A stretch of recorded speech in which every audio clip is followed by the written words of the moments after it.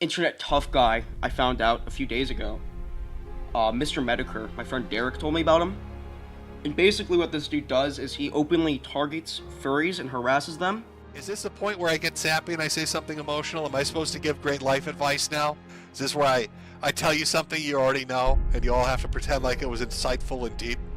Listen, I just like to laugh at dumb shit on the internet, and I think you do too. I think that's what we all like to do. Life is hard enough. There's a lot of tragic shit out there. The world's a scary place. But it's nice to have the ability to laugh at goofy shit. But it feels like my country has just gone full-on retarded. And I don't know how else to put it. People talked about how they were sick of politics, how they were fucking tired of it. And if you think that's just a right-wing thing, it's not. You idiots have no idea what you've done.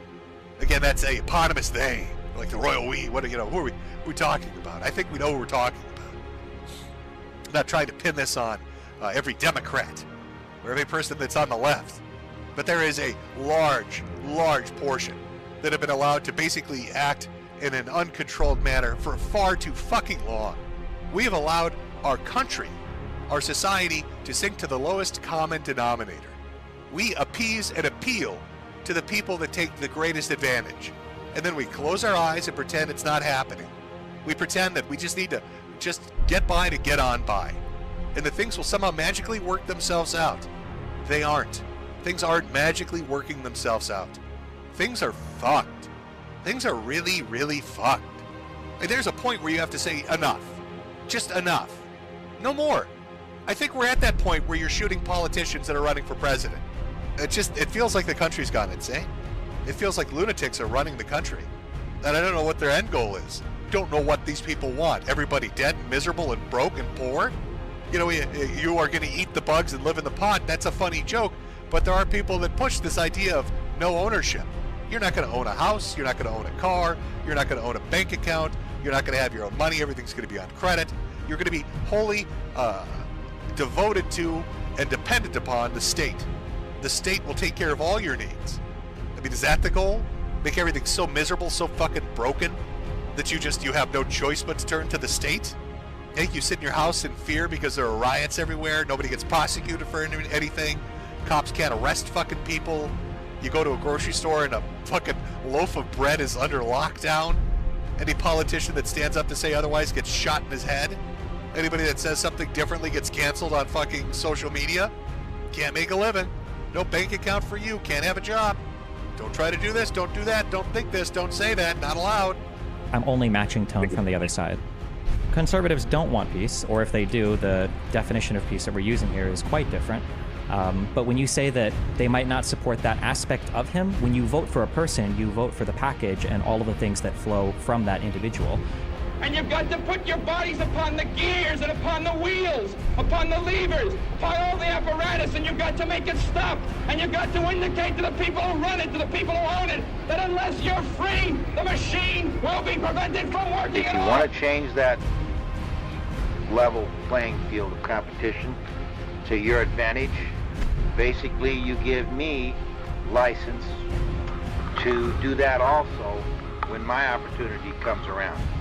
Because you're the leaders of the community. You set the example. Through your actions, you show the community how things are supposed to be done.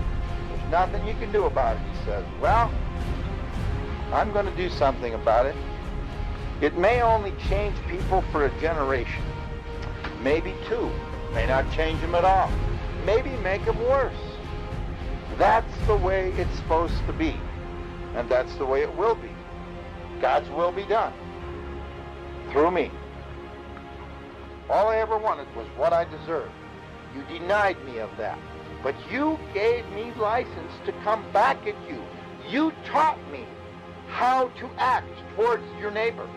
And that's how I'm going to do it. You will learn this lesson, that is not the way to do it. I am going to sacrifice my life, my future, to show you, my miserable future, that you gave me, to show you that what you did was just a broken guy. Got a few screws loose, I guess. Never really knew it until now. I'm gonna try to do a barrel roll, And if that goes good, then I'm just going to nose down and call it a night. And remember, kids, the next time somebody tells you the government wouldn't do that, oh yes, they would. I saw it written once that the definition of insanity is repeating the same process over and over and expecting the outcome to suddenly be different. I am finally ready to stop this insanity. Well, Mr. Big Brother IRS man, let's try something different. Take my pound of flesh and sleep well. The capitalist creed, from each according to his gullibility, to each according to his greed. Ta-ta there, retard. Happy Sky King Saturday. How are you guys doing? I have a bunch of different stuff that we're gonna go through. There's a bunch of stuff going on, and boy, do I got some interesting fucking takes and commentary and content to give you guys. Some of it you're probably sick of seeing, but you know what? You're here. I'm holding you captive. I've got you. But I guarantee you're not gonna see takes like mine probably anywhere else. By the way, got the donation goal working. So shout out to Devoured Eagle again. Thank you for being the very first fucking donation I've ever received. So yeah, I've got a bunch of content we're going to be going over. We're going to be covering everything from Nuxtaku to Mr. Beast to maybe some crazy Lio Convoy shit that I just happened to come across in a way that y'all ain't gonna fucking believe. Nobody's gonna fucking believe how I found this guy. Again, like, obviously, we've covered the Lio Convoy shit to death, and we resuscitated it. We beat the horse to death again, but he's back in a different way. Anyway, hopefully you guys are having a good Saturday. I have a bunch of stuff, so I'm going to jump almost immediately into it. We're going to talk about some of the Nuxtaku stuff going on. If you don't know who Nuxtaku is, he is the, he's not the PNG, he's a VTuber that hangs around with Some Ordinary Gamers and Oompaville, and they were doing their Some Ordinary podcast. Well, not too long ago, with all the Ava, Chris Tyson stuff that came out, it got all the Shadman stuff came back to the surface, and in with that, Cope and Seed on Twitter, they also do their show on YouTube, had this list that they put out there that covered a bunch of stuff. I've also heard it maybe came from Reddit, that had a list of all these people's interactions on there, from Anissa, Joma, Ricky Berwick, and of all people, Nuxtaku was on there. And so this became a big kind of deal. Basically, Chud Logic had Some Ordinary Gamers on the show, was talking with them, was like, so with this stuff with Nuxtaku coming out, is this the end of the Some Ordinary podcast? And Mutahar turns around and says, yes. But they were ending anyway. It turns out that there was some misinterpretation and different things that happened there. All of that's going to get covered, but I wanted to start with a couple short videos by friend of the channel, great dude, Mr. Sen. I've done the interview with Mr. Sen before. He's done 3 different videos on Nuxtaku. And let me tell you, if there's a guy that knows the Nuxtaku stuff, I'd probably go talk with him, because he's been around for a minute. He knows a lot of the VTuber and stuff from all the way back in the day with the Weeb Wars and all that stuff. If you don't know what that is, go to the Kiwi Farms. But anyway, so Mr. Sen did a couple of videos. And so, stemming from all the stuff I just stated, Nuxtaku did a video. And in that video, well, we're going to break that video down, Mr. Sen is, and we're going to commentate on it a little bit. But then Mr. Sen's added a bit more context. And then most recently, just a couple days ago, a dude named Harmful Opinions dropped a Nuxtaku fucking kill shot out of nowhere. And is just completely blown this dude's spot up. I think that both of them, Mr. Sen and Harmful Opinions, both did a great job blowing dude's spot up, but just showing how degenerate this fucking guy is. So we're going to hear from both experts on this. Harmful Opinions is actually a guy I still want to cover. His original kind of big breakout moment in the community was a couple years ago.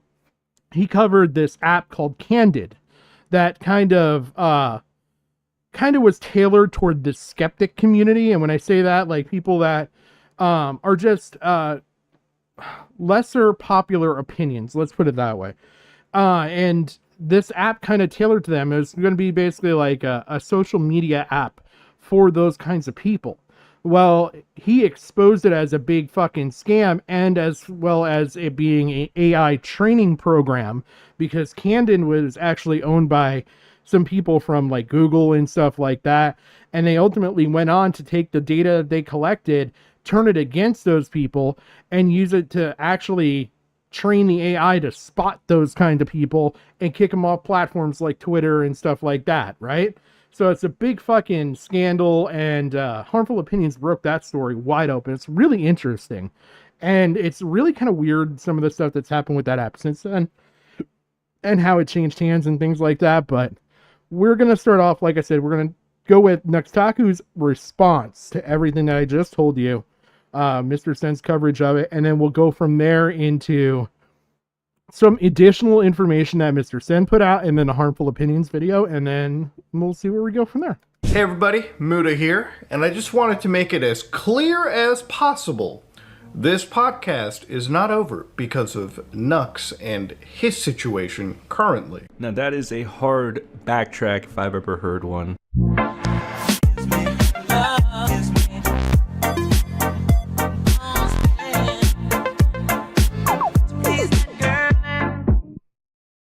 Podcast is done, yeah. Podcast is done now. Yeah, so this is coming off the heels of the Shadman discussion, so it really does look like, Shadman stuff happens, Nux caught in the crossfire, podcast done. Realistically, podcast being done is for completely other reasons, and it is a total coincidence that it's happening at the same time as the Shadman stuff. Again, I don't expect people to believe me, because people are taking everything I say out of context in the ugliest possible of ways, so I will definitely let Muda doing the talking for me. Like he says over here, nothing to do with our relationship with Nux. Literally nothing to do with it, by the way. But anyway... I don't know, by all the times Muda has dodged the epic Wally thing about you, I think that his word, at least in regards to you, should be taken with a pinch of salt. And I'm gonna show why. Yo, what's up guys? So apparently Nuxtaku on his second channel, Nuxanor, made a reply that's supposed to just destroy everybody and make sure we all have egg on our face or something. Let's see the rest of the clip, because it is pretty damning, I'm not gonna lie. I think Muda definitely misspoke a little bit here. Wait, what? Yeah, the podcast is over. We are not filming the last episode. It's over. Yep. Nicholas, please, are you serious? Shut up, please. We're not doing the podcast anymore. It's done. Why? We're supposed to film on Tuesday. Well, there's a couple reasons for it. A lot of podcasts anymore. Yep. Sorry about that. I'm going to restart this a little bit because you heard the other video over this. I forgot to pull up one other video, so I'm just going to go back a couple seconds. The podcast is over. We are not filming the last episode. It's over. Yep. Podcast. Is that are you serious? Yep. Yeah. We're not doing the podcast anymore. It's done. Why? We're supposed to film on Tuesday. Well, there's a couple reasons for it. A lot of that was obviously some of the Shad stuff too, because we were kind of sitting there. We're like, me and Caleb, we were just like. So this is the initial response that I told you about. So this is Chud Logic stream with Muda talking with Chud, and Muda basically, the way he says stuff here, it sounds like this Shadman stuff that's kind of a stem from the Ava Chris Tyson stuff is why this is all ending and why this is actually over. And you're going to find out this changes, but we're going to come back around to it. I guess I don't know. It's weird. The other thing was weird. There's so much I wish I could say. But I promised I would not say it yet. We gotta wait. Frick, I don't want to say anything and throw anyone else under any buses here with why the podcast is stopping the way it is. The point is, it's literally all for behind-the-scenes restructuring. It has nothing to do with... Mudahar has gone on to validate this. So he said that it was because they as the Some Ordinary podcast, did not own the production rights. I've got that response. That's what I was pulling up. We'll watch that after we watch the Harmful Opinion stuff. Me and my association with Shadman at all, zero. In fact, it's the least to do with me out of the three of us as to why this podcast is stopping right now. It's going on hiatus. Hopefully we will pick up something. We do have an epic project plan potentially in the works, which again, not exactly the place to shout out future ventures and stuff, but Yeah, nothing to do with me. And Muda even says, for context, your podcast is ending for a lot of behind-the-scenes restructuring at the moment. Nothing to do with me. It's purely business and behind-the-scenes shit. This is a 30-minute video, so we'll be going out over like every receipt, everything Nux has to offer this Friday on Mr. Sen Tonight, but we're also going to be covering a variety of topics, including Ricada Law. You already know what it is. But yeah, we'll be going over all that. Let's do a quick dissection though, a quick one. As you know, the title of this video is Mutahar backtracks on Nuxtaku, or backpedals. I'm still to be decided on what I want it to be. But now we got Muta kind of in the hot seat, right? I actually like this response because it exposes a lot of people for being stupid. One of which being Muta, the other one being Nux, and the third one being, well, the commentary community as a whole. Let's start with the commentary community as a whole. This story continued to spiral out of control because I see this video on my feed, Nuxtaku kicked from Some Ordinary Podcast. Absolutely not because of Shadman. And this is a whole train of worms. That's not a real expression, but goddamn, crazy situation to learn about getting fired from my podcast from some guy's video. To be clear, this is just false information. I was not fired from my podcast. Initially, this agenda was spread by that community, and a content creator that has kind of a bridge built ever since the Mama Mac situation with that community is a creator known as Chud Logic, which I personally don't have anything against. The thing that I know Chud most from is defending Lyrix from his lolly controversy because Lyrix didn't want to debate me himself after I found out that he lied a lot. So there was that. But other than that, you could say that Chud pushed the agenda or the misinformation and framed it in a way to where it looked like Muta was kicking Nux to the curb. So L commentary community as per usual. This is what happens when you start orbiting Nicholas the Oreo. You know, shit starts getting a little bad. But whatever, I'm sure the clout will save him. On to somebody else who the clout will save. Well, Nux or Muta? Who do we start with here? I guess Muta. We'll save Nux for the grand finale. If you haven't noticed, the weekly podcast, some of the episodes might have been a little bit phoned in. There was a lot of rambling, so me and Caleb and Nux have basically decided that it's better to restructure the podcast, basically have ownership ourselves, and to the point. So Muta does go on to kind of restate this and recontextualize the argument and apologizes to Chud Logic because his point that you saw in the beginning that Nux plays in his response, it sounded like Nux was one of the reasons. This is apparently actually the reason. Mutahar did confront Nuxtaku about it, about the Shadman stuff, and apparently gave a response that was okay enough that they decided, yeah, we'll continue doing the podcast and we will actually film the last episode, something that he says they were deliberately not doing. So there is a last episode of Some Ordinary Podcast out there now that came out after the discussion with Chud Logic. So a lot of what Mutahar said ended up being backtracked, and it's not a great look for Mutahar. But the stuff that's going to come out is an even worse look. Point of actually making a set so we do more IRL. Hey Jim, how you doing? I just want to slide on in here with an update, actually. What's that? Because it happened a couple hours ago, so I don't even think Sen has it in this video. Oh, definitely not, because these videos are about a week old, about maybe 2. Yeah, so 11 days. Diorio was on with Chud, and then Turkey Tom goes on, and they're going over the Harmful Opinions video. Yep, and I do have that. yeah, well, Mutahar goes on later. Yep, I got And that. he's We'll go over some of that.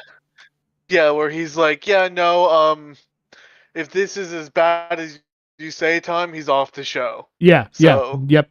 Nope, I do have that because I got Chud's little cutout, little pop out. It's like 30 minutes long. We're gonna listen to it a little bit quicker, but because there is some points we can skip to it, I actually watched it live when he did it.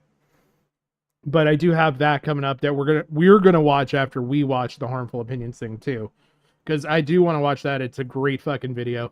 But it was bad. Oh my god. Sen's even got his own kill shot that I don't know if enough people know about, so I kind of wanted to amplify it, and I figured a great way to introduce Sen's experience with Nux is to show this video first with the bad response from Nuxtaku, because that kind of all of that stuff has now changed in context anyway, that it doesn't matter, in my opinion.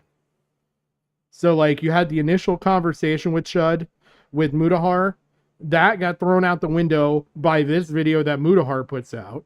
And then Nuxtaku's response. And then now that's been thrown out the window by all the new shit that happened, especially with Harmful Opinions video. Yeah. From my perspective, like, looking at it, it really seems like Muda, like, Nux is like Muda's friend, and we're kind of seeing live him sort of come to terms with, my friend isn't who I thought he was. Yeah, my friend lied to me. Yeah. Yeah, it's sort of like this weird, almost uncomfortable, like, reality show, right? Where, like, we're seeing Muda sort of come to terms of, like, wow, okay. I'm going to try to be more interactive in chat tonight because it's not working on stream for you guys. I do apologize. I did want to say that I think it's a new update. Like, I just ran a new update with OBS. It was working fine. And now it's not. So I will get that resolved for the next stream. But yeah, I agree with you, Jim. I do think that it's kind of sucks. It kind of sucks because I don't know if Muda's had to go through this. He did with Mama Max. Yeah. I would say. I wouldn't say I there's don't enough think he was time a to close really, bro. like... Yeah, like, because he had a working relationship with Nuxtaku. So I think he was behind the scenes friends with Max. And I also don't know if there's enough time to know to build up, like, here's how I'm going to character change this going forward. You know what I mean? Like, Nuxtaku's already fell within the wire, within the safeguards, if you want to call it that. Yeah. I think Muda's gonna have to start, like, making a good hard look on who he associates with. Yeah, and it Because sucks. I mean, it does. This is, like, the second person he's been close to. And that's not to say, like, I am saying, like, Muda's, like, anything like this. But I'm just, it's one of those things where it's like, this might be you might want to examine your circle and you might want to make it a little smaller thing. Yeah. Yeah, I think he's going to have to no matter what. Oh, man. Come on, play. IRL stuff. So a lot of it is really set on, building a set. I'm flying down to Texas more often, hopefully down the road to be filming IRL and doing the podcast with Caleb. More so like you would see with typical like IRL style podcasts where you can actually do the hosts on camera sitting next to each other, and one where we don't necessarily even need to have a guest like every week, try to figure out how to get Nux on the entire show, being the fact that he lives in an NFT land and an NFT world, so to get him onto the actual podcast is another challenge itself. So it's really something where we're taking some time to stop the podcast, restructure, and possibly rebrand it and get the ownership directly under all three of us, which is something we didn't necessarily have with the Some Ordinary podcast. So I hope that clears things up. So Muda over here, in the initial interaction with Chud, never stops to correct the record at all. In fact, if he did, I'm not sure why the commentary community dipwits on Twitter would post it without any context and just go with it as is. Oh yeah, because they love smearing people and causing a bunch of shit. Like I said, this is exposing a bunch of people and I fucking love it.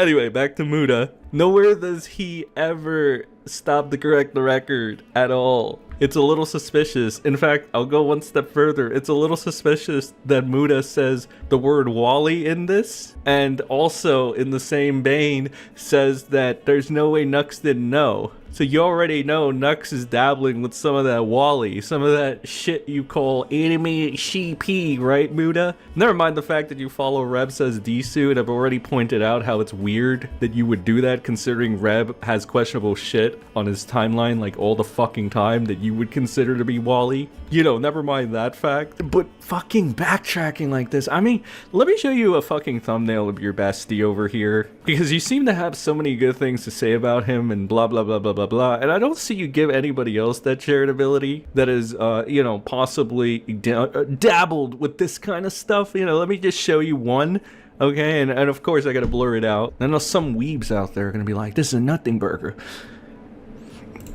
So here's something I want to point out. So Mr. Sin does a fantastic job here of pointing out already a couple of the questionable thumbnails. These are thumbnails that are also going to be called into question by Harmful Opinions. Now, Harmful Opinions delivery is a lot more dry than Mr. Sin. Mr. Sin's got a great personality. So, and he kind of, obviously, if you know the situation with Mr. Sin and the shit that he was called out for, he obviously has a little bit more of a bone to pick with these people in particular. But yeah, he doesn't like the double standard bullshit. He doesn't believe in the double standard bullshit. He believes you should stand up. If you're going to say something, say it whole chested. Don't sit there and suddenly start making conditional arrangements when it's people that you like. And I kind of fucking agree with them. I mean, if you're going to sit there and totally change your standards because it's somebody that you know, I don't know. Are they then your standards still? It bothers me particularly, but I'm not one for hypocrisy myself, and I don't like that. I mean, I feel like if you're going to say an opinion and you're going to take that as fact, stand behind it. Otherwise, be nuanced about it. Don't sit there and say, oh, lolly is CP when you don't mean that. If you're going to suddenly walk that shit back, like within 2 minutes, don't even fucking bother saying it. You're wasting my time. You're wasting your audience's time. Everybody's fucking time. And I'm like, all right, but to Muda and to these people that Muda and Nux associate with, this is animated CP. Now, why the hell would you associate with a guy that uses what you call animated CP as his thumb? Yeah. Oh no. Can we just at least appreciate the fact that out of all of the HoloLive English girls, Gura's like the teeny weeny little lolly in the group, and she is by far the most lewd. And she's the most popular. Because let me tell you what that is. That's Gurgura, my dudes. Gurgura, for those of you that don't know, you might have heard a certain grifter named Ritney Venti that's been complaining about it, calling it animated CP for the longest time, and it's been all over X, all over Twitter, whatever you want to call it. So I know Muda is not, blinded to that. Of course, if he wants to say that there's no way Nux didn't know about Shad's drawings, there's no way you don't know about Nux using these kinds of things, bro. Alright? I'm tired of playing nice. I'm tired of giving infinite benefits of the doubt. It's bullshittery, bro. It's fucking bullshittery. I think this backtrack was the straw that broke the camel's back, so to speak, because it's so blatant, the backtrack. It is so blatant, and it just lets, just leaves a bad taste in your mouth, especially because of all this stuff where it's like, Muda, you know this already. Stop bullshitting. Stop playing this game. Stop pretending like your friend doesn't dabble in this stuff. Which finds brings us to the final person, the final boss in this situation, which would be Nux. Now, apparently, allegedly, Nux debunked something, however that might be. It's kind of hard to debunk intention. Because, all we got to go off of is Nux literally saying that he wanted to collab with Shad, and then you just have to kind of take his word for the rest. What we also uncovered is a bunch of fucking, apparently Nux loving to put Wally on his thumbnails because lol, why not? It's kind of weird that you would put what you consider to be animated CP in your thumbnails. I guess I could kind of understand why Rev and his fan base were so pissed off at you now, because you are a blatant fucking hypocrite at this point. It's very hilarious to see that. Like I said, it points out one of the biggest things that really rubs Mr. Sin the wrong way, which is that hypocrisy. So you've got Nuxtaku sitting there with Mudahar saying, kind of casting doubt on this, and all the while you have Nuxtaku also fucking going behind Muda's back and others' back and using this shit and having it in his content. And not just that, actually going out of his way, that Gara chick.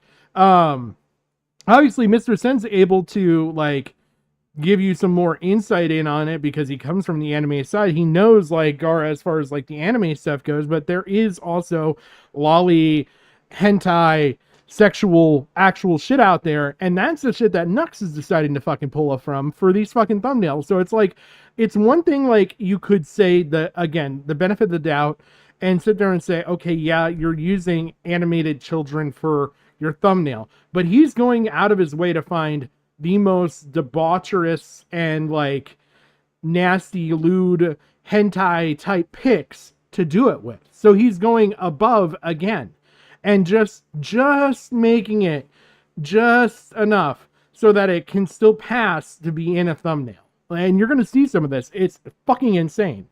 No hate, homie. Yeah, We're not this is friends, though. something that I'm glad Sen pointed out. Like, harmful opinions doesn't point it out as well, and it's something that's always bothered me about Nux is, like, if you go to his channel, his content is extremely racy. Yeah, Like, yeah. there was one He's that I old school saw. Mama Max racy. Yeah. Well, there's like one that I saw. It was like sending hentai to streamers, Yeah. and it was just him sending super chats with hentai attached. And to me, that was like I found disturbing. It's like, why would you just randomly send pornographic images to people you don't know live to fluster them? Yeah. That seems like a weird thing to, like, you're almost getting off to it. Like, And I'm haha, glad lol Sen really trolls, right? yeah, I'm glad Sen really pointed that out there, where, like, harmful opinions sort of, like, does it a little bit, but you really kind of see a more Sen's familiarity with him and, like, how Yeah. awkward it was. Because Yep. I didn't really have a problem with Nux for a little bit until I, like, actually looked at his channel and saw, like, how sexual his content is. And I find it extremely disturbing. Like, it's on the borderline of, like, I'm in TOS, but just barely. Yes, yeah, he really does he does the most to skirt and make the most racy shit ever. And, like, I thought Revsa's Desu is bad, like, enough. And I was like, oh, I don't know, some of this stuff is, like, a little creepy. Yeah, Nux' stuff is even above and beyond that. And I didn't know much about Nux because, like, I'm not the guy that's in anime in our group. Like, we know I'm the guy that knows probably the least about the anime shit. And the only reason I know Nux is from Some Ordinary Podcast. And all I can say is that most people, kind of like myself, aren't really a fan of Nux because he's just annoying. Yeah, and that's the weird thing too. Like Nux is so. Nux isn't Tommy C. No. For, like, lolcow, where it's like maybe some people hate him, but there's also a huge fan base. I've seen very, very little people on that podcast saying that, like, oh, I would really be upset if Nux wasn't here. Yeah. It seems like a genuine consensus. It's like, oh, this is like, you're here because you're friends with Muda. You don't bring anything. Yeah. And I've actually seen points where they're like, God, he interrupted every fucking moment where there was a good question. So I was reviewing some stuff with, like, recently with the whole Some Ordinary Podcast, because all the times they talked with Boogie, because I've been looking at Boogie. We're going to have a person stream eventually on that fucking dude. But we when going through all of that stuff, like, even going through the comments, there was people on one of the interviews, they're like, Jesus Christ, would Nux shut the fuck up and let Boogie answer, because these are questions we want to know the answers to. And Nux was, like, giving him an out every time he talked, and then Boogie would immediately follow that fucking out. Yeah, and it would basically feed him, like, the rope to escape from. Yeah. And that's the thing, like, I've known that they've, like, there's been people, I think maybe it was Muda that said it, like, oh, he interrupts a lot because he lives in Israel, and, like, he has a big ping. But, like, it's one of those things where it's like, yeah, I would buy that if he wasn't, like you said, throwing the lifeline. Yeah. Yeah, I mean, there's interrupting a lot. There's interrupting for comedy, and then, like, what he does just borders on fucking annoying. Yeah, it's hard with it's hard for me to, like, not be. I'm trying to find a way to not sound so harsh on him, but I think it's just he reminds me of the person that like has a lot of famous friends, right? Yeah. And he's just trying to like, I really want to be like Oompa and Muda. Like I want to try to bring something to it, but he just doesn't. Yeah. He's a tryhard. I mean, Yeah. he literally Yeah, is the definition of a tryhard. I don't think there's anything wrong in calling him that. I mean, you're just you're calling it what it is. Yeah, and it's really weird too because like I think you and I we flow well. I don't ever get the thing that he flows with Muda or Oompa. No. Like he doesn't he. There's been plenty of times where he'll make a joke and they'll be like ah ha ha ha, sort of like I gotta laugh because I don't want my friend to feel bad. But God, that was awful. Yeah. Oh man. And Ellington said the worst part of Nux is he can do really good video essays. He used to do really good video essays, and then he hit like 1 million views on one of them, and apparently on one of his hentai reviews. And basically it's just he's been stuck in that shit loop since then. And yeah. so And that's... Go ahead, I'm sorry. No, basically, like, no, that's a good point. Like, he used to make actual decent content, and then he became that edgelord. Yeah, and it's like, I don't know. I find that kind of shit grifty. Like, yeah, I could have continued on forever and ever doing fucking Lio Convoy content. That shit was hitting fantastic on my channel. I just couldn't fucking bring myself to do it. How many times could I listen to a man sit in Walmart and yell at a retarded person? Right? and I mean, there's some things too, right? Like, yeah. I make edgy jokes. Like, I'll make the Hitler jokes and shit like that. But, like, Nux just doesn't have, like, decent timing, or like he can't read the room. No. Like Muda and Oompaville, like that's not really the place to make like he's like, hey, ha ha ha, right what? guys? Right. And they're like, yeah, Nux, haha. Funny. Yeah, I do. I love fucking dogs. Don't you, Muda? And like, yeah. Oh, you fuck dogs? Haha, Muda. Haha. Yeah, basically, and like, yeah, it just feels like he's trying so hard, and like it's just one of those like, man, I get it. You're the zoomer of the bunch, but like, I don't know. Like the read the room statement that you said is probably the best. He can't read the room. And it's like, no, dude, we're talking about animal abuse here. Maybe don't talk about fucking dogs. Like, right? Well, he just seems like he's like, and I know we use this term on the internet very loosely, but I mean it like wholeheartedly here. He seems really autistic.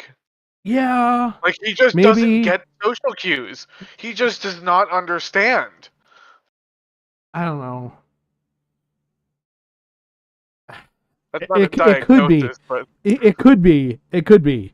I just sometimes I find it so hard to believe because like if you can read enough to know what's good for making you money, I find it hard for you not to be able to read like a social cue with your friends. Like I feel like the one's harder to interpret than the other. Well, it depends. Like my kid's autistic and he doesn't understand like, when to behave or like saying something that might hurt someone's feelings, but he understands like at 7 he built a functional sewer system out of Legos. He just could be like really smart at, oh, this is analytical data, says I did good, I should keep doing this. But he doesn't understand in a social setting. Okay. You know what I mean? He might just like be very, very like a high functioning like autistic where like he's very good at reading data and spreadsheets and power, like, see, analytic go up, what did I do? And analyzing that, but he doesn't understand what he's doing is not socially acceptable. He just see analytic go up. Ellington got me on this one. He said, Jim, he made his living off of anime videos. Of course he's autistic. I mean, well, there you go. You backs my point. So, blame Jim. Oh, shit. Thank you for the assist. For the layup there. And I gotta call it like it is. How are you gonna call this shit animated CP and say it's for predators or pedos or whatever, and then just literally use that same shit on your fucking thumbnails, you fucking hypocritical scumbag. Oh, it's so fucking blatant too, it's disgusting. You can see why people dislike this guy. But he is so charismatic. I can see why he entices Indian tech support like Muda and makes him overlook his Wally. I don't know, it's just so fucking stupid all around. Anyway, that's a quick condensed version of the thing. Commentary community is bad at fucking presenting something factual, which is probably why they try so fucking hard to give themselves credibility. And again, all you gotta do is like see a couple Diorio treats to see how hard he tries to be credible and how hard he tries to push his little friends to be credible too. Like the worst kind of fucking journalism ever. And then Muda, who we know at this point is gonna fucking clearly be lying about not know, like, it's so fucking stupid, right? It's so dumb that you continue to call Wally, I'm sorry, I can't say that magic word on YouTube because I don't know. Wonder why that could be. But it's kind of dumb for you to continue to call Wally animated CP when you associate with Nux, when you know Nux make these thumbnails, when you know Nux has known what Shad made. I don't know, it just doesn't make sense. Muda, give him the hypocrite award too, okay? Oh my god, and Nux, what does he call himself? The serial flex offender or whatever?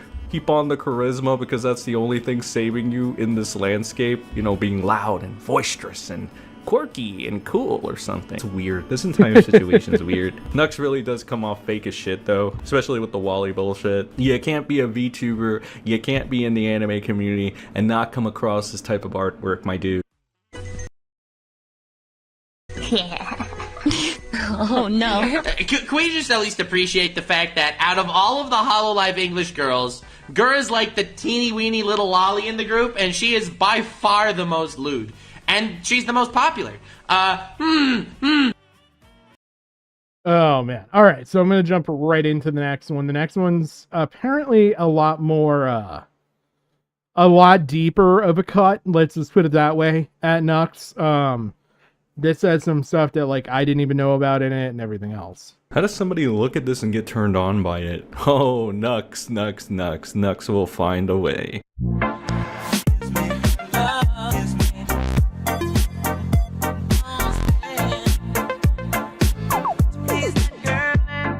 So the discourse has become rather weird for this whole thing. I covered why it started in the first place and how it was funny that Rev ended up catching a W out of this entire thing when it initially looked like Nux was winning. Since then, people have said that Rev decided to squash the beef with Nux, so they're cool now or something. So I guess the Rev says Disu / Nuxtaku bridge has been rebuilt, ?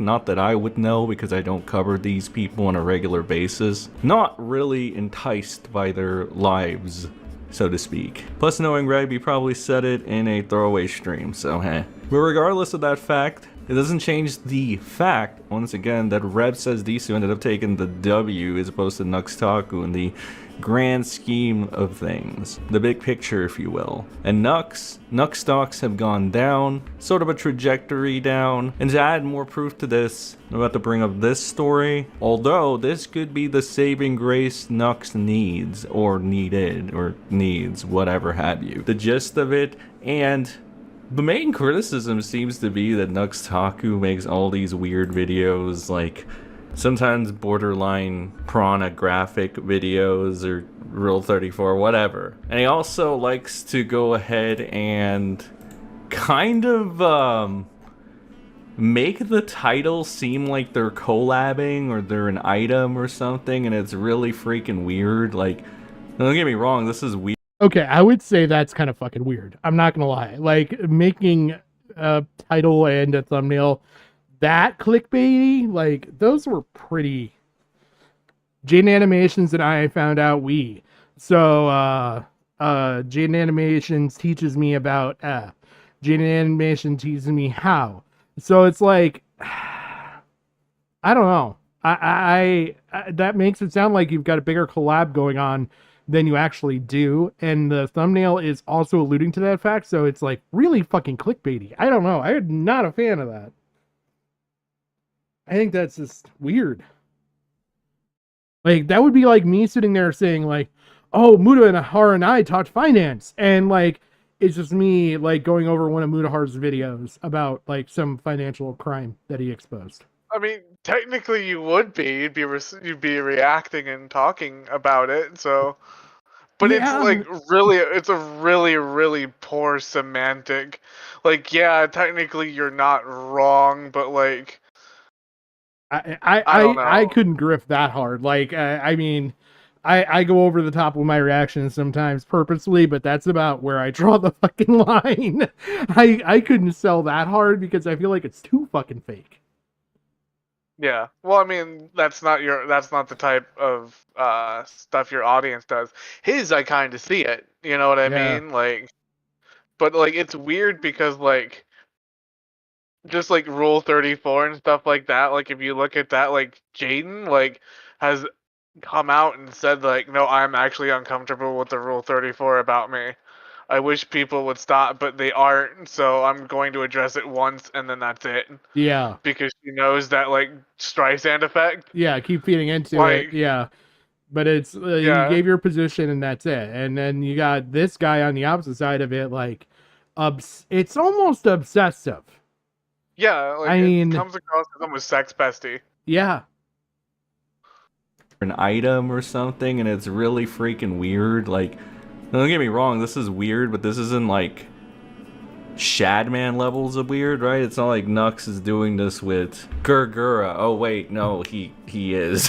Which I know some weebs that are like, that's not weird, but like to other people that Nux is associated with in the past, such as Mutahar, that would just be unacceptable. Fun fact, I realized that Nux had also had thumbnails that some would call Wally around for the hottest minute. So once again, just to not throw shade, but just be the realist in the room as per usual. Mutahar, I don't really buy the fact that you actually hate Wally as much as you do if you were willing to associate with fucking Nux, who has used these thumbnails repeatedly time and time again on his channel. And just like you're gonna say that, oh, it's to think that Nux didn't know about Shad's drawings is ridiculous, or whatever the hell you said, not giving him the benefit of the doubt. Why should anybody give you the benefit of the doubt? Yeah, there's no way you didn't know that Nux was using Wally in his thumbnails. You know, the stuff that you consider animated CP. I'm sorry. I know it sounds like I'm throwing shade, but again, like, I'm the realist in the room, so I gotta call it like I see it, man. Even if I think you're a nice guy, it's bullshittery. It's always been bullshittery. But that little rant aside on Muta, it's not about Muta. It's about the discourse between Jaden Animations and Nux, apparently. At least that's what people have been trying to make it. So I wanted to go ahead and read this. Nobody talks about how this dude has a genuinely weird obsession with Jaden Animations. Besides having uploaded videos where he talks about Rule 34 of her, for some reason he reacts to likes all of her videos entitled and likes their best friends and basically they're saying exactly what I said before. Like, Nux is doing these weird fucking thumbnails which essentially make it seem, and the titles, which make it seem like him and Jaden Animations are either a thing or they're doing some weird collab or something when they do not appear at all. It's kind of sad, really, more than weird and creepy as people are trying to put it. It's more sad that Nuxtaku, of all people, is struggling this hard to try to get a collaboration from them or get their attention. Assuming they're not friends or anything, because if they were friends or had the rub or anything of that sort, you would think that they would actually do legitimate collabs rather than Nuxtaku just making a bunch of clickbait, weird thumbnails where he acts as if they're together. It's kind of weird. Again, it's like having an imaginary friend or something, or pretending like you're friends with somebody when you're really not.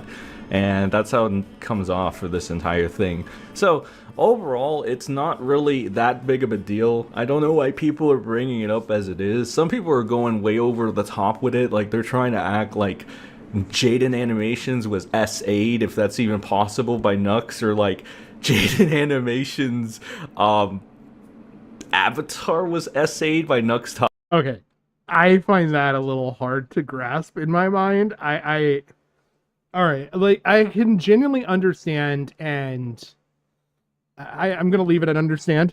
I can understand the whole, like, having your original character and it meaning something to you. But to sit there and say that there can be sex crimes committed against your OC is kind of fucking weird to me. I mean, it's hard to say, right? Because Yeah. if I am looking at it, like, if somebody is drawing, like, art of your character, which is a representation of you, this isn't like this is essentially an animated you. Like, Yeah. It's a little different than if it was like, oh, this is my furry avatar. Like, that's supposed to be Jaden just as a cartoon. It's like her as art, but like still her. It's not like a persona, it's her. And I can see it feeling, and I think it depends on like what you mean by like sex crimes. Like, no, it can't be like rape. But I think that if you're spamming her inbox with pictures of her character being like, taken advantage of by yours, I can see that crossing a line into uncomfortability. Yeah. That Okay. might Okay. qualify If you're on that statement. You know what I mean? Like, yeah, if you're spamming them with stuff, I mean, even if you fucking just send it like a couple times, like I could guess, yeah, because that's insinuating something. It's insinuating something you want on your side. Yeah, it is parasocial as fuck, Ellington. yeah, and I think that's basically the issue, right? Like, Yeah. it's not like, oh, you send somebody a picture of like, Nux sends her a picture of their characters being intimate. That's not saying like, oh, I raped you, but I can see it being like, I don't like that, and that makes me uncomfortable, and I feel a little icky. Yeah, especially if you're like, hey, no, and they keep doing it. Yeah. Yeah, I mean, you're sexual harassment. You're conveying a message at the very least. Well, I could get on board with that. Like, imagine if somebody walked up to you and be like, "Oh, I want to grab your dick." You'd be like, "That's a little." I feel a little uncomfortable, and you almost feel like a little bit violated. I don't think that that's out of line to be like, yeah, that might be like a mild version of sexual harassment. Yeah, I guess I just viewed it as like, okay, like I've got my astronaut dude. If somebody drew my astronaut dude bent over a table getting railed, I'm probably gonna laugh at it, but I guess that's just me. I'm not attached to that. Well, yeah, but also your astronaut dude isn't a personification of you. Yeah. No, imagine if you had like an animated picture of you. Yeah. And then somebody drew that, and that's like, oh, that's actually me. That's not my. I can see why somebody would feel uncomfortable. No, I'm not saying that like that's a rape or anything, but I can see somebody being like, oh, no, I don't feel good about that. Yeah. Like, yeah. Oh man. Taku's avatar because it didn't ask for consent to be in a thumbnail or some shit. Like, that's fucking stupid. Like, you understand? It's fucking stupid to even bring this up, but I shit you not, people are actually bringing this up. Like, if I was Nuxtaku, I'd probably use this and how ridiculous this entire thing is, because out of all the cancellation attempts that have been tried against him, this is probably the stupidest one. And realistically, if Nux never went on the anti-Wally brigade, he probably would have been fine even if he had one interaction with Shadman and was a liar, because hey, spoiler alert, a lot of e-celebs are fucking liars. Even like the cleanest people out there have their flaws. And again, as I mentioned before, Charlie, Mutahar, I'm sure they're not evil, malicious people, but fuck, their flaws are right there, and people will just... I will say that Sen does bring up a really good point on this too. I don't understand this, like people thinking that like creators can be flawless, because like it goes back to even something I was watching with Turkey Town. He's talked about it a couple times. He's like, you have no idea who any of us are, genuinely. Like, the stuff that we show you is a portrayal of us. Like, now mind you, like, I know that I can honestly tell you my portrayal of me is my honest opinions, and like it's very, very, very close, like probably 95% or better of who I am genuinely as a person. But like, it's not to say that like everybody is that way. Is Charlie that way behind the scenes? I mean, from the shit that I found about Boogie, like the shit that I'm finding goes to say that like everything you know about him is very much not how he is behind the scenes, and he's like the worst of it. He's actually worse. So what he's showing you is actually the good dude side of shit. So I don't know. I think people, especially people in the audience, do need to keep that in mind, is that not everybody is flawless. Like, I can be honest with myself and tell you, like, yes, 95% of me is what I'm showing you. But, like, and then, like, yeah, there are times where I'm going to act it up. I'm going to ham it up just because, like, I know it's funny. I know, like, if I was watching it, it'd be funny. But, like, there are people that are even more disingenuous than that. Don't just trust something. Don't think that because they look and sound like a good person that they are. Like, don't get suckered by that. Yeah, and I think some, like, I'm gonna make like a wrestling reference here, but some people are like a CM Punk where their character is close to reality, and other people are like Bray Wyatt, Bo Dallas, or Nikki Cross, where they're character actors. Yeah. Like, not every content creator is them. No. Sometimes it's a persona, sometimes it's a stage presence. Yeah. And I want to make sure that I kind of wanted to take a second to point that out, because like you're going to very much see the Nuxtaku that he's presenting here, even to his friends, is not what he's representing on his own channel. And like when we get to the harmful opinions thing, which is next, that's really going to stand out. Disregard them. And again, it's like Nux's biggest thing is like a hypocrisy argument at the end of the day. Because I didn't see a single person be that outspoken, at least an influencer with any influence, be outspoken about how it's deplorable that Nuxtaku has Wally in his thumbnails, or how Nuxtaku is a certified pedophile or anything of that sort. Again, this all just kind of kicked off from the whole Shadman interaction, and it just snowballed from there. Nux's lies and deflections through this entire thing didn't exactly help. I don't know if he just completely forgot, but he shouldn't have been making definitive statements if he did, because he should have known, as a 1 million YouTuber especially, every little thing is going to be used against you. And you should know better than this, Nux. How long have you been doing this shit? Like I asked in the previous video, did you just get too hot for your bridges? Did you start sniffing, inhaling those fumes way too much to where you thought you were indestructible? It seems like that is the case. Now you got a nice little harsh reality check. But still, as of now, Nuxtaku, I don't believe, has responded to any of this shit. He said he was going to in the next stream or something, so whenever that happens to pop up, we're gonna go ahead and take a look at his response there. But as of now, the Jaden animation and Nuxtaku, or rather the Jaden animation fetish that Nuxtaku has, is just kind of weird, and it's a nothing burger. If anything, you can call it desperate, but not creepy. Like, maybe you could call it a little creepy, because it is exactly like Nux pretending to have a friend in this person, but not having a friend in this person. At least that's what it seems like. They call it weird, but it's not like SA or anything of that sort. I don't know why people were starting to push that narrative. It's so fucking stupid. Are you only gonna make Nux look redeemable?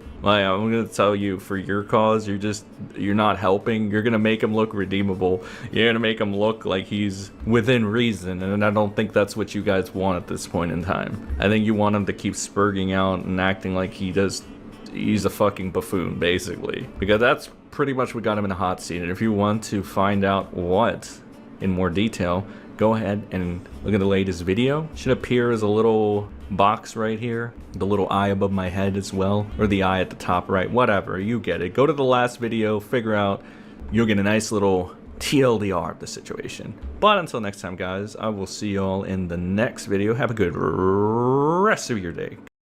All right, so that's Mr. Zen's 2 videos that I kind of wanted to show you. He does have a 3rd video I recommend going and checking out that talks more about the Rev Zetsu stuff.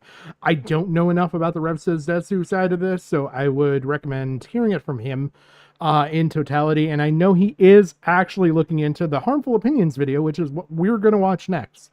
So this video has kind of really taken off for Harmful. I like Harmful. I've watched him on and off a lot. His live streams, they're kind of on the dry side. They remind me of like more of the poll side of things.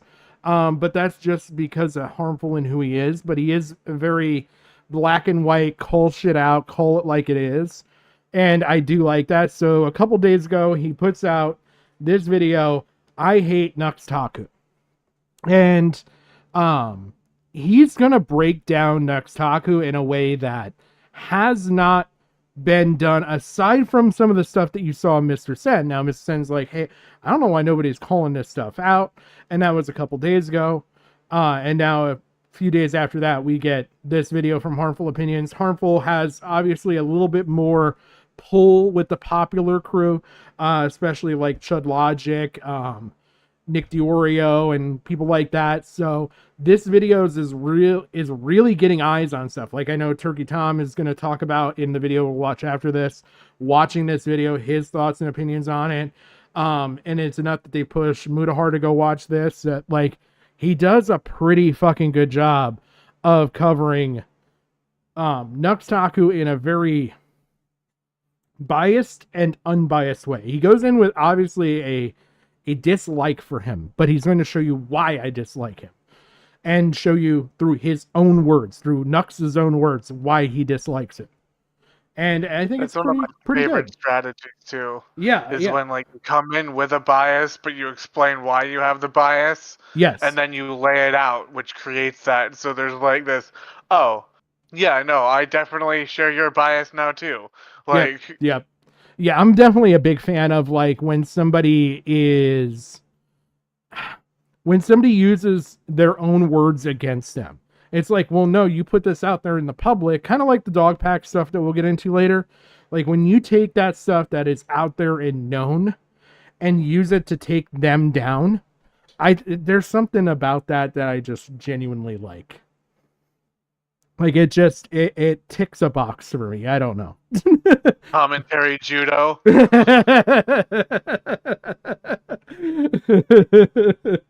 Yeah, I mean it kind of is in a way.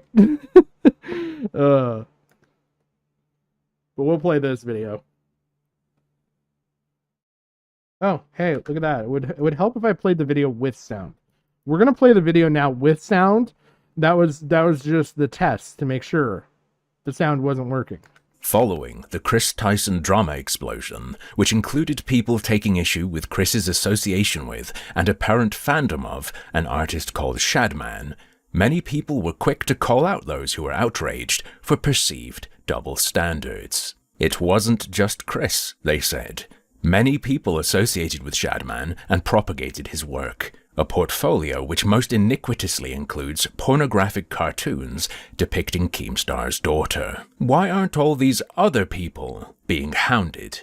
It was asked. The expectation, presumably, was that everyone simply hates trans people and would ignore this criticism of their Chris hate because they don't truly care. It's just something they can use as a weapon against an LGBTQ individual. However, in actuality, lists were made of collaborators, associates, and supporters of Shadman. Reasons for inclusion on such lists ranged from merely tweeting at him to supporting his art financially or even using it in their own creations. Some of those on these lists caught less flack, and some caught more for various reasons you can imagine. One individual who certainly feels he caught more flack than was due is the VTuber called Nuxtaku. And it seems Nuxtaku had private conversations with Shadman throughout 2021. Curious! 1.3 million views, 200,000, 100,000, 100,000, 100,000. The point that I'm trying to make here is, for some reason, I became the goddamn enemy numero uno when it comes to this freaking bullshit. I will quickly say, based solely on the content I don't like how he sits there and he tries to pass out like, I was enemy number one. No, you weren't. You weren't. I think Ricky Berwick kind of caught it hard before Nuxtaku. Nuxtaku was probably like the fourth or fifth person in line when I saw shit, because Nisa caught shit. Like I said, Elvis the alien. Elvis the alien. Yeah, he was chased off the fucking. Twitter. Yeah, he was chased off the fucking platform. Like, fucking Ricky Berwick had to sit there and answer for shit. So, like, yeah, he was like the fourth fucking person. And so it's like, you weren't enemy number one. You're enemy number one maybe at that moment, and that's because of your affiliation. You're affiliated with Mutahar, the guy who takes down people who does bad things. Like, he's only gone after people that do bad things. The completionist, Keffels. I mean, Keffels, also, yeah, that's like, if you count Catboy Ranch, that like is almost like in that same wheelhouse of like inappropriate sexual behavior. Yes. Like, and like, so he's gone after several different people. I mean, I can't even think of all the stuff. I've watched a couple different videos from him where he's even gone after like different games, different like subscribe services, and just all sorts of anything that's like trying to take advantage of you on the platform, or that's a really interesting topic that has that kind of scammy spin to it. I think he's even talked about like Logan Paul and the CoffeeZilla stuff recently and everything else. So yeah, you're affiliated with that fucking dude, and you're on the list. You're on the Epstein Island list of fucking Shadman. Like, you're in the logbook, bro. Yeah, like, you're gonna get called out. Like, are you really you were surprised? on the Lolita Express. What do you expect? The Lolita Express. No, that was the actual plane name. Did you know that? Yeah, I did. But like, that's funny. How the fuck does no one look at that and be like, oh, the Lolita Express to Pedophile Island? No, that's cool. Like, what the fuck? Like, how? Like, Jesus Christ! Oh my god. And then, like, we have the 2D version of it right here. Like, yeah. Oh Flat man. Epstein. I'm just gonna call him Flat Epstein from now on. Flat Epstein. This freaking bullshit. I will quickly say, based solely on the content of the video in that tweet, his involvement with Shadman would seem relatively minor.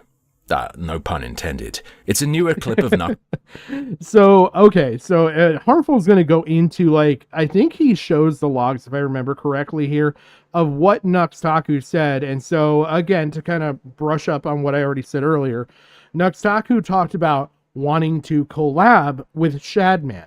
Now, eventually, you're going to see other facets of interaction come up with Shadman, as well as other facets come up related to stuff that just Nuxtaku did on his own. So, calling him a Nazi-ish, pedo-ish guy, alongside older clips sharing that he's received DMs from Shadman. I myself, even, would certainly speak with a freak, especially if they say weirdo stuff that entertains me, and that doesn't suggest a mutually respectful relationship. Fine. So far. Less comfortable a piece of evidence, though, for many, is that Nuxtaku once requested to collab with Shadman, presumably for a video. This is gonna be fun. I like this one a lot. Someone tags me, probably this guy. I don't remember what this was about. Shadman says, a bit too middle school. I say, wanna collab? He says, Lamau, no, but your heart's in the right place. I say, understandable, have a nice day. I'm here when you come around. This information was amplified to a large audience by Keemstar, but Nuxtaku had an explanation. People are making this as some sort of, I am supporting him and I'm trying my best to become friends with Shadman, this monster. Which is fucking stupid if you know my content at all. I troll, confront people when I collab the same way you do, talking to Keemstar, on lolcow. This blows up in his face immensely, and I will say it's kind of funny. The person who calls him out, the person who gets him to, like, commit here, it's kind of funny. And it's just also funny if you look around things. So, first of all, in the direct perimeter on your screen, you have Gator, who was associated with Ethan Ralph, who's now gone on to be his own sort of VTuber, and who is also been caught up in several controversies surrounding lolly and just hentai and all sorts of fucking degenerate shit, is also replying friends to with Nux. Flamenco. He was also friends with Flamenco. Yes, and tried to back him during the lolly incident with Flamenco, the Shotokan, the great Shotokan incident Yeah. of 2023. Yeah. Was that last year actually, or was that this year? No. The Shotokan stuff? Yeah, the Boy Soprano shit. Was that? I want to say it was 2022 or 2021. Like when it actually came out, or are you talking about like when Gator kind of supported him? When he supported him, it started a bit last year, if you were watching the right places. Okay, so yeah, it would have been the great Shotokan of 2023 then. Okay. Just for the sake of the joke, I want accuracy. Okay. But like, yeah, it's just kind of funny. So you have Gator responding to Nuxtaku, and then the person that calls him out here, I think it's fucking funny, especially because we started with Mr. Sen videos, and there's going to be a lovely little tie-in here. And if you watch my videos, you know that. I don't mind if you hate me, but at least hate me for the right reasons. So it would have been a confrontation. He would have owned Shadman. Nux further clarifies. I am going to prove the point of my troll confront people shtick. Okay, so let me pull up my original tweet where I covered this, because I did in fact mention this over here. So I say, people saying I'm a liar because of these tweets. Aside from not knowing the extent of his shit then, meaning I didn't know about the Keemstar daughter shit, I'd collab with all kinds of... I don't know how you didn't know about that and were creating content around this time. I was a viewer. I was somebody in the audience. I knew about this shit, and I wasn't even as involved in the community as I would be in later years. Like, I literally was just casually viewing, heard about this stuff, and knew.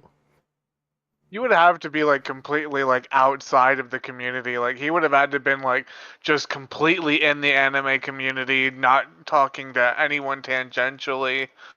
Yeah, and I mean, it was enough that like, and you can vouch for this, Jim. Like when all this stuff first broke, I'm like, wait a minute, didn't we already expose this shit? Yeah. I was like, wasn't this a thing that was already like brought up and put out there? Like the whole Ava Chris Tyson stuff. Blank about it. Yeah. Because you're like, were you around then? It's like, yeah, no, I was like around 2016 and shit, and I even remember it like because I wasn't even in commentary. I was more sector, and even made its way to the kill stream. Yeah. So it's like, unless if you were heavily isolated, like you would have at least heard it from somewhere, through someone, through something. Yeah, like it was covered so much, and like I even remember like Mutahar having to like talk about, like everybody talked about it. Nick Diorio talked about it and all that stuff. Like it was one of those like, oh no, this is not good. I'm sure like you could probably go back and find some of the older Turkey Tom videos and stuff even on it. Like, it was such a known big deal, especially when it came to the Keemstar daughter stuff, because that was like a big cross the fucking line, and Keem went scorched fucking earth at that time. Well, I'll even argue that there was even a worse thing that he would have definitely have heard of. Which is? Daphne Keene. Yeah. She was, her publicist DMCA'd that website. That was in actual papers on news reports that Shadman drew a sexualized image of this minor actress, and that she saw it and it traumatized her. Yep. It made national headlines. It was actually international. I've seen shit from from websites like .uk, .fr, like. Well, and there was also stuff with Trump around that time too. Like, yeah. I remember that coming out, and it's like, dude, how bad is this fucking guy? And like, some of it, I was like, what the fuck? Like, I genuinely, I was surprised that like this stuff was on Twitter, and like my account, like, it's funny, if you look at my account goes back to like 2014, but I wasn't on Twitter until like literally last year. So like, by all means, I should have seen this stuff on Twitter, but I was like, what the fuck is going on Twitter? Yeah, so it's like, I don't buy that. Even if he didn't see the Keemstar daughter thing, the fact that like he literally drew this picture of this actress to the point Yeah. where it violated her, and she actually stopped acting for a bit. Yeah. Because of Shadman. Like, that alone, like, even if you ignored Keemstar, you would have seen something about Daphne and just be like, that's not cool. Like, and that alone. Yeah, So I don't. like there was so many facets to this, and like that's where I was like, oh, they chased this guy off the internet, and then ultimately I heard that he like went to jail or some shit. I was like, oh, okay, problem resolved. And like, and then here it is, like fucking years later, it comes up again. I'm like, wait a minute. Wait, are we really moralizing over the shit that already has been solved here? And then it's obviously differed a lot since then, but Well, yeah, and it also comes out that like he went to jail for assault, and not the actual pornographic images and shit. Like, yeah, so it had nothing to do with it. So that there's that level of, oh, yeah, well, that's kind of disappointing. Like, oh man. Scum. Most of my collabs are trolling, and I was gonna grill him. I'd interview EDP. I never commissioned, promoted, been friends with him. Okay, you could easily imagine someone getting EDP onto a call to treat as a punching bag. Although, perhaps simply imagining things isn't enough, and it certainly wasn't enough for the YouTuber Lyrics. Lyrics, commentary YouTuber fellow, says, good faith question, hoping you could clarify. This is huge, because most... So this is kind of funny because, again, you know, going back, if you know anything about Lyrics, you know about all of his exposés with Lolly and shit like that. So it's kind of funny because when I was watching this go down on Twitter, I was like, oh, this could get really interesting really quick. Because this guy was exposed with fucking shit with Salvo, who he's also kind of half-ass working with now again. With shit with Tipster, who's had his own fucking Lolly controversies. It's just kind of fucking funny. Like, all of the Lolly people were around Nux, but he was oblivious to it. He's like, no, look at all these great people coming out to support me. right. Well, we know that Tipster is the veteran, like a veteran general of the Lolly Wars. Yeah. Like, the only thing he didn't have was Tipster sitting there going, no, Nux is a great dude. Cheers, my dude. he's the best 2D image. I personally chaperone Nux's talking with Shadman, and I can tell you nothing bad happened there, my dude. My God, we all cracked open Bud Light, and because we all have a healthy relationship with Lolicon and alcohol. Yes, only healthy relationships here, bro. By the way, I was mocking Tipster. Don't quote me on that, as it was me. I just realized that I was taken out of context so heavily. Oh God, if you get taken out of context for that, there's so many things worse that I've said that can be taken out of context reading shit. Like last week with the Nazi joke. I was just about to say, we still have several hours till we hit Hitler hour. Damn it, I don't... Most questions, not at all good faith. So you didn't know the extent of his shit then, but you were going to grill him at the same time. If you did get that collab, what would you grill Shad on? From what I remember, he was known as the guy who drew minors sexually. You didn't know that? The rare good faith question. I knew about the Lolly stuff and some of his art, like the bestiality with fictional children, etc. Definitely enough to grill the guy. Holy shit, there is so much more. Like, there is so much more than just that. That is the worst, and that would have been the hard cutoff for me to not even respond to the guy, probably. But I legitimately was gonna grill the guy. If you've seen my collabs, I didn't know about Keemstar's daughter, although that's the less important part of my tweet. Collabs are not promotions or condonement in any way on my channel. He would have bullied him, crushed his soul over lowly bestiality. I should disclose to you at this point, dear viewer, the fact that I have a little bird sitting on my shoulder who goes by the name Nicandros and is a regular in my Twitch chat. He's shown me some things, and because of that, this is where I start to feel a niggling doubt. For instance, I mean, he did specify clearly child bestiality is what he has an issue with, so it's not the same, but goddamn, the line for what he considers freak shit suited only for ripping on has got to be a bit closer to Shadman than it is for me. I mean, cartoon woman being raped by a dog in a public humiliation ritual crosses it easily for me, personally.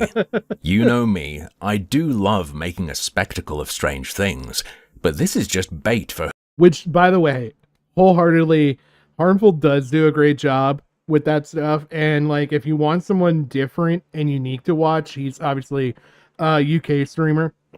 So he'll stream more during the day, especially for Americans and North Americans, all that.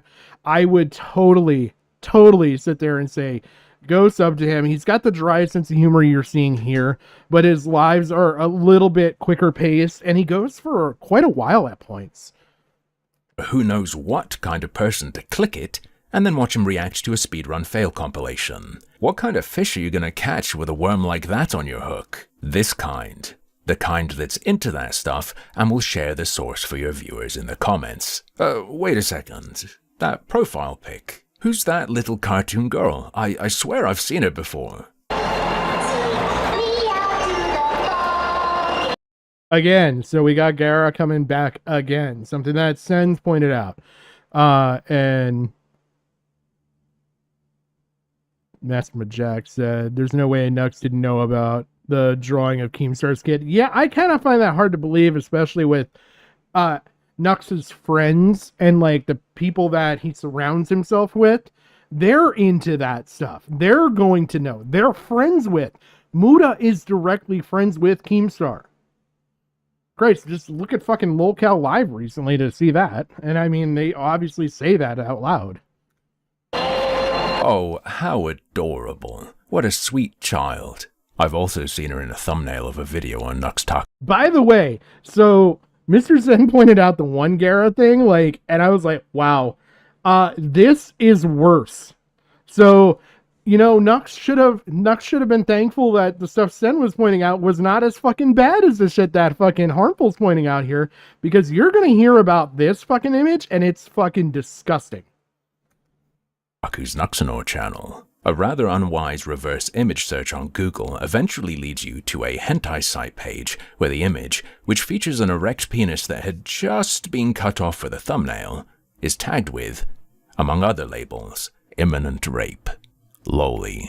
Further, on the topic of his viewers being inspired to seek the porn he showcases in thumbnails, although he does sometimes help them out by pinning the porn artist's name when it's commented, there is also a porn So there's no getting around it. There's no around it.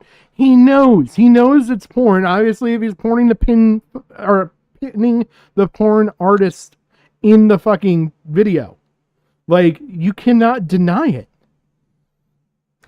Fellow on the fan-run Nuxtaku subreddit who goes by reality_false, who is a prodigious source poster for everything else. He posts the thumbnail and shares where the porn's from, or at least he did until he was apparently banned 3 years ago. That said, his posts still remain, meaning he functions as an archive for Nuxtaku's changed or deleted dodgy choices from before that point. Like this. Hey look, it's our little friend again. The source image isn't tagged with Loli on the site it's shared on this time, but I'm going to go ahead and say that's a cartoon of an undeveloped teen or preteen hairless girl getting railed.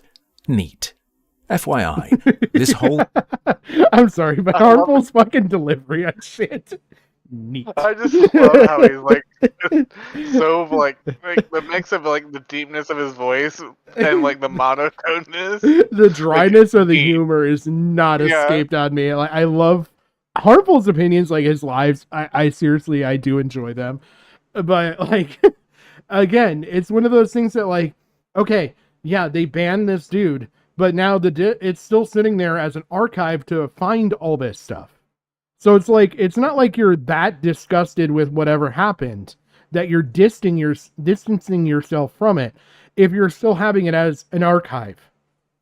Well, and you're also like, you know, posting it in your thumbnail. Yeah. So it's like, I don't know what more of an endorsement you could have other than like, I'm actively like promoting it by putting it in my thumbnail. Yeah. The whole video was deleted for some reason, so I don't know what was in it. By the way, that little shark girl, she's an avatar for a VTuber, and she's called Gura. Here's a little clip where Nuxtaku mentions her. there's lollies, which I have absolutely nothing against. I don't think anyone has anything against lollies, okay? Like Chibidoki or Megumin from Konosuba or Gura. Nothing has anything against lollies. It's lolly that's the gray zone. He's very clear, though. It's gray. It's not full pedo. His thumbnails aren't full pedo. It's sus, but they're just cartoons. This guy's pinned tweet that he retweeted is this, all right? Look, it's lewd lolly stuff. That's a line, all right? Lewd lolly stuff, that's the gray zone. Not actual pedophilia, but the gray zone. But he has it in the fucking thumbnail where the girl's mouth is fucking wired open with a fucking dick just in front of it. But, you know, this is gray zone stuff. But, like, again, this is somebody that, you know, Sen showed, took a hard stance on that lolly's bad, lolly CP, and all that stuff. Like, and then here he is using this shit? Like, come the fuck on, bro. Come the fuck on. It's really hard for me to, like... You're not fleecing me. Yeah, it's hard for me to be like, oh, no, I get it. It's a joke, man. Like, Yeah, no. Like, there's no like, gray here. There's literally only black and white, and you're falling in the black. The black abyss of shit that is gross and fucking disgusting and deplorable. I'm a bit harsher regarding people who are aroused by depictions of children, especially depending on, you know, how realistic the proportions are, but I can tolerate that perspective elsewhere. I've heard him go into a bit more detail about his thoughts. This is like one of those debates that in the anime community, it's so divided. Like, there are actual people that think it's not weird to fetishize lollies. I'm just saying. Definitely better to fetishize lollies than real-life children. That's not the debate, but that doesn't make it not weird and cringe and something that I would keep away from, you know, my kids, per se. Quite a light tone. So I'm still not really buying the idea he'd have been super hostile to Shadman in a collab. Be real, it would have been light ribbing. That any weirdo cartoon cunny connoisseur has heard a million times. But I wonder, how does that opinion play out in terms of letting children around the kind of people who use loli porn in their thumbnails to expose a mass audience to such material? Just a thought. One more little thing I want to peep before getting back on track a bit. Presumably with this being his take on loli, his take on cartoons, we could definitely expect him to be much more serious about questionable things involving real children, right? Okay, this shit was fucking bad, and I don't give a shit if it's a joke or what, but like, did you see this video at all, Jim? Like, I don't know. That video? Well, just the harmful opinions video at all. Have you seen it to like? Yeah, no, I watched it fully. Like, okay. I watched it all the way through. Okay. So you know about this part, right? Yeah. Holy fuck. What was your thoughts on this? Before like we even get into it, because like they don't really see much on screen right now. Oh, well, it's hard to say because like I'm an Animal Crossing fan. Like I find it a chill thing, so I've seen source material. Okay. And it's like, yeah, the fact that like it's a children's game and like if it's on an adult site, whatever. And I think Harmful even actually brings this up. If it's on an adult site, that's whatever. But Nux put it on YouTube to like children who like Animal Crossing. Yeah. Who could look up what's this video and then be exposed to porn. Yeah. And it's one of those things where it's like that's disturbing because it's like the Animal Crossing to child grooming pipeline. You know what I mean? Like, yeah. I've never liked like child IPs being NSFW'd. Yeah, like, it happens, I think it's get fucking that, weird. but- Like, I've seen a lot of them, because there's a lot of, oh god, what was it? There's a couple of videos that I've come across where it's like weird communities and stuff like that. Like, I didn't realize there was whole like, Smurf communities that are doing like, active RP as Smurfs doing Rule 34 stuff. Smurfette B Village. Yeah, no, there's some really sick shit out there if you don't overturn some rocks. I came across that in a video and I'm like, the fucking what?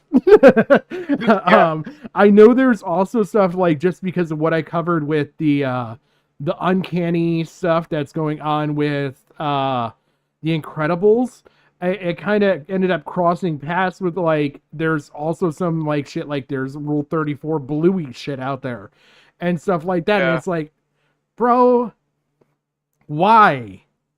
Like, why? like Bowsette's another one. You have, like... Yeah.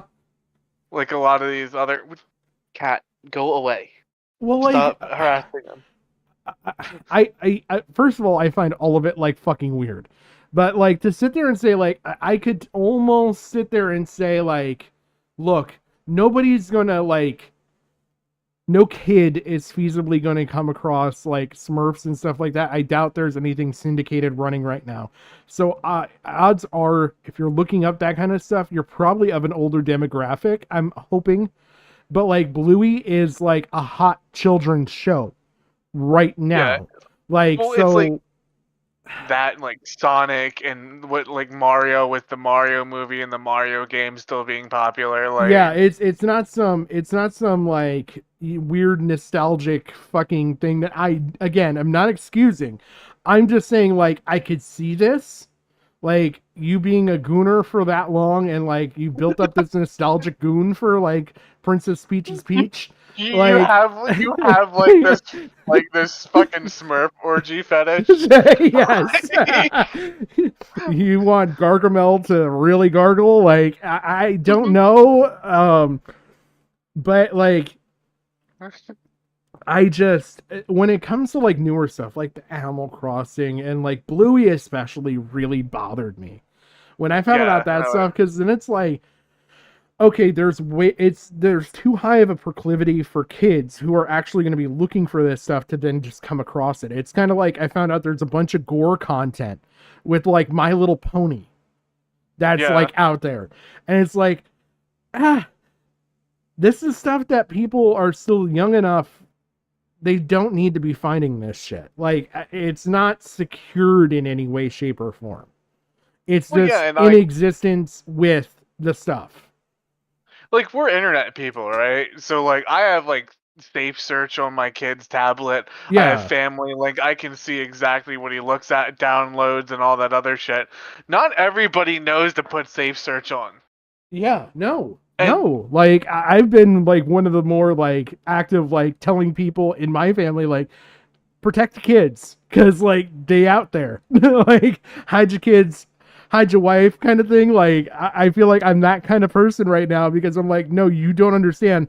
I'm literally talking about the topics where these people are going on to, like, the sexual degeneracy of, like, Roblox communities and fucking Minecraft, and, like, these are the people that, like, these kids are watching. Like, there was a very real moment for me with all of the stuff that came out with the Dogpack shit where, like, I was like, this is really bad. And it's really bad for me personally, because I know I have two young nephews that, like, are really into Mr. Beast stuff. And, like, they're looking up to him, and I'm going to have to now tell the parents or tell them directly, like, probably start watching somebody else. This guy's not a good guy. Like, he associates with some bad people, and try and, like, explain to them why they should stay away from this person, because of the pedophilia and the rampant bullshit of, like, people trying to sexualize fucking minors without telling them all of this shit.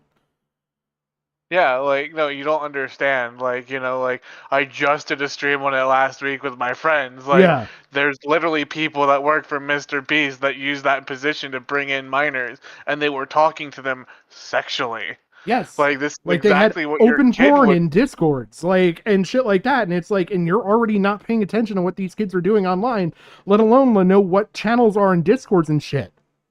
Like, and I don't trust it enough, because, like, there's also been situations I've heard about recently where, like, shit happened, and, like, the stuff that you brought to me with the Lio Convoy thing that I had you checking out. Like, where the verification failed, and, like, minors got in, there's shit here, they're probably should not be around minors, and they ended up having to like expel all these fucking minors. Yeah, That and that just was on ended up there. accident. Yeah. That was on accident. Like that wasn't. So it's like if that can happen on accident, imagine with people like that are looking for it. Mm-hmm. Like that's the scary part. Like Yeah. if you look at some of the messages with like, and I've seen this, and this pisses me off to no end. So I want your opinion on this. There were people that were saying like, oh well, Chris Tyson met with Lava's parents. That doesn't matter. You don't know if the parents are not aware of what's going on behind the scenes, that doesn't matter. Because the kid could have been fucking contorted and twisted enough. I mean, we've obviously seen it if you've seen any of the stuff that's come out on Twitter where they're like totally fucking changed their position now. They didn't even think that they were groomed. And now they're looking back on the logs and they're like, no, this is fucking bad. Yeah, well, let me sell you on my point. Chris meets Lava's parents. Yeah. Really nice and respectful. Oh, cool. Yeah, that you can go hang out with that Chris person. They were really nice. Yeah, it just opens now up they an let them avenue. go see Chris alone. Yeah. And now that you know, there's no way that person would, want to fondle my kid or whatever. Like, no, just because you meet somebody once, that doesn't give you like, oh, well, I don't think anything happened to Lava then. No, but don't you see, like, maybe it's my parent brain, but like, I wouldn't trust somebody after once meeting them and be like, yeah, okay. But like, how do I know that wasn't like, Chris's way of like getting, I don't want to say the word like verification, but sort of like let the parents It gives feel them a him out and pass. be It like, gives them that access. yeah, Like it's kind of like you get almost like that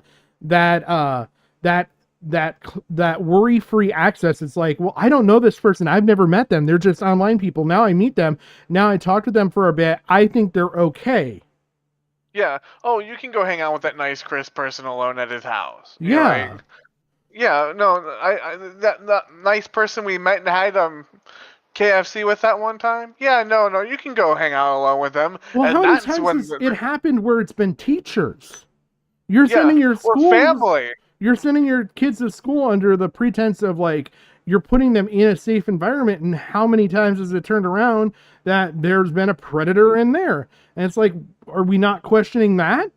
No, we're just gonna keep sending the kids to school. Like I understand that there's a lot more that goes on with that it's not like as easy to dismiss as like somebody going and seeing somebody. There's a huge discrepancy. There's a huge void in the cost of child care to where it's not like you could sit there and say, oh, they couldn't send them to school. It's not like that's an option for some people. I get that. So before we go down that fucking route, but like, I understand the spirit of your argument, right? Like you're like, you go to the school, you feel it out. Oh, this teacher feels safe. This teacher feels good. Yeah. And it turns out they're keeping them after class, and the study sections are actually molestation. yeah, like I just know what read I a mean? fucking story, and whether it's true or not, I'm not gonna like totally like sit there and say it, of like somebody assaulting a fucking like kindergartner. Yeah. I'm like, that's so beyond. And like the kid's not even gonna know to say anything necessarily. Yeah. Yeah, and that's the part that's like completely messed up, like at that early age. So it's like it bothers me because it's like, in a way, it's not like, I'm not saying like Nux is a groomer, right, or anything like that, but that's how kids start. Like it's desensitization. Like, Yeah, well, I like Animal Crossing. Ankh is one of my favorite characters because I like kitties. What's this? Yeah. And then like, well, he may not be in the house of grooming or pedophilia or any of that, but he's sure as shit at the fucking gate inside the property. Yeah. Exposure. And I know she was on Now Recording, Scumbagovich. Yeah. She does a lot of good content on like fetish art, and a lot of the content she goes over is like weird stuff from when you're a kid that you get exposed to. Yeah. And if for some reason it just clicks with you, like it clicks with your lizard brain. And that's where like fetishes develop, right? Yep. It's like something psychologically. So I think it's like, you're almost instinctively instilling these like fetishes in kids. Well, look at the fucking the Dan, what's his fucking name from Nickelodeon, and with all the fucking feet thing that were Dan fucking Schneider. weird. Dan Schneider with all the feet stuff with like Amanda Bynes and stuff like that. Like there was some weird stuff there, and it's like that's obviously feeding into a grown man's fetish, and Yeah. it's like. But it's Everybody also sits going to warm up to like this is normalized for those kids growing up in that era. Yeah, I could see that. Yeah, and it's just like that with art, you know? So like that's actually a really interesting, like if any of you in the audience are interested in stuff like that, Scumbagovich does really good content on that. And some of it's like, you know, like the Wonder Bread thing she did. There's this dude with this guy that spent over like close to 6 figures on fetish art of women in business suits buying Wonder Bread. Because like it's like this weird thing that when he was a kid that it's like this it's like this fetish for like hating the environment and women in powerful positions and stuff like that. So it's like this actually like you think it's ridiculous, but when you start piecing together the psychological pieces, it's like, oh, okay. So it's like like these kids like you're exposing kids that just have like this. I want to find more about Animal Crossing, and then you like they grow up and for some reason their fetish is to be dominated by someone in a cat suit. This is how you make furries, is what Jim's saying. Don't let your In a kids become roundabout way, furries. yeah. This is how you make furries. Do you want? It's like that quote from Archer. Like, do you want furries? Because this is how you get furries. It all comes back to furries. This is how you get furries.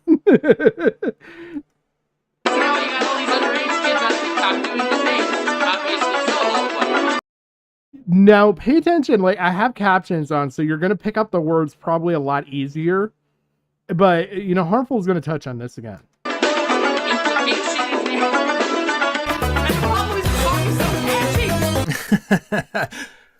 Wait, been allowed on the platform. that's not I know, right? funny. That's the other thing. Extremely concerning. For clarity, the words I heard him say were, "So now you got all these underage kids on TikTok doing the things. Obviously solo, but the implication is there." And then straight into commenting on how catchy the song is. Teehee, I'm sorry. Kids mimicking a pornographic cartoon of an Animal Crossing character having sex on TikTok is not the kind of thing I'd use as a throwaway line in a video I'm making as a grown man. And, like, okay, maybe it's because, like, Nux has not been exposed to kids to know that they fucking mimic every fucking thing, whether they find it fucking funny or not.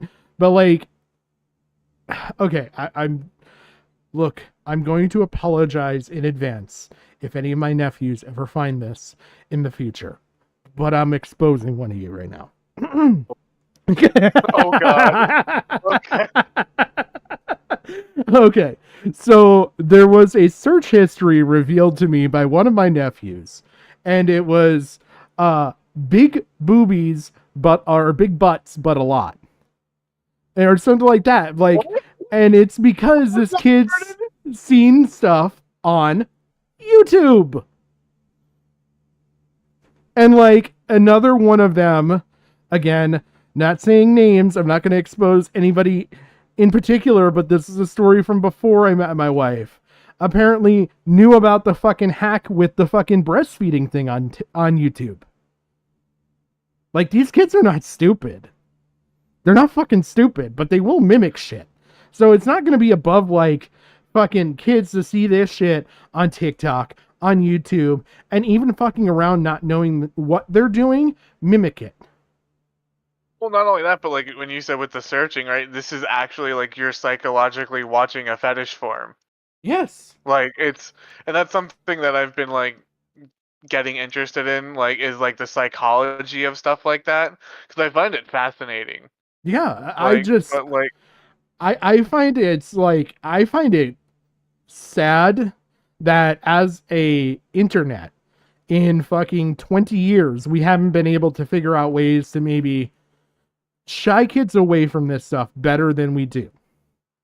And you could say, well, you're not supposed to be on YouTube unless you're 13. Well, I'm sorry, there's a lot of shit that I wasn't supposed to be on because I was underage and went into it with something awful and fucking best gore and stuff like that. And like, it's not a fetish for me, but it's a macabre interest for me now.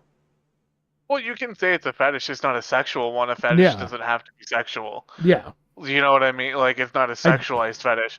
I did want to go into that while saying gore and try and like explain myself. No, I got you. I got your back here. But like, even as a, I'll say this out loud. My son is 7. If in 8 years, or no wait, my math brain. When he's 13, because I'm not doing math right now, because fuck math. Alright, because I did the math and like he's way older than that. But six. The answer's 6. Thank you, Patrick. It was for the layout, but now it's math. In 6 years, when he's 13, even if he follows the YouTube terms of service, I wouldn't want him seeing a censored hentai of Nuxtaku dancing of Anka fucking villager, and then Nuxtaku, this like toothy grinned fucking Israeli PNG bouncing in front of it like, whoa, this whoa, is guys, catchy. This is hentai, and this is on TikTok, guys. This is a catchy song. As you know, like you're seeing literally simulated sex acts behind him, censored but still very clear in what they're doing. Yeah. Wiggling an avatar around in front of a censored porn vid. Children being drawn to adult material by use of a family-friendly IP and then being influenced to recreate it in videos for attention is spine-tingling. Masses of minors conditioned into producing soft-core chomo porn. This is a pedo's dream. Literally. There are jokes to be made, sure. Jokes to be made about everything, but just saying what's happening happily and lightheartedly? That's just normal and chill to Nux? For me, that's evidence we're in nightmare world. If you don't quite get what's spooking me here, here's Turkey Thomas explaining a relevant strategy used Turkey Thomas by pedos for you. Funnily enough, this clip features an image you might recognize. EPI is a shorthand for early introduction, in which minors are exposed to adult content. They fantasize about perverting their innocence, often by utilizing Rule 34 to flood sites with a younger demographic. It's a form of fetish mining explicitly used to groom children. Flooding a mixed audience site with adult material to introduce children to a kind of porn they might be more comfortable with, to hook 'em, huh? Interesting. Not suggesting this was Nuxtaku's intent with these. Perhaps so many are removed because he realized how bad a look it is, or maybe it just became a YouTube problem at some point. But what I would suggest is that his clickbait strategy shows supremely terrible judgment, or recklessness, at the very least. Back to his TikTok comment. I find it concerning that children performing these actions on camera for anyone to see could represent direct success of this strategy. And even if it's not the direct outcome of this deliberate tactic, it's sickening that there's a system that nudges kids to produce material for these freaks. Okay, loli's a gray area. Alright, Nux. What do you think adults watching those kids on TikTok are? And remember, not to necessarily blame anyone who produces adult material that utilizes video game elements and tries to keep it in appropriate places, but just by these animations existing, you end up with commenters talking about them on parts of the web that do appeal to kids and which they freely access in a way that wouldn't generate parental suspicion, such as in the comments for game music that's been featured in such porn, perhaps directing them there. Forget the quote-unquote lowly gray area. Genuine, hardcore nonces love when things work out this way. Hear it straight from the pedo's mouth. Well, not Tom, but the guy he's quoting. I love the idea of cute trying to play their favorite games. By the way, if you ever want some like depraved fucking shit, look into Tom's Giggly Goon Clown fucking video. That's some fucking fucked shit. That's how I got a porn addiction. But perhaps I've been premature. Maybe I've been unfair. Nux does continue to talk about that TikTok trend in his video.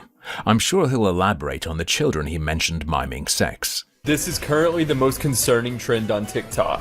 Is it really the most concerning trend on TikTok? There's literally a trend right now called devious licks, where people break into schools or are in schools and steal stuff. That is a trend on TikTok right now. But no, this is the most disturbing trend on TikTok. All right, dude. Sorry, what?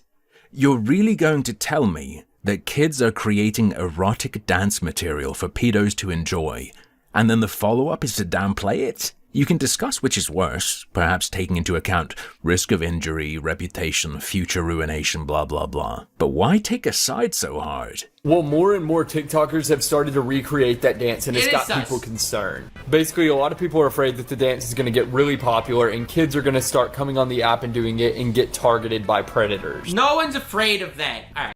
Bullshit. I have tons of people on TikTok that I have saved to go over that are degenerates. There's one guy that did it so many fucking times. He's been literally harassed around fucking England to the point that he's like nearly permanently in police protection because everybody in the fucking whole of England knows that he's fucking fucky with kids and he gets the shit beaten out of him, and I feel zero issue with that. There are definitely people on this fucking app that are definitely out there just to go after fucking kids.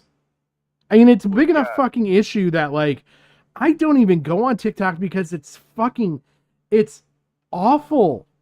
It's brain rot content, if you want my fucking honest opinion about it. Maybe it's gotten better, but it allows these people to cross paths nearly organically. But if you know how to manipulate your algorithm, you know how to get access to these kids really fucking easy. Fuck, I almost want to like fucking pull it up just to show you guys. Like, here, I'll pull it off screen real quick. But like, there's I want to think of his name. That's why I want to pull it up really fucking quick. Playlists.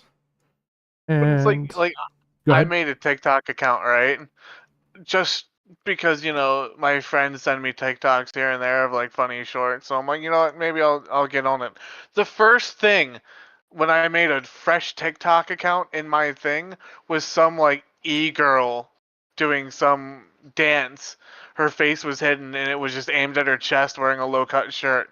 And it was just her dancing for 5 seconds and on repeat. Yeah, here, I'm gonna play this really quick. I just don't want to interrupt you with the audio, and I'm gonna pause it right away. What is it? Okay. Okay, good. No, but that's like the kind of content like I was fed to without even having an algorithm, right?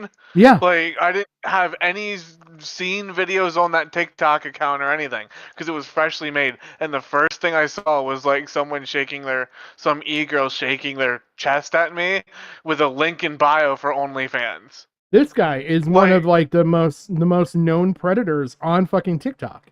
Like Buddy Haynes seen him before. Has been exposed so many fucking times, it's ridiculous. And what he'll do is fucking sit there and duet videos like this because there's a duet function, and sends fucking things like this and sends donos and shit. And it's fucking creepy. So tell me there's not actively fucking people out there trying to get this. And like this dude did a great fucking predator hunter video that's covered in this video. But yeah, here's him in a park going to meet up with someone who's underage that they met on TikTok. Like, it's absolutely deplorable shit. No, they wouldn't do that. Yeah. That's not a concern. He's been banned off the platform so many times and still comes back, actively now sitting on Twitch. Yeah, and it's not like there's only so much they can do, right? Like, yeah, because you can make a new account, they can IP ban you, you can VPN, you can spoof your hardware. You know what I mean? Like, there's so many ways to circumvent it. Yeah, that doesn't even get into like if you're running dedicated IPs where you could just change your IP manually. Yeah. Like, but like I just there's absolutely that is such a bullshit answer on Nux's side to fucking sit there and say that shit and like be that obtuse about it, and it aggravates me. It aggravated me when I saw it. All right, maybe I'm not around TikTok enough. and I don't understand the ecosystem. You don't need a degree in computer science for this, buddy. You told me kids are posting these videos. Who do you think might be watching? But I don't think that people are afraid of kids being targeted by predators because they're doing a dance, okay? Kids are targeted by predators on TikTok for freaking breathing crooked. I don't think this dance is gonna push anyone over the edge, but that's just me. Oh no, it absolutely will push them over the edge, and I mean that in a very disgusting way. Nux can comprehend the sus nature of loli and what it may suggest about those who enjoy it, but will tell us that kids are filming themselves mimicking sex acts for anyone in the world to watch, and can't understand intuitively why that's messed up, regardless of whether or not someone comes and abducts them. Not sure our boy's all there on that point of what apparently seems normal for him. If even this sickening ecosystem is only cause for light-hearted comment and downplay, you'll have to forgive me again if my doubts regarding exactly how hard Nux would have grilled Shadman over loli stuff continue to grow exponentially. Even without this little context detour, there was one man who doubted even without all this information. Remember from earlier, it was lyrics. Let's pick that back up now. Appreciate the reply. If you have a history of doing many collabs for the sole purpose of trolling them, I think this is fair. Not gonna lie, when saying I was asking for a collab as a troll, it looks kind of bad. If that's what you've done before, it's believable. Well, this over here is a collab where I collabed with Kagi Films, a voice actor, and it was purely for the... I told him that we were going to get... Blah, blah, blah. So Lyrics very fairly asks Nux, who claims he would only have Shadman on to troll him, if he has a history of bringing people on to mess with them, clearly meaning something like an ambush, really mess with them. Lyrics wants proof that Nux would treat Shadman rough, obviously. Here are a couple clips I've selected from the videos Nux uses to demonstrate he's a real stone-cold troll beast. Hell yeah. Hell yeah. The thing is, you're actually one of the best dub voice actors. Whenever I see you in a show, I'm always excited. Like, I unironically watch the Horimiya dub because I think you do such a good job. Oh, thanks, man. It's a really cute show. Anime dub. I usually watch anime. Can you translate any of this for me, Jim? I have no idea who this guy is and what's going on and what any of that stuff was. Oh, he's an English VA. Okay.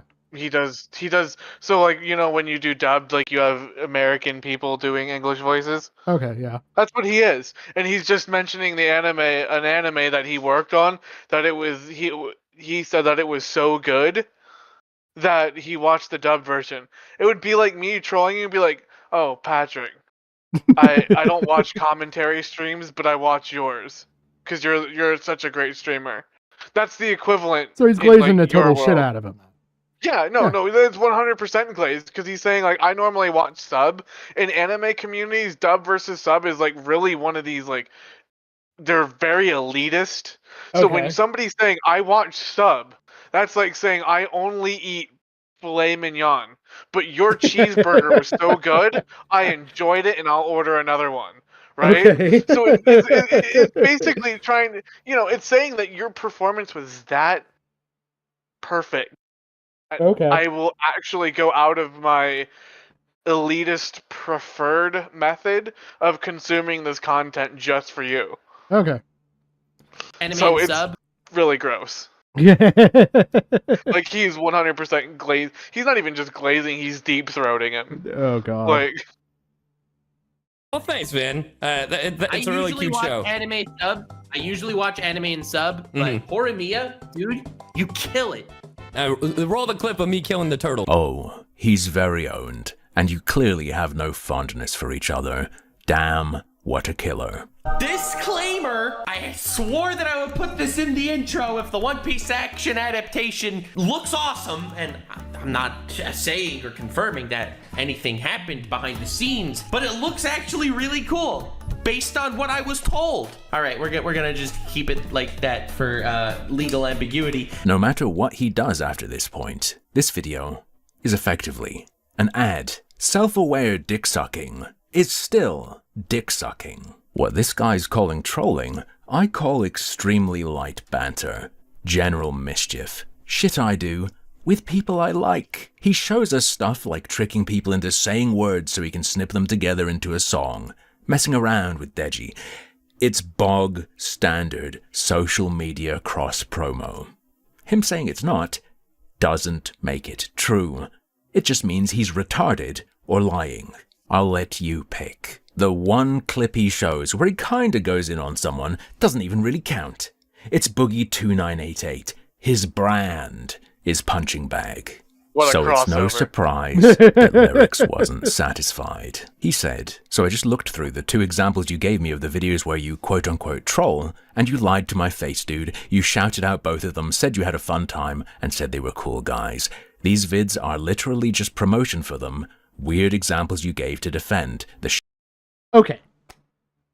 I'm going to pick on a very small thing in the English contextual language that Harmful Opinions did here, and it bothers me because it was pointed out to me in such extraordinary detail that, like, I can no longer ever ignore it every time I fucking hear it.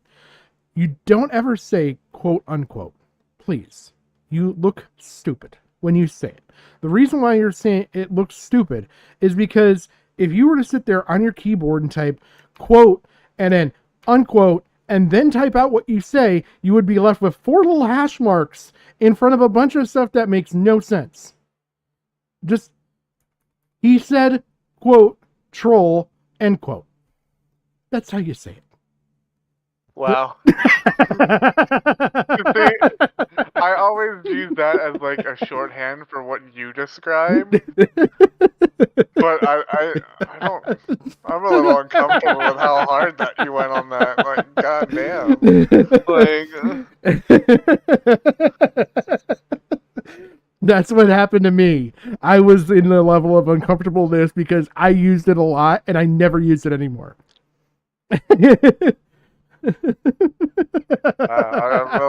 It's like earlier when I told you about that story as I was having the debate and I fucking had to drop like RKO some grammar. like that's how I feel right now. Now I know what that other person on the other end of it felt like. Damn. Wow. I feel hurt. No, it wasn't even me.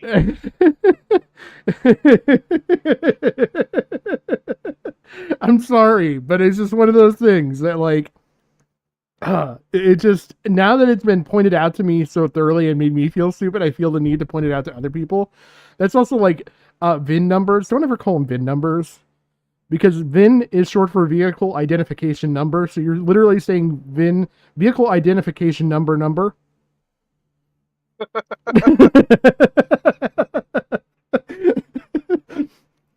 These are all things I've had pointed out to me in my life, and I no longer use them because I felt stupid the minute I realized everything. Yeah, no, I'm just like going through my life right now. Just, all the times, like, it's like, don't, like, you know, where you're like, double speak. Yeah. Well, PIN number. Personal identification number. Wow. Oh man, yeah. like I think I'm not gonna say I'm really smart, but I feel like my intelligence is fairly like maybe after being on the internet as long as I have been, maybe a little bit above the normal board, or at least for internet standards. And now I feel like I'm like below. Don't. So English good. I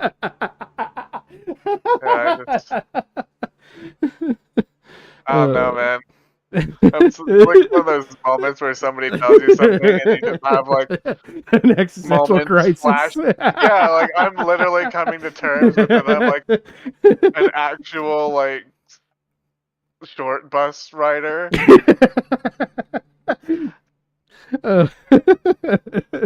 I'm not meaning to do that, by the way. I know I'm being totally pretentious right now. Like, I know that. The thing that's getting me is the fact that you're right, and I recognize that you're right, and I understand your thought process, which is what hurts. Is like, it's like that thing where you realize that you're smart enough to know that you're not you're not smart. Yeah. And it just stings when you're like, I wish I could just be dumb enough to be ignorant. Yeah, I think I broke Jim, Belinda. Oh no, I'm not even looking at chat. What am I? Oh man. Shadman collab request. Can you clear this up, dude? It seems you were completely dishonest to me in your framing here. And from these examples, I can only assume you would treat Shadman the same if you would have gotten the collab. Fair, I'd say. It's worse that Nux gave these examples than if he gave no examples at all. Sadly, as far as I can tell at the time of writing, Nuxtaku didn't have time to respond to these ones. Odd. And this statement from Nux's video seems really odd now, doesn't it? Collabs are not promotions or condonement in any way on my channel. I don't think I like this guy. He gives me weirdo, slimy worm vibes. And you know what? I take back what I said at the beginning. Given such a severe mismatch between my values, my perspective on things, my judgment, my understanding of communication of things, and his, I wouldn't take his word on the general characterization of his Shadman interactions anymore, despite having been willing to give benefit of the doubt earlier. I just scrolled back in my DMs from how old is this? 1 second. 2020 with Shadman, because he sent me some wild shit. To a man like this, what even counts as wild shit anyway? Knowing Nuxtaku's level of tolerance, I doubt he's solely referring to the couple of messages he shared publicly. Do you really still believe, given just the few highlights I've shared, that he really thought Shadman was purely a freak specimen to be toyed with? Bear in mind, he claims during all of this he was unaware of the Keemstar daughter thing. So Shad to him was just an edgy lolly boy. Which brings me to one last little Shad nugget that made me chuckle. Also, Nux used a censored picture of Shadman's porn comic of Arya Stark played by a child actor of Game of Thrones for a thumbnail. This is all wrong.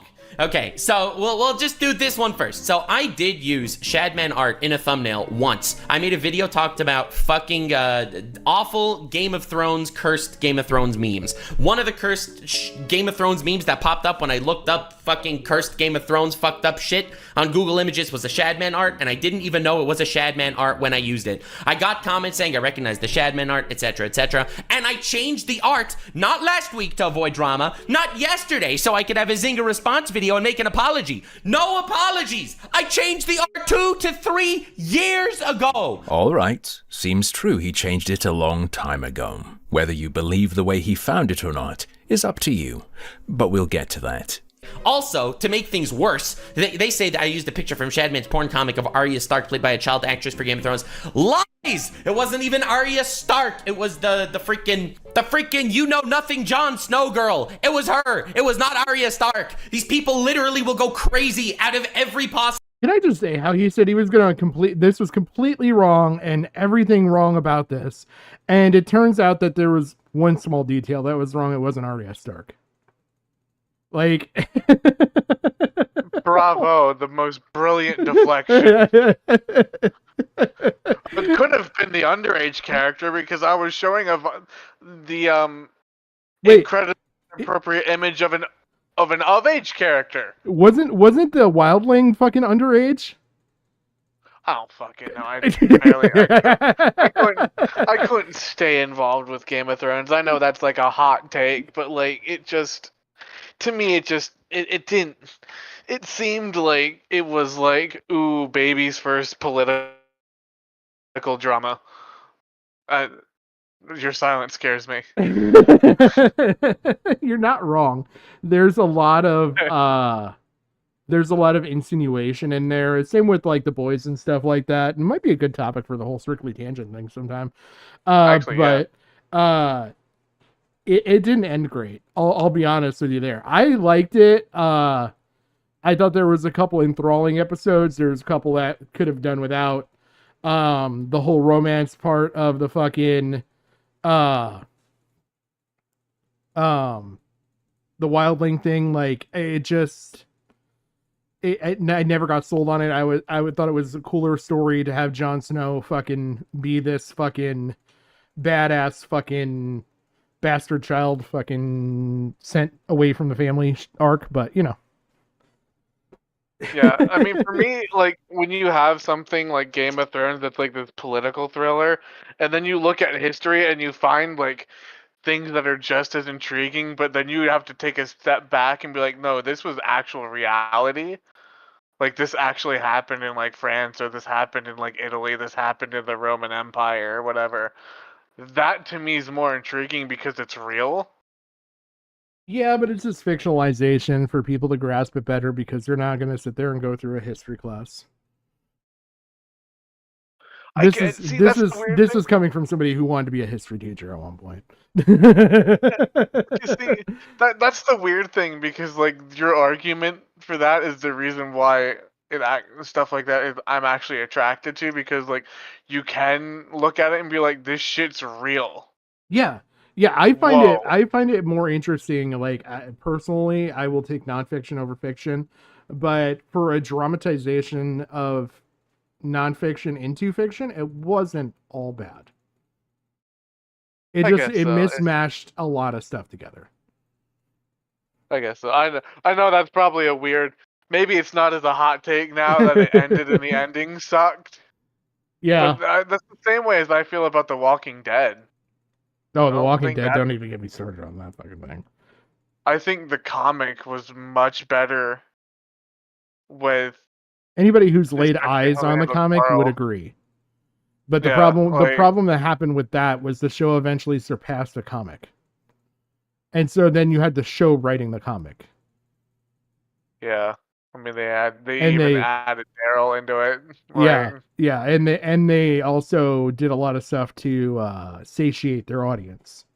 I mean, it was a lot of pandering with that. Yeah, not everything can be a Harley Quinn. No. I think actually Harley is probably the only character I think in history that started out in an animated that actually translated well to the actual source material. Yeah. Possible way. Yep, seems true too. I'm not a Game of Thrones enjoyer, but seems correct. And I know it seems true because I checked, and I regret checking.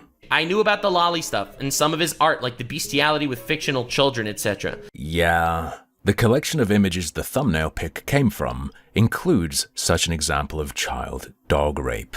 Now, I'm not saying he's lying about his knowledge of the true source of the image. Who could prove that? But I do find it really funny that in the set, there are two versions of the girl he used. One more developed with larger breasts, and one with much smaller breasts, which could be seen as catering to a normal range of tastes, but given the artist becomes slightly sinister. What tickles me, you see, is that, of course, Nuxtaku's old thumbnail used the less developed version. I do also have to explain another reason for my unprovable suspicion about his honesty. Back in the day, my exposure to Shadman was primarily just seeing people talking about him, and the only thing of his I remember ever seeing is drawings of Hillary Clinton as a lolly. However, I think we kind of talked about this already, but I've seen censored versions of the Trump thing. I've seen censored versions of oh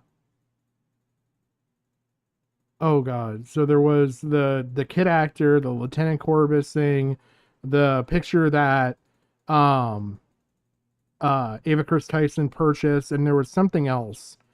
And like I've seen all of them. And so I wasn't even involved on Twitter. Like, really think about it. Like, I wasn't on Twitter. I found all of that stuff organically through fucking YouTubers that I was watching at the time. In looking into recent drama, I have become lolly Hillary Clinton. Yes. I can't believe it, but someone found a way to make Hillary Clinton more offensive.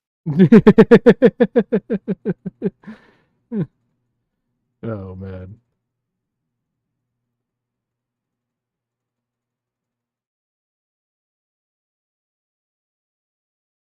become more familiar with Shadman's style than I'd ever want to be. He's a freak, but he's a skilled freak, and he has a style. I'm not confident that someone steeped in drawn degeneracy wouldn't have known at a glance that the drawing Nux used in his thumbnail was by Shadman. In fact, his commenters noticed immediately, for instance.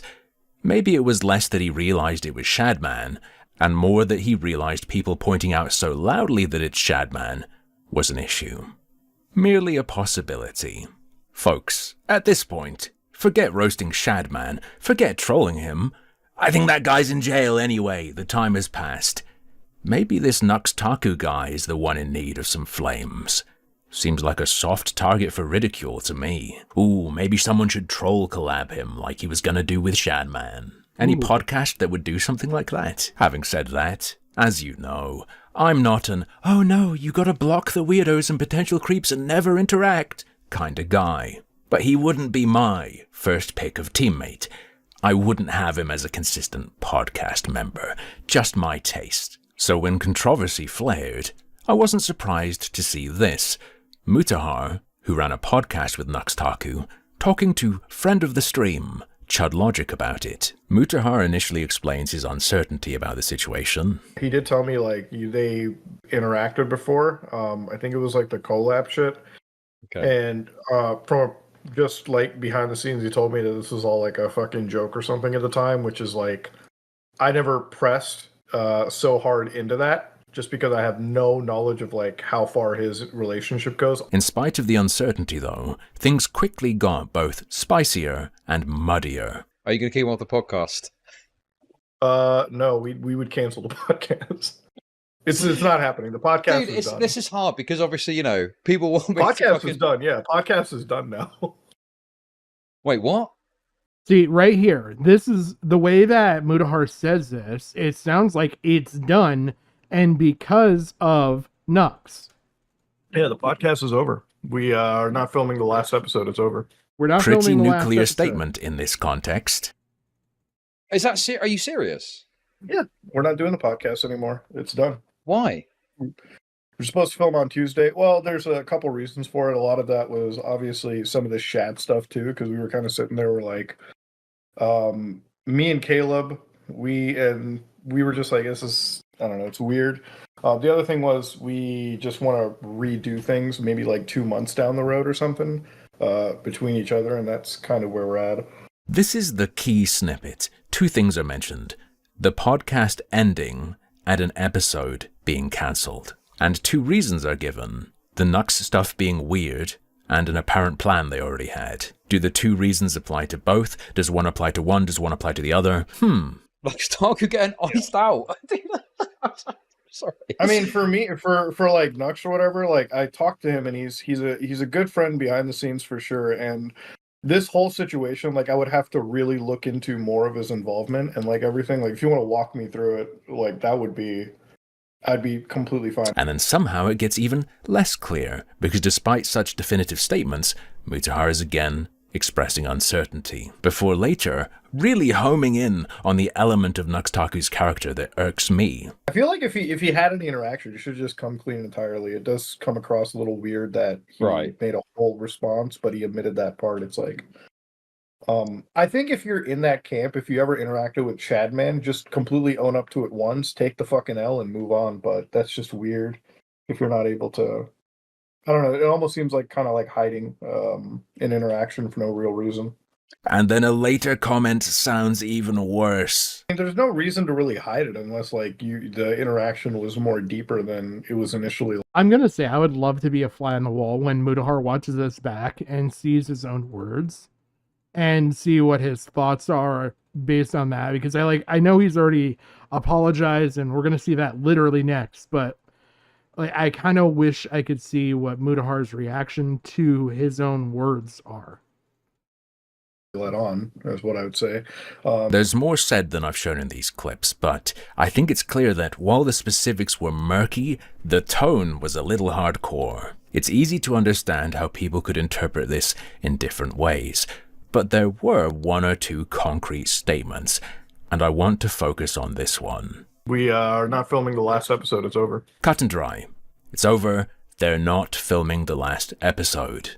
I think we ourselves can home in on that and say the cancellation of the last episode is probably down to the Nuxtaku controversy regarding association with Shadman. But as with so many things that relate to Nux, even with this, there's slipping, there's sliding, there's sliminess. There did end up being a final episode recorded and published featuring Nux. Which isn't the issue. I'm not saying, he said there wasn't going to be and now there is. No, it's fine. It's alright. You can change your mind. However, what bothers me is the blatant sweeping, as the kids call it, that accompanied this. One more example of spineless, subtly deceptive behavior to throw on the pile. You see, it must have been Nuxtaku's lucky day. Chud Logic and a Twitter user, understandably given what Mutahar said and the way he said it, mischaracterized the situation. Chud's title stated Nux was kicked from the podcast, and the tweet claimed it was ending because of this controversy, which as we know now is not accurate. Nux seizes on this error in his defense video. He even has a big ol' yapping clip from Mutahar reinforcing that it's false. The podcast was not ending because of Nux. In fact, they intend to work together in the future if possible. Great. Looks true to me. What's the problem?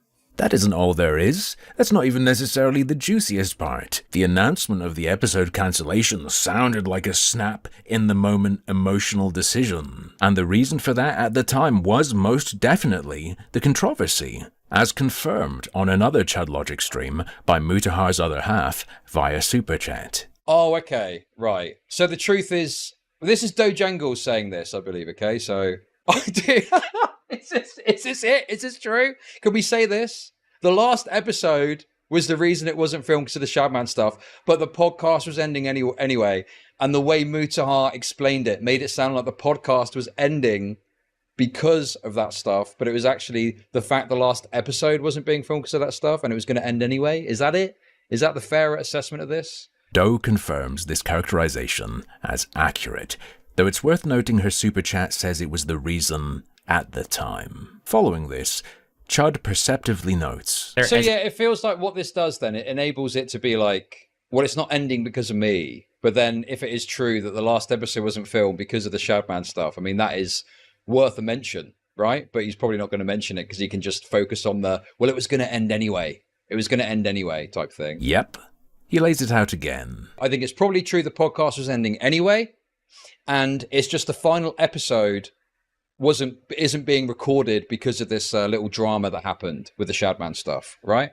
During this, Doe chimes in to say that the last episode has, in fact, been recorded. They backtracked, as we know because it's been released at this point, with a full cast. The otherwise perceptive Chud misses this in chat and proceeds to theorize. Like, clearly, to me, what this seems like is, like, they don't want to fucking burn Nuxtaku super hard over this. So they're giving this little out of like, we'll make it about the podcast ending without really talking much about the reasoning for the last episode not getting filmed. That's what it seems like to me. So what this does is this reinforces the narrative in Chud's mind because he missed the one chat that says that, hey, this episode is recorded. It's recorded with the full cast. Doe probably thinks that he saw that. I don't know. She never restates it. Dojangles being the significant other to Mutahar. And so I'm guessing Doe thought that like he understood correctly, even though he was still on with the logic of like, no, this ended for this reason. To which Doe replies and confirms they don't want to burn him. They're still friends. Or friends looking out for friends. So it's a sweep. A minor sweep, but a sweep nonetheless. Last episode was originally going to be cancelled over creepy shit? Into the memory hole. That statement was never made. And while they do briefly help Nux out with the drama at the start of their last episode, nothing about Mutahar's original intent or statement of cancellation is mentioned as far as I can tell. Never happened, I guess. Doesn't matter. Not pertinent to direct discussion of the drama that was directly responsible for this episode being planned to never occur. In fact, I feel really sleepy. Maybe Mutahar never had those feelings or said those things that thousands of people have heard. I must be mistaken. To me, this is one more little tiny PR asswipe for the guy who constantly needs spot cleaning when his butt gets too dirty. Look, it's cool to have internet video friends, but when that means clearly strategizing to manipulate an audience's perception of reality to their benefit, it rubs me the wrong way. Once you're creating mass media, once you're broadcasting to people, that's not being a good friend. That's called being compromised by friendship. Though, to be fair, friendship might not be the right term. Think about it. We saw in that interview, Mutahar didn't really know what was happening, but was ready to knee-jerk throw Nuxtaku under the bus. Controversy? Who? Not doing the last episode, even though that's a really, really bad look for Nuxtaku. Maybe Mutahar's explanation was so garbled out of panic. The worst of both worlds.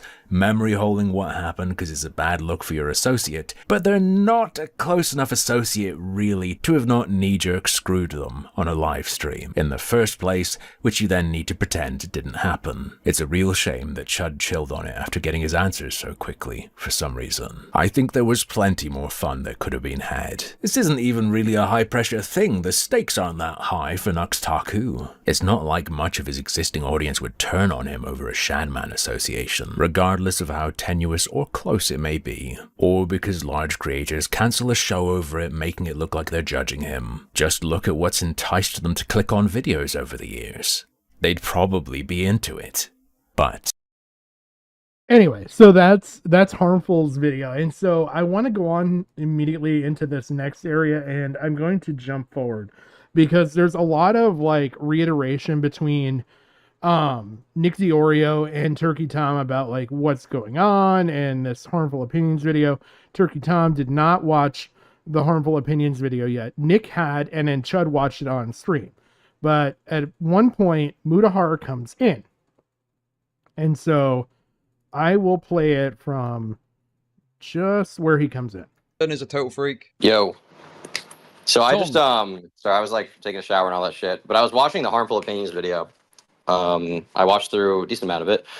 Yeah, it seems to me like Nux is a completely unprincipled person, basically, on this shit, and basically willing to use the degenerate stuff when it's convenient, and then, you know, when it's called out, he's like, well, I never really did that, you know? I feel so now Tom's he left for a bit, he comes back while they're already talking with Mutahar, and he's like, yeah, while I was gone, I took a shower, I watched this video, and like now coming back, yeah, no, this is bad, and I will never personally work with Nuxtaku. I feel like that's yeah, and also like if those videos aren't age restricted, I feel like they definitely should be, because you probably shouldn't be showing you know, porn like that on a website where I know it's censored or whatever, but even censored stuff, like you probably shouldn't be showing that consistently to a website full of minors in the context of like, haha, funny joke, and then, you know, who knows what they get into as a result of that. That's basically my takeaway.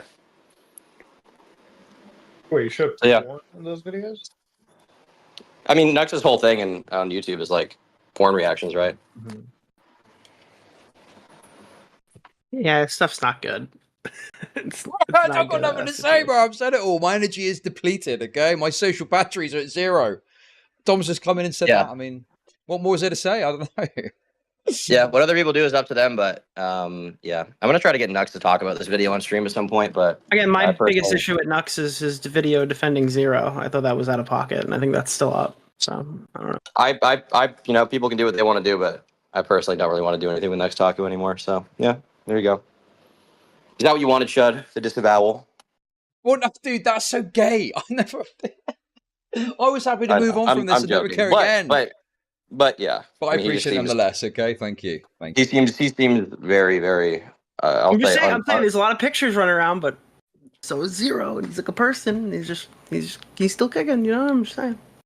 Yeah. Well, bro, I'll let you deal with whatever that is. But as far as Nux, yeah, I don't know. I don't really. I don't really want to do content with him. I feel like his commentary is kind of hindered by the fact that he is clearly kind of unprincipled on this stuff. What would he have to do for you to change your perspective on that, do you think? What would he have to do to change my perspective on it? Is this video that scathing? I'm gonna go. Paulie check it McCoy out. said, "What about Destiny, Thomas?" Well, Destiny only wanted to bend Courtney over a tricycle, so we can't really disavow that, you know. Lol. I'll link you the 100 opinions video. What would he? Mutar, What and would you he can have to see. do? I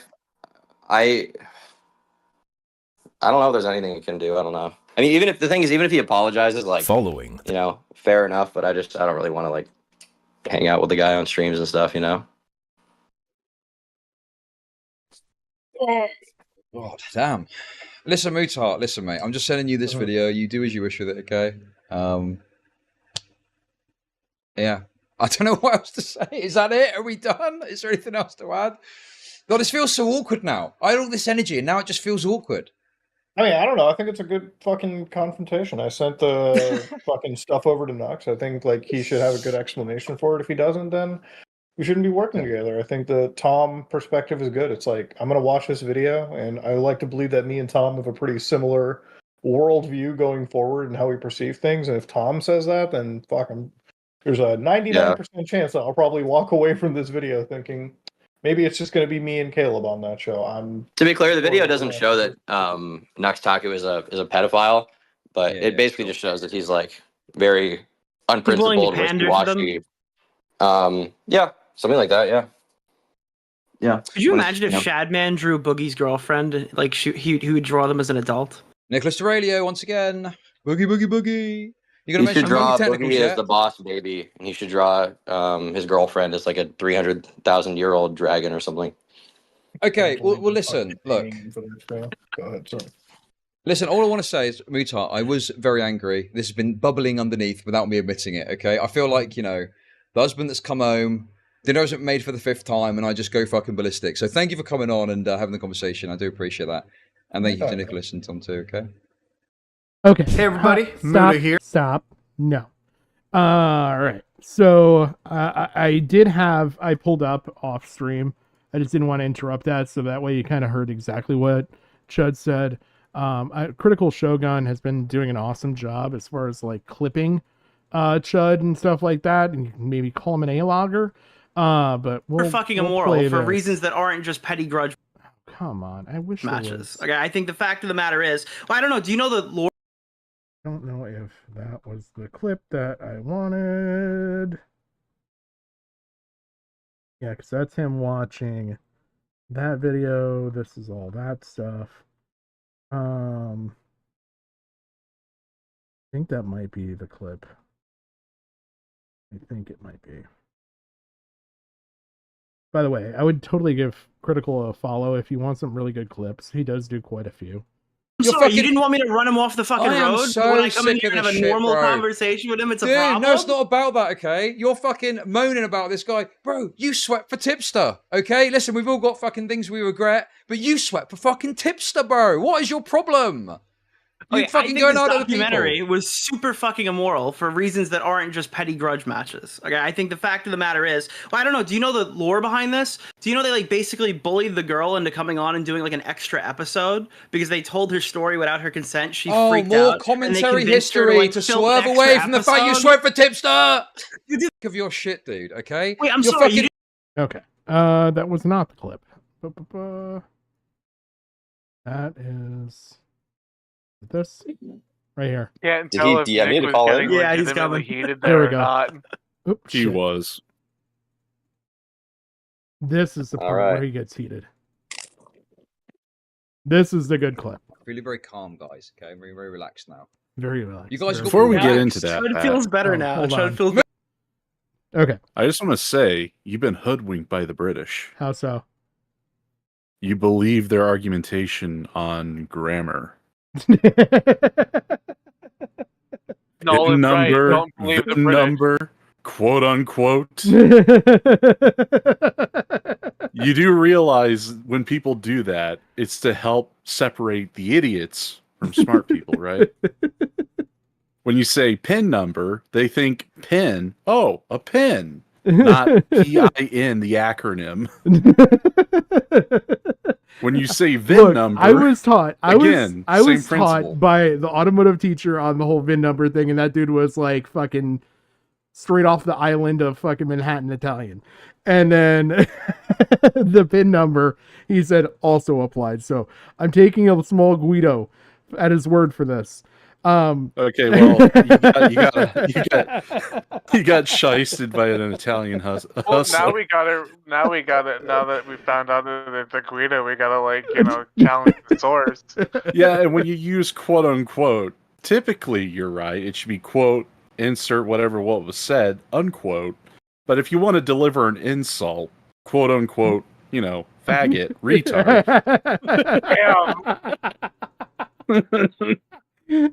Oh man, I'm just saying I can be pedantic. All right.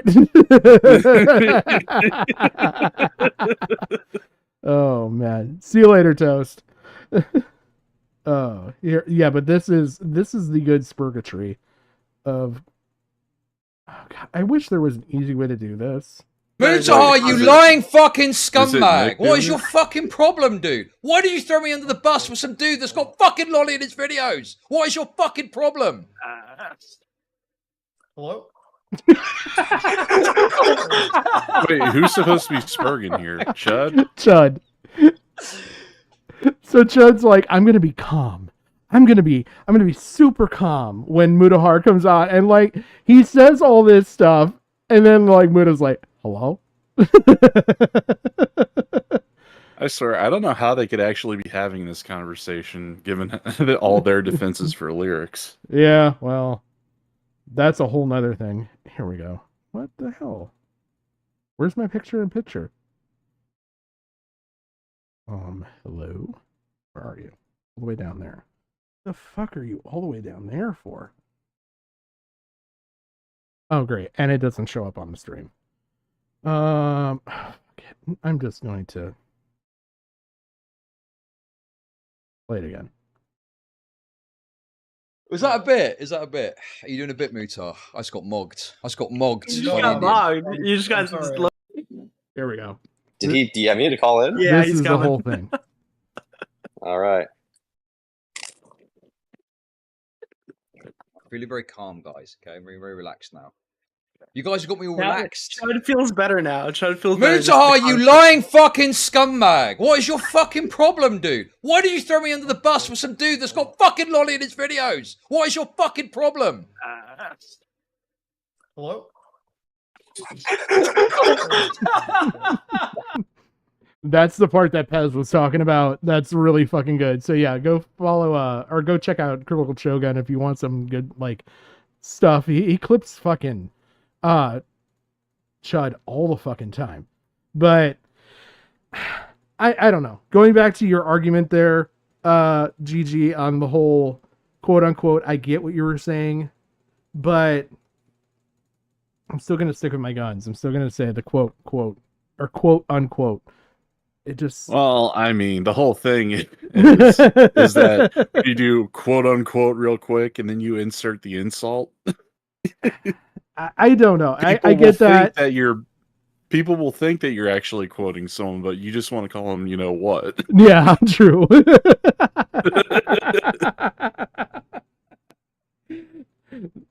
That's a layer of subtlety upon it.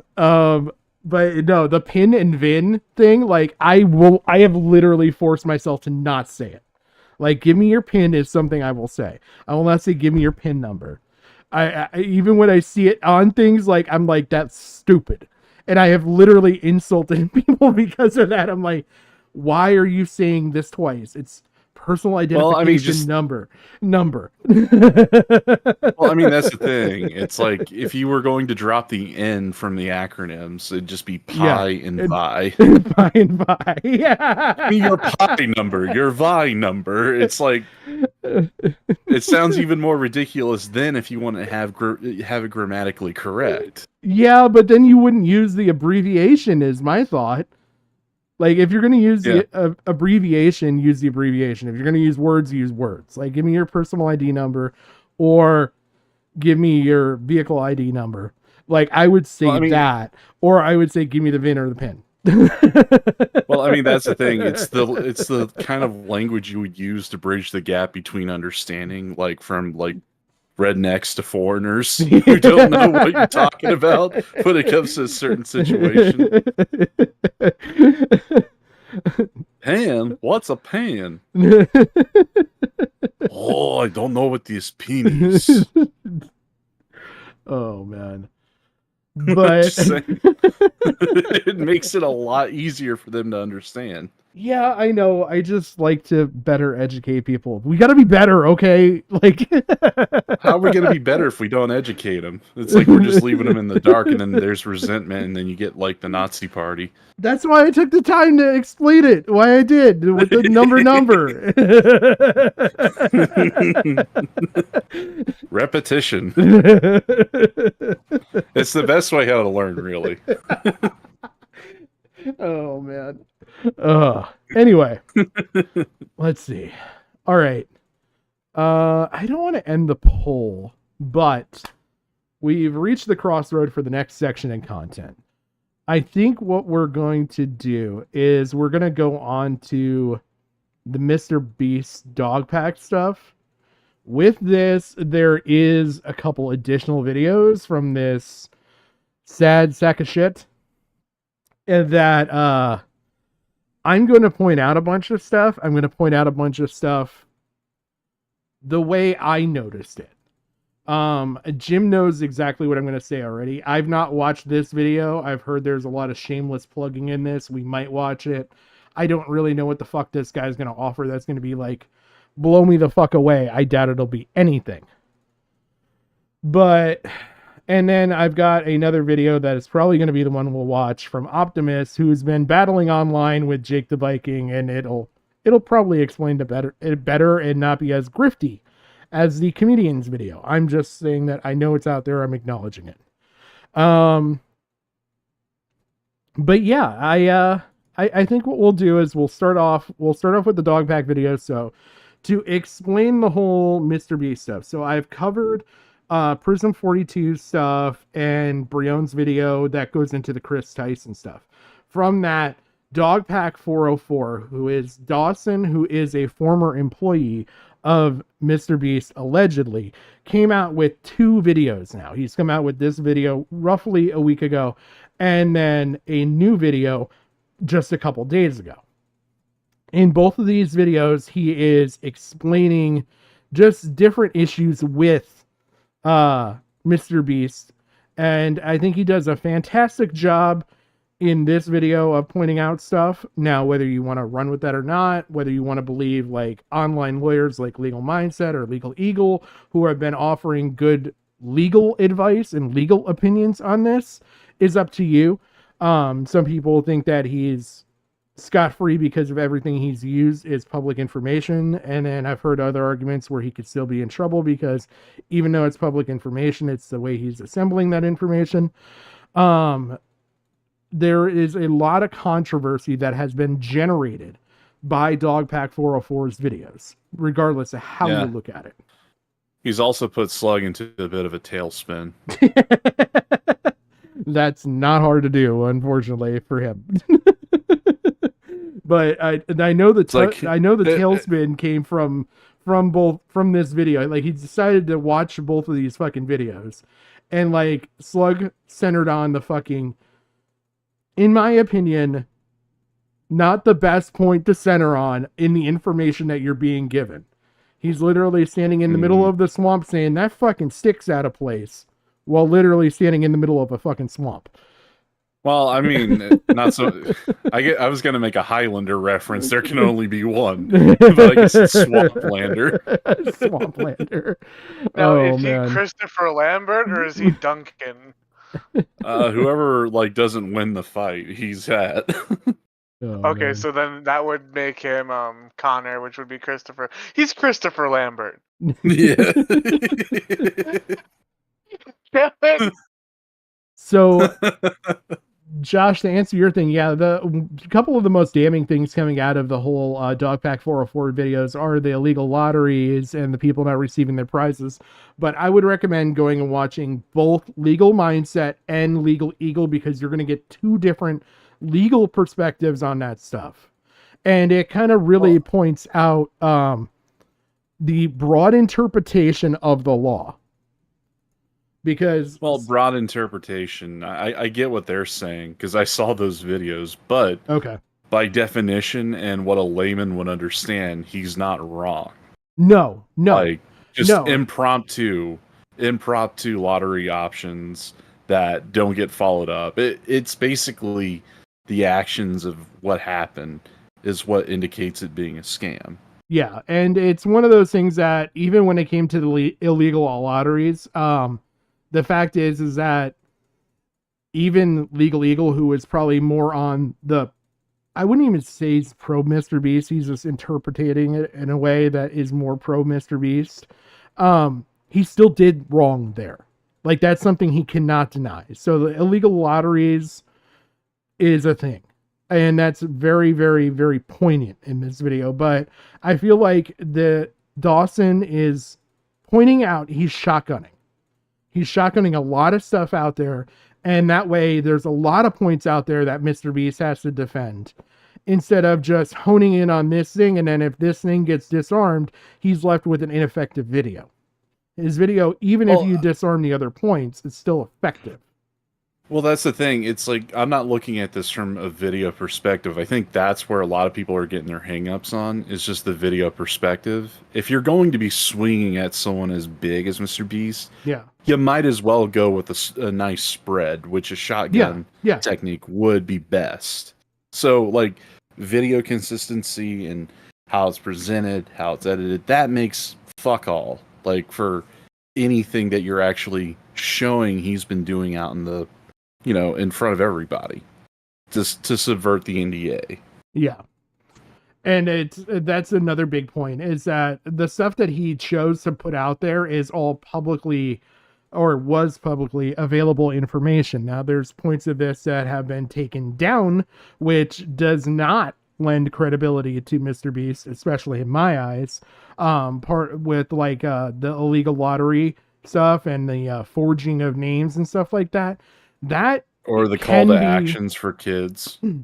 Not even the call to actions. I was going to say, like, the forging of signatures and stuff like that, it takes away from that authenticity of it. Because, well, no, I was talking about like the moral implications of call to actions for kids to go and rearrange shopping shelves. Like, you're really going to have kids go to a grocery store and fuck with a shelf. Like, depending on how big they are, they could literally climb up one of those steps, fall through and have an injury or damage other products. It's just like, it's a big legal fucking area right there for damages or even like harm to any of the subjects that watch Mr. Beast's videos. Yeah, I mean, he's basically, whether he's knowingly or unknowingly, he's putting people in risky situations. But I think it's there's just knowing things from like memorabilia's sake. I will say there's also an inauthenticity to having your the forging of the signatures. I feel like that's something that's overlooked a lot here that we're going to get into, because it takes away. There are people out there now, whether they're kids or not, are going to want this stuff from a memorabilia's sake. And when you have people forging signatures, now you're going to question the authenticity of all the signatures that are received. And now how do you validate Mr. Beast's signature against all that stuff? And basically people might have bought this stuff thinking they are getting an authentic signature, and they're not. Like, that could be a big legal problem too. The one I'm focusing on, the one that you could actually get them for clean cut, is the FTC violation for marketing in that way, where you put people in harm's way or into a potentially dangerous situation without having the disclaimer, do not do these acts. Like, it could cause, Yeah, I mean, even in that way, you could sit there and say that he's potentially breaching platform policies with YouTube, because one of the biggest things is that putting people... No, I'm just talking about in marketing in general. Like, you'd have to have a disclaimer. I know, but what I'm saying is, if you even want to conflate your point further, you can say that he's also breaching then at the same time platform policy with YouTube, because it's well, he did it mostly on Twitter, not YouTube. That's the thing, because like what Dogpack shows is tweets where he's telling kids to go rearrange the shelves and everything. Yeah, but it's not above YouTube to do stuff for off-platform. I mean, look at Sniper Wolf. I mean, and he's their biggest independent creator. Like that, he's sort of linked with YouTube. Mm-hmm. Yeah, I know. I'm just looking more at like the FTC violations that could be there, because if you're going to do marketing in your trade, in basically you got the Mr. Beast bars, Yep. like traded commodities. Yeah, I'm not saying that If- you're wrong. I'm just saying that, there's other implications there that people haven't even thought of, I don't think. Like with YouTube and with other stuff. And this is something that Jim and I kind of talked about, and like we actually like shotgunned the whole like what's the implications for this going to be with YouTube? Because I guarantee you there are going to be implications from this for YouTube. And honestly, I kind of want to sidestep the whole YouTube side of the argument and just go and to get like actual investigators in on this shit. yeah, rather but than it's having these, it's going to go back you know- to it no matter what. You're talking about Yeah, the biggest because- the biggest person on the platform doing it. Yeah, It- because I mean, again, the investigation from YouTube's end or Twitter's end, it's not going to be reliable, and I'm not even saying the government's going to be I'm saying reliable, that- but the government will actually have some consequences for them. I'm saying that the actions of those consequences are going to directly impact these platforms. Yeah. Like I remember making that argument to you that like the FTC doesn't worry about internet stuff like that. I can see that this being the case where it like wakes a sleeping dragon. Yeah. And they start looking at the platform as like a way of broadcasting now, because of how. Well, that's the big thing these is reach that, I mean, the FTC will put the pressure onto the platforms at the end of the day, rather than the individual, because they like the individual shows like how the platform can be manipulated. Therefore, in order to create like a stopgap measure, they go after the platform instead. I don't even think that they're necessarily going to go after the platform. It's going to be a matter of this is going to Well, I look meant bad with, like- for YouTube no matter what. And their first question is going to be, how did this happen and how can we prevent it from happening again? Well, that's what I'm talking about. The FTC would give them the how to prevent it again, whether it's like going after them or just having some suggestions or guidelines set up after a review of the entire case.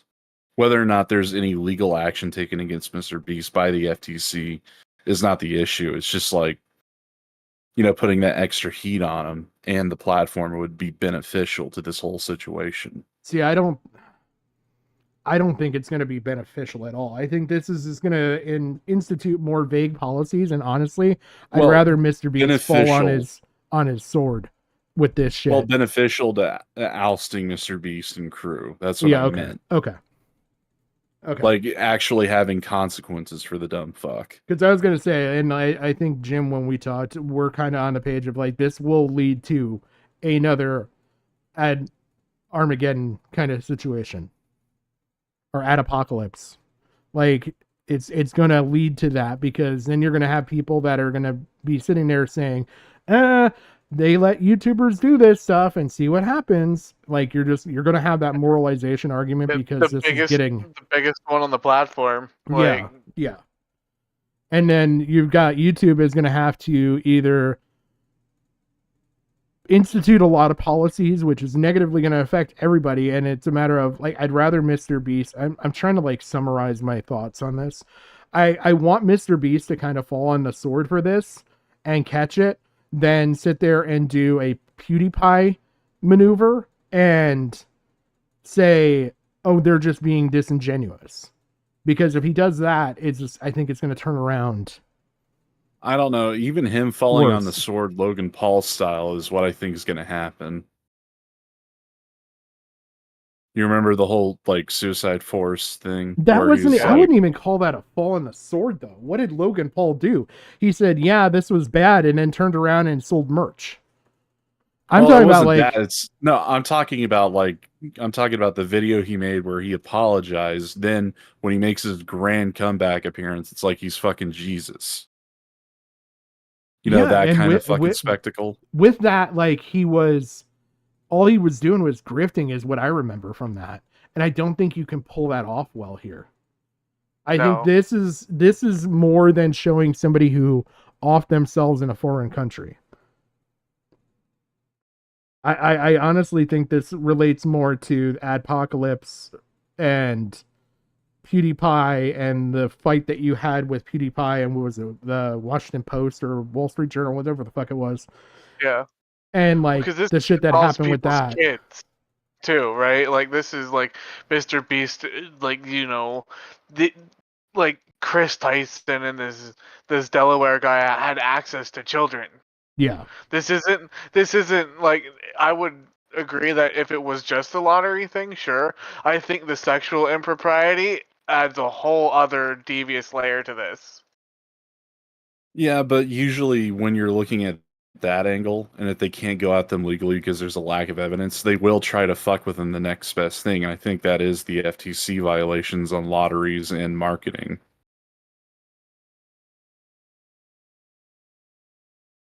Yeah, I don't know how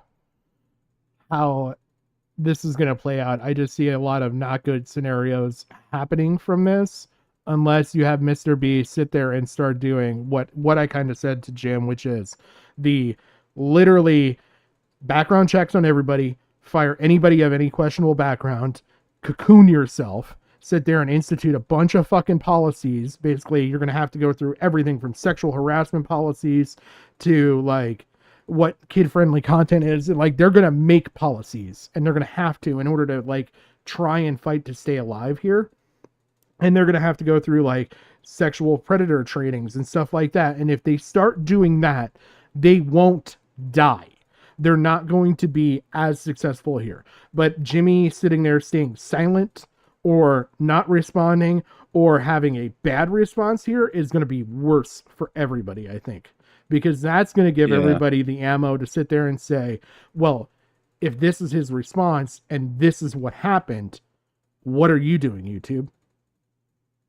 Well, I mean, I was going to bring up this other point, but I think YouTube will act upon it because Medicare had pointed out in a tweet that this whole Mr. Beast situation reminds them of Elsa Gate.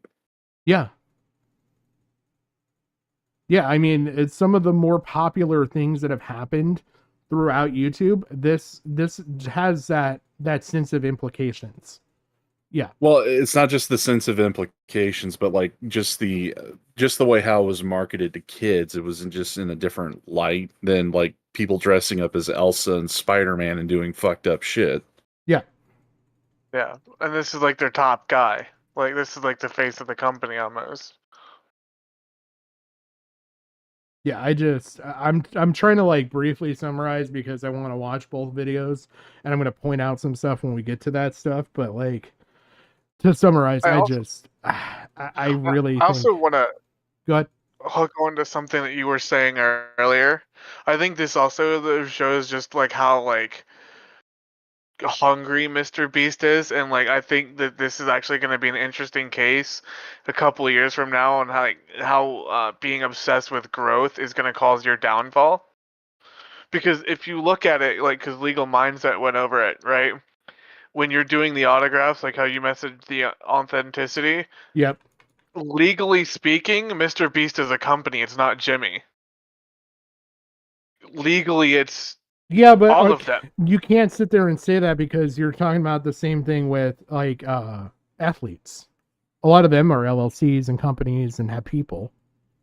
Well, yeah, but that's where I'm saying like where the growth thing will be listed, I think, in history as like a hindrance, right? Because you have these scenarios, right, where like you can legally cover yourself. Well, we're not Mr. Beast is all of it. It's not Jimmy. You know, oh, go fix my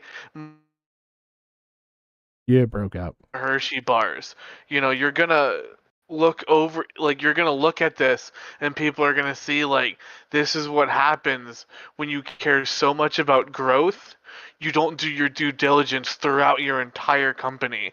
You get these sketchy people. Yep. Sometimes you hand wave things that aren't that big of a deal, like with Delaware. Like, oh yeah, no, he hasn't offended or anything like that. Still a big deal that he's an RSO.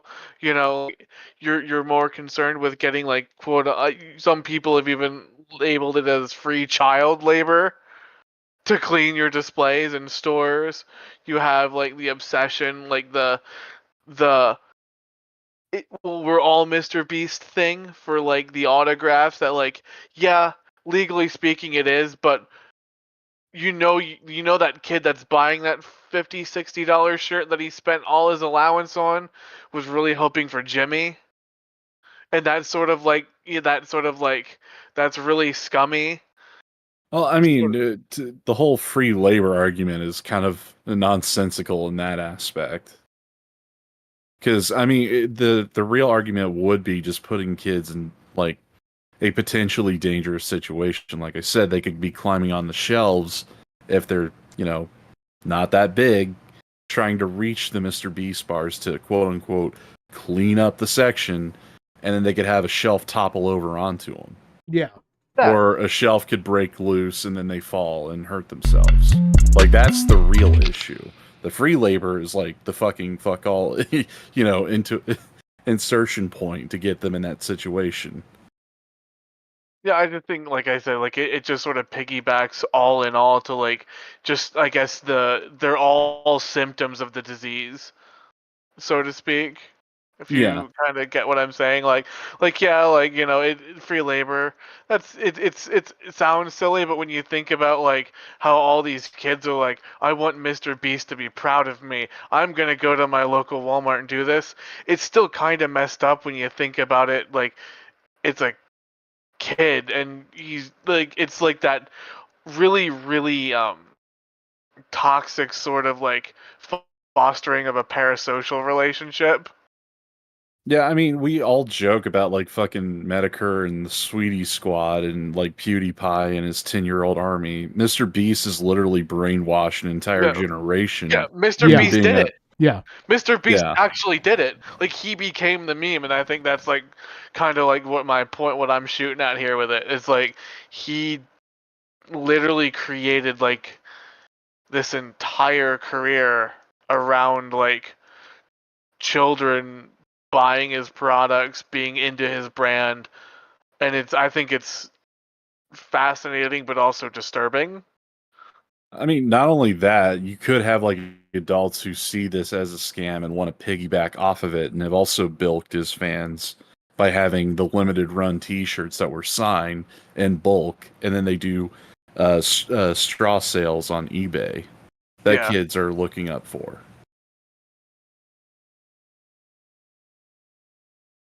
Yeah, I think what you're going to see a lot with all of this.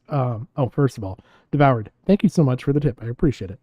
But I think what you're going to see with all of this is that just as much as Dogpack has shotgunned these accusations out there, you're going to have probably by a factor of 2 shotgunned moralizations onto YouTube and Mr. Beast.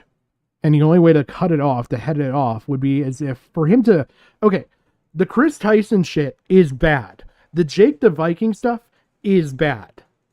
And he needs to address that. And the only way you can effectively address that and this stuff at the same time is he's going to have to like really put out some solid responses. Otherwise, it is going to end badly for him.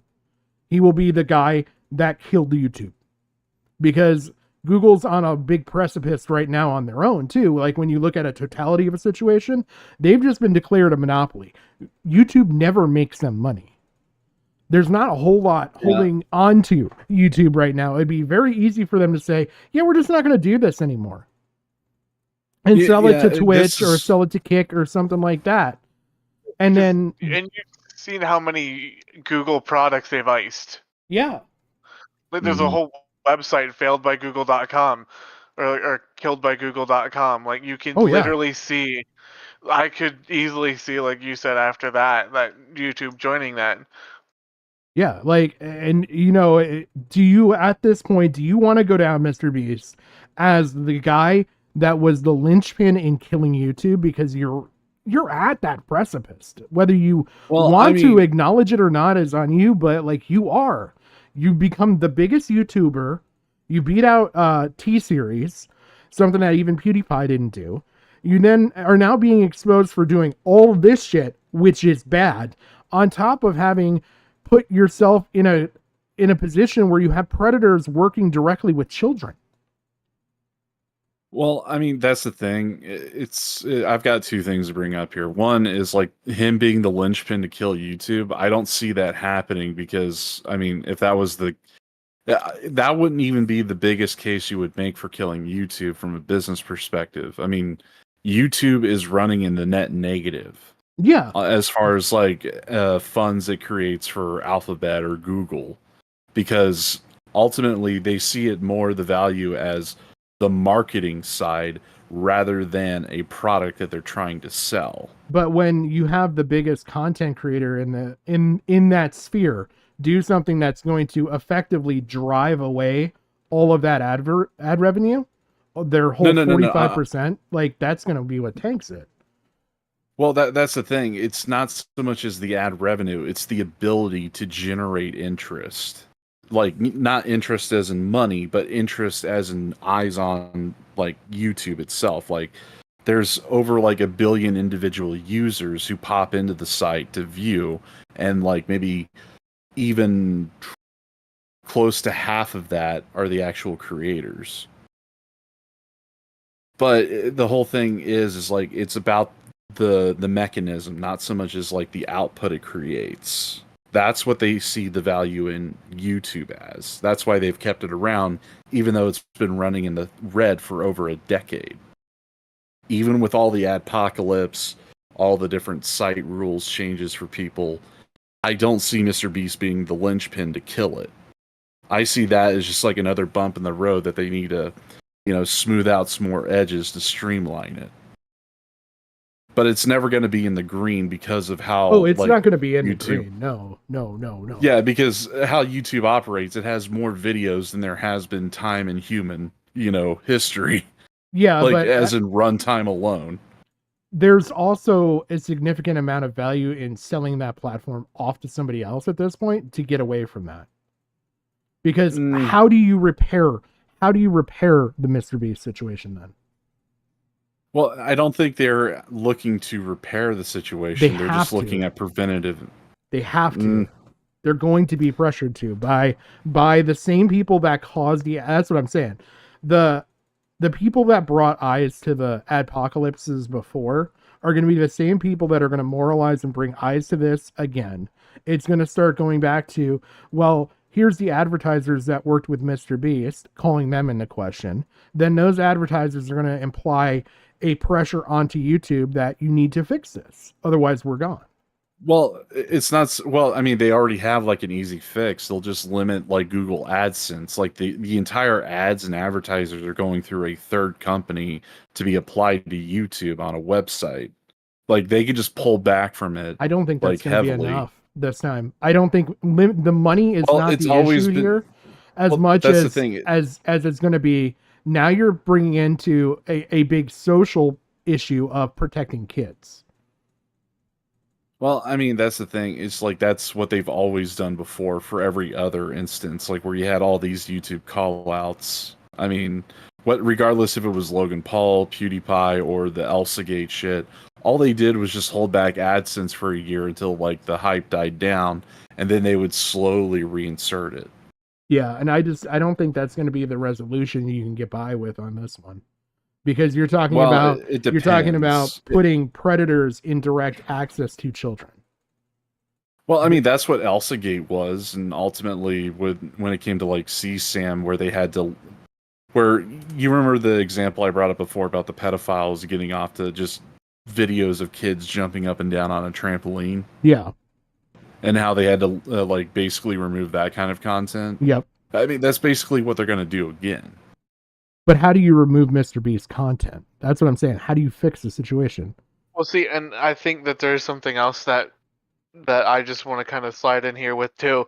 I don't even think it's the financial thing. I think it's can they afford the reputational damage? Because I mean, look at like this is similar to like WWE with like Vince McMahon, right? Like you have like this dude that's really well known, that's so tied in with YouTube that you could say is technically like the face of the company, doing all of this. It's not just I think like Honda pulling advertisements out. It's Honda also severing their relationship with Alphabet. Well, I it's not think just that's the thing is you're going to have both sides of it. To extrapolate off your point, you're going to have the ad revenue stuff that's going to be and has always happened with advertisers going, I don't want to associate with this company if this is how you're going to be. But I think you have an added thing here where you're going to have people as social groups going, you didn't protect our kids, which is, Elsa Gate, you can say that, but a lot of the internet doesn't, or a lot of people outside of the internet don't know Elsa Gate. They do know Mr. Beast. Well, that's the thing. It's like then they have like the nuclear option, which is just to get rid of Mr. Beast, completely permaban him. And since he's already like this big of a profile kind of person, there's no way how he would be able to circumvent a lot of shit. Yeah, but that's where I get back to my original point is then how do you fix this, prevent it again, which is going to be the next question. Well, I mean, the first thing... How are you protecting my kids' YouTube? Well, that's the thing. Like any kind of solution made in haste goes to waste. Yeah. And the first thing to do is just to get rid of the current offenders. Yeah. Let time cool down the situation. Have clear heads look into it. Like they're willing to take a loss at it already. I'm pretty sure they're willing to take even a bigger loss in a shorter time of a shorter amount of time. Yeah, that's how I look at it. My problem with looking at it is like if you were to even sit there and implement policy changes like, oh, no more content like Mr. Beast. Well, Mr. Beast kind of did everything. So how do you ban that?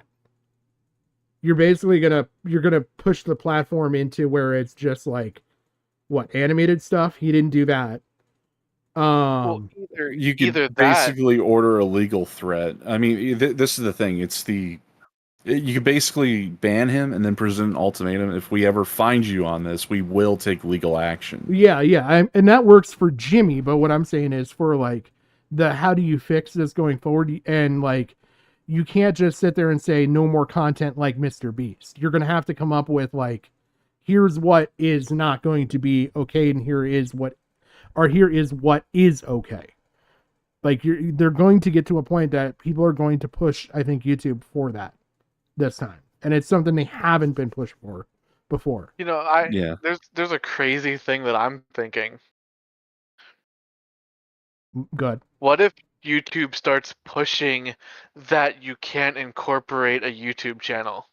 That would be a solution. No more MCNs, no more channel networks, no more of these massive big conglomerates like Mr. Beast that we as Google don't have the vision to see inside your company. You're either independent, solo creators, or you're off the platform. No LLCs on top of that. Yeah, sort of getting rid of any sort of corporations linked to a YouTube channel. You are an individual creating on this platform. If you are a company, you will have to leave and go elsewhere or make your own platform. Yeah, but then how do you take that? Like that. I like that solution, but how do you tell Universal Music and how do you tell T-Series, the second biggest channel, who has a gross population of like half of India, that they're not allowed here anymore? Well, you do that by having you working with YouTube and having what they would call like kind of like how Twitter has like the yellow check mark, where you have an official business and you have Google actually look through them. It sounds like it will take a lot, but then that will limit the amount of these quote unquote official corporate channels are. Hold up, I got a better idea. It kind of works with what you're saying, but I don't think having a yellow check mark is going to do much of anything. It should go back to the individual side of stuff, because like with T-Series, if that gets like kicked off because it's a company, well, T-Series was mainly a company built and branded on music artists. Like you could literally have your own channels become under the T-Series brand, but T-Series the channel goes away. Yeah. And that's kind of what I mean by like the yellow check mark. Like in order to be verified as a corporate channel, you have to have an investigation from YouTube. But I can already tell you that that's not really going to work. because of the news agencies that have their own corporate branded channels on here. Well, Like, remember, one of the versions of the adpocalypse that happened, or at least what ended up happening, was, I think, the second to last one, where it was like the election and misinformation, and how they basically created the authoritative sources policy, the appeal to authority fallacy, which basically greenlit all the news agencies a permanent stay on the platform. No, I And agree. then they changed their algorithm for wherever you are trying to look up information on a story. Their channels are the only ones that get presented, no matter how much you refine the search. Oh no, I agree. I'm not saying like this is a solution that I think that I want, but I can see them knee-jerking this way. Yeah. And like the second point I wanted to bring up is specifically about Dogpack and how people have been interpreting his statements. And I think this is probably one of the dumbest ones I've heard because, no offense to Andy and PPP and their entire audience, but Oh god. they were kind of going with the idea that Dogpack was talking out both sides of his mouth when he had that dude on interviewing him and talking about the working situations. Like, wait, you said all the videos were faked. Now he's saying that some of the videos are real, and it's like, why do you think they need to have them fake? Because someone could suffer a real injury, and they need to edit that shit out in order to make the video look prim and polished and like nothing could go wrong. I've been seeing that floating around a bit as like a contradiction about whether the videos are real or faked. I've got a very nuanced look that I kind of told Jim about, and he can lend credence to whether he thinks it's a good idea or a bad idea, but I've got a very nuanced look at the whole fucking Dogpack situation, and I really have a very different outlook on the comedian than I did even like 48, 72 hours ago. Because I started noticing things. I started noticing a lot of things when it comes to that comedian. And it's things that people are picking up on now, so I don't think my stance on the comedian is that far off. But I think my thoughts with Dogpack, there's a lot of people that are like, well, Dogpack's this bad guy now and everything else. I don't think that's the case. I think he's a bit of a fuck up, but I mean the comedian's an even bigger fuck up. Yeah. I don't know That's if he's how I view necessarily a fuck up, but I'll point it out once we get to it. I'm going to play this. Well, I mean, fuck up as in like he fucked up in what he was focusing on for the interview and everything, what he was talking about, because he did come off as a bit of a selfish little twat. I don't think that's his fault. Yeah, but again, he does seem a bit mentally damaged from the whole ordeal to a certain degree. I think that there's a couple things that I'm going to point out that are going to echo back to Katie Bug's situation, if you remember that stuff. Yeah. There's a couple things I'll point out with that comedian that I didn't catch until, God, it was like the third watch through. And I was like, man, this is looking more and more sus the more and more I look at it. So, but this they video, literally think. Go ahead. I mean, do you put any credence into the idea that people are positing that the comedian was just a plant by Mr. Beast to, undercut Dogpack? No, the comedian I don't think is a plant. I think the comedian had his own narrative. I think the comedian fleeced Dogpack. And I have a couple points to point out when it comes to that. You think it's more clout chaser? Yeah. I think it's somebody that saw a way to revitalize the channel, saw a way to get on a moralization wagon that'll net them some views. And I think that he's using that to his benefit and Dogpack's detriment. I don't think he gives a fuck about Dogpack.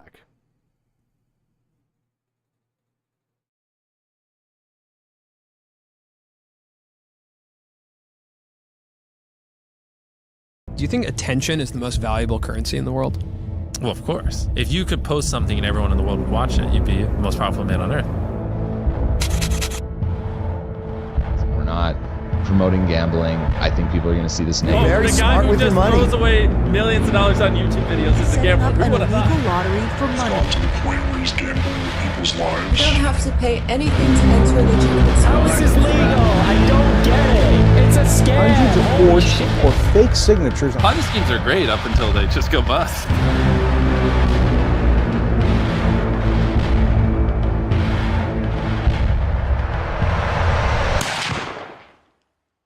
Hi, I wanted to provide some context to this video. I'm a former MrBeast employee, and today I am alleging that the company rigged videos and did illegal lotteries and sold fake signatures. I would consider that fraud, okay? Thank you, enjoy the video. So this is part one into my investigation into MrBeast. I recorded this before the Chris stuff came out. I was also going to come out about the Chris stuff probably in part 2 or 3. Because I see a lot of people saying like, oh, if you knew, why didn't you come forward? Why didn't you go to the authorities? Well, I was going to come forward, and also like, going to the authorities isn't going to work because what are you going to say? Like, you heard rumors that this person is this way or that, you know, there's obviously evidence of like the Shad-based stuff. Like, that's been out for a while. People have internally known at the company that like Chris is kind of a potential minors attracted person, and the company protects her, or they were protecting her, and they protected her as long as they could. Jimmy knew, everyone knew. So, you know, which I think that's more of a red flag than anything I'm going to reveal in this video, but. Bro, I worked there not even 5 days. Chris was talking about his love for lolly porn and talking about his Discord server where they shared it. Glad you spoke up. That place is, I'm guessing, hell. I confirm this person is an employee. You know, these messages happen in like MrBeast Discords, and yeah, I don't know. It's a mess when like MrBeast contestants are being exposed to like minor attracted persons and the company's protecting them. You know, there's a big emphasis at the company of like how to manipulate children, like understanding their psychology and everything, and like seeing that that's sort of used in weird ways. And you know, there's been like parasocial relationships and, you know, encouraging like almost children simping for these people, and you know, maybe that's as nefarious as it gets, or maybe it goes deeper. Anyway, here's an old podcast clip of Jimmy explaining that he knows that his audience is young. Which is an old clip. You could say like his audience grew up. I would say he's gained most of his audience since then, and his content's only gotten younger. Also, this clip really just shows that like he understands the YouTube analytics are bullshit, because he can try to use that as a defense, but he knows. So here's that clip, and then I'll get into the video. The average demographic is what, 13 through 17? Is that the biggest spike in your analytics? Well, I mean, mine's horseshit. It says like 18 to 24. If I know all my fucking viewers are little kids. Yeah. I feel like it's a lot like that because, you know, little kids lie about their age or they're on their, you know, like. Well, yeah, and then I have like a fucking massive one for like the 40-year-old range because all the fucking idiots are on their parents' account. Now, MrBeast intentionally manipulates these children's vulnerable minds for profit using 3 simple steps, which closely align with the 3 major types of behavioral learning. Step 1 is getting the viewer to associate the brand with trust and authority. MrBeast videos are real, and he's a great guy that gives away big rewards to his loyal followers. I will show you irrefutable evidence in a minute that his videos are in fact fake. Step 2 is showing the viewers that when people interact with MrBeast in a way that benefits MrBeast, when they do what he tells them to do, they win big rewards. Is he subscribed? You are subscribed. Here's some money. Have a good day. Some of them feel like I just walk around with $1,000. It's like, oh, thanks for watching my videos. Hit that subscribe button because you might bump into me in real life and it might make you a lot of money. When people are devout followers of MrBeast, they get rewarded. And step 3 is finally calling on the viewer to act in some way that benefits the brand, promising big rewards in return. I kind of want to bring up some here. Yeah. The way how he did that, just like out in the middle of the street. Yeah. What do you think he had set up for like security? And how far do you think it's spread out? Like just from the initial group, or maybe a block from where they were filming because they're walking in a certain direction? I don't even think he had probably that much. Because I'm thinking of it like this. Handing it, like carrying around $1,000 on you all the time and admitting that is kind of a dangerous thing. Yeah. because of muggers and everything. Like, you could be walking the street and they know you have at least $1,000 on you. Yeah, but how often is he going to be just walking the street? Yeah, I know, but that's the thing. He's doing it for random fans. Yeah. So if there's a chance that they see him doing it and they see him videotaping it, you've literally created a target or a crosshair on that kid for a mugger. Oh, yeah. Yeah, I don't think they gave a shit at all about Even if that he's with kid. his parents, even if they have like adults with them, a mugger could easily knife them or just threaten them for the money and they will hand it over. So it's like you're creating a fucking situation that could end badly. Oh yeah, you're absolutely putting people at risk in that way. Yeah. Yeah, Well, I mean, have a, go ahead. Oh, go ahead. Oh, well, I have a different perspective on it. You know how they were saying that he faked shit? I can easily see him faking this. Yeah, with Like, Monopoly money. Like that he gets like, oh hey, oh, your nephew's in town, we'll put him in a video. Oh, your little brother, okay, we'll put him in a video. And they just stage these like employees and friends of employees down the street. He walks down, ha ha ha, hands out their money, and he has a bodyguard off camera, and then all right, it's a wrap. They all walk together in their vehicle and head off. Well, I mean, that's the thing. It's like you're still putting the potential out there for like some low life degenerate who doesn't know much of anything to even attempt to crash. Even if there is a bodyguard, they could be like loaded up on PCP, and you would really have to dump a clip into them. Oh, you to put him down. And you see like Ricada. It's like super chat. He just goes full on like fucking like drug fiend, like on a coke binge. Yeah, I you'd got have to go my through. kids back. Yeah, you'd have to go through like 12 rounds of 40 cal into him. And then he just like collapses, like, but the Baldo. And then just Yeah. like, no, I see your point. Like, I can see them. I mean, like, just look at his other statements. Like, you can tell that, like, Jimmy hasn't thought any of this out other than, like, how can I get clicks?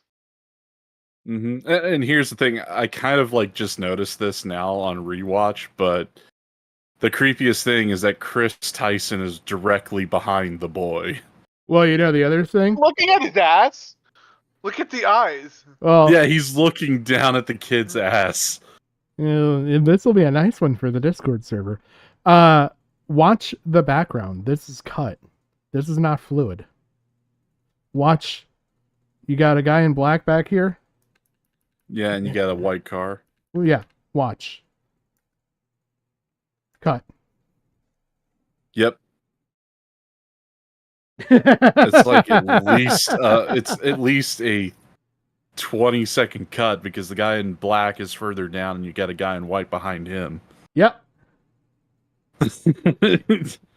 That's cuts. Again, Yep. it's like what we know about Chris Tyson. He's directly behind the kid. Like, what the fuck? Yeah, I find that interesting. That like tells me that there's something. Like it's like, oh yeah, so we did verify, and now we're going to give him money and everything. Like there maybe was a second of like, I don't know, like they're on Looking their at the marks. YouTube channel. They're on their marks. You know what I mean? Mm-hmm. And no matter what, no matter how natural you try and present it, there's now like it's sticking out more and more. Look at the guys behind him. Like right just there. Look at Chris. Like, yeah, right there, because he just landed with his left leg, and now he's picking it back up to move forward again. Yep. Well, I mean, the shirt, the body language, the guy behind the kid, the camera position changed, all of it. All of that changed. Because you're never going to line up exactly, but even still, you got the fucking background and everything. So that's not even as fluid as it looks. Yeah, but still, it's like, I mean, that looks like real enough cash right there, just from what I'm seeing. Yeah, but if you have you ever seen like set money?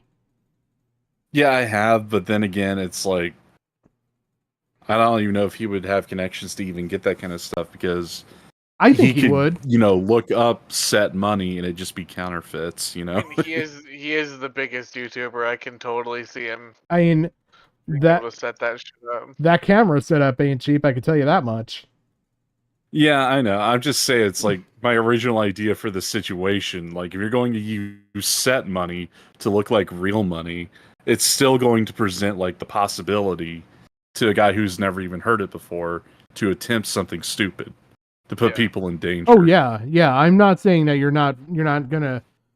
not fleecing everybody in the surrounding area. It's not like it's orange colored. Like it's not blatantly obvious this is fake. Yeah, you're still putting people at risk, but I can totally see him actually sitting there because it's not like he also is counting it off either right here. So it's like, who's to sit there and say he's not giving this kid this cash on camera and then like 2 seconds later turning around and having a kid give it right back?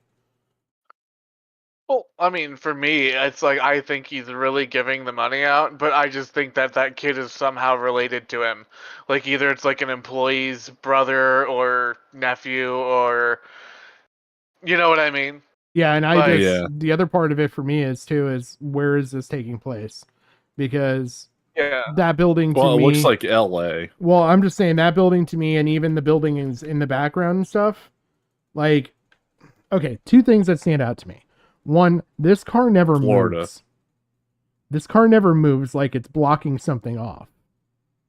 Like, well, so I mean, is this from North Carolina? A closed set where this is an unmarked police car sitting in the background and it's blocking off a block for him to film this? Because you could get production permits and shit and doing that, no problem. Well, like, plenty of small unmarked police car. I mean, I don't know. I mean, there would be ways to tell if it is a police car, even if it is unmarked. It just depends on what angle. But it just seems like the wrong make and model for a police vehicle, especially judging by the rims from what I can tell. That just looks like it's a parked car on the side of the street where they're filming. That to me looks like it could easily be a fucking Because, I mean, look right there. There's another car further back behind that tree over top of the hood. You see it? Yep. It looks like that's where there's an apartment complex and people are just parked there. Yeah, but I'm just saying this could be an intersection. And that could be a parking lot behind it. And this car is blocking off the intersection because if you've ever watched, it be pointed the other way?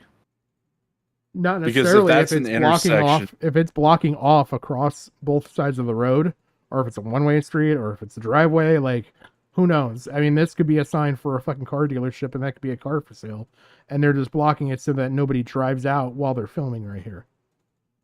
I'm pretty sure it's just it doesn't even look like an intersection because you'd be able to see like lights and everything, or at least a sign from the opposite direction. If this is a 2-way that they're walking on, and if you're suggesting it's a 1-way where that car is parked, you'd see a stop sign right directly behind them, right? Not necessarily. You can change stuff like that for well, no. purposes. Like you'd see like you'd see the backside of a stop sign. I know what you're saying. We drive on like you wouldn't necessarily like they could take the stop sign down for production. Like when you're doing this, why would they? Like, wouldn't they want vehicles to stop if they're doing it on production? No, I'm saying this whole. Have you seen the iShow Speed jumps the 2 cars in a row? Yeah, I've seen that. Did you watch the whole thing all the way through to the end? Because when he turns around, the police have the intersection blocked off behind him, and both vehicles stop one after the other. Like there's maybe 75 foot of road behind iShow Speed, so it's not an open long road like you think it is. When you turn around, there's literally 2 cops blocking off the intersection so that nobody could come through on the set right there. And that's somebody totally different. So that's not even saying like Mr. Beast's like definitive thing, but I'm just saying it's feasible. You can do this stuff relatively easy because like I just think you can it's get the permit lot. for a day. I think it's probably a parking lot too, but I'm just saying this could easily be a closed set. Because, I mean, look where the cars... You could see the crosswalk right there. Like, you can see the lines for it. Yeah. But where that car is parked, it doesn't look like it's anywhere close to it. I'm just saying, I think it's a closed set, no matter what. I think it's a closed set. And that car's probably blocking people off from driving out that driveway. Nobody's going to look long enough and hard enough like I have now to notice it. Or it could just be where they parked. Yeah. I mean, that could be that too. Yeah. Here's the money. Have a good day. Some of them feel like I just walk around with $1,000. It's like, oh, thanks for watching my videos. Hit that subscribe button because you might. See, it's just, I feel like some of this is closed set. I don't know if it was close set. Then what are all those people doing back there? I think they're just doing. Why is he walking in? freestyle. Why is he walking in the middle of the fucking road down the street? No, and what really weirds me out too is if you look at it, like it looks like a fairly populated city. It looks pretty dead. Yeah. I think it's a closed set, man. I don't think anybody's gonna sell me on this is not closed set. I don't know. Like, there's an oncoming car right there heading towards them. I mean, if it was a closed set, you would expect there to be some kind of barrier, or at least a non-visible one for the recording, that they could do subtle angle shots in order to block it out. Listen, I mean, they could also do it like local traffic only. True. So, like, if you're going into just like those few shops right where they're at, because that would also explain then why it looks like a fairly populated city, but it doesn't appear to be. So that way, you'd see more foot traffic then if that was the case, because you would park out further and you'd have to walk in if you're going to some place. That, and you would have to surround at least that square block by at least 2 for traffic not to get congested. So, in effect, basically, a 3 block, or not 3 blocks, but basically 9 blocks in a 3x3 like a setup would have to be blocked. Yeah, a 3x3 grid would have to be blocked off with the local traffic only sign in order to create like a containment and a buffer zone. Yeah. That way it doesn't cause too much headaches. Yeah. Either way, though, like I even if it's not a close set, like even though that, I just feel like all the people in the video, they are definitely staged. Like, I don't know about how far, as far as like the set or anything, but like I just don't. I can't look at it and just be like, oh yeah, everybody just happens to be sub to you. Here's money. I can easily see it being like employees and stuff, and being like, make sure you're subbed, make sure you have it ready on your phone when he asks you.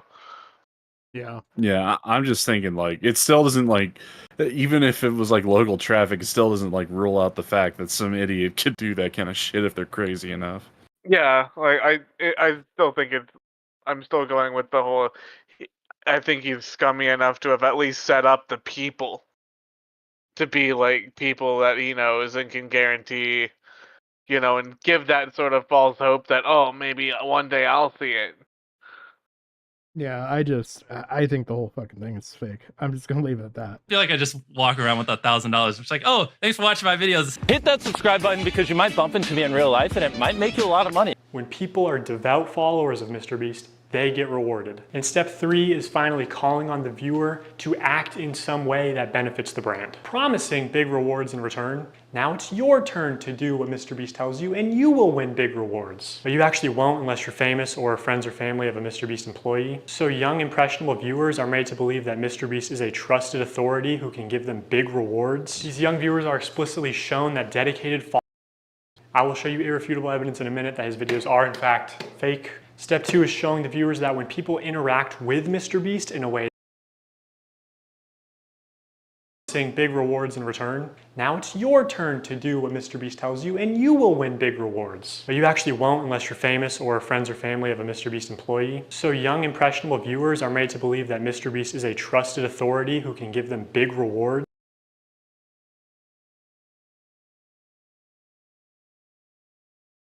Oh. These young viewers are explicitly shown that dedicated followers or random subscribers like themselves are winning big rewards when they do what MrBeast tells them. These young viewers are explicitly told repeatedly that if they subscribe, if they buy products or act in some way that benefits the brand, they will win big rewards. Trust MrBeast, watch him help others, contribute to his cause, and one day he'll help you too. That's the formula. So Subscribe for a Lamborghini, and to make me happy, you could be in one of these. Subscribe right now, and you might get pictures next to the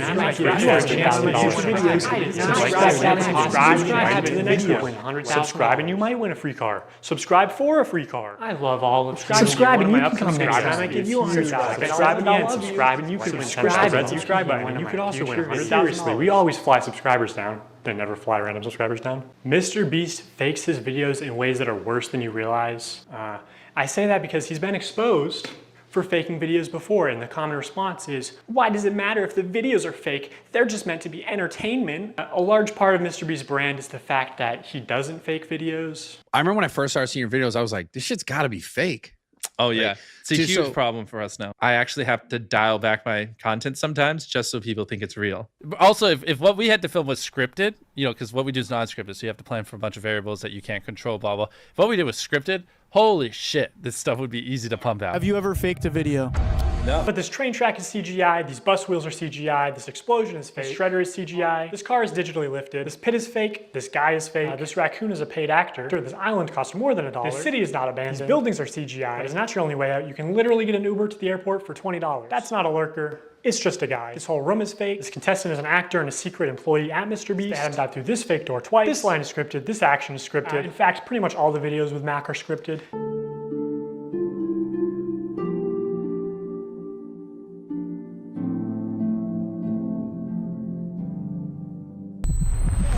You did it! Yeah! What we did was scripted. Holy shit, this stuff would be easy to pump out. Let's talk about Mac for a second. We will die. Do you understand that? I found public records showing that Mac moved from California to Greenville, North Carolina, where Jimmy is located, back in August 2023, 2 months before he appeared as a contestant. According to a former Mr. Beast employee, this is around the time when Mac started working full-time on the editing team at Mr. Beast. Also, he didn't just move into any old house, he moved into $1 million mansion. Now, I'm not gonna dox him, only some asshole would do something like that. After doxing and bullying the pilot some more like a f***ing douchebag, Turns to Eric and says, how do I fly this thing? And Eric just starts pushing buttons. But I did find pictures of this mansion online, so I fed them into ChatGPT and asked it to create similar images. And this is what it came up with. And it's honestly not that far off. His 6,000 square foot $1 million mansion comes with a movie theater and 7 bathrooms. What are you gonna spend the $800,000 on? I mean, my life's changed now. Yeah, I'm sure that $800,000 is really gonna change your life.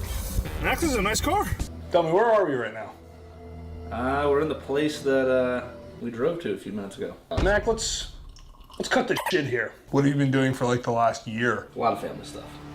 What kind of family stuff? Just like, you know, playing catch with my dad, you know. For a year? How do you make money?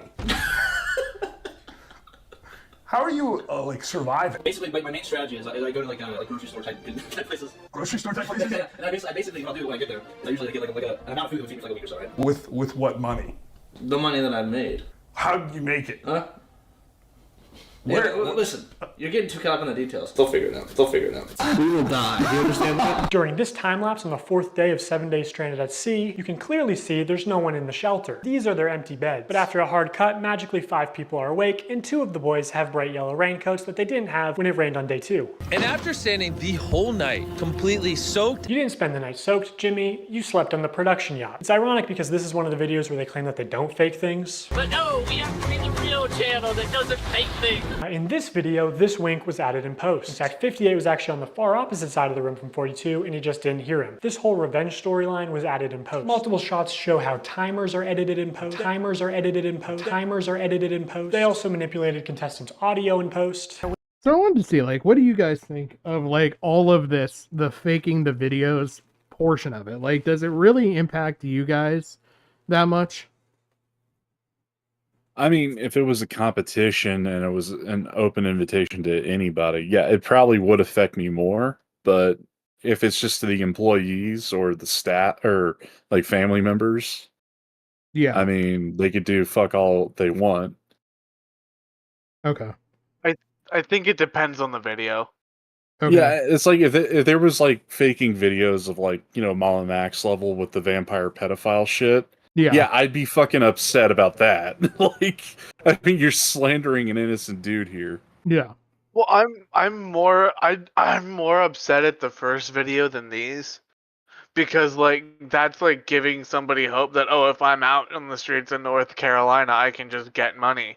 That would be really cool. As opposed to where like these competitions, I can see them more as like sort of dramatized, sort of more like entertainment, like The Raft. Like Yeah, I I don't. mean, the handing out money, I would agree, because that's like fucking with kids' heads. Yeah, like the challenges, like, stuff like, did Mr. Beast not eat for 30 days? That I really could care less if that's fake. It's more like when you sort of tease the audience participation and then sort of yank that away subtly because it's fake. That's what gets to me, not the challenge videos. See, I think the bigger thing here is that he's trying to bring a point to is, when do you know when it's real then? Because like we just spent like 25, 30 minutes talking about whether that one video is fake because he brought this stuff up to us. Like, I think that's kind of maybe what he was going for, is like, you can't trust anything because you have no idea to know when it's fake versus when it's real. Well, no, I think it's just like, my read on it is not just that, but it also plays into his broader argument of like the lottery, like the fake lottery shit. Yeah. Yeah. Is that it's become so ingrained with the content, he thinks he could just do it when it comes to any other situation, and that'll land him into legal hot water to a certain degree. Like when it came to the lottery, it's like he comes up with these fake time schedules for when you have to enter now, otherwise you'll miss out. You know, that kind of thing. Yep. And then it's like he's so focused on faking shit that he doesn't remember that he said before it was like 5 minutes, and he says the same thing, but now it's like 30 seconds. Yeah. Hurry, hurry, hurry, you know. Yeah, like I said, the part that bothers me, like with the fake stuff, is the ones that tease subscriber and audience participation. Okay. Because you're affecting people. You know what I mean? I don't care if you fake like a challenge or whatever, but when you take the person at home, like the 8-year-old that like really wanted a Mr. Beast signature, Yeah. and he doesn't get it, or like, oh, I could be in a Mr. Beast video, and he's not related to anyone, so there's no way in hell, but he still has that hope. When you start affecting people and giving them hope, that's where it crosses the line for me. Okay. I was just kind of curious to gauge your temperature on this. So, like, I had my own personal thoughts here, but I didn't know. We got 15 minutes. In general, if anything happens last second, it's fake. Or if you can hear someone's voice but can't see their mouth, the audio could easily be added in post. I literally think I'm gonna kill you. And yes, this lie detector video was also fake. Have you ever faked a video? No. It's that lie. It's still real to me, damn it! Okay, so Mr. Beast fabricates some contestant dialogue and timers and movements and storylines and uses a bunch of shitty CGI, but who really cares? I mean, the videos are just for entertainment only, right? I mean, it's not like he's ever rigged the results of a challenge. That would be impossible because he films with hundreds of random subscribers, right? Wrong. Let's look at this video. Not only were the results of this video completely scripted, but the contestants are not random subscribers. So many people had jobs. Oh, that contestant had to get out for her job? I guess you forgot she's your hiring manager. I actually recognize a lot of people in this video, including Jimmy's own girlfriend. So yeah, the random subscribers you see in challenges are actually never random. They're almost always local to I kind of want and oftentimes... I kind of want to point out Slug calling Dogpack a doxer because of the fucking Mr. B's girlfriend. That was incredibly fucking retarded and petty because, I mean, especially after your little discussion with fucking Milk Dud and limited public figure status. Like, she fits the definition, bro.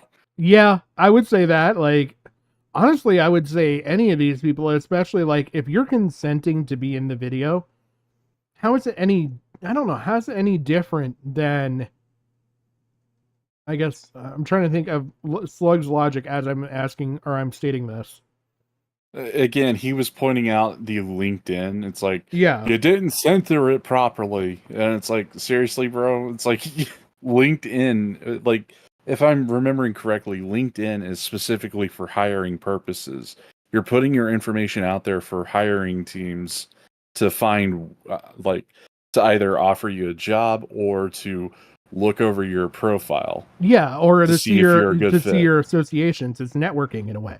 So like if Yeah, I so know you're Jimmy literally- Donaldson is Mr. Beast and I look up Mr. Beast on LinkedIn and then see his company and see who works for him because I like the marketer, I can find out who the marketing person is that way. So is it really doxing then? I mean, it's quite literally a public company where the publicity is from publicly viewable YouTube videos. And if you have your girlfriend as like an extra in one of them, yeah, she's going to get found out. Like, it's not doxing, it's literally connecting the dots. Yeah. Is what he was doing. Yeah. But no, Slug has to be a certain way about things and goes back on previously made points and statements. Well, yeah, because wouldn't you also include doxing as like personal information, like an actual address, alongside like a statute of like maliciousness? Yeah, I mean, the whole thing is, with Delaware, would that be considered doxing because he has a criminal record? Yeah. That no one knew about, except for a few. And if you're exposing criminal mischief and behavior of a company, public matters of public concern. yeah, it's not malicious. You have Like kids that's that were that's in the the one video, and the dude that raped an 11-year-old is behind your 13-year-old. I mean that's what I'm saying. It's like Slug's trying to go with like trying to like discredit Dogpack because he wants to like, oh, you're just like me, you're a doctor, and it's like I don't get it, bro, but I mean, where's the malicious intent? Like, I mean, are you saying that he's a jilted ex-employee? Is that the malicious? Yeah, I bet you that's what he would go or with. is it that this is a guy who's, because I mean, if that's the case, then every whistleblower is basically a doxer or some kind of like malicious actor at that point. Yeah. Because I mean, quite literally, this dude is a whistleblower if he's trying to get around an NDA. Well, I mean, that's also saying like somebody that's convicted of like felony burglary says murder is wrong. Does just because they have a criminal record in felony burglary and stuff like that, does that discount the fact that they're telling you murder is wrong? Well, it depends. Like I mean, even if he doxed, even if he doxed her, does that automatically discount like that doesn't discredit what information he's pointing out here? Yeah. Exactly. It doesn't discredit the information. However, the problem that becomes is the hypocrisy angle, or the angle it's like you're trying to make yourself look better by dragging people down to your level. Like, quite literally, Slug is doing the quote-unquote scared straight program. It's kind of like where you take kids to a maximum security prison to interview murderers or whatever, and then they tell them their life story about how they, like, knifed a guy to death. Yeah. And it's like, you see, this is your future if you keep fucking up from now on. Like, that's what Slug is doing. That's his fucking mindset. It's like I just cheated on my math test. I didn't plan on like murdering 3 people. Well, I'll flip this another way and just say this, like, because Slug focuses on journalism a lot. And okay, how many times have you seen where a journalist will go to the house of somebody who's a witness to a crime or something like that for a televised news report? Did the TV station just dox them? Yeah, or here's one better: Chris Hansen showing up at Onision's. Yeah. I mean, seriously, is that like, doxing? I mean, no. Here's the thing. Like, you remember the incident with CNN and that one dude who made the meme where Trump is like tackling Vince McMahon at WWE, but they put the CNN logo over him, and they straight up like threaten to dox the dude if he doesn't take it down and apologize. That's actual doxing from a journalist, not them doing their fucking job in like the course of actions that they take. Yeah. You could think it's scummy, but it's not necessarily doxing because that person is tied to the story. Right. I mean, that's like saying Wings of Redemption gets doxed every time somebody fakely reports like Bernie Gore's, and then they gotta like fact check and find out that it's Jordan. You know, does that mean he's doxed every other week? Like, how many times were there like mass shooting incidents and Sam Hyde's name gets fucking dropped? Is that doxing too, or is that a fucking meme at this point? Well, I'm just saying, like, in the interest of like the journalism aspect of it, like, at one point do you call it journalism and versus doxing? Is it because he doesn't have a journalist license? Is it because he doesn't have a big enough viewership? I mean, hell, I subscribed to him when he was at like 20 something thousand. He's at 500,000 now. At what point does he now become like, you know, at what point does he cross that threshold? Yeah. I could tell you, like, Slug kind of changes up the fucking line in the sand where the threshold meets a lot of times. Yeah. And when it comes to journalism, like, he thinks he's a journalist because he has a journalist degree or he's working towards it. Yeah, okay. So he has to act like a certain way. I think if you act within, this is my definition of a journalist. If you keep within the guidelines of ethics, like the code of ethics that a journalist is supposed to follow and adhere to, I would consider you a journalist. However, with Slug, I can't consider him that, even if he follows the ethics, because he's a fucking muckraker when he wants to be. Yeah. Well, I mean, that brings up the thing. It's like Mudahar, right? All of his investigations, he's not a journalist, but he puts in more effort than the people like Taylor or Lorenz, who just like half her articles are cited on Twitter. Like, at what point then do we determine what a journalist is? Yeah. Because somebody that's trained like Taylor Lorenz does infinitely less work than like Mudahar or CoffeeZilla. Like, Yeah, so because, where I does mean, that line sit then? I mean, there's journalists and then there's opinion writers. Slug falls under the opinion list, just like Taylor Lorenz, Oof.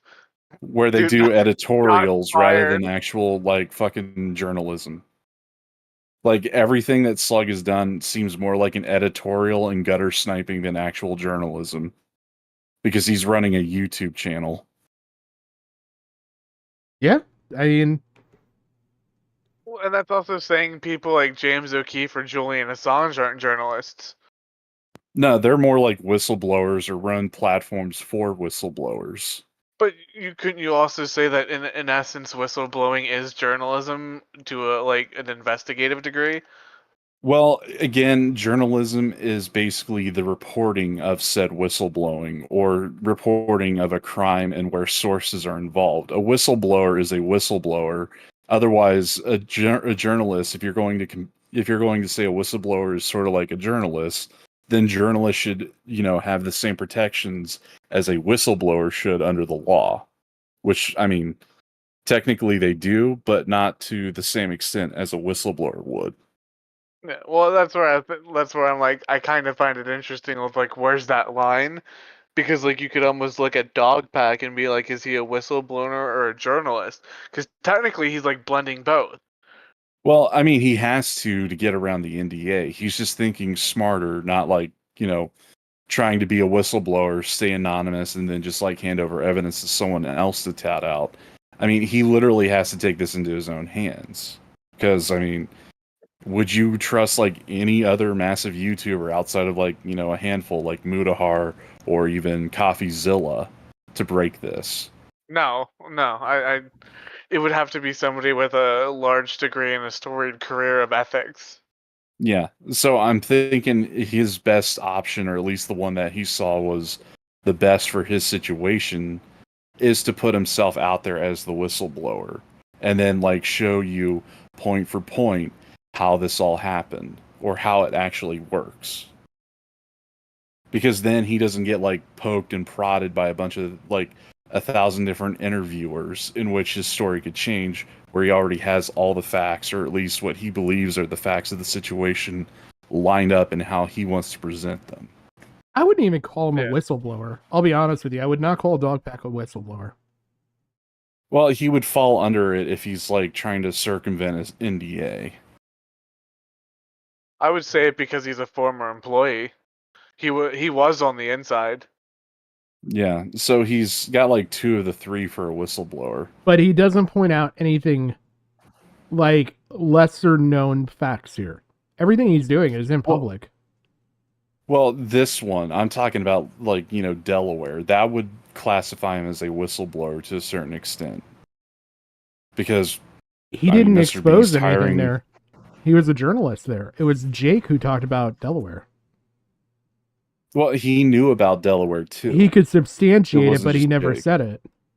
He's on that. He's got that weird blend of like he can validate people who are actual whistleblowers because he is an employee and he probably knows how to verify the credentials. But he's actually, I don't think he's put anything of his own opinion or thought out there.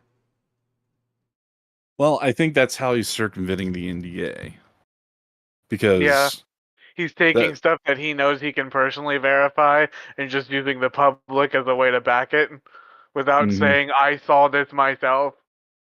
Well, I mean, he even clarifies that he's seen, like, for the month of time, or for the amount of time, like, which ones he can attest to actually happen versus the ones that happen in public when he isn't there. Like, he makes that distinction in this video, if I remember correctly.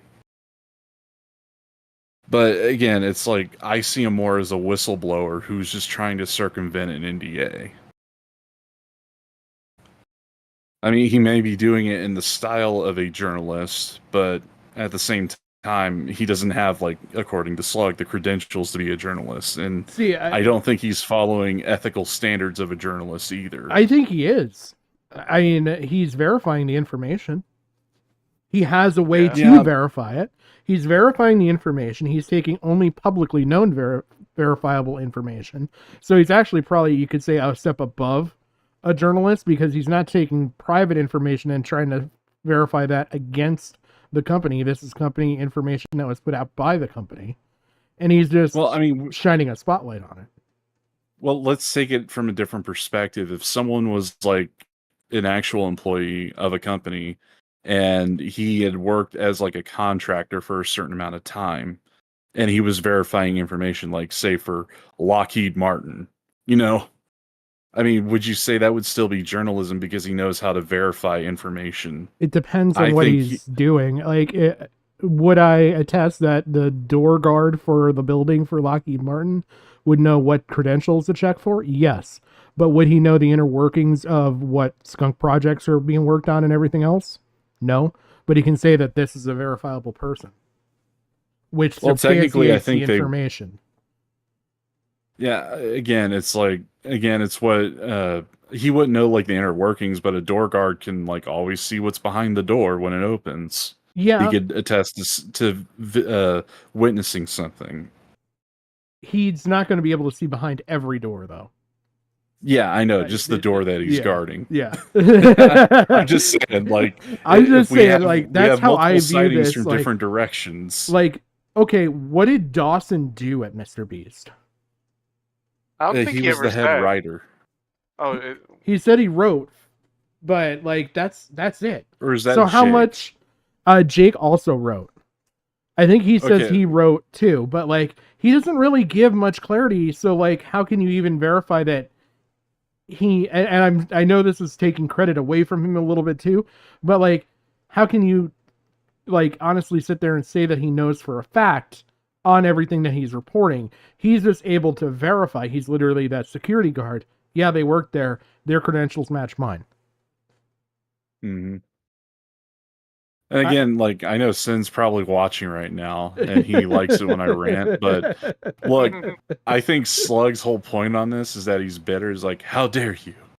I'm supposed to be the journalist. I'm not aligning with Slug on this point. Let me be clear on that. That's because like italicized bold in 64-point font that is not Comic Sans, so you pay attention to it. I'm just saying, like, the way how he was acting and behaving, it seems like he's a bit bitter that this guy's getting traction with. Yeah, and I think that this guy has more journalistic credence than some other people who have reported on things.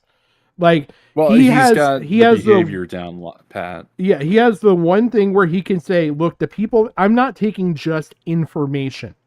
I'm taking verifiable information. I can verify that information because I did work there. But nothing is really coming from me, or here's what I saw. It's not first person, any of this information. So I feel like he is more reporting on this stuff and reporting that, yep, here's all this stuff. Here's what I know here's what is fake. And you like, know what's even funnier about that whole like scenario you brought up is that Slug would have to be like, damn, I should have worked for Mr. Beast, then I could have broke the story. But then he'd also be thinking like, damn, I work for Mr. Beast and he hired pedophiles. How's that gonna look for me? Damn, I should have went with Jimmy over Chris. Oh, man. Just saying, it's a no win-win for Slug. So No. he has to take his pound of flesh from something. So doxing. Yeah, but like I just I don't know. I there's a part of me that really views what he does as a nuanced like journalist standpoint, because there's nothing I can tag as like, oh, Dawson broke this. He broke the story open. He put all this information in a series that it makes sense to most people. But like, Yeah. I can't point to anything and say Dawson is the only person verifying this. Yeah, and again, like the whole line that I think Slug is going with, he's an ex-employee, he's a jilted employee, therefore anything he says can't be trusted. It's like, look, even if someone has like a serious grudge against the company, like, would you consider someone who was caught in an accident and then got fucked on the insurance end by the company after they lost a limb, would you consider them a jilted employee or someone who's like, you know, legitimately pissed off and is willing to like tell all the fucking family secrets about him? Yeah. It's like, yeah, he's jilted, but he has good reason to be. Just like how this guy is jilted and he pretty much has a good reason to expose it now because pedophiles. Yeah. I think it's kind of funny though. Like, I mean, even if we go back to like the jilted employee theory on that, right? Okay, well, it doesn't take a jilted employee. It would just take us looking at stuff hard enough. You know that a bus is not going to spin its wheels like that. I do too, just from mechanics. Mm-hmm. Like, it just doesn't have the torque to do that.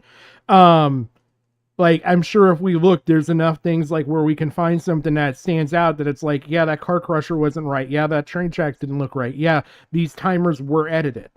Because, like, if you look at the time at one point and the time at several other points, it's not lining up. Like, he's not presented anything that stands out to me as, like, this is jilted employee only privileged information from him.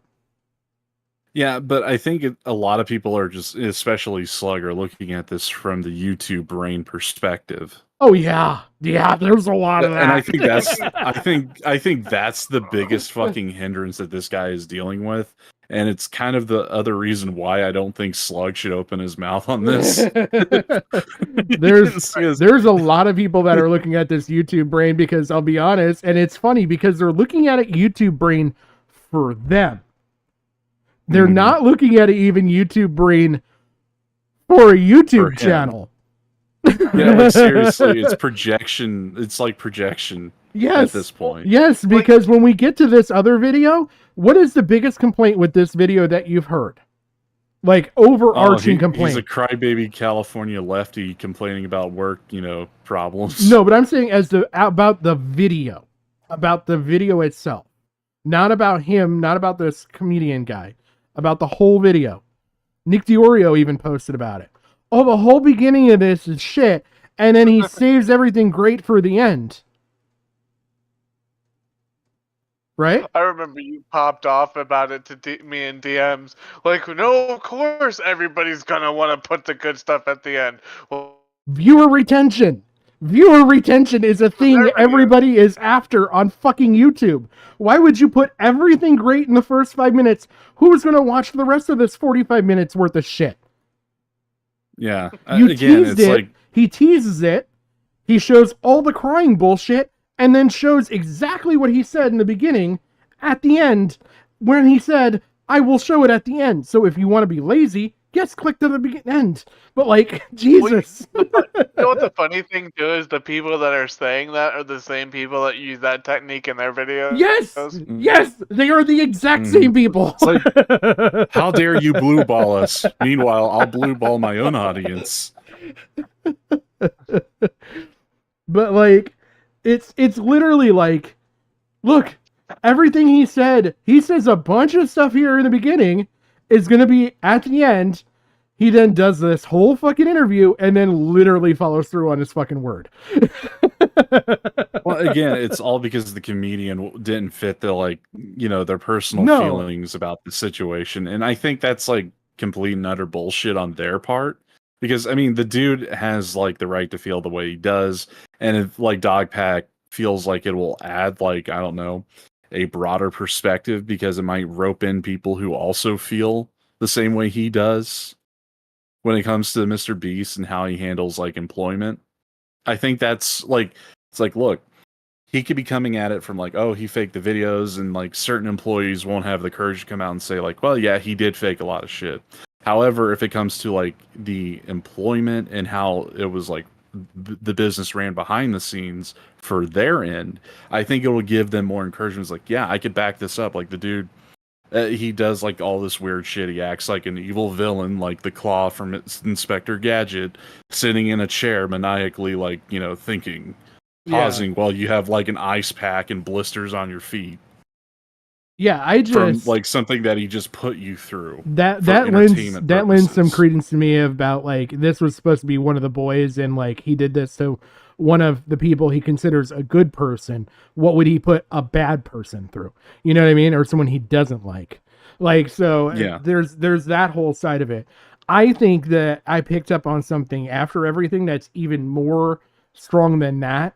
And there's a couple things I really want to point out when I get to that video that like nobody's fucking picked up on. And I don't know if it's just because like everybody's so YouTube brained or what, but like maybe I'm the smooth brained fucking retard here, but I sure as shit picked up on a lot of shit that nobody's fucking pointed out with that.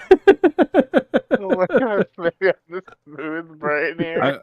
I mean, here's the thing, like when Andy and PPP were going over it, they really hated the dude, and I guess they were getting bored with him, so they did the whole content brain thing and skipped ahead to the juicy part. Yes. And I was like, yeah, do you realize, it's like, I'm guessing because the way how they were describing the guy, they left out one key factor. If they watched the whole interview, yes, they would have I noticed that. Yes. I noticed that they jumped forward completely, and I was like, you literally missed like a really good point in all this. You sat through all the bullshit, jumped an okay part that was pretty good, and went right to, oh, pedophile, bad, and then immediately went to shitting on him because of the fucking bullshit fucking voiceovers that he used. Like, I can explain a lot of this. And again, like the point I was going to make here is like they skipped over the fact where the dude admits that his dad is a convicted pedophile himself. Yes. Like, I mean, and then they're like, no motivation. And then they're like, well, why is this guy thinking pedophile good? No. He's got a nuanced perspective because daddy fucking kids. Like, yeah. Jesus, the way you fucking shorthanded that.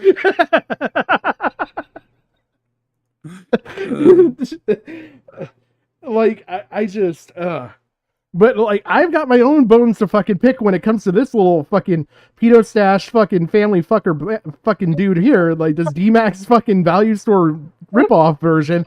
I have a lot of shit. I was like, does it come off to you as he looks like a straight D-Max? He looks more like a redneck like, D-Max. Christ. Like, I just there's a lot I can point out, like, and no, wait. When I pointed it out to Jim's like, holy shit, I didn't even notice that.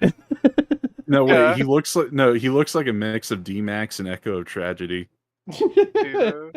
He's D-Max of Tragedy, okay. But like Echo Maxing. Echo Maxing.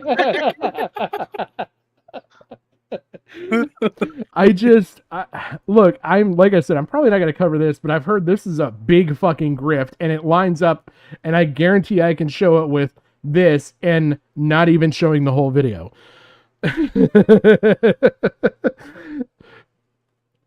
I remember you pointed out like 7 things to me, and I pointed out one. And I'm like, well, I feel a little inadequate here.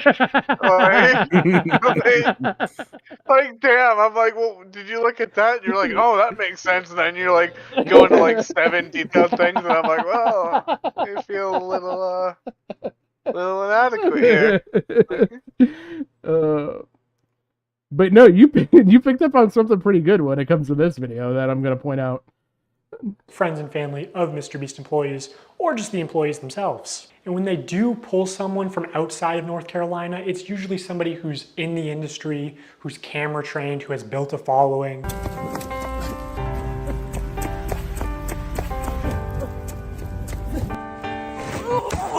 Hey, anyone I'm friends with watching that wants 10 grand?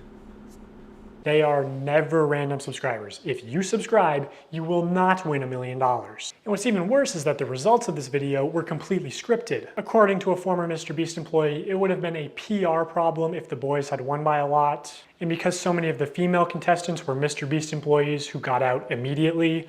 Yeah, I wonder why it would be a PR problem. It's not like this is a industry standard. It's like, oh, boys are better than girls. Can't have that. Do you want to know what job I know this guy didn't do? HR. Editing.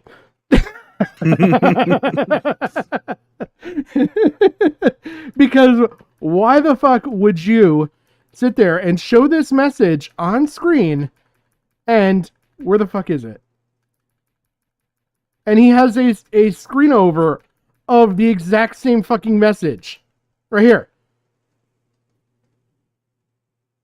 Why? And you put it in an illegible fucking font. I also like how his captioning says "Bist employees." Yes. And you know what the other thing I've noticed too? If you really want to go back and be nitpicky, when he's in the beginning here and he's talking in the fucking jungle with the monkeys, his fucking captioning's overlapping itself. Yeah, but can we talk about how it's unacceptable that the good part is at the end? But like, I'm just pointing out the fact that he's not experienced. Like, I'm just noticing this shit, and I wouldn't even call myself experienced. This is just shit that would bother me as a complete fucking novice sack of shit. Like, why would you put something on the screen and then literally write it out? Would have been a quote unquote problem if the boys had won by a lot. This is literally the text version of that. It is. Oh, God. Because so many of the female contestants were MrBeast employees who got out immediately, production stepped in to actually make the results of the challenge closer. You can actually see some of this happen on camera, like when Jimmy pays one of the boys $10,000 to leave, which is twice as much as the actual prize money. But doesn't make the same offer to the girls. The boys were blowing you out of the water. I paid the one guy who knew how to solve them to leave. Now if you don't win, that was all for nothing. At another point, he gives the girls a camera drone so they would have been able to see how many boys were left. It doesn't work out, but seeing how much they're willing to help. I don't understand. Okay, like, in all of this, that was one thing that, like, I didn't understand what the impact of doing that was going to be. Like, can you guys make that make sense? Like, what's the visibility of them being able to see how many boys are left in the circle as a strategic advantage going to be? I don't know. It just seems like pointless busy work and drama. Yeah. Yeah, it's like, we need filler. We need B-roll. B-roll, damn it. We need to have scheming for plot that leads on nowhere. Camera, I'm willing to believe that they did, in fact, help them off camera. You know, apparently, at the end, they were only monitoring the boys to see if they stepped on the red line and not the girls, so that the girls would win the challenge. And to be clear, obviously the girls had an unfair start with having so many MrBeast employees get out immediately. You know, I think they all did deserve $5,000 for that, but also the boys should deserve a fair chance at winning, I think. I think that's the expectation when you run a game show. But hey, that was a while ago, so I'm just glad they're not doing another rigged boys versus girls video. Yeah, there it is again. So no. Yeah. The editing mistake. Yeah. I'll point out shit that you'll notice all over, and it's like glaringly obvious. And you'll never look at this guy as like competent, but it's like, it's not to discredit his message. Well, like, I mean, that just shows like he isn't. Well, I mean, that doesn't show that he's like highly polished, and then it could be seen more as a work from that angle. It just seems like it's coming from someone who is trying to get it out there and is trying to think the best way how to highlight it, but fucks up. Yeah. It makes it seem more genuine in the attempt. Yes. So I just don't see how people can like I mean, I'm not going to hinge it all on that one aspect, but that's just like one aspect on top of others that I've pointed out or that you've pointed out that makes it seem like this dude is the genuine article. Yep. He ain't fucking scheming. He ain't trying to pull the wool over your eyes. I don't think he's he being is. legit. I think he legitimately is trying to do a good thing here, and this is something that probably deeply bothered him for a while that didn't stand out to anybody. And he's like, I've had enough. I'll fucking do it. And I'll do it in a way that, like, takes all of his own fucking words and uses it against him, because it's not just me spurging out in front of a fucking screen saying a bunch of things. Like, I can literally show you him doing the things that he's doing. Like, yeah, and like, is it to not be expected that someone as small as he was previously to not be like fucking erratic and nervous given all the attention? this like, is video that's gotta one be on a brand new channel less than a month ago. Yeah, it's basically like a huge adrenaline rush. How would you handle it if you've never like experienced it before, even on that level? And you're a brand new channel. You're making a brand new channel to create a video to go after the biggest fucking guy on the platform. This is calling out the biggest fucking dude in the prison yard and just being like, I know karate. I'm pretty sure I could beat his ass. Like, that's the kind of mentality we're going into this video with. I mean, seriously, even from my limited experience racing vehicles, I can tell you the signs that this guy's exhibiting is what I felt in the seat after, like, you know, going full throttle and almost hitting the fucking wall. Yeah. Like, yeah, he's running on pure adrenaline. It's something, yeah, you literally need to experience it in order to see it and understand, like, what's going through the person's head. There's other shit I'll point out with this that, again, nobody's fucking caught. I don't know how this passed by everybody. Knowing that Mr. Beast likes the results to be close and that offstage producer. How was your conversation? What was? Yeah, it was good. Now that you've rehearsed it, what can we hear? Damn, I do that all the fucking time. But there's also something that you guys didn't point out is the fact that, like, he's also, like, weaving in between his NDA. Yeah. Yeah. And, like, burning his former employer, which means that as in this, like, YouTube sphere, he's pretty much done. Yeah. Like, nobody's gonna hire him because he's a whistleblower now. So, I mean, like, I can see him being very nervous because it's like, this is my potential career in social media up in smoke if this goes wrong. I'm torching this shit. Again, like, any person who was making a career before this, say, like, I don't know, maybe Slug, it's like, he would have to weigh the fucking results if he was actually working for Mr. Beast and decided to expose it. He has to take in consideration, like, previous views about him as a person within the community or within YouTube as a whole. He right now is basically all a fucking alone. Yeah. Except for, like, the few employees who are giving him tacit support behind the scenes. Like, Yeah, he has no friends on the platform, for sure. yeah, you want to talk about going into the lion's den being a one-man army, this dude is it. Yeah. He's the like, SEAL Team 6. Like, I mean, it's quite literally raiding the Bin Laden compound in a sense. with a You know pistol. what he's done. Like, You know where he's at. Well, the thing beyond it is, like, it's doing that with a pistol. Like, and not knowing how many guys are in there. he's basically Solid Snake. Yeah. That's like, Shadow Moses. He's like, I'm fucked. I'm gonna get really creative with a fucking paperclip if I gotta, but I know we're talking this dude up, but quite literally, if you had to draw any other like comparisons, they would be on that same kind of level. Yeah. It's like, I don't see this guy being disingenuous because we don't have a previous track record, and all we got is the accusation that he's a jilted employee and the negative implication rather than the positive implication. Yeah, I can't wait to point the other shit out to you. Users It's can going to be sort of funny when influence how a challenge progresses. I want to show one more example. This is a real-time video, meaning that time elapses the same in the video as it does in real life. Now immediately the intro is sped up, and the timer is clearly added in post, and he clearly touches the laser here, but whatever, let's assume that it's all real time.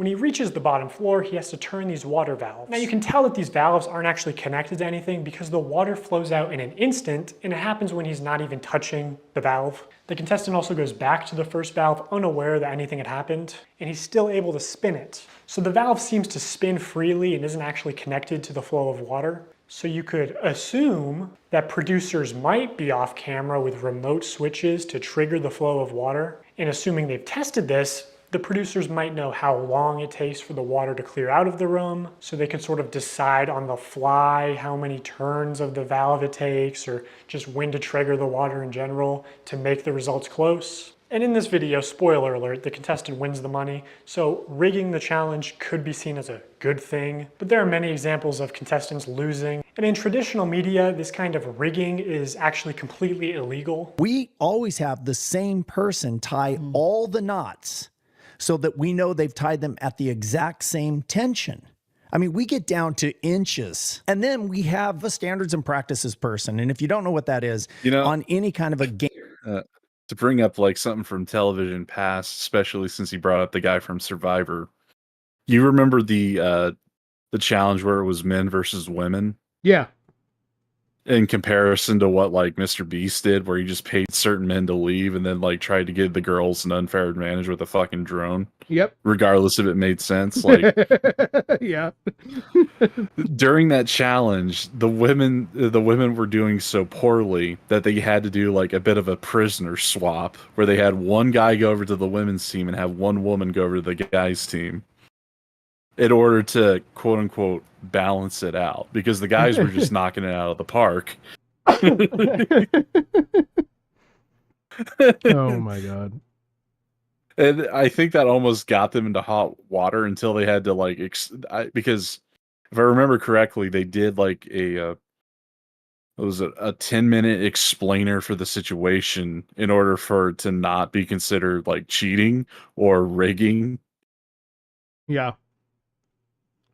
But like that right there was also like another example that serves like the whole what is it, the biological dimorphism of the human species. Hey, everybody is equal here. Oh man. Believe in equality here at the Strictly Patrick channel. Less if it's Hitler. Yeah, we think differently about Hitler.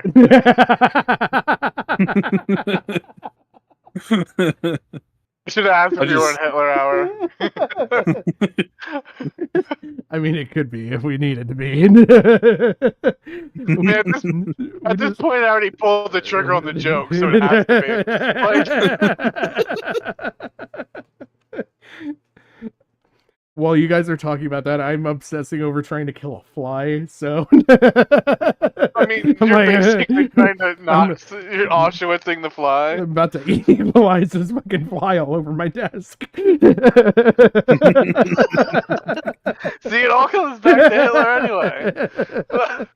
How, I don't know, but it just works. Yeah. Game show where there is a prize, you have to have somebody that ensures that it's fair. They are out there essentially to make sure that we don't do something that would favor one player or one tribe. I paid the one guy who knew how to solve them to leave. In my mind, well, I mean, you kind of did. That's why you had to make that explainer for the men versus women challenge.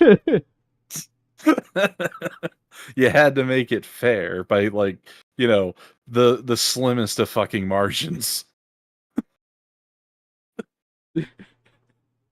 Their game, but it's not. If they were having problems finding people, they can see kind of what area you're in. And they came to my area many times, and I was in the smallest cupboard. They had like big ones, medium ones, and small ones. I contorted this little 4'10" body into the smallest space, and I was in there for hours.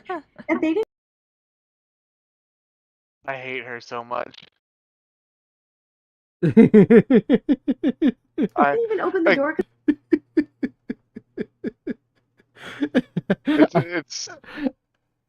Goes back to the StarCraft shit, like from Destiny, but her boyfriend, Husky StarCraft, was like a shoutcaster. He Okay. quit to manage her career so she could go bake cookies. I lost one of my favorite shoutcasters so this bitch could make gingerbread. Okay? So yeah, when it's like, oh, Mr. B scammed me. Good, you scammed me, you bitch. I was gonna say this sounds like a real deep cut. It is. It is. I lost a lot that year. But you got ginger cookies.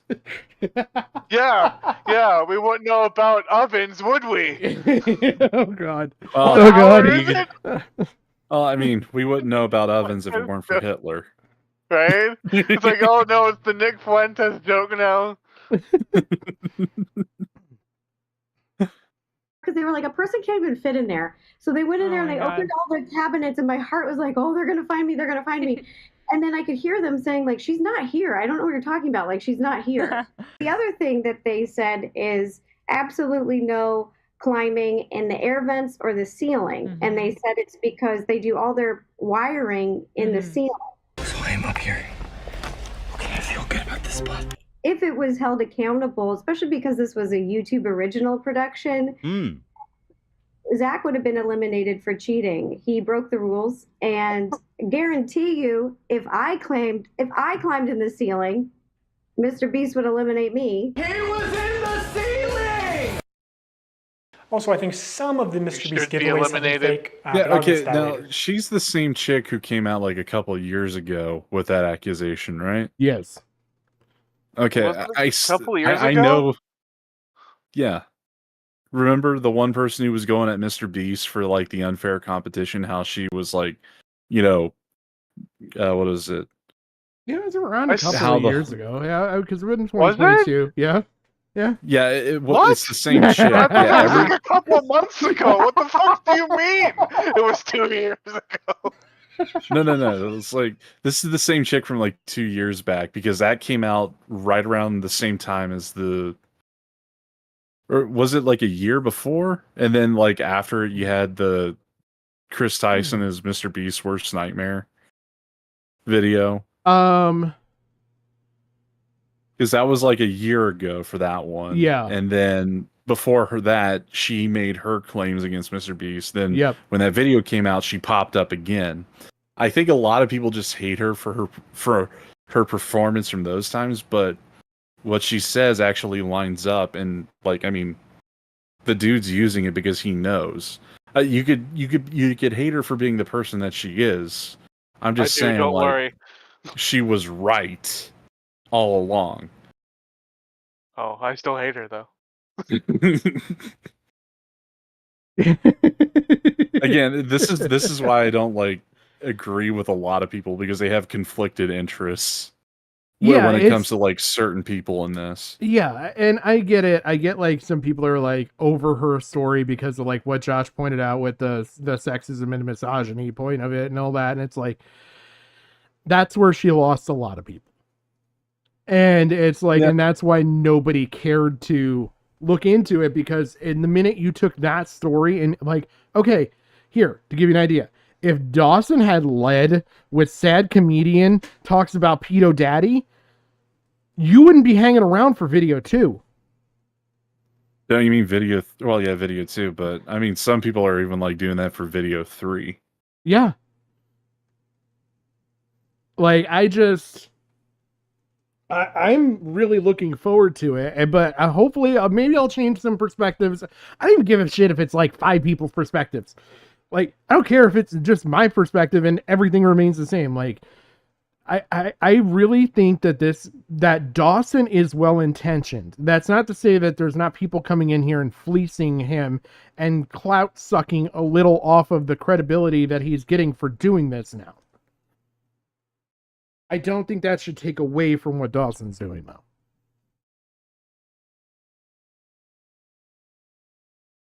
And I think that more people are on board now. Maybe not as many creators, but he still did blow some fucking wild shit open in that second video when we get to it. So now that I've explained some of the ways that Mr. Beast lies to build trust with his audience, I want to go on to explain how he exploits that trust for profit through running illegal lotteries, selling fake signatures, giving children diabetes, and more.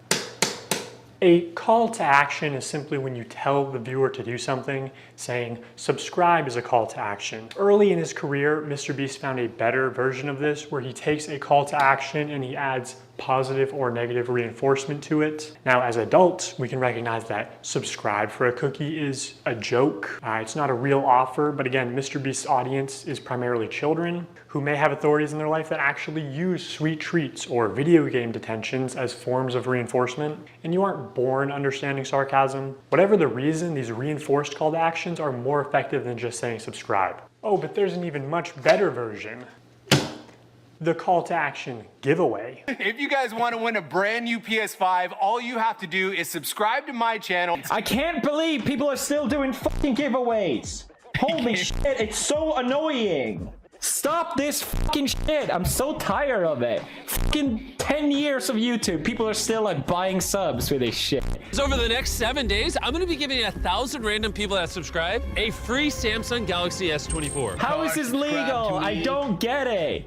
All you have to do is subscribe to the channel. All you have to do to enter to win one of these phones is subscribe. It's a scam. Holy shit. I literally spent over $1 million on these phones, and we literally found him 1 minute before Zach. I spent over $1 million on these phones. All you have to do to enter is hit that subscribe button. Samsung, I just want you to love me. So yeah, that's what a call to action giveaway is at best. You know, hot take here. But Felix, in my eyes, is still the greatest YouTuber because he's the only one that actually built up his channel organically. He's not a big corporation like T-Series, and he didn't do the bullshit giveaway shit like Mr. Beast. Yeah. No, he started the Markiplier route, screaming at video games. Yeah, rightfully so. Like some of those games are fucking scary. Like, oh yeah, did you guys know that? Since we're talking about Markiplier, did you know that FNAF had its 10th anniversary? Yes. Jesus Christ. Yep. You feel old yet? Yeah, that like fucking Rosanna Pansino was like 2 years ago, and I thought it was literally a couple months ago. Like, wait, who? Fuck. Rosanna Pansino. Yeah, that's who the girl was that was accusing Mr. Beast of the contest. That's her name. Oh, that was 2 years ago. I swear to God, I thought it was a couple months ago. Like, I thought you were just making up something there. It was like I was like Rosanna. Yeah, no, that's her name, Rosanna Pansino. I remember that name because I hate her so much. Wow, what a fucking Italian name, Pansino. Yeah, right. Like, not to be confused with Pantsuela. Or anyway. It's like Jacqueline Shirtanino. Oh my god.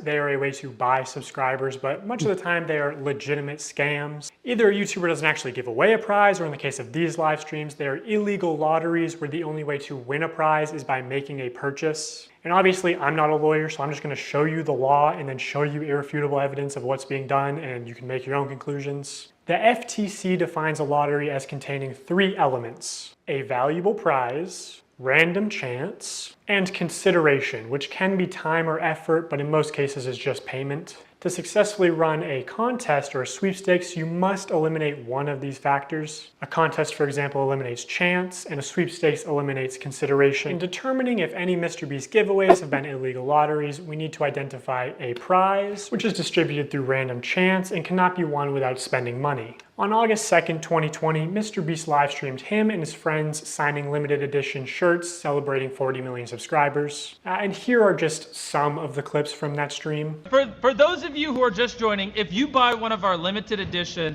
40 mil special shirts, we're celebrating 40 million subscribers with a really big video, then we will sign that shirt, and some of them will get random prizes like this. The way how they did this, they're really doing a disservice to Dick Clark. I want to hear how so. Wasn't he the one who would do all those like charity fundraisers with the telethons and everything on TV? Like he'd have Bing Crosby, Frank Sinatra, and all the other crooners on. Yeah, him or Yeah. Jerry Lewis, because I remember Jerry's kids. Yeah, Jerry Lewis did a lot of them too. Well, the funny thing with that is that my stepdad's name is Jerry, so we kind of came up with the grift of we should be entitled to the money at any of the gas stations we go to. Go for it. I'd like to see you argue the point, but I mean, just the setup that they have here just kind of just reminded me of those telethon setups. It's just they're doing it over the internet. It's still like using a different interface. Yeah. I mean, it really is. It's like, where's the music? Where's the showmanship? This just looks like a fucking table that you would set up outside of a garage sale. it looks like the most oppressed panel at Comic-Con. like, oh yeah, I'll sign your lolly. Oh my your god. lolly art of myself, Shad man. Like, it really does. Yeah, 10 I gotta minutes, ask, right? like, 'Cause we gotta give 'em- since you brought up the whole Shadman thing, you know how they were showing how someone found a video where after Chris supposedly moved out of the apartment with Mr. Beast, do you think he actually bought that picture, or do you think Mr. Beast bought it for him? I think Chris bought it for himself or herself or themselves, why- all themselves, the whole audience. Well, but why did they leave it behind though? It's like you would think if that's something you had bought, you'd take it with you if you moved and everything. I know everyone's like saying that, oh, it was like fake drama and whatnot that he moved out, but like he probably legitimately did. But like, why leave that behind if you were so enamored with it? I don't know I'm still about. kind of Go ahead. thrown for the loop that your question is it lolly or welfare lolly? No, I'm just asking. No, I'm asking the question: is Mr. Beast? Did he want to keep that as a keepsake? memento? Yeah, like he might be into that shit himself. I remembered when we ordered pizza and stared longingly at this on the wall. Come back to me, Chris. Come back. I was gonna go with the simpler explanation of maybe forgot it didn't mean that much, and it's not like their friendship was destroyed at that time to where they would never get it back. I don't You know. hold on to my child porn for me? like what the fuck? Like, you have to be like bold if your friendship is like, can you hold on to this illegal material, please? I mean, you'd have to be bold or dense. So. I mean, they literally set a pedophile down for dinner and decided to hire him anyway. Yeah, I raped an 11-year-old. You don't say. Yeah. You're hired. Did you want more rolls, honey? Do you want more of this? I'll go get you some more. When did Mr. Beast's mom become Jewish? I know it's Hitler hour, but damn. It's automatically what comes to mind when I think of mothers. That's a heavy statement. I kind of don't. Want to kind of prod into that a little bit. Oh, look, most mothers are overbearing. It's not just the Jewish ones. Yeah, but that's a very, very specific accent, Gigi. Like, look, I don't know why you guys are making this weird. I mean, this whole situation is weird. We're talking about a dude that went out to dinner with his like employer and the employer's mother talking about their sex offender registry. Nothing about this is not weird. Since we're on that subject, what do you think of Jake's fucking excuse? Like, I've seen it happen to many athletes. Really? Oh my god! Back then in 2010. Yeah, but here's the thing, Jake. Your brother wasn't an athlete. Done. I don't recall any athletes raping children. Like, I mean, it happens occasionally, but like, not everyone's R. Kelly. Or, I mean, again, it's like being falsely accused. Is like he was in a group of people that was falsely accused because that's what you said in your tweet. So, was he part of a rape gang or what? It's so falsely accused. Did a bunch of 15 and 16-year-olds run a train on an 11-year-old That's what I'm hearing from you. Is Yeah. what he's being accused Your of. rationalization here is not making it better. Right? I think it's like even worse for you now. You're But arguing here's this my- as a W, and it's not, buddy.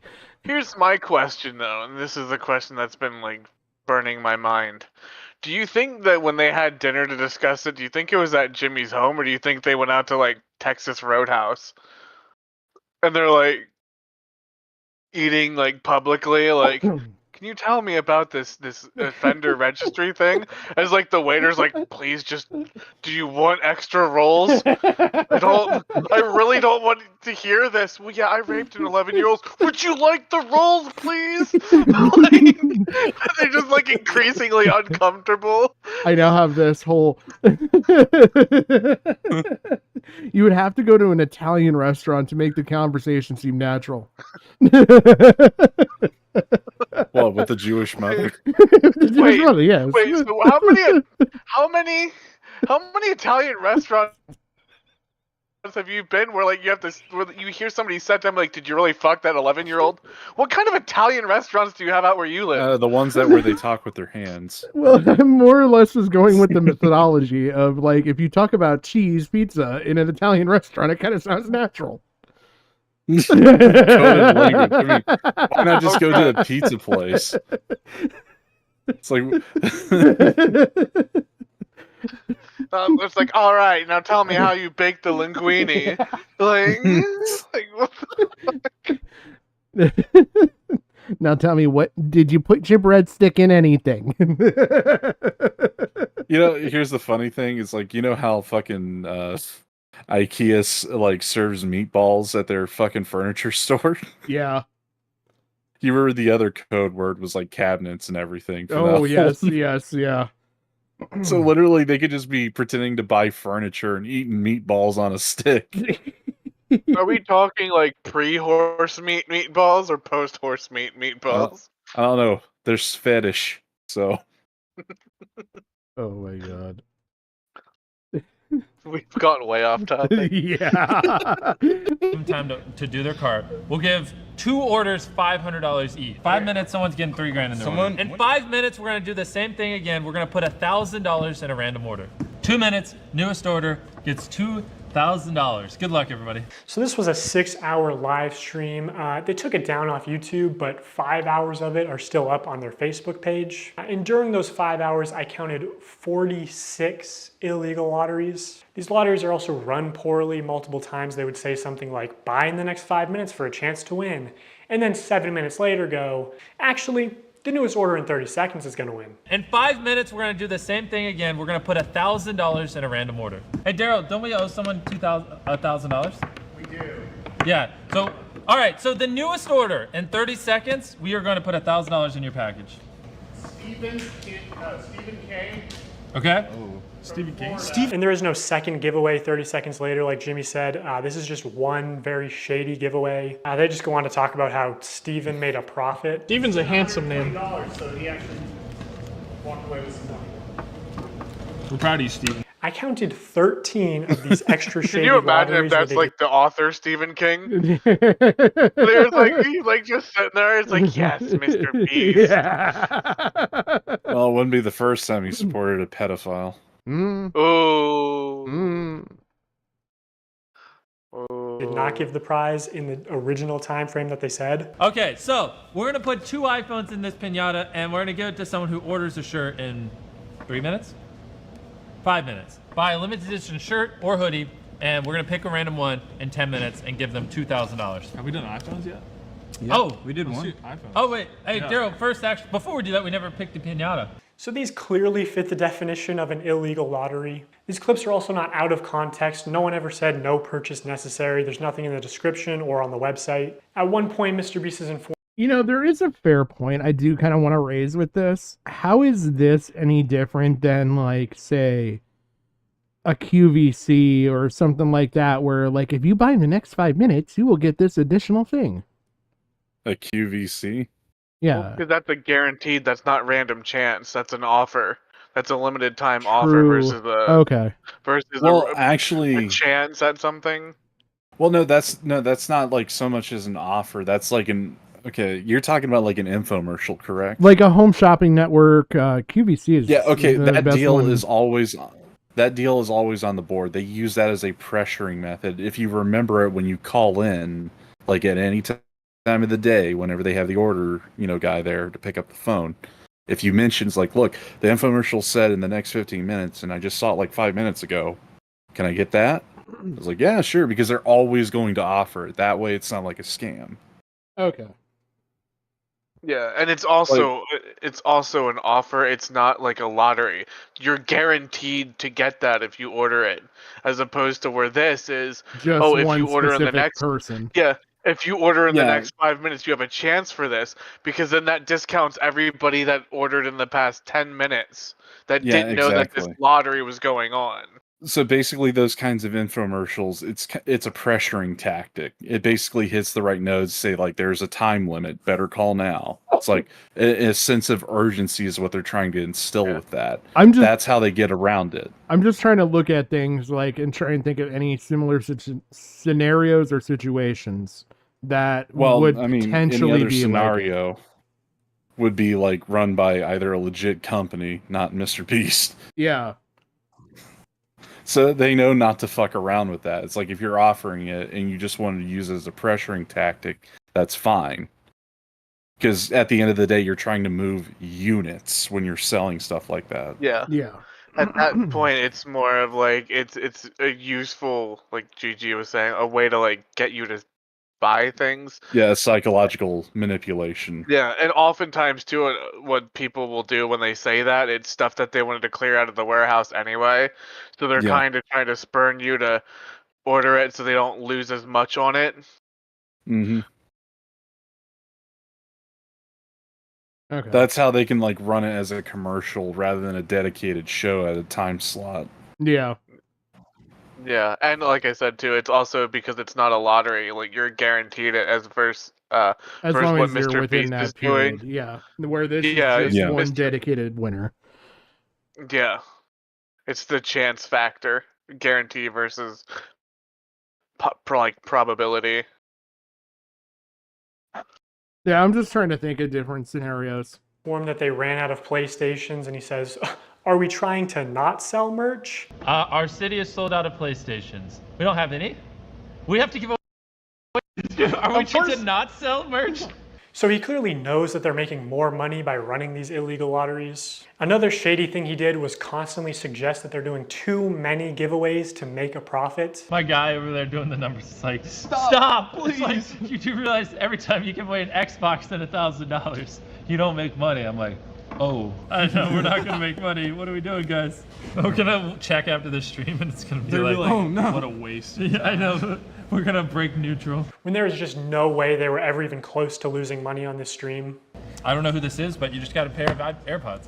Oh my gosh, we're not making money. Guys, we need to stop giving everyone something. We've just lost like 7 almost everything that someone's bought, we put something in their package. I'm not gonna make money. In 5 hours, they gave away about $50,000 worth of stuff and sold over 50,000 t-shirts. Selling these t-shirts at $42 each, profit margin would be about $22. But even if they were making like $1 per shirt, they would still be fine. Also, by my estimates, only 1 in every 1,600 orders actually won a prize. And I guarantee he has real-time analytics on his laptop. He knows they make more money every time he says, "Oh my God, guys, we're giving away so much stuff. We're not even gonna make a profit. Please, don't you want me to make a profit?" That's why he keeps saying it. Also, they just don't show how winners are picked. So it's probably not actually random. You know, humans have biases. Imagine Jimmy tells the guy off camera, "Hey, pick a name right now." And he sees 2 names, one is easy to pronounce, one is not. This is why lotteries are heavily regulated, to ensure fairness. Also, obviously, you have to be 18 to play the lottery. It's gambling. Mr. Beast isn't just promoting gambling to children here, he's running the casino. And this isn't even close to the worst stream he's done. 4 months later, Mr. Beast signed shirts again, but this time it was a 24-hour live stream with way more illegal lotteries. And by the way, the rest of these streams were taken down shortly after upload, so all I have is some old clips and Reddit threads talking about them. Now this stream did say, we are doing a ton of giveaways, no purchase necessary in the description, but to be eligible to win most I mean, prizes, seriously, you why had take them to- down if they were completely legit on your end, Mr. Beast? Yeah, that's the thing that I haven't been able to get around mentally is the why taking it down. Because those would be relatively high viewership videos too. Yeah, it would just add more to the channel, but then again, it's like an eagle-eyed viewer or an employee would have like more ammo to go against you.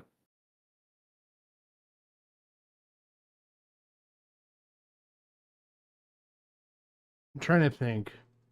He probably doesn't want people to like look at Dawson's video and then fact check him and realize that, oh no, Dawson's actually telling the truth here. But he took him down before that. So it's Yeah, he took him down way before. Why you would take him down before that? Unless it goes into like any statements, he doesn't want to be held to any statements that he made in there. I mean, Like he the- probably does like- have like a legal team that does like a legal, house cleaning tour of all their videos and whatnot. Well, and I think So- of it as a legal standpoint of like if I said, "Hey, this is the only time I'm ever doing this," and then you did it again, whether you didn't remember or not, it takes away some of the value from that point. So, and it can be held against you. Like he says later on, he's like, Mr. Beast says this is the last time I'm signing shirts. And if he signs stuff after that point, then it can be held against him, which is what Dawson does. But That's true. like, and You know- so by erasing that, you would cover up that you ever made that statement, and then you would only have to combat like if the person was recording it. I was just thinking of something. And this is like sort of off topic, but it ties back to the main people. If Keem was the Mr. Beast in this situation, like if he was actually Mr. Beast, I could think of one way how he would do a live stream or a video just to get the heat off of him. If he was being accused of all the shit that Mr. Beast is being accused of right now, is that he does another like lottery giveaway, but from a jail cell. And he's in like an orange jumpsuit.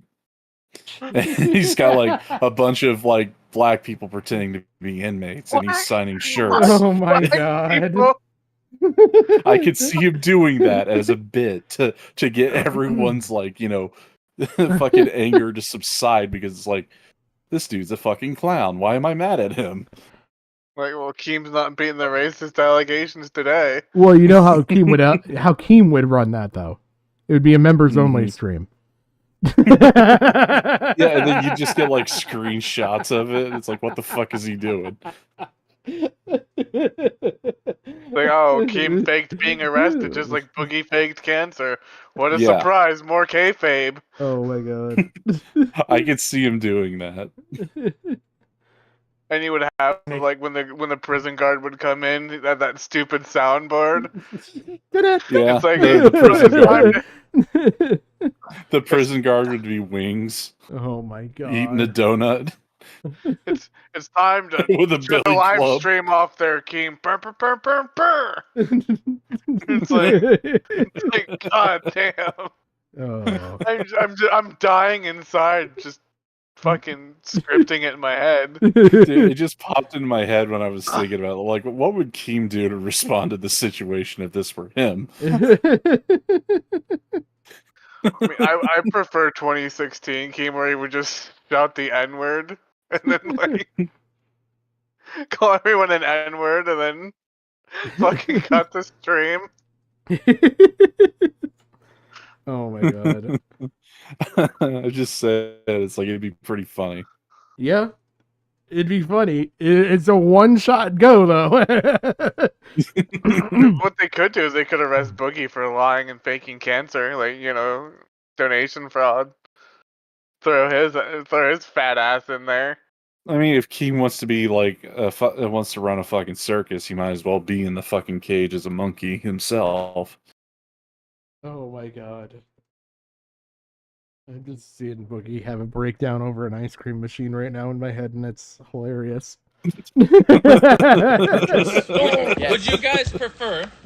Would you prefer that we throw money in random orders, or that we throw items in random orders? Yeah. Somebody screamed in chat, "I want to switch. Hey, buy a shirt." In 30 minutes, we are giving away my car to someone that buys merch. Which each giveaway is its own independent event. You can't give one prize to someone who buys something and a different prize to someone in chat. The prize where you have to buy something is still an illegal lottery, which obviously MrBeast knows this, but you know, he's a poker player. He likes a little bluffery, a little plausible deniability, you know, pretending to be ignorant of the law. You know, YouTube's a little different than this. Yeah. Because YouTube, I can just do stuff like that. I can just be like, you know what? Pull up a database of 100 people that bought chocolate bars and pick 100 random ones. Got it. I think I can do that over here. I don't know. So I don't want to say anything. And then someone be like, yeah, actually, that's illegal. Right. I could not find any way to enter the big Tesla giveaway without spending at least $42. And we're giving away a Tesla to someone random who bought stuff. They also gave away 24 tickets, which gave you the opportunity to be in a video. Again, most it's of these like that tickets person's not going to get that Tesla. Now we know where all Boogie's money went. He's like, I'll get my Tesla one way or another. No, I'm saying is like that dude would have to owe taxes on a gift. Yeah. Yeah. That's why a lot of people got pissed with Oprah. Not to mention like the title registration fees and everything. Yep. Transfer fees. And they typically, what you have to do is offer a cash equivalent. Mm-hmm. Yeah. Thank you, Oprah. Can you imagine that, going to like a show and being like, "Yay, I just won a car. By the way, you get a bill for like freaking like $6,000 for the tax." And you're like, "What?" Like, Oh, I forgot to point out the other thing. This just reminded me. Check this out. Check this out. Tell me why all of his transcript on this video is only available in Russian. yeah, Patrick and I came up with a theory when we were going over it that he was like a Russian plant from Putin to bring down American YouTube. I mean, just in Russian? Just in Russian. You cannot. You cannot. There should be other options down here if you want to change language. Maybe that's another way how to skirt the NDA. It's like, look, there's a transcript here of what I said. Didn't have to say it had to be in English. I like the conspiracy theory that it was Putin. He sent in a Dogpack as a sleeper Russian agent trying to take down Google. Dawson came in on that wait a minute. 2016 No, wait a minute. Trump stuff, and you know what? Dude's just got to make a living, but sometimes it leaks out. I just thought of something. The transcript is how they take the transcript into consideration when you're reporting a video.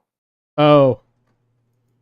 So if the transcript auto-generates something that you didn't say and someone wanted to be scummy and like, you know, hit you with it, because the transcript is trying to interpret what you're saying. And if you don't speak clearly, it's not going to interpret it at all, or at least guess. So if he puts it in Russian, it adds like a second layer of protection. Yeah, maybe. Yeah. I just like the idea. It's like activate Comrade Dogpack. Because what happens next is like he could basically put the transcription in, like, or he could have his channel settings to English, and then he just like translates everything in his script to Russian, or you know, whatever the name of the written language is, and just put it in the transcript afterwards. Yeah. I mean, I also work with a program where it automatically translates everything to caption. And then I could just go back and edit that and I could have uploaded. You can upload your own transcript. You I don't mean, I have could be to wrong, force, but you don't have to force it to use the auto translate. yeah, I mean, I could be wrong as to why it's in Russian, but I mean, that seems like a better way to use like that kind of a gimmick in the first place, because Russian is extremely hard to translate. Yeah. I thought of it because I saw his note here. Had to make a purchase to win. One random person that buys in what time frame? 10 minutes. We're going to put this in someone's order that buys something. And we're gonna have 24 people. We're gonna put them in 24 different circles. $1 million on the line. Have some fun. You know what I'm saying? Also, this video never happened. There is no Mr. Beast video of 24 people in circles competing for $1 million. Unless it ended up being 100 people in a circle competing for $500,000, but that's a smaller prize and much worse odds. So like, did they just pocket the money or what? Hey, it's the pilot guy. Woo! Let's get it! Wait, he's about to be the first one out? That's unlike him. Even though you got out first, I still have a prize for you. Just wait here.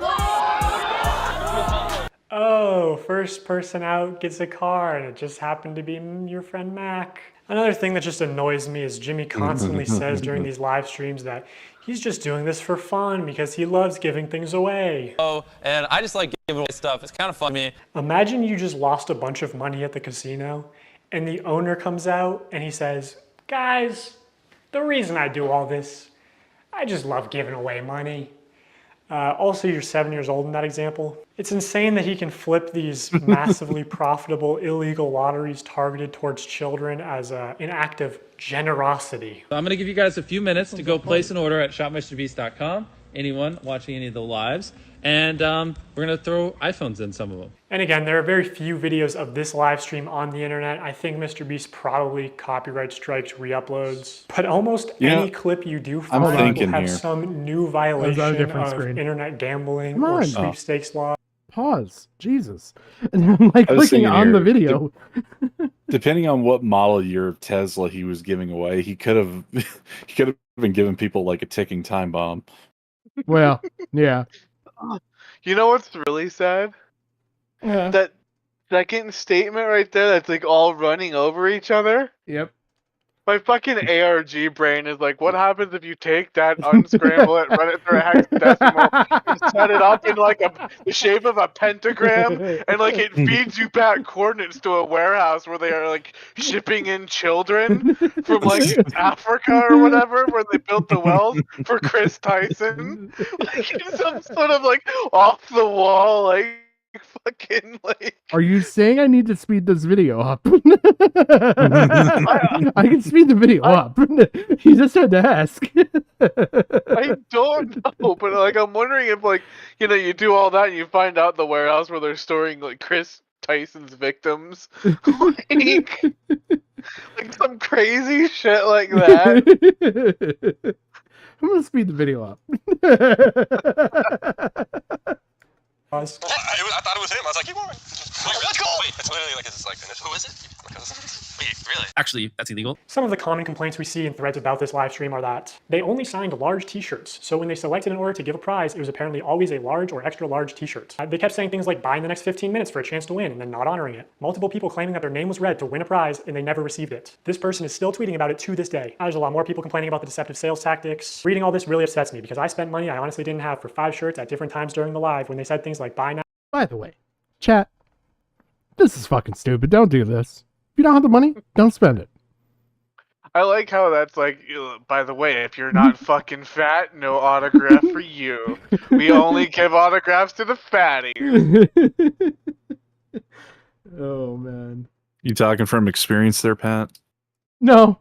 Don't have the money, don't buy shit. Yeah, no.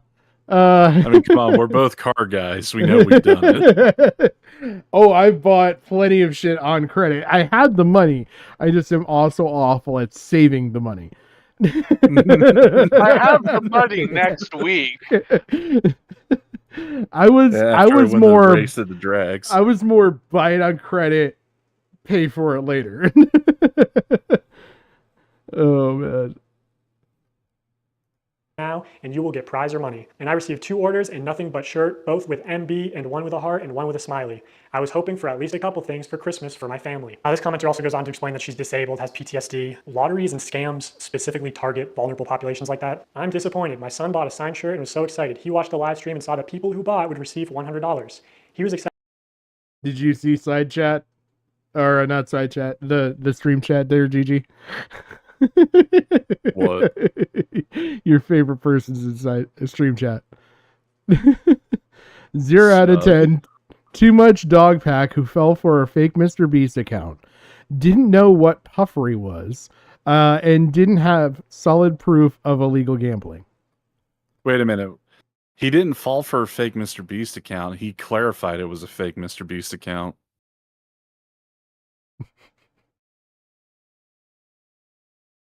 Like, I have the screenshot of that. I'll see what he says to that, but...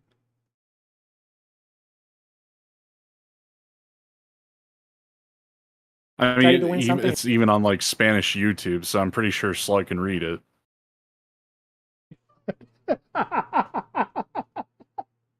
Here, I'll put it okay. in DMs with you. There.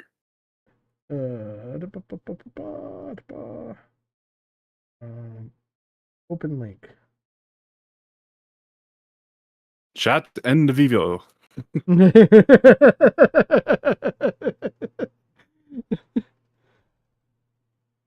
Oh man. I'm glad Gigi's getting to the hour.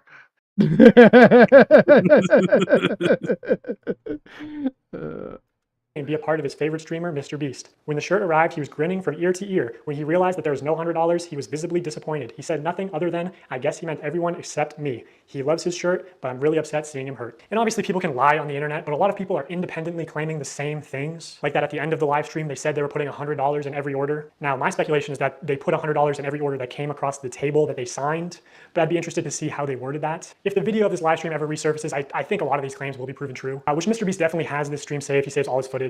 So I'll ask you, Jimmy, will you publish this to prove your innocence? Also, using archive.org, we can see what the website looked like on the day of the stream, and while there's no mention of any sweepstakes whatsoever, it does say this limited tee signed by Mr. Beast and crew, but the description says it's signed by a member of the Mr. Beast crew, and it doesn't say anywhere that other members will sign MB, deceiving people into believing it was signed by Mr. Beast. So here's a clip of Tyler forging, or maybe not forging, using Mr. Beast's signature. So Tyler signs MB, which is Mr. Beast's signature, then he covers it, signs his own initials, TC, smirks, looks around, and then quickly slides the shirt away.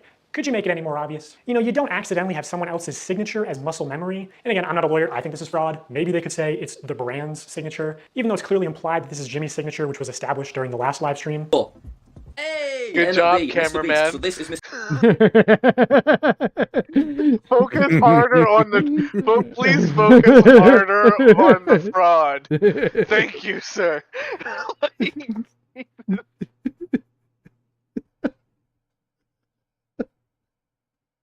I've got a headcanon now that the fucking camera guy was Delaware. Can you imagine if plot twist? It was Dawson. He set this up like 4 years ago. Oh my god, the long. Oh, he only worked there like 4 months ago. Yeah. It's still my headcanon. Is it right? No, but like I'm not out here painting a narrative. I'm just enjoying the show in my head. Oh my god. Mr. Beast's signature. No way, this one was signed by Mr. Beast. It's just got the MB, but that means it's signed by Mr. Beast. That's obviously his, Mr. Beast. This is so cool.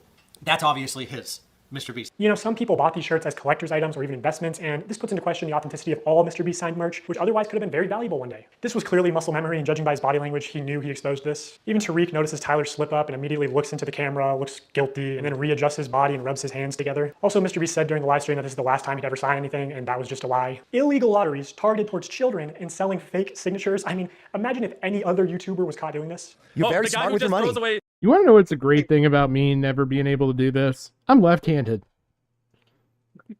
I like that. It's like I'm never gonna do this. I'm never gonna sign anything other again. Plot twist: he already wasn't. It was his friend. I'm never gonna sign anything again, Mr. Beast. We have a contract here with Amazon. You need to sign it. like, can you sign my paycheck? Mr. B starts sweating profusely.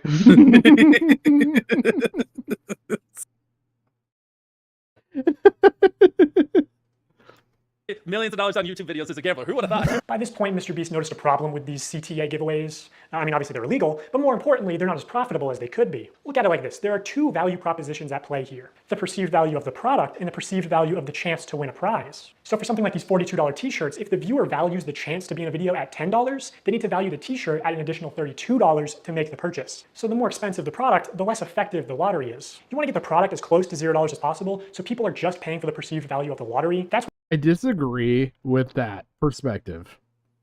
Because I am literally spent like fucking, what was it? Like $40 last month to be entered in a fucking contest to maybe potentially win the vehicle that I really want. I get a shirt for it. So like I'm guessing like was it run by Jimmy? No. No. Was it the Tesla giveaway, Patrick? No. Wouldn't that be funny? No. I mean, have hell, no they idea. have raffles where I'm at for like special hunting weapons. Like there was a Mossberg shotgun. Oh yeah. I forget which model it was, but it was like $1 per ticket to enter. Yep. And it was like part of like a charity giveaway, but it still had like the lottery aspect of being drawn out of a hat and everything. Yeah, this is for a special like, color and year Dodge Challenger. And so I'd really like the Dodge Challenger. Well, it's what a color demon. was it?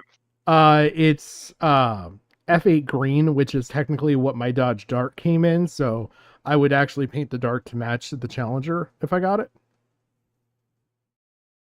I hope you get it. Yeah, I probably won't. But I'm just saying the whole perceived value is that this car I know retails. God, I've seen them for anywhere from $150,000 to $250,000. Yeah. So like the perceived value calculation that he uses, like you would justify that and think that I would want to willingly pay like $1,000 for a ticket, and I would never. Well, I think what he's right about the psychology of it.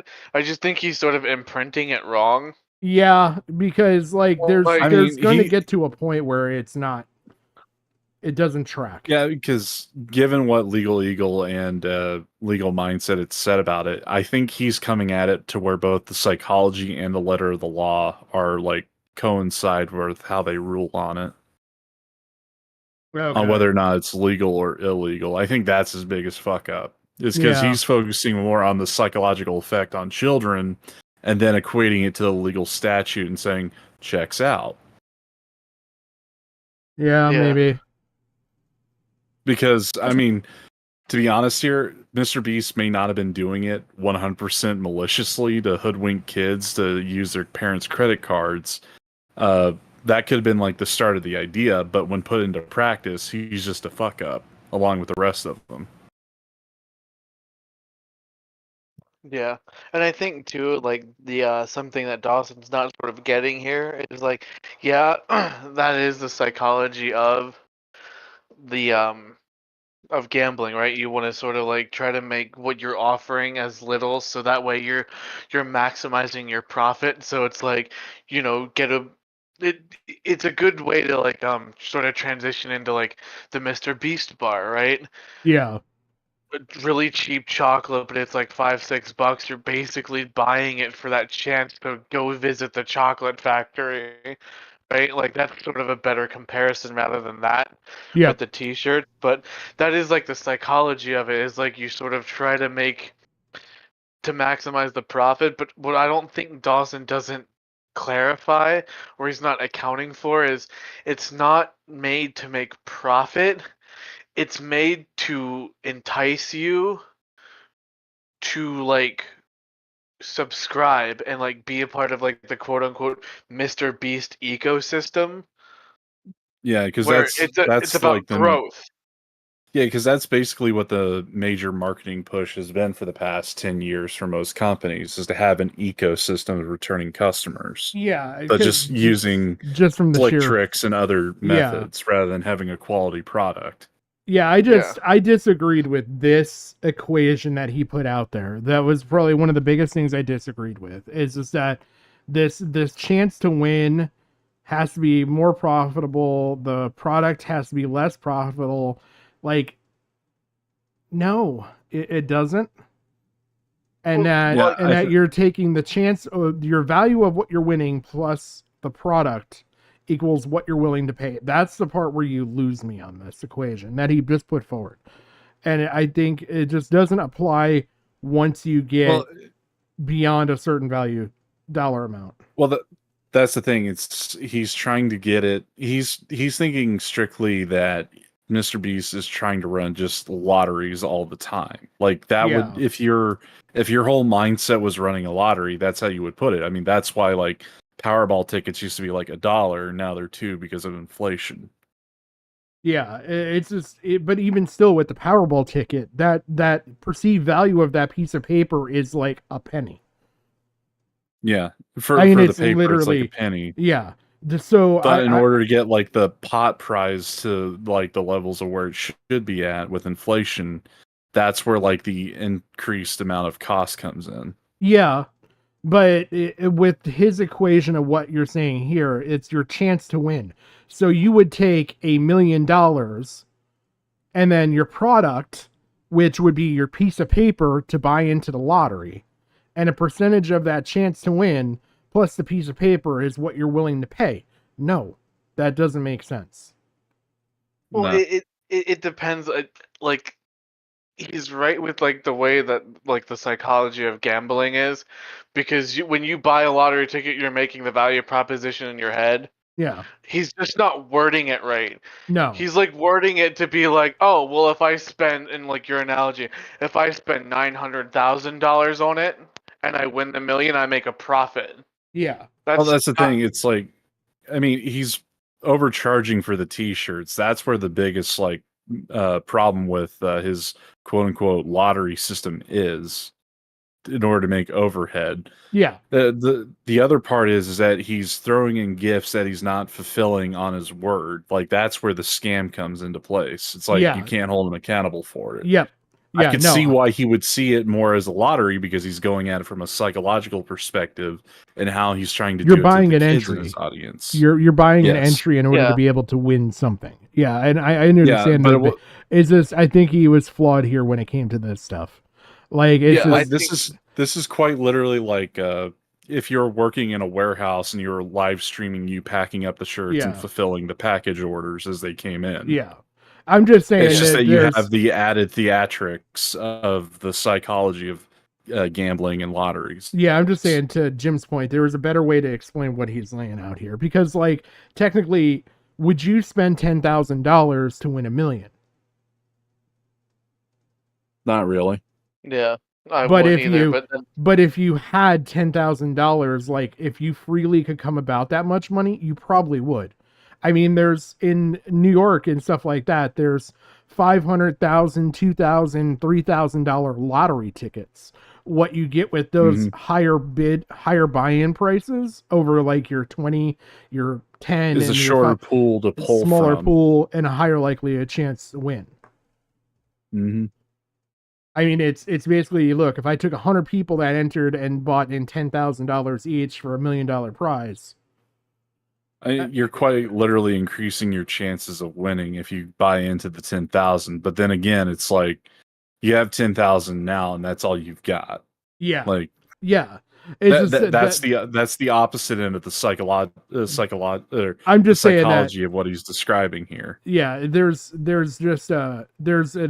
going to be a clear divide where his equation here just doesn't make sense.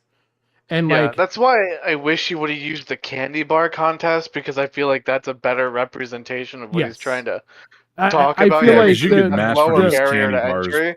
The easy thing to point out here is you have to buy a shirt in order to enter to win. That was the easy thing to point out here. I think doing this stuff above and beyond it kind of muddies it a little bit. at an additional $32 to make the purchase. So the more expensive the product, the less effective the lottery is. You want to get the product as close to $0 as possible, so people are just paying the for way the how Mr. Beast was doing it, again, like if he wanted to do it legitimately, he'd have to have like these different tiers of prizes. Like, oh, if you order your shirt, you have the chance of winning like $100, like within a certain time period. Like the ones who, like depending on what kind of prize, if it's $100 or $1,000 or fucking Tesla, like you'd have to have that staggered out with the amount of time that passes. Yeah. As well as like the barrier for entry. Then you could sort of classify it as a lottery in which kids are participating in, and you'd probably have them that way. But the way how they're doing it all free form, it creates enough minutia to where you can't draw a fine line. However, if you just look at it from the psychological perspective like he's doing, it appears like a lottery. Yeah. I just when it comes to me, it's like even looking at this screen here with the side by side. You know, I know as being an adult working in like production and stuff like that, you can easily adjust the price of this product and have the perceived value for the person be the same. If I'm buying $100,000 shirt or 100,000 shirts, they're going to be closer to this dollar price than if I buy 50. Yeah, if you buy bulk. Like, so there's things I can do to skew this. And the chance, if I'm going to pay $30 to win 10 plus get a shirt, is what he's kind of saying here. Like, this doesn't add up. I spent roughly close to this amount, got a shirt, and I'm entered in for a substantially larger prize just by value alone. So by his thought process, there is no cost effectiveness to the sweepstakes or whatever it is that I entered into. Well, yeah. See, that's why I don't like this example, because if you look at like a lot of YouTuber merch, especially since he's advertising this as like a limited run, that this is where like his example sort of falls apart, because that shirt, because it's a limited run, because it's a YouTuber merchandise, is naturally just more expensive. Yep, that too. This now, if he would have been selling like, buy this shirt and it would be a plain white Hanes t-shirt. Yep. That would make more sense. But these are like limited run shirts that already have a higher perceived value. That's why I wish he would have used the candy bar analogy. Yeah. Because that has a lower barrier to entry, a greater margin on what it would make without sort of having that FOMO. Yep. Well, that's the thing. It's like the way how they could have done it with the t-shirts is that they would have to have a qualifying marker. Not like, you know, a marker that writes the name or anything, but basically something that identifies this as a lot that was tied to this specific event. Like kind of a VIN number. Wink, wink. I see what you did there. I don't like you right now.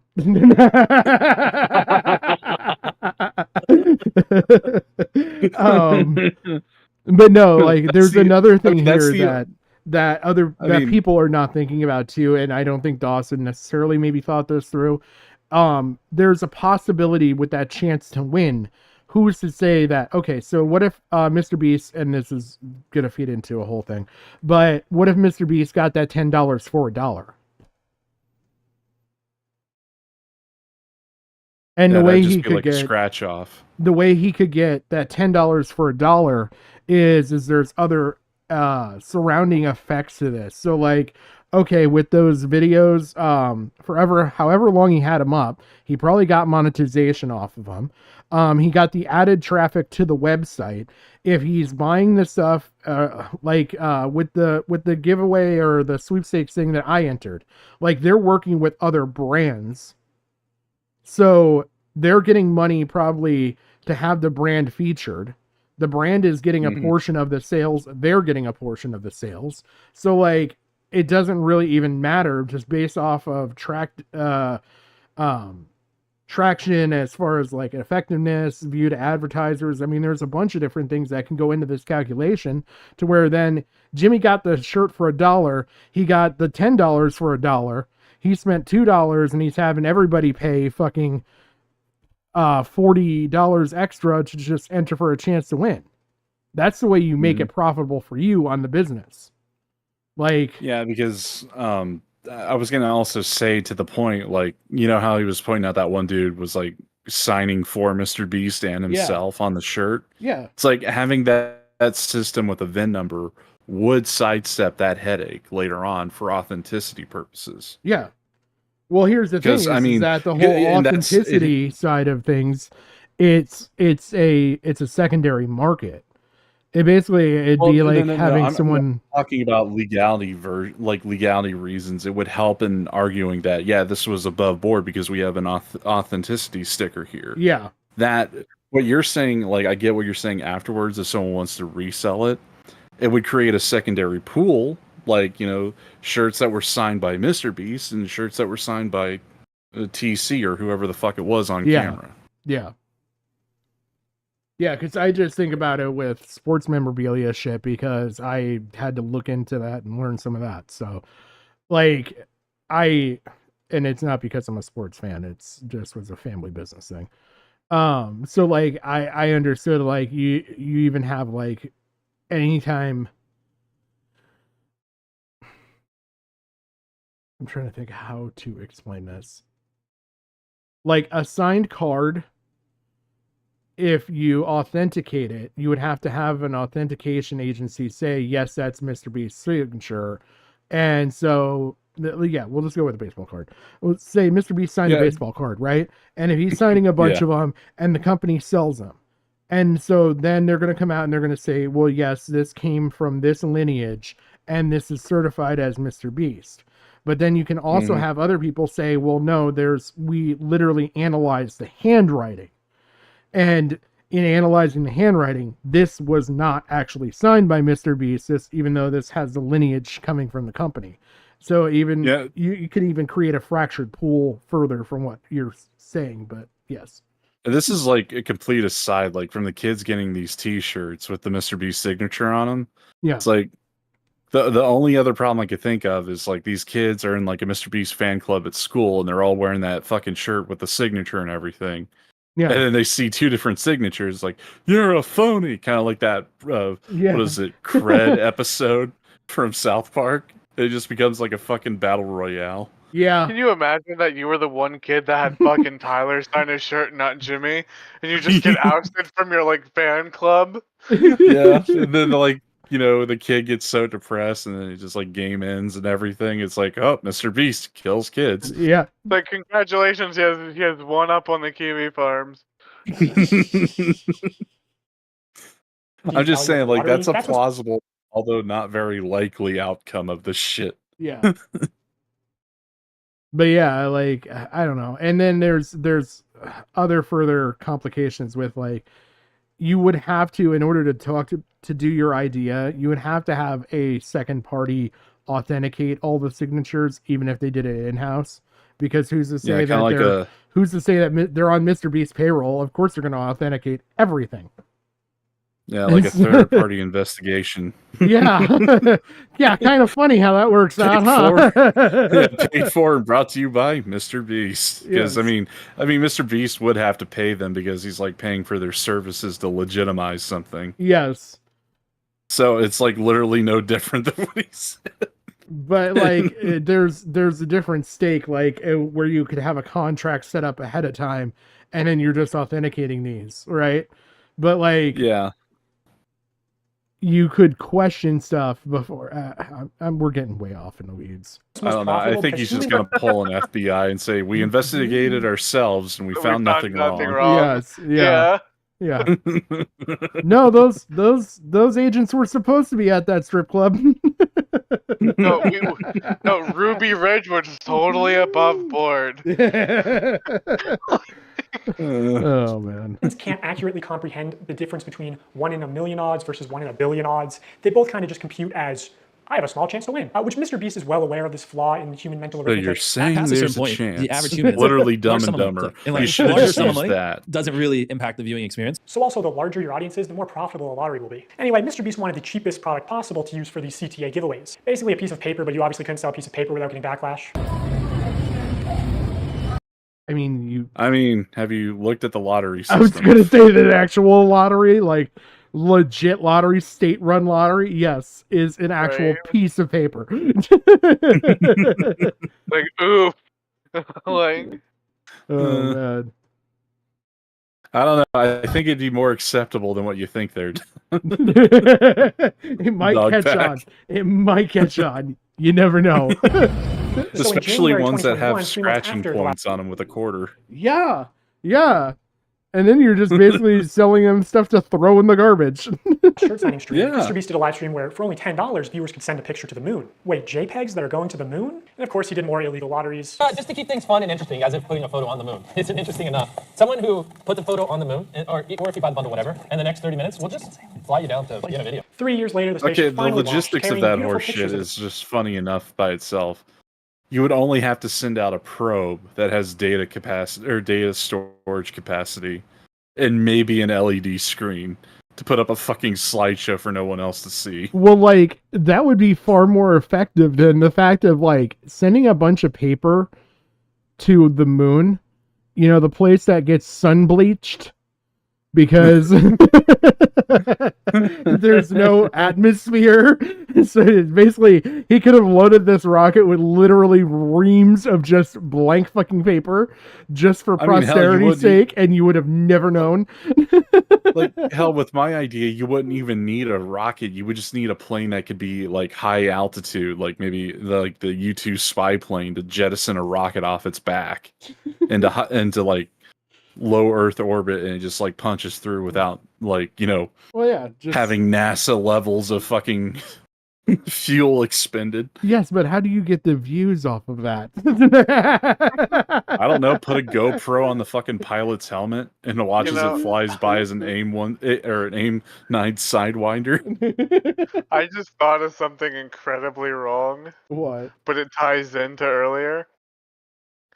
Pay Jimmy $10 to throw a fucking picture drawn by Shadman, and you're like, there's this fucking Shadman lolicon picture just floating out in this probe in space, and then like 10 years from now we see this alien armada, and it turns out they're like, we need to just kill them. Like, I mean, if this is what they're making, they just need to all die. Yeah. Well, I mean, here's the thing: you wouldn't even need like the U2. I just remembered that. You get the alien equivalent of fucking slugs. You remember the story about how like an F-15 was able to shoot down like a satellite coming into low Earth orbit? Yeah. It's like you would literally just need that one plane and one pilot from the U.S. Air Force to deliver your payload to the fucking moon. I just don't even understand it. Like, what we're arguing the logistics of this. Like, he could have literally done nothing and been like, "Oh yeah, I sent it to the moon." The best part is the plot twist coming up. The rocket exploded. Where they would be immortalized. Yeah. It fucking exploded. So obviously, Mr. Beast refunded everyone, right? Right? Delivery, it fucking exploded. You don't even need a fucking rocket. Why does it have to be on paper? You could just have it digitized and certified by Mr. Beast LLC. Yeah, you could just launch a small probe into space. Yeah, it could just find its way through like gravitational pull or thruster trajectory to the fucking moon. It's not like we landed there before. It's ironic that the rocket was like a metaphor for Mr. Beast's career. I just want to know, like, if he actually lied. That it was a Chinese rocket on top of it. How are you going to prove it? If he just lied. He's like, oh no, we definitely did it. Well, you know he's gonna lie down. He must have no. He must have like a deal with Tesla, or at least a Tesla dealership, to have all those cars for the giveaway. Oh yeah, I'm sure. It's like, I mean, fucking all he'd have to do is like, look, I'm your biggest customer, Elon. Let me use SpaceX for this little joke thing I'm doing here. And then you have like the SpaceX launch brought to you by Mr. Beast. Yeah, exactly. I'm like, he could literally fucking put his name on something, and you'd be like, oh yeah, no, that was the launch. Yeah, like literally just have the fucking rocket painted with the Mr. Beast logo. Yeah. But who's gonna question this? How are you gonna prove this? The rocket exploded? No. Is it his fault that he advertised it as for $10 I will put your photo on the moon? For $10, I'll put whatever picture you want on the moon. When he couldn't guarantee that? Yes, of course. I wonder. 16, Oh no, hold on. Same thing. Buy the I could think of a bunch of trolls willing to piss away $10 just to put 1 million copies of Goatsy up there. Well, the thing to me is like after what, a couple months, they're all gonna be just white paper. Well, not if they're put in a capsule. You know, with like an interior atmosphere to keep them in. Yeah, maybe, but now you're adding way more expense. Well, look, you get a bunch of people like who doesn't want to have a physical picture up on the moon, and then there's trolls. Like you'd be able to make like double the overhead of what it would cost to run one of them. This is just like to me the inverse of the buy the star in the sky named after you. Well, look, he said he would deliver your. He said he would deliver your lolicon to the moon. He never said it would stay there. Okay, he never promised you infinite. Yeah, he didn't promise you infinite lolicon. He just said he would get it there. What happens is it's between the moon and the sun at that point. Like it's up to those two. Like he would just deliver it. Gods. I just have this now headcanon theory because of fucking Jim of like. Of course, the aliens that would come by us and find the fucking lolicon out there would be like the slug level. Like, oh, they gotta burn a pedophile's bad. It destroys Earth. I don't know. I kind of hope that the aliens are more the Medicare level. That way, like with the whole Goatsy idea, it's like, these people are great. They know how to troll. Stan, did you see this guy's asshole? Video. Did you probe him? Did you do this, Stan? Can you imagine that though? Like they would be like, it would be like Medicare, and they just fucking make a like on their intergalactic like alliance fucking thing, like today exposing Earth. Well, I mean, this is like a commentary video on Earth. Well, no. Here's the thing: if the aliens that are out there are actually the Greys, then they're basically like Medicare. Yeah, wasted away to nothing due to cancer and radiation. Sorry. That got dark. Be in a video. Shopify dashboard. We just have like a random number generator, and then like we just put the number. Like if there's 1,000 orders, we just put it, picks number 2/1,000, and then my people give me the name. So the first person that we're inviting to be in our Squid Game, if you want to enter, click the link in the description, buy the shirt or hoodie, is Alonzo Diaz. Bro, this is an actual $100 bill. Wait, really? Like they actually sent a $100 bill. Wait, what does it say? Oh, now we have to read the message. You and your crew are an inspiration to our young ones. He wanted to send you $100. Everyone click the link or the view product thing in the bottom left. We're gonna open 3 packages, and whatever's in those 3 packages, we're gonna give someone random that buys. Mr. Beast is the American dream. Now I'm going to get to what, in my opinion, is the most unethical CTA giveaway that MrBeast has done. But before I do that, I really want to drive home the point that the closer a sweepstakes is to an illegal lottery, the more money it makes. Because, you know, every customer is supposed to be informed that they can enter easily for free and that making a purchase does not increase their chances of winning. Like, you're supposed to say no purchase necessary in all of your promotional material, which MrBeast does not do. This legal gray area only leads to people getting scammed, especially the elderly and children, who are also being introduced to gambling. The only people who benefit off of sweepstakes are influencers and scammers. Remember Wizza, a sweepstakes company that got exposed as a total scam and shut down? Even Omaze, the charity sweepstakes company, got exposed as a scam and had to shut down in the US. Or back in the day, there was Mystery Brand. Do you remember Mystery Brand? So Mystery Brand is a website where you purchase different boxes with chances of winning things. Take, I love how Logan Paul just appears in all of them. I think he might have picked that purposely. It costs $15 to open, and you can win the most expensive Los Angeles realty. But you can't even click it, okay? It doesn't even give you more information, but apparently it's worth $250 million. I love that you can't click it. Like, they're just like, trust us. There's a $250 million house with your name on it. All the way down to Icicle. Wait a minute, that shirt. I'm willing to bet. Does that look like Fed Smoker to you?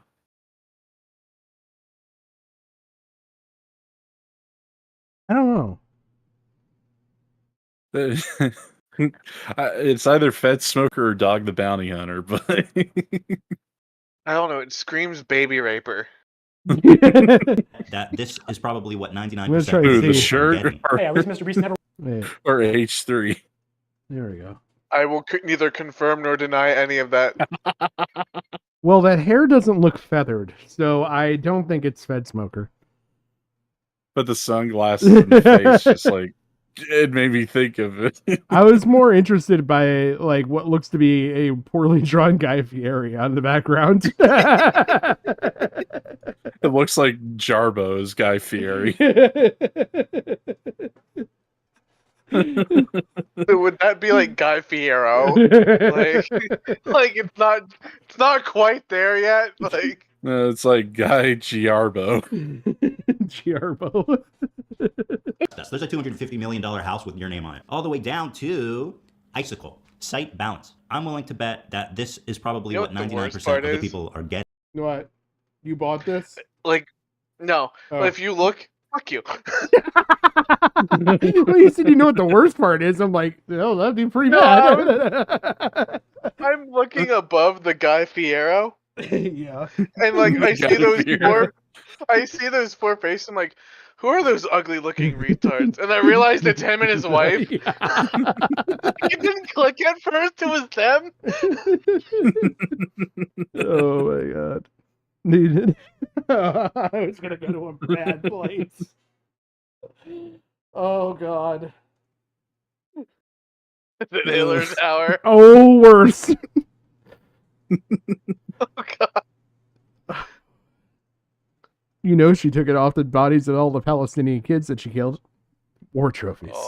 Hey, at least Mr. Beast never wanted to work with this obvious scam. I mean, at least Mr. Beast's manager never went on some pot. Jim may want the Hitler Hour, but I want the Mussolini Mondays.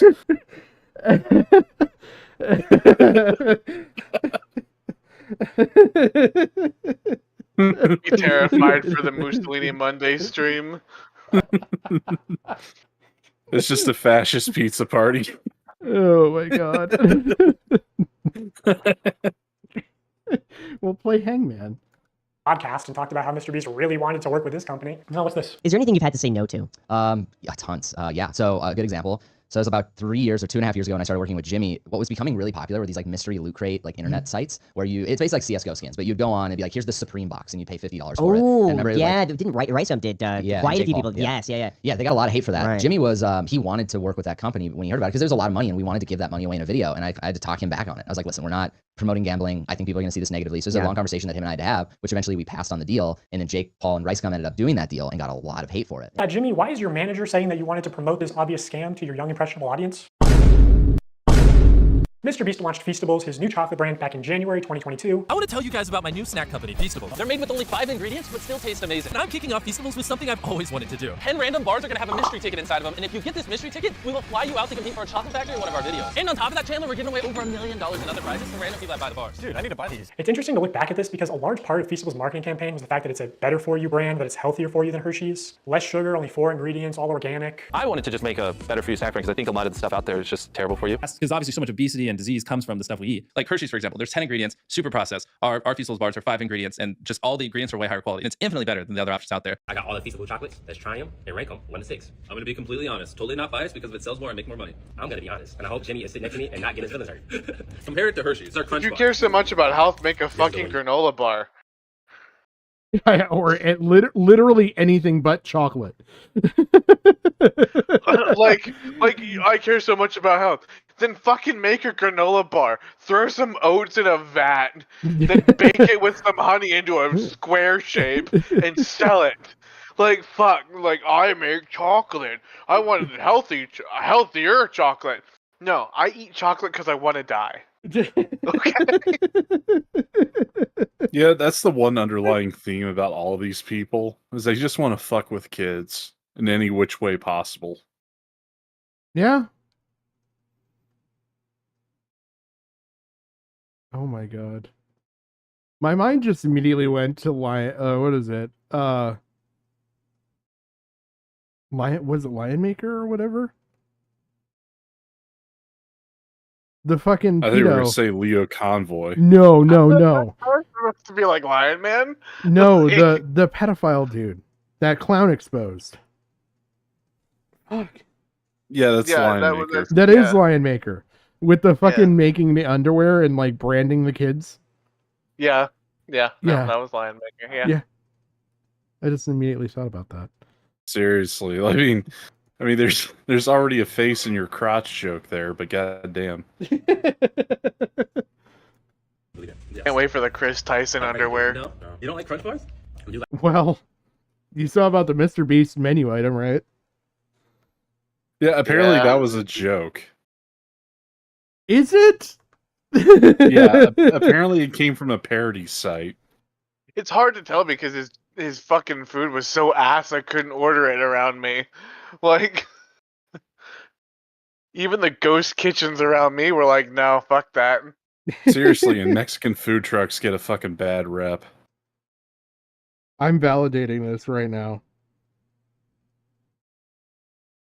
I mean, Sin pointed it out to me when I posted it, and he was like, dude, that's a fake one. It's like, really? Okay, I can confirm there's no kids menu. I mean, there was no, like, kitty dog or whatever. Yeah. What It's would like it be? the hot Mr. dog Beast? menu item was bullshit. Mr. Beast Little Weenie? Yeah, I saw that. It was Chris's kitty dogs, and I was like, no. I was like, there ain't no way. But I was like, yeah, but they would think that that's funny because, you know, they're kind of like edgy. They like to think they're edgy. Wouldn't that be funny if it was like the local ghost kitchen doing that as like a franchise? Like, like they just did it themselves. Like, well, fuck these guys. Let's talk about ballpark Franks. I mean, fuck, not even Costco would go that low. They still have the foot-long hot dog.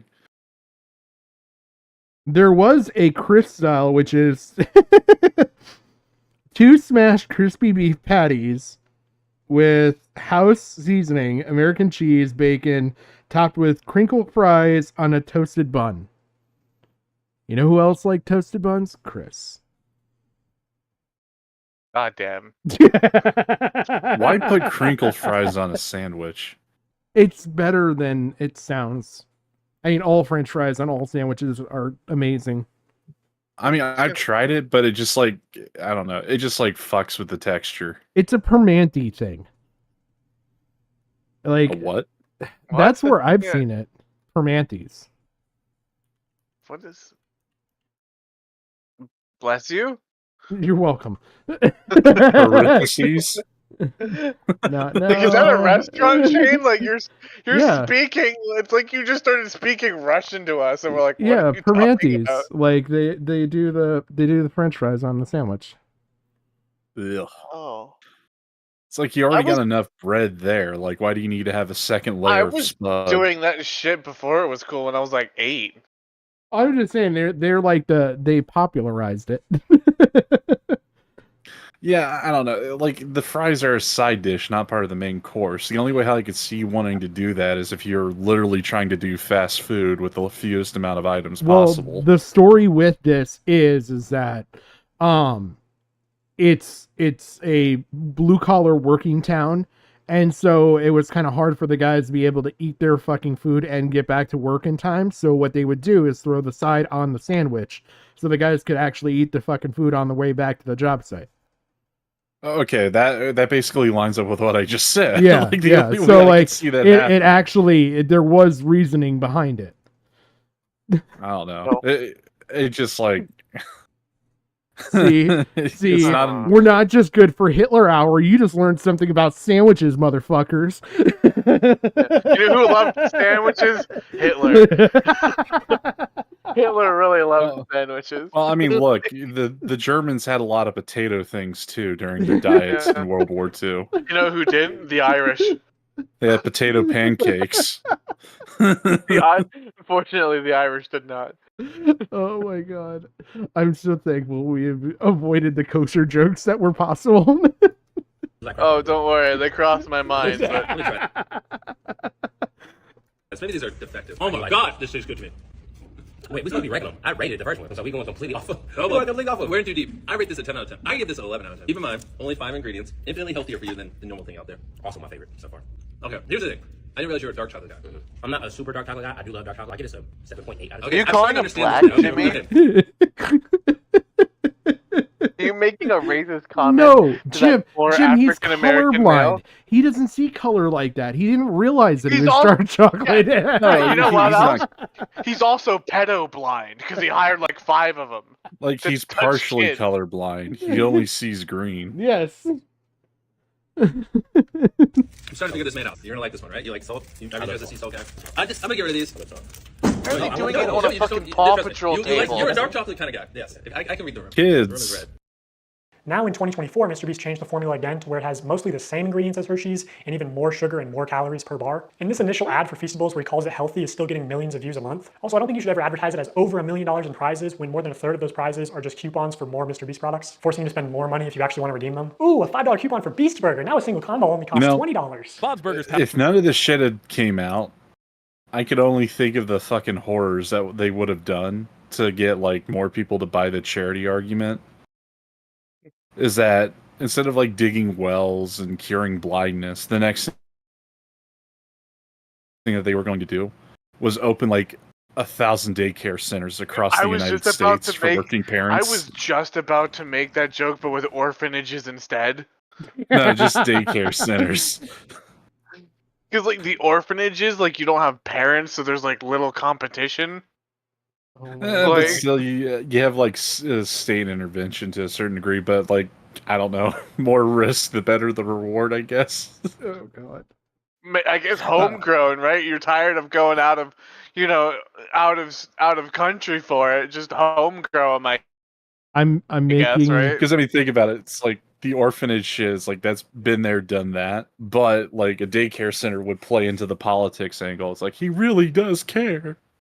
I'm making some executive decisions because we still have a whole nother video to get through, and it's already coming up on 2:30 for me. Oh my god. We just have too much fun cracking jokes. Yeah, so we do. much for the short stream. So I'm cutting the Lio Convoy shit out for now. I'll do that on another stream. Oh no, I'll do that. not the Lio Convoy stuff. It was really good. Okay, like I was actually excited for Lio shit for once.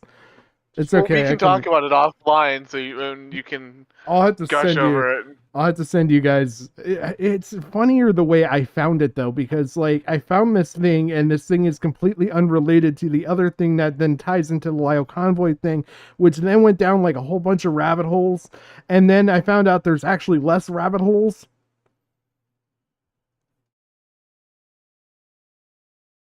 You guys don't sound as excited about this as I am. Well, I mean, it's nothing new for me. I mean, the old saying is that there's no such thing as just one rabbit. There were so many rabbits. I was just letting you talk about the deep hole. Or fucking Five Guys. If this shit can be successful, fucking Five Guys. It's so good. Who cares? It's called Five Guys. What kind of fucking name is that? It doesn't matter. I don't know, Mr. Changing Beast. Ooh, maybe you should have spent a little less time on this beautiful logo and more time on making the food actually edible. Ugh. Brother, ugh. What's that? What's that, brother? Also, be for real, dude. Five Guys has a nice, clean, appealing aesthetic. You know, the name suggests humble beginnings. This is like a 8-year-old sloppy cotton candy. I can tell you what fist that food. is. It literally looks What? It's not going to be pretty, but that's usually the end result of halal and kosher meats. I was able to work it in there. looks like a piss burger.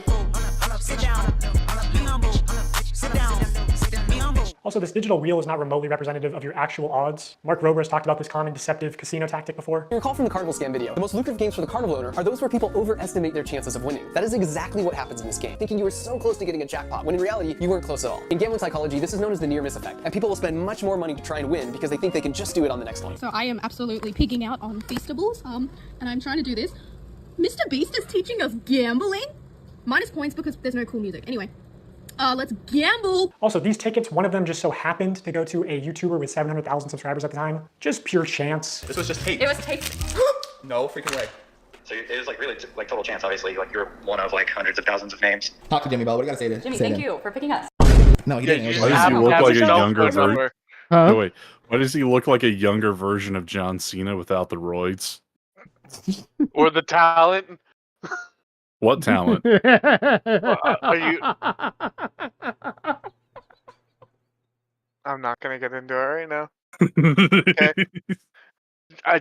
John Cena is so amazing on the mic, and I cannot. No, not now.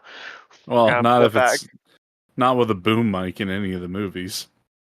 Yeah, well, I'm talking about his wrestling career. Fuck his acting career. His acting career is dog shit. Okay, nobody cares about that. I'm talking about his like fucking WWE performances. But no, Well, I mean, that's also an acting career. yeah, but he actually knows how to like work the crowd, and he's actually knows how to act in that sort of stage. But yeah, no, I like this part where it's like, oh yeah, no, this random person that has Mr. Beast's phone number totally just happened to get it at the grocery store. Well, I totally think wasn't probably handed to them by Well- Mr. Beast directly. I think she totally fucks it up right here. Obviously, like you're one of like hundreds of thousands of names. Talk to Jimmy about what No, if you just paused it, you'd see what I mean. He looks like a younger John Cena without the roids. He does. No, he didn't. It was random. Was it though? She goes, "Thanks for picking us." She literally says, "Thanks for picking us." Was it random? You So this guy went on to don't win the chocolate factory, and extremely unlikely things do Women, happen. But they can we see ruin other winners were everything. chosen maybe? Because knowing how important it is to Jimmy that every video has entertaining contestants through. By the way, like I'm waiting for you guys to catch on to something. If you don't catch on to it, I'm going to point it out. But there is something that like goes to my point of like there's other things with this video. The whole video, Okay. it's a little suspicious.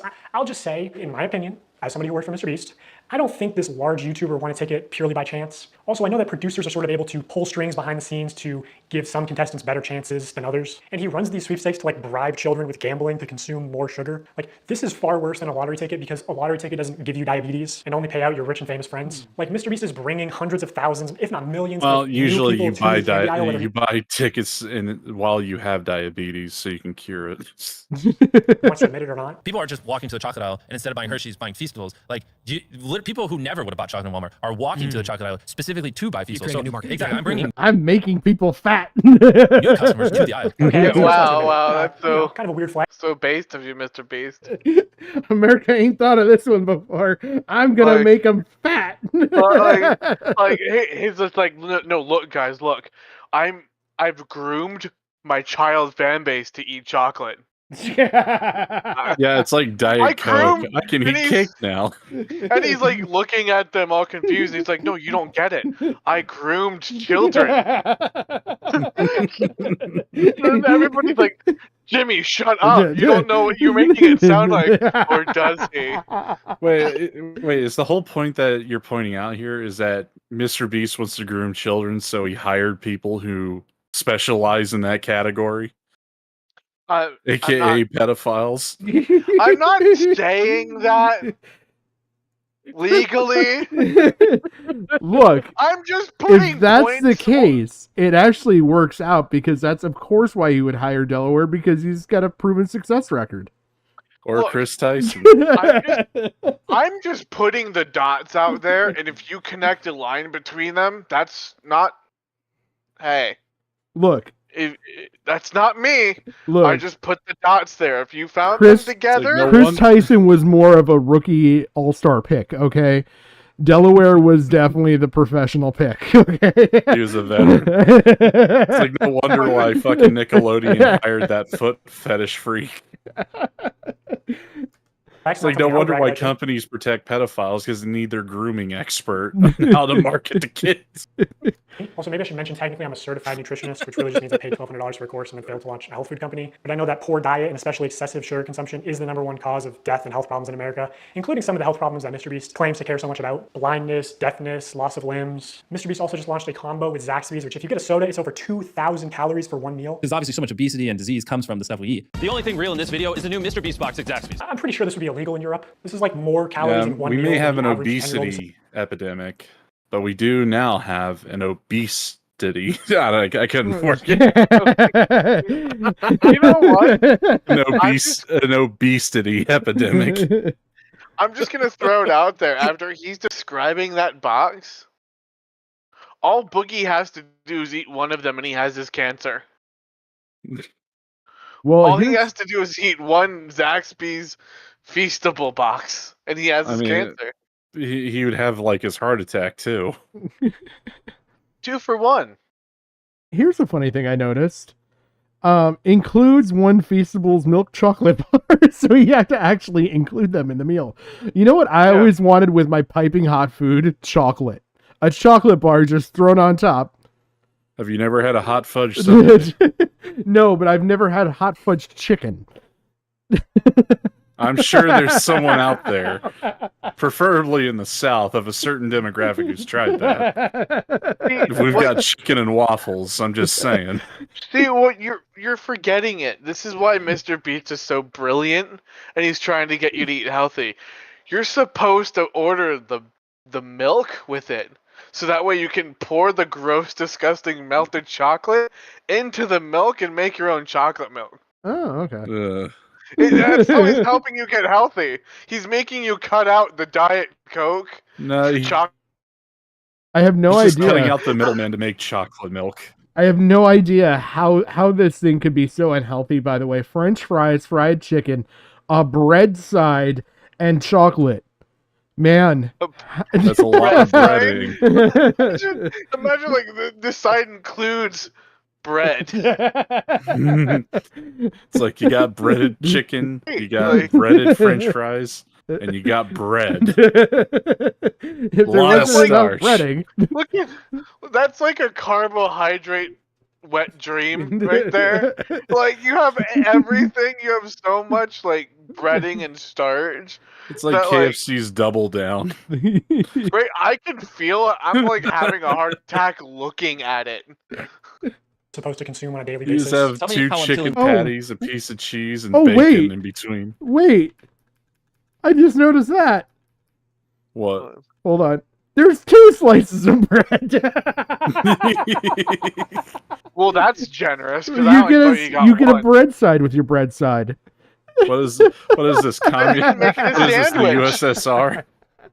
Well, you can make it a sandwich. You can put the bread in it and then throw the fries on top, like that other fancy restaurant. And then you can slather the top in your melted chocolate. No, this is like KFC if it was in the USSR. You got the Zaxby's version of it, where it's like, look, you must have bread on your menu. It's like, you could serve chicken, but little bit, but make sure it's covered in bread.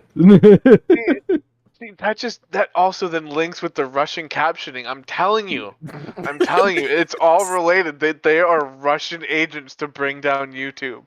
I love how Like Comrade Beast added the bread. Da.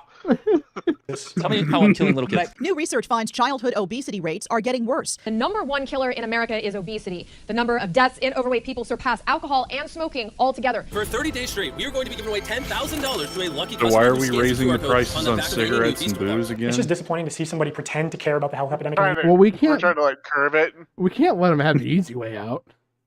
Oh, come on. It's the US fun only way out. It's profitable for them. I know this point isn't going to resonate with a lot of people because of how normalized high calorie and high sugar diets are in America, but like bribing children to get into the habit of consuming excessive amounts of sugar, like $10,000 a day. Okay, to so they're is very coming at deliberate the because fat it's trying to create acceptance from repeat both customers that angles. just buy out You of have habits. complete Like, and doing utter this especially- dipshits ruining magazines, and then you have Mr. Beast just pushing it on the kids. Especially when you clearly understand how much of a health risk it is to these kids. Because obviously so much obesity and disease comes from the stuff we eat. It's honestly just fucking evil to me, and I push back against this a lot while I worked at the company. For Halloween this year, Feastables is planning on putting $1 million in a chocolate bar, and they wanted to do a bunch of like. You know, this is scummy the marketing inverse shit. of My manager literally Subway. said at one Well, I mean, Subway, like, it serves healthy food if you know what to order, but, like, the fucking Oh, thank Feastables God. box. Oh, thank God. It makes sense because with Subway, you have the pedophile eating healthy food. Yeah, Right? he loses all the And then- weight, and then That's he's where I able thought to, we were you know... going. Yeah, Them and damn with Mr. tuna Beast, subs. it's the inverse, where you No, the have Veggie like, Delights is what he had. No. The Veggie Delights. You've never heard about the backwards tuna subs with Jared? Oh, God. Is it anything like the Zaxby's box? Write out tuna sub and read the letters backwards. Oh, my God. Bust a nut. Well, we know Jared was certainly doing that with all those terabytes. That's why I said he's always been on them backwards tuna subs. I wonder, like, do you think they made Chris Tyson like handle the food stuff?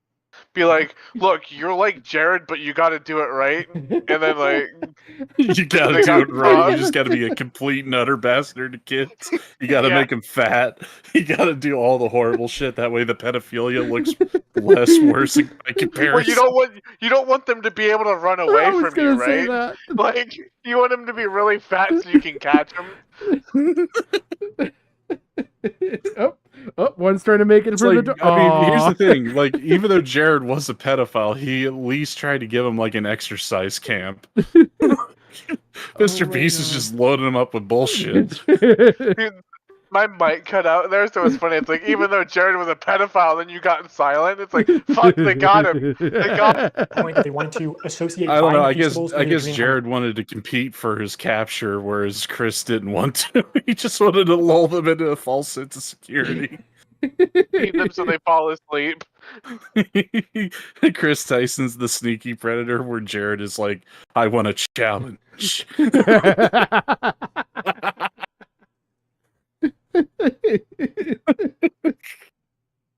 Oh my god. True. So they're pitching ideas like, buy a Feastables, win 10K, buy a Feastables out of a vending machine, and the vending machine just starts spitting out money, buy a Feastables and it has a ticket to Disney World, whatever, right? And I don't want to put a lot of like hearsay into this video. You should just believe the receipts that I'm showing you and not what I'm saying. But I swear to God, I said to somebody at the company, I feel like Feastables is 70% a chocolate company and 30% a lottery targeting children. And this higher up person at Mr. Beast said it was probably closer to the other way around and was laughing about it. Like 70% a lottery, 30% a chocolate company. Everyone knows it's just the call to actions and call to action giveaways especially that drive sales. As soon as they stop, it's hard for large bargain retailers to sell this shit for 70% off. That's why they push them so hard. Once they stop their diabetes lottery, no one buys. Also, this is the website right now. Mr. Beast wants you to join the crew, just so weird and scummy to me. I believe all the Feastables giveaways do have official rules and no purchase necessary clauses somewhere, but it's very difficult to find them. In traditional media, if you advertise a sweepstakes like in a commercial, you have to say in the promotional material itself, no purchase necessary. Somehow Mr. Beast gets away with not saying no purchase necessary in any of his promotional materials, not the videos, the descriptions, pinned comments, nothing. By the way, I don't know how Dogpack Dawson here knows about Dunkaroos, but those fuckers were gone for like 15 fucking years. So I don't understand how he knew to use a Dunkaroos commercial there. I don't know, but I'm happy they're back. Are you? I was disappointed by them. I tried them I'm once. pretty sure he has an older brother who told him about it.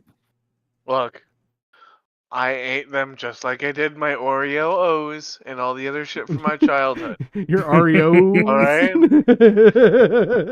I'm not eating them because they're good.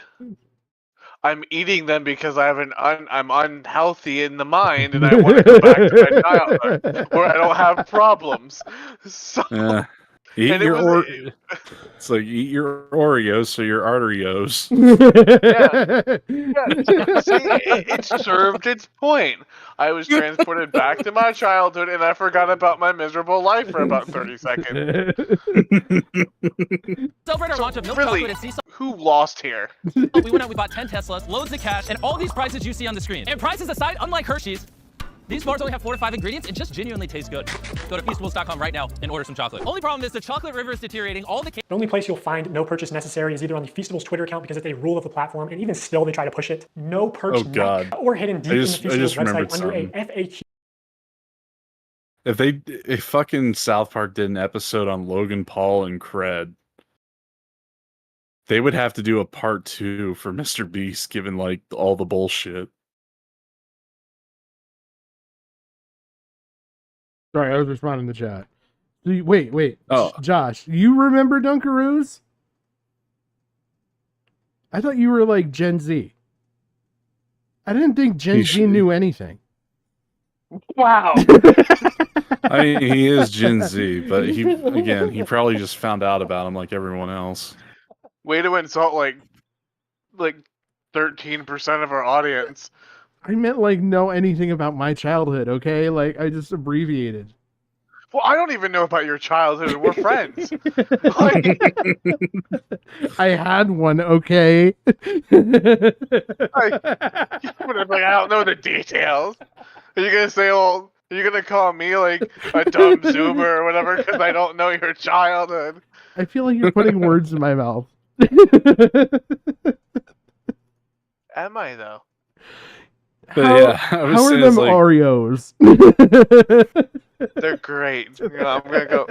Actually, I don't have any right now that I could eat out of spite, which also shows why I'm mentally unhealthy. But we're just gonna look over that part. I think I might just figured out how South Park could like parody this. How so? They just do an episode about Mr. Beast, but as Willy Wonka. I mean, I could see Dawson being Kenny. I'm just trying to picture it. And like, are we looking at like Gene Wilder Willy Wonka? Or are we looking at like Johnny Depp? Is that man a pedophile, Willy Wonka? Because if the that's Johnny the case, Depp then, one probably. well, then we need to lean in and make it Chris. Because Chris Tyson has more of the proclivities. No, Chris Tyson would probably be like one of the fucking transgender Oompa Loompas.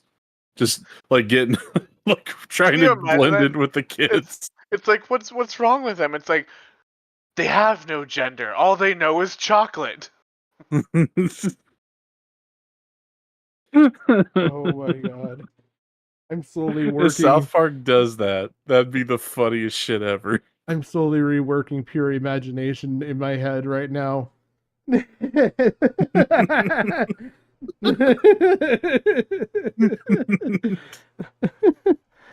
If you want to taste paradise. That's the line that's got me. And to enter for free, you have to mail in separate 3-inch by 5-inch hand-addressed written index cards, up to 10. Okay, this is kind of standard for most sweepstakes, by the way. Like, I know this is a very foreign concept, especially in a very digital age, but no, this is like pretty fucking standard because they want to make it inconvenient enough for you to not do that. A day. Do you think kids are going to do that shit or just beg their parents when they're at Walmart for the YouTuber diabetes lottery ticket? How is this legal? How do you mail something without making a purchase? Cards, envelopes, stamps. The free entry method can cost more than the chocolate bar itself. Also, going back to sweepstakes law for a second, payment isn't the only and it's form of probably consideration. healthier Consideration for you, can also be both time mentally or and effort that physically. directly benefits Mr. Beast in some way. Like, I don't know, if he told his fans to clean up and I mean, organize unless if you're his going to Feastables sniff the displays in Walmart. Look, I'm just gonna throw this out there. There was a Feastables bar on sale. I got that 2 weeks later. I was diagnosed with diabetes. On to something. Well, look, it's either you know? buy the Feastable bars to enter, or you suffer with carpal tunnel for a few months. Walmart for a chance to win $5,000 shelf fee cleanup and $5,000 drawing. They thought this was going to be a monthly thing, but it got a lot of controversy, obviously. How can I successfully clean up the shelves? Wow, glad you asked. No bars on the shelf? Go find an employee and ask them to check to see if there is product in the back room and ask them to bring them out so you can put it on the shelf to match the tags. What the fuck, dude? Imagine a 7-year-old looking for the Walmart manager so he can ask to stock shelves for a chance to be compensated. Dude, was Walmart in on this? This was not just one off-the-cuff tweet. This was like planned with instructions and graphics and everything. Also, a company asked If, like, just on the pure chance of it, like, you know, criminals work at Walmart too. And if you're looking for someone who's going to be in the back rooms to bring out the product, that's usually where they put all the convicts that, you know, got out. So I'm gonna throw, look. Story. You're running the chance of a kid meeting either a murderer, a bank robber, or another pedophile. You know what? I'm gonna throw this out there. I was a manager at Walmart. I guarantee you, if a kid walked up to me and asked me to put chocolate on the shelf, I would give that child that chance because I guarantee you he was fucking more competent than any of the employees underneath me. I guarantee you that kid would probably be like a manager underneath me within 2 weeks compared to the fuckwits that were under me.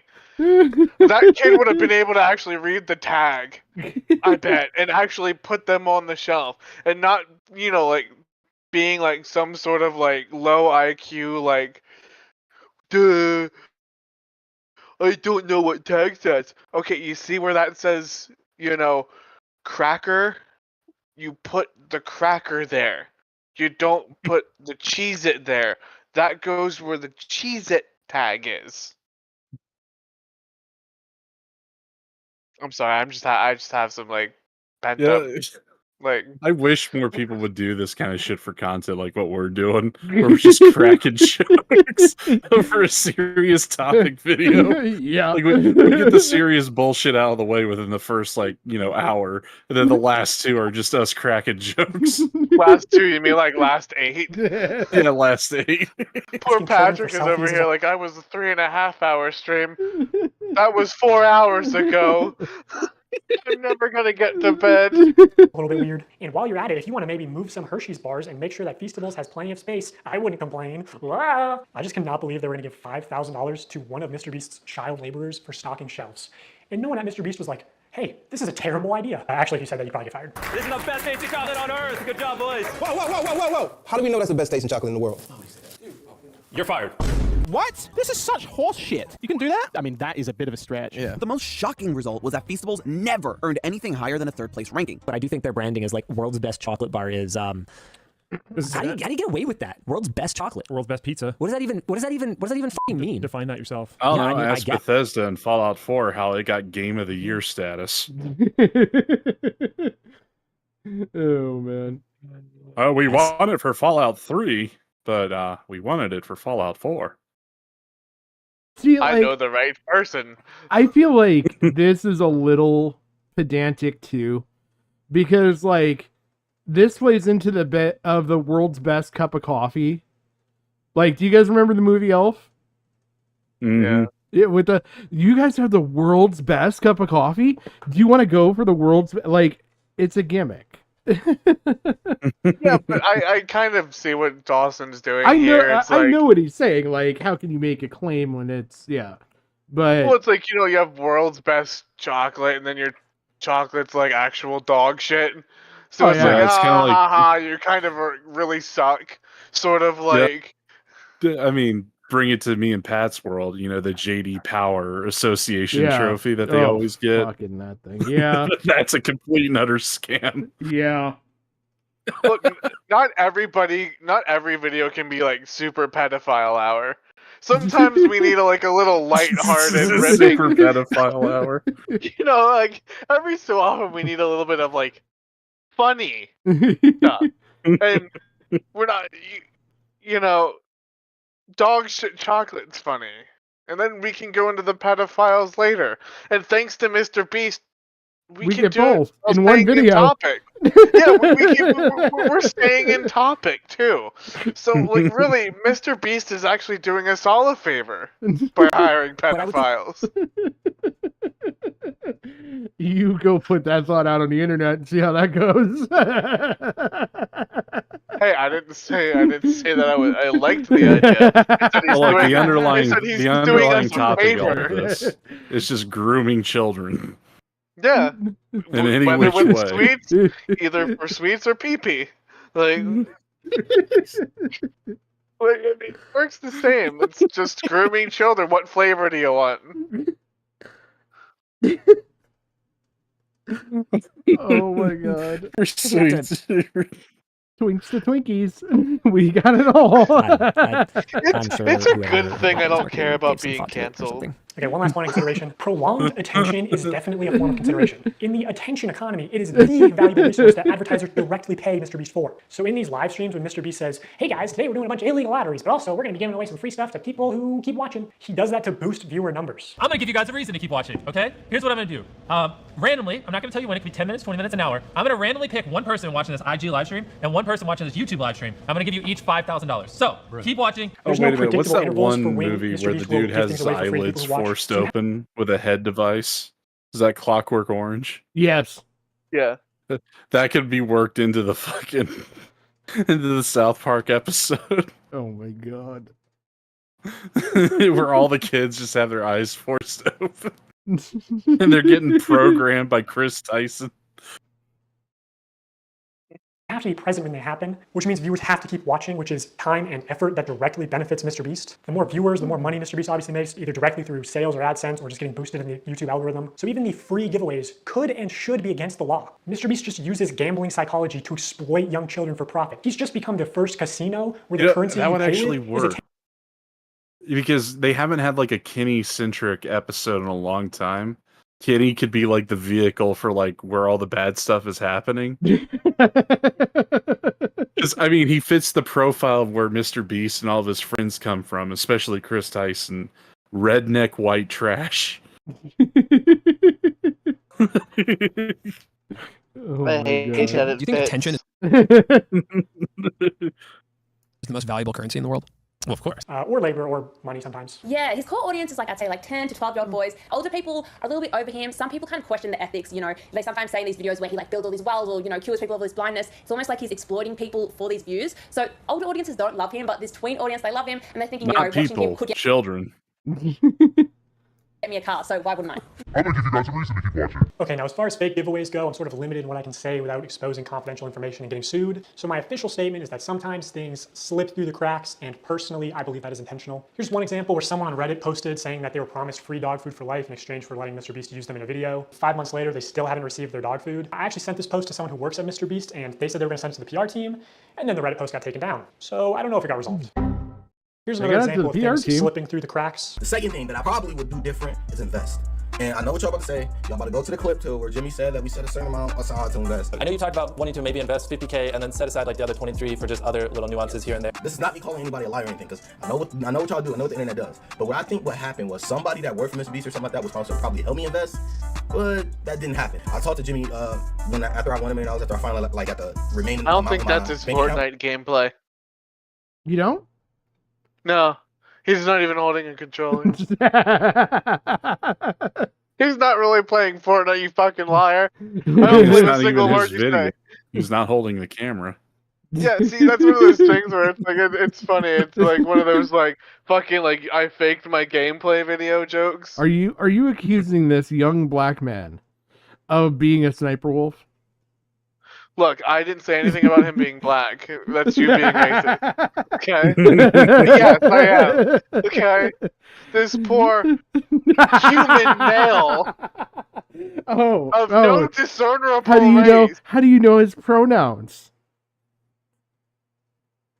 I don't know. Are you being his sexist? name is man too nice. I think the first word in his name is man. Now, I'm just guessing. How do you know it's but not if he was... Manto? Look, I'm just gonna say, if their gender was female, it would be woman too nice. Oh, so you're saying only women can be women? Don't you mean ma'am too nice? Look, first of all, I see what you're doing here, and you're trying to trap me, but you were the one that mentioned his race first. Because you should be proud of that heritage. Look, I'm worried about this poor human male being scammed by Mr. Beast, and all you see is color. Are you showing your white privilege right now? How do you know I'm white? I've seen the tone of your voice. You talked about being a manager. Oh, you're saying black people can't be managers? I'm starting to see a pattern here. I'm just saying the system plays towards certain people of color. I mean, that is a lot of money for a person of color. Yeah, I was watching when Slug was going over this, like towards the end of this segment, before it gets to the SpongeBob movie scene. The joke flies over his head. What the dude was pointing out about Mr. Beast. Oh god! And it's like he's like, how could you compare this to like Ethiopian war journalism, where the kids are? It's the joke. It's the joke that Mr. Beast's like, look at this poor black kid I saved. I'm sorry, Slug, but you were probably like dead tired at that point, but it just like went over your head. R/whoosh. I was like, man, I don't want to fail. I don't want to be like how everybody's saying, like I'm gonna run out of money and do all this crazy stuff. I was like, man, Jimmy, please help me. And he said he was gonna help me and we was gonna invest, but yeah, that didn't happen. So if you actually watch this video, Mr. Beast does say that they're not going to be irresponsible, that they're going to try to set Mark up for life, and that they are going to help him with investing. What we're actually going to do is be responsible and try to set Mark up for his future. So we're going to make smart purchases like a house, cars, and do some investing. But according to Mark, Mr. Beast only gave him an hour to plan what house to buy, and then gave him only 24 hours to spend the bulk of his money for a video. Time. I wish I would have had more time. I mean, hell, that $1 million wouldn't even afford like a third of that fucking Ferrari they posted. No. I'm gonna give you $1 million, but I hope you have your house already picked out that you didn't think that you were gonna get. Yeah. The best example I can give you is when we had planned out the house and stuff. I literally had an hour. He had somebody come to my house. And we sat down and we planned all this in an hour. Yeah, they came to my house and we planned this out in about an hour. So I wish I would have had more time, and I wish I would have did a couple things differently on the time management side, which I guess I really couldn't help because I had to spend it. I had to spend the money and I had to like do all this. So I'm starting to think he might have been a little bit better. I mean, seriously, it didn't have to be filmed in one day. Like if they staggered out their fucking time for recording for these kinds of videos, it wouldn't come off as scummy. No. Well, not only Like that, they but could literally have like a 2-hour plan or even like a 5-hour plan that could be filmed in one day in one go to have the whole thing figured out. Whenever that 5 hours occurred, it's like you take that out of the equation, and then you continue the clock afterwards. You know what really grosses me out about this? They're setting him up to fail. Oh yeah. Like you're telling this guy that you have 1 hour to spend $1 million. So you're gonna set this guy up with a house, and he's not gonna be able to pay the. Well, yeah, but he's not gonna be able to pay the real estate tax next year because he won't have that $1 million. He's not gonna be able to. He won't know how much his utilities are. He won't have anything saved up for like emergencies, like if something goes wrong, because you're making him spend it all. So it's not like he can sit on like $20,000 for repairs. Like you're literally like hoping that like, buy this house and all this good cool stuff, but that really expensive car, you're like, your insurance is like $350, and now you have your your real estate tax and all this other shit, and then by then Mr. Beast is gone, and this guy has like mountains of bills and no way to pay it. Yeah, and then he has to sell and get rid of everything in order to even attempt to pay most of it. Yeah, so he loses out on everything. And then he probably loses out on the house he has there because he'll move into this new one. So he's fucked. Yeah, that's the one thing everyone complains about when, like, this is just an aside, but Pat, you could agree with me on this, but when people, like, if you're given, like, $1 million, would you buy a new car or a used car? It's used. Like, buy used, because then you could fix it up and you have, like, a much bigger data point set to know what's going to fail and when it's going to fail. Plus, you've got, like, all the recalls taken care of. You don't just buy a new car and then just, like, sail onwards into the great unknown. So it's quite literally why most people would like bitch about the car community is like, you're putting more into a car than what it's worth. Yeah, but it's going to be more reliable. Am I really? How is that depreciation off the lot? Huh? How's that interest rate? Huh? Right. Well, I mean, the only thing that I could see like that you would want to buy the new car for is like the experience of being able to like, this is my dream car and I get to drive it off the lot and new, it's just touched by me.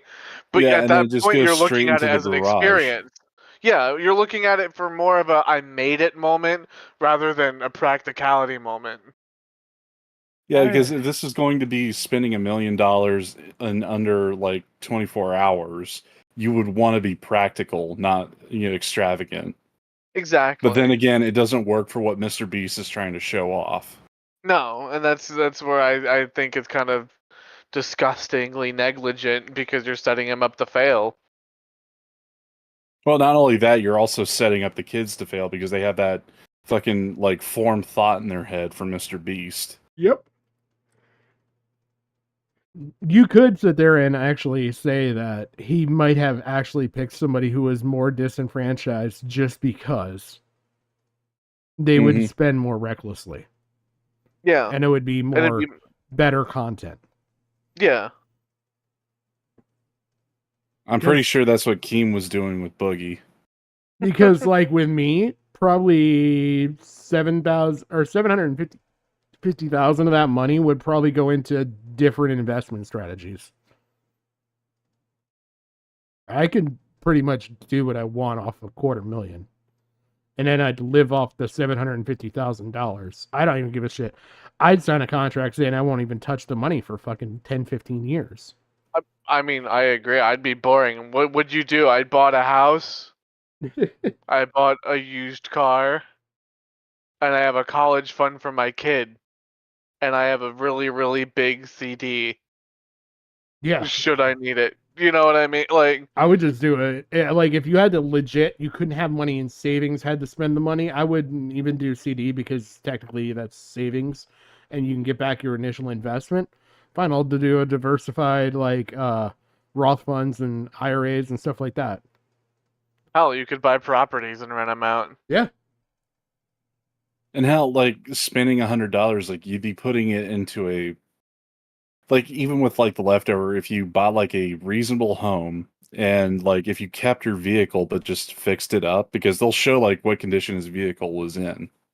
Spend 150 Like- on a home, pay the rest down, get something like for 200. You're gonna get financed like instantly. Go take the other 100,000 between furnishing and a new vehicle, spend that, and then you got $50,000. Fuck, I'd take like a really nice fucking vacation or two, and call it good. Yeah. I mean, hell, he's like, because way how he's planning it, he's thinking about putting money aside for expenses and other things.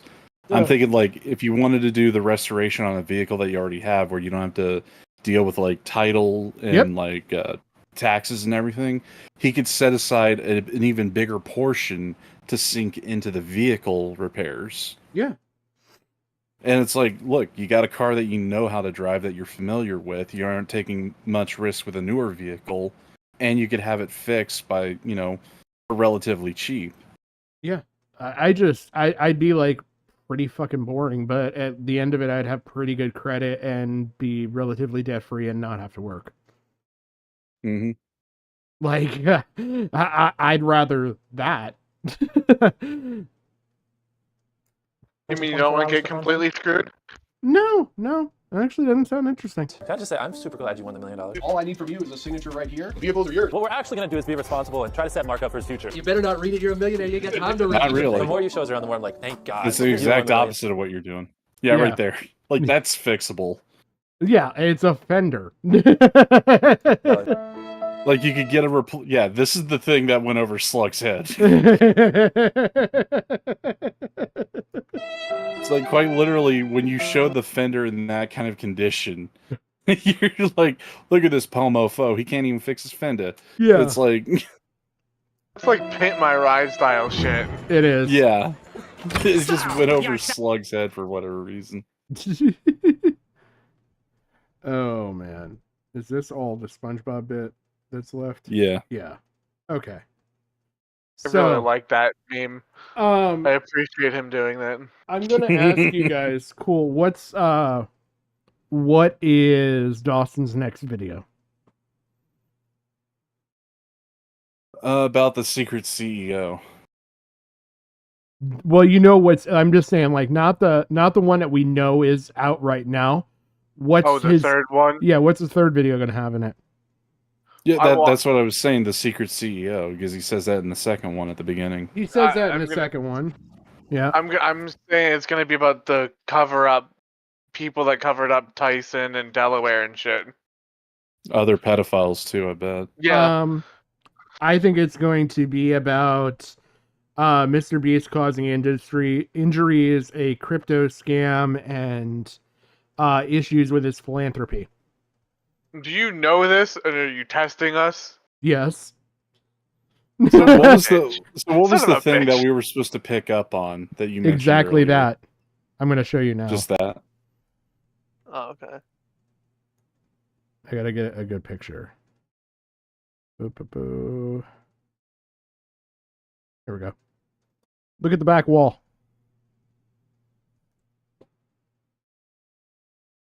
Contestant almost died. Crypto scams, philanthropy. He literally has the timeline laid out. Okay, I see what you mean. Because I know in the second part he talks about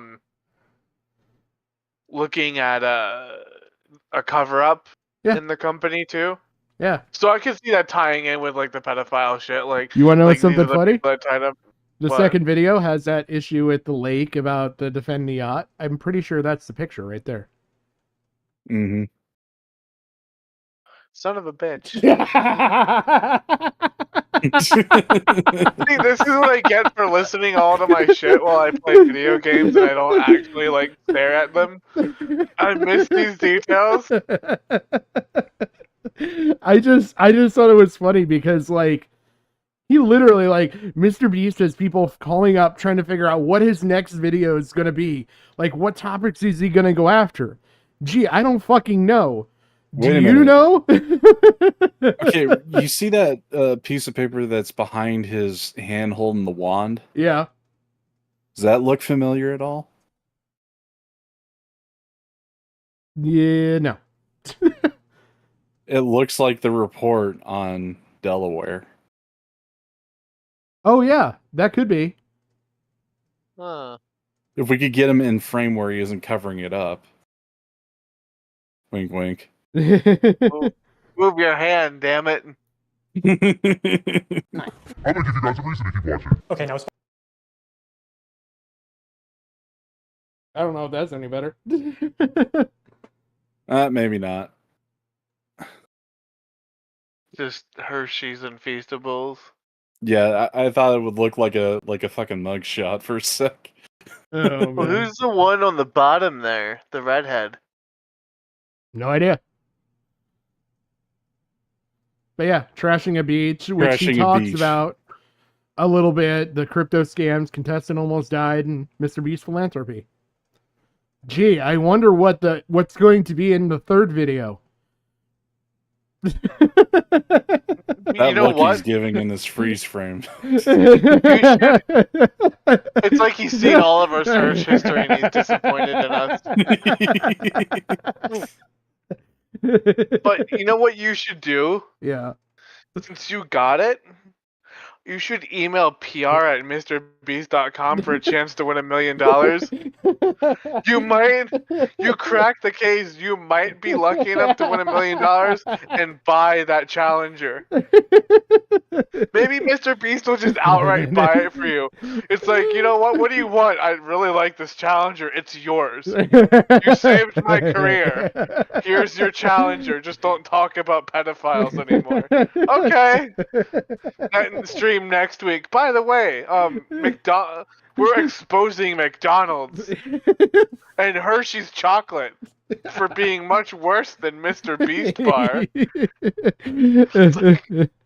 Patrick, did you get bought off? No. Never. Oh. I swear to God, if you do, you better send some my way and Gigi's way. Oh fuck yeah! You better send some to us. I'm willing to be paid off too. But no, I didn't want to like say anything, but like if you watch the whole video, it's just a straight fucking timeline. Like he starts out literally at one end of the board, and like you can see the illegal lotteries and everything else, and like it's the same fucking board that's right here. I hate how you actually like pointed that out because now I feel so incompetent now. Like, I like it.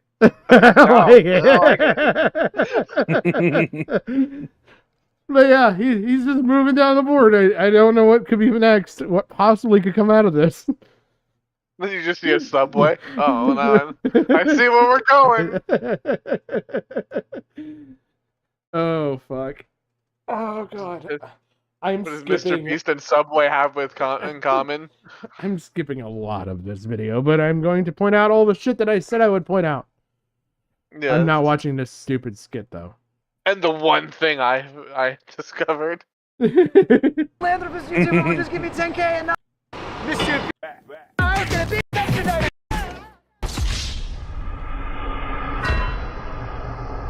Okay, content cop from Temu back at it again. So just before I get into my interrogation with former Mr. Beast employee Jake Weddle, a lot has happened since my last video. After posting it, I got hundreds of messages from former Mr. Beast employees, and I had them all like send proof of former employment. You know, just people showing their support or telling their stories of you know, fake videos or unsafe practices, you know, toxic workplace, stuff like that. We're gonna go back over some I'm not of really gonna this. get into those claims because, for one, like, most people want to stay anonymous, which I understand. And also, like, I think most of that stuff's just been covered with you know, the news coming out about Beast games and everything. And also, I have like more serious allegations that I want to start covering.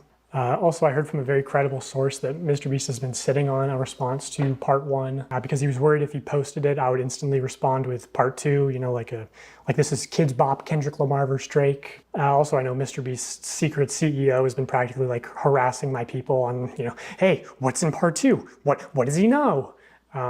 So I will just tell you, James, what will be in part 3, so you don't have to harass my people. It will be about serious allegations of sexual misconduct in the company and your direct involvement in covering up those crimes.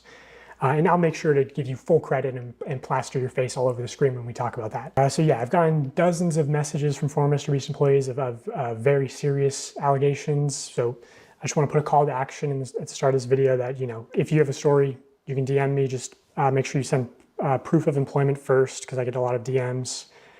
And like, as much as I meme and joke around, like, I take anonymity very seriously. So without explicit permission, I don't go public with anything. And obviously, if it goes to court, I would hope they would censor your information from the court documents. I don't know. Oh, and former contestants too. That's another thing I heard after posting my last video is during the 100 Boys versus Girls video, I have people corroborating the same story that the camera guy who gave the girls a drone was making some girls feel uncomfortable. You know, you trap these girls in a circle and make them sleep on rough turf and get them high on paint fumes, and then you try to f them.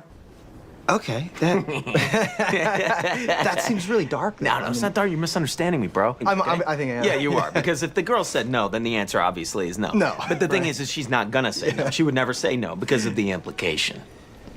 Anyway, so that will be part 3. So, you know, Mr. Beast, do with that information what you will. I know Chucky didn't want to respond to those allegations. So anyway, my interview with Jake Weddle, I chose to interview him because I thought he was perfect because he was both on camera and behind the scenes in 2019 and 2020.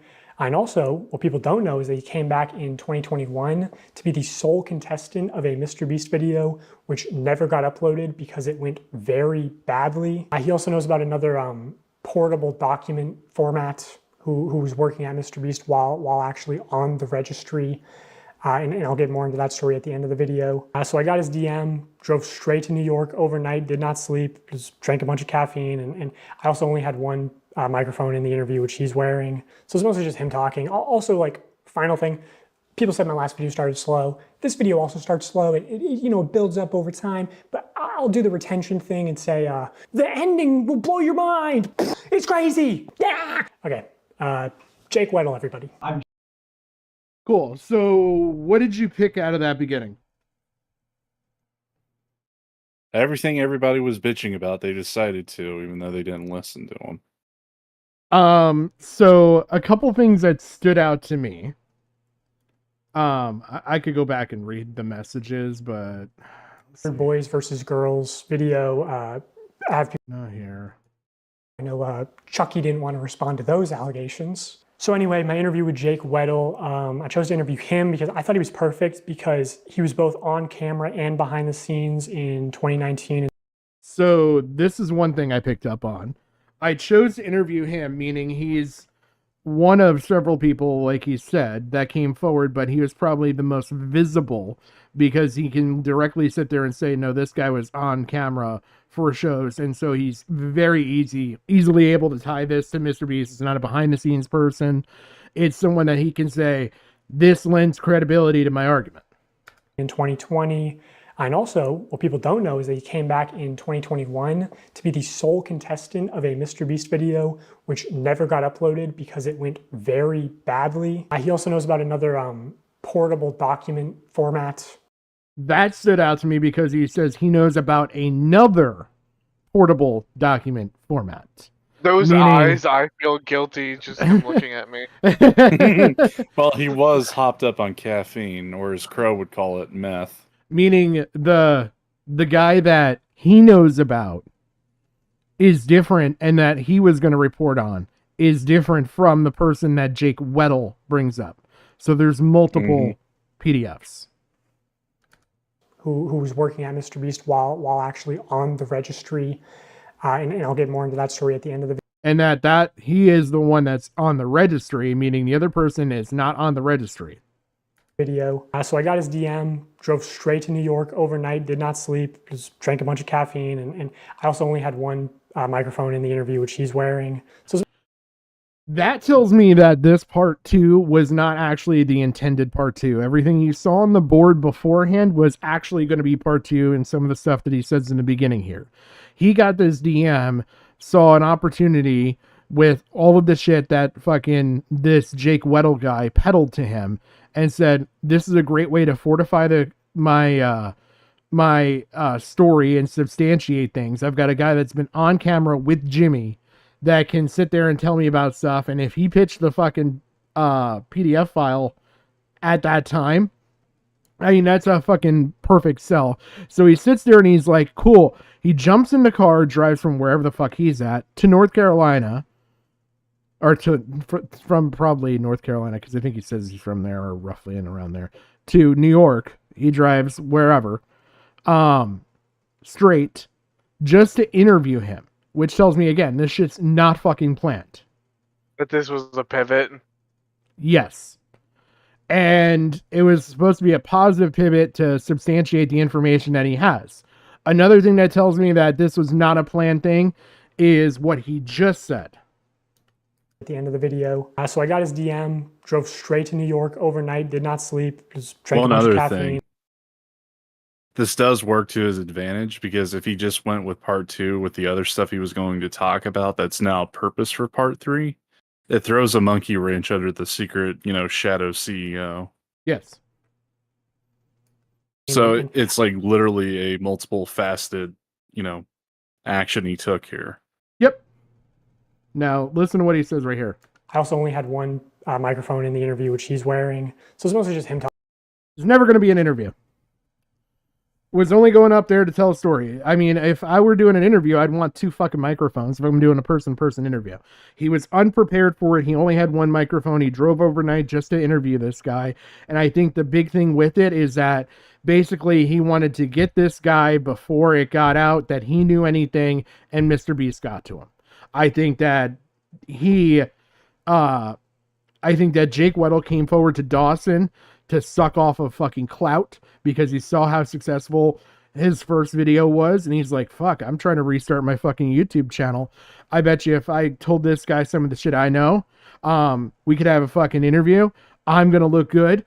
So he comes up immediately, does this fucking interview, because Dawson's mind, he's worried about, fuck, if fucking Mr. Beast people get to this guy, he's not gonna fucking talk to me anymore. Yeah, and that works out that works out better because it like shoots down the fucking ridiculous idea that he was a plant sent in by Mr. Beast. Yeah. Because why would he send in a plant to fucking torpedo him with another pedophile? He wouldn't. I mean, and it's someone that Dawson didn't even fucking know about. Yeah.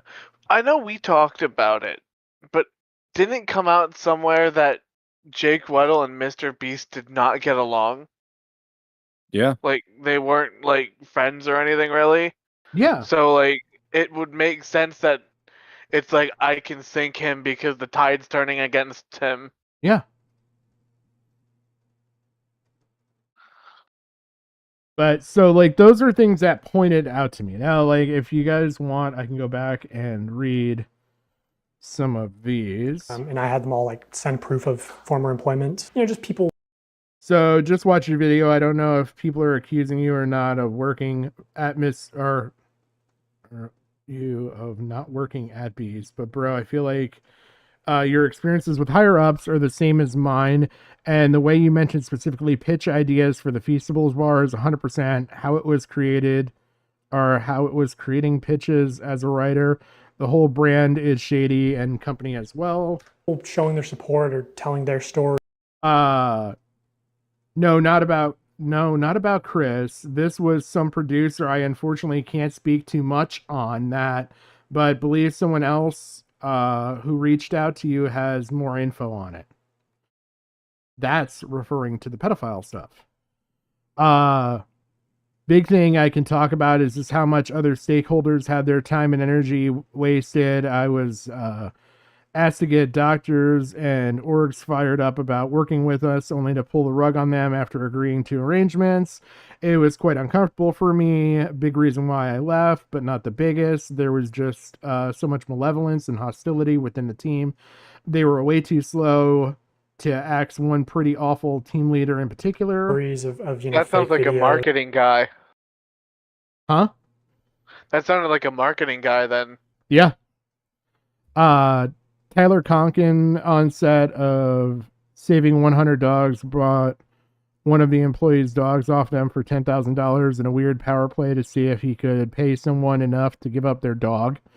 Instead of just adopting any of the hundreds of rescue dogs at the shelter, Tyler also forced the production to put this dog into the video so he could receive free dog food and pet insurance for life, despite the fact the dog already had a home and that he is very wealthy, keeping a real rescue dog from being adopted and a new pet owner that could have used the free pet and insurance from receiving it. Those are unsafe practices, toxic. Ooh, sorry, there's a lot to fucking read here. This is why I went back to this. In the world's most dangerous trap video with Mac, the reason Mac loses is that he wasn't actually the final trap built. There were no other rooms, so Mac purposely took a dive at the last possible moment. Work conditions. It's not uncommon to see people sleeping in the office because they worked all night. Higher ups routinely mock the idea of work-life balance. Everyone that works there is very aware of how awful the company is for one's mental health and ability to maintain relationships outside of Beast. During COVID, Tyler Conklin routinely made fun of COVID regulations while actively having and transmitting COVID to multiple members of the crew. The dangerous conditions of the Amazon show are not new. Multiple contestants were sent to the hospital on the Olympics video due to the sets being built last second and not appropriately tested for safety. Toxic workplace. Without really being able to prove the details, I can say that many of the people who receive free hearing aids in North Carolina would have gotten them for free or cheap anyways, even without Mr. Beast's intervention. Also can speak to the overall malevolence and unprofessionalism of Jimmy, Tyler, and James Warren. And Jimmy being an environmentalist with his team and his trees and Team C's is a joke. The dude's a massive carbon footprint. Some stuff I heard about the secondhand is also alarming. Some stuff about an executive after my time sexually assaulting someone. Stuff like that. I'm not really going to get into those claims because, for one, most people want to stay anonymous, which I understand, and also I think most of that stuff's just been covered with the news coming out about Beast Games and everything. And also I have more serious allegations that I want to start covering. Also, I heard from a very credible source that Mr. Beast has been sitting on a response to part 1 because he was worried if he posted it, I would I'm trying to remember if there's anything else to instantly respond with part 2, like this is Kids Bop, Kendrick Lamar versus Drake. Also, I know Mr. Beast's secret CEO has been practically harassing my people on, hey, what's in part 2? What does he know? So I will just tell you, James, what will be in part 3 so you don't have to harass my people. But yeah, everything he lays out here, I think, was going to officially be part of part 2. It will be about serious allegations of sexual misconduct in the company and your direct involvement in covering up those crimes. And I'll make sure to give you full credit and plaster your face all over the screen when we talk about that. So yeah, I've gotten dozens of messages from former Mr. Beast employees of very serious allegations. So I just want to put a call to action at the start of this video that, you know, if you have a story, you can DM me. Just make sure you send proof of employment first, because I get a lot of DMs. And like, as much as I meme and joke around, like, I take anonymity very seriously. So without explicit permission, I don't go public with anything. And obviously, if it goes to court, I would hope they would censor your information from the court documents. I don't know. Oh, and former contestants too. That's another thing I heard after posting my last video is during the 100 boys versus girls video, I have people corroborating the same story that the camera guy who gave the girls a drone. Okay. I thought there was something else to read. Hold on one sec. Yeah. Quick question here, Pat. Yo. Wouldn't it just kill you if June the King released the RTU doc right now? Did he? Well, technically it is Sunday morning. I'm kidding. I'm like, do I need to check? I was just opening up YouTube. I'm like, son of a bitch. I was like, that would be fucking 12-hour genius. stream. Oh man. I know in the 100 boys versus girls video that they fed us boys hours after the girls each time, and it really got on our nerves because it became blatantly obvious they wanted the girls to win. I know that the camera guy who gave the girls the drone was being extremely inappropriate with the girls since I started talking to one of them after the shoot. Made them feel very uncomfortable. These are going to be fun to read. Did you see or hear anyone on the production staff acting inappropriately with contestants? Yes, I do. I don't remember his name, but the guy who gave the girls the drone in the video was constantly coming into the circle and being very flirtatious with some of the girls, which was so weird given the circumstances. I remember hearing girls joking about Stockholm Syndrome, but given how many of us were sleep deprived and high on paint fumes, it honestly makes sense. I'm guessing this is just them showing proof in the other thing, because the challenge video, I can't read any of the fucking writing. Mr. Beast Creative. Hey, this is Dogpack. I was DM'd by another contestant that in the video... contestant in that video that said one of the male employees on the production team was making some girls feel uncomfortable.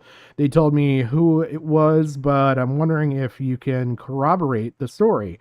Did you see or hear anything about this? I have no idea the guy's name, but someone does come to mind. Nothing particular happened to me, but I believe he was one of the cameramen. He was constantly vaping, and I remember he tested... or teased/taunted a few of the girls who were jealous of him having a vape. Personally, I avoided most of the crew, so I can't say I experienced anything inappropriate by any of the staff. Also, great fucking video, bro. You really opened my mind up to a lot of stuff I was ignoring just because I got paid and saw him in such a positive light. Hey, I really appreciate it. Yeah, that sounds like the guy. Was he the one that gave the girls the camera drone, right? Yes, I just had to go back to the vid, but yeah, that's him, if I remember correctly. Fuck, that was a lot to read. One was making some girls feel uncomfortable. You know, you trap these girls in a circle and make them sleep on rough turf and get them high on paint fumes, and then you try to f them. Okay, that seems really dark. No, it's not dark. You're misunderstanding me, bro. I think I am. Yeah, you are. Because if the girl said no, then the answer obviously is no. No. But the thing is she's not gonna say no. She would never say no because of the implication. Anyway, so that will be part 3. So, you know, Mr. Beast, do with that information what you will. I know Chucky didn't want to respond to those allegations. I'm not reading that. So anyway, my interview with Jake... It was basically Dogpack just fucking messaging Chucky saying, look, here's the stuff that I've heard. Do you have any response? And nothing was said back. Weddle, I chose to interview him because I thought he was perfect because he was both on camera and behind the scenes in 2019 and... Okay, I'm going to fast forward this to the fucking sad comedian. And I will play this. I'm stepping away for just a moment. I'll be right back. Mr. Beast, I'm a deep cut. I'm in a few of the videos, sometimes maybe purposefully kept to the shadows a little bit. I'm in the cutting room floor a lot of the time. But I've been in some videos. I've worked on a lot of them. I was there from 2019 to 2020, 2021-ish when I came back and did some more. I was there when they were authentic, and then I saw the transition to what I feel like is a company. He's like a TV show now. It went from YouTuber guy with a camera to Amazon. The culture around there was very unspoken, but there was a vibe. There was half the people who, if you made Jimmy happy, you were on the good half. And these people got random bonuses and were usually moved up, had more screen time. And then there was people who, if you had a disagreement or butt heads with Jimmy or just you didn't like it, you know, you were the other half. And I consistently was in the half that Jimmy doesn't like me. That's fine. I don't like him either. It's okay. Oh, that feels so good to say. I don't like Jimmy. I hate you so much. He didn't want anyone to get more popular or have more of a way out necessarily. Like, oh, I'm doing my Twitch thing on the side. Don't do that because you could get famous and leave and talk about me negatively. And I could tell that the yes men were, you know, doing well. And I was, you know, disgruntled for quite some time. So I've talked to reporters, right? Like publicly. And I've always had to choose my words very, very carefully because I don't want to say anything I don't stand behind, obviously. So I used to talk to people. I used to glaze Jimmy publicly for things I do genuinely think are true. But then it's like, well, how come you didn't talk about the working conditions? Well, I wanted a career. I didn't want to, you know, speak ill of YouTube's golden boy and then I'm blacklisted forever. I tell people I was talking to you and they go, "Don't, what are you doing? You're going to kill your career." It's like, I have to or I'll be sad. If this is the moment, we're going to talk about it. So as far as that, that's my covering up of why we didn't talk about XYZ sooner, but now you know. What would you say is the fakest video that you worked on while you were there? Fakest video that I worked on while I was there. This is the extent of the fakeness that I was involved to. This is admitting to my complicity. I was a writer there, and we were working on a video, crushing my friend's car with a rock or meteor or something. It was a rock or a meteor in the title of it. I can't remember, but he wanted to do a prank where, unbeknownst to the person, he takes a rock, crushes their car, and they're supposed to think a rock came out of space. We're gonna take a meteor and we're gonna put it on Wetto's car. We're gonna take another meteor and put it on Marcus's car. Both of them have no idea that we're doing this. Wetto and Marcus are probably shocked. They had no idea. And so that was the one and only time I had to, my car? What? And on the fly, I saw him, because Marcus was in that video. So Marcus is calling his mom. Marcus genuinely had no idea. He genuinely had no idea. But so Marcus is calling his mom, and his mom's freaking out. And I'm like, oh no, they're gonna call my mom next. So I had to text my mom, who had to beg to get the title very quickly. Now I'm texting my mom, I go, "Mom, I'm about to call you about the meteor thing. You have no idea? Be surprised." And then I hit send, and then they go, "Call your mom now." And I call my mom and I tell her, and oh, she should have got the Oscar. Oh my God, on the fly, she goes, "What? I'm on vacation." Mom, my car has been destroyed. Wait, what? A meteor hit it. Jacob, I'm on vacation. Do you understand? Yeah, I did that video, and they're supposed to give me $10K to put a down payment on a new car, and they wanted me to get like a big flashy new car. $10K was supposed to be a down payment. And I can't afford a big flashy new car because I work at Mr. Beast. So I couldn't get anything I couldn't afford the taxes on. I couldn't get anything I couldn't afford the insurance on.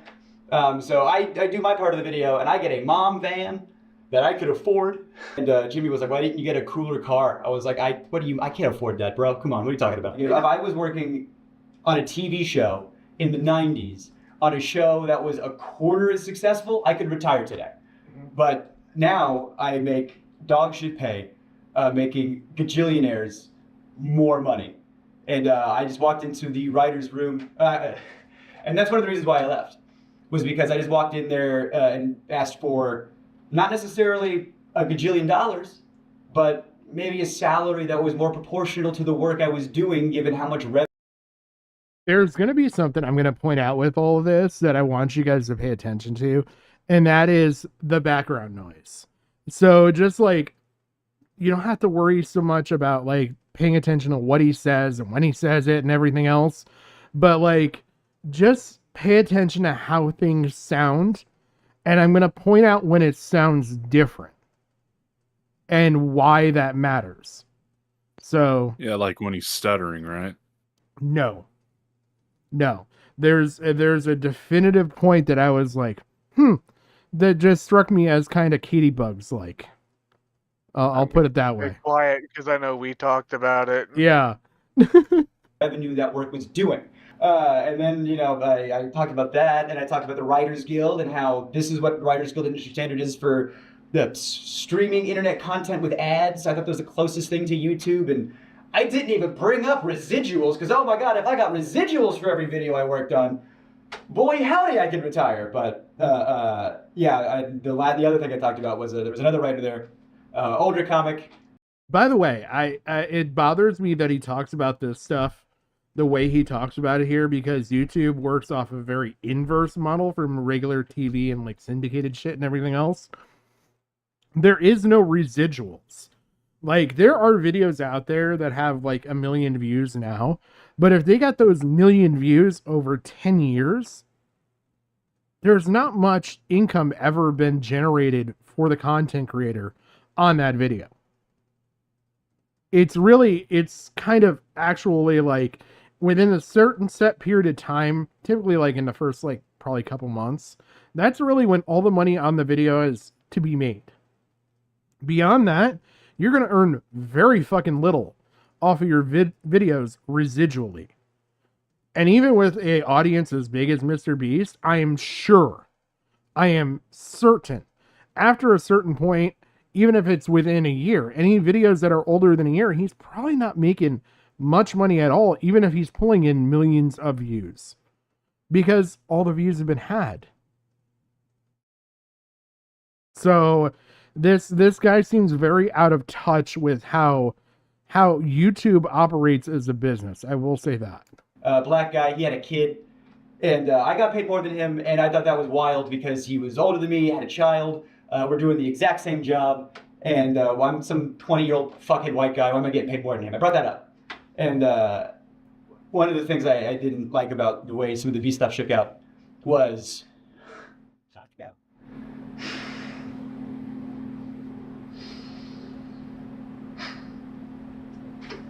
a really good attention through all this. I feel really guilty about the way this like shook out. I was talking to this other writer, like it's fucked up, that's how the pay is, and I want you to get paid more, because you deserve to get paid more. I don't have a kid. And he didn't want to rock the boat. He desperately didn't want to rock the boat. He's just, I like my job. I like, because when you grow up with nothing, not to say that he did, but I know I did. You get a little something, you don't want to lose it. So he didn't want to rock the boat. But he said, "Hey man, if that's how you feel, like if that's like, I trust you." He stood with me. He went to that meeting with me, and I said my piece, and he backed me up. I said, "I need X, Y, Z, or I'm out of here." And they said, "Bet," and they gave me a severance check the next day, and they gave him a severance check the next day. And if I knew he was going to lose his job too, I wouldn't have done it.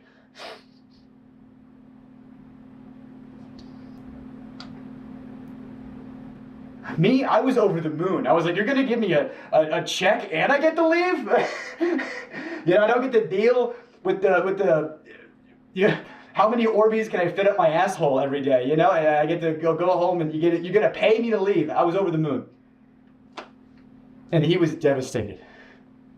He did not want. I said he just wanted to be in the room, And I really regret that. But me and him, we're really still tight. We're still good friends. Is he doing good? Yeah, he's doing good. He's a good guy. I love that guy. He's doing good. Yeah. So maybe you still better? Honestly, best thing I could have done for him.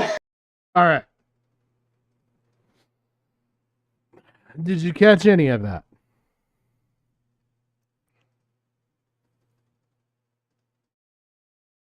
Or what stood out to you guys? Or what stood out to you, if anything, right there? I mean, using a black person. I don't know. Seriously, like that's the one thing everyone at Kino Casino was harping about, like in the chat. This is calling Mr. B's base. He fired a black guy, shit like that. When you pointed it out to me when we were talking about it, it blew me away that like you actually noticed it. There's a couple things. So watch this from the beginning here. Rocked about. He's just, I like my job. I like, because when you grow up with nothing, not to say that he did, but I know I did. You get a little something, you don't want to lose it.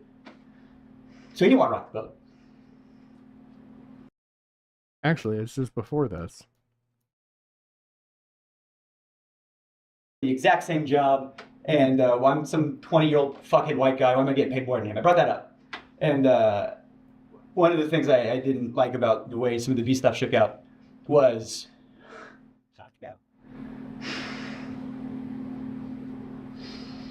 Jim, you want to point out what you're noticing?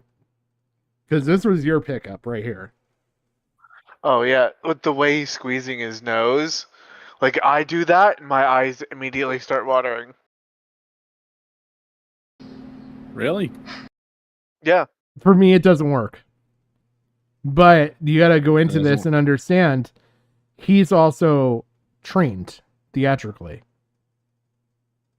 He's been trained for he's camera trained as far as like, if you go back on what everything Dawson said, likely is he's camera trained. He's probably theatrically trained somewhat. He's stage trained as far as being a comedian, and he's going to know how to work a crowd and what all that. Right.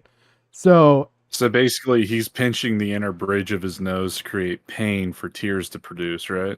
Yeah, that's my angle at it, because for me it works. It doesn't work for everyone, but if it does for him, yeah. And then he follows it up with a couple other things. I feel really guilty about the way this like shook out. Yeah, I was talking to this other writer, like it's fucked up, that's how the pay is, and I want you to get paid more, because you deserve to get paid more. I don't have a kid. And he didn't want to rock the boat. He desperately didn't want to rock the boat. He's just, I like my job. I like, because when you grow up with nothing, not to say that he did, but I know I did. Like if you keep looking at him, you get a little something. You don't want to lose it. At any of these pauses, any of this. Now he had one tiny tear, and he agitated the shit out of his eyes, rubbing them super fucking hard. He's got one tiny fucking tear just below his fucking lower eyelid. He's agitating his nose to make it look red. Rubs the shit out of him. He said, "Hey man, if that's how you feel, like if that's like, I trust you." He stood with me. He went to that meeting with me, and I said my piece, and he backed me up. Rubs him again. I said, "I need XYZ, no reason for that time." And if you look at his arms and hands after all this, there's no glistening. Nothing looks wet. And they said, "Bet," and they gave me a severance check the next day, and they gave him a severance check the next day. And if I knew he was going to lose his job too, I wouldn't have done it.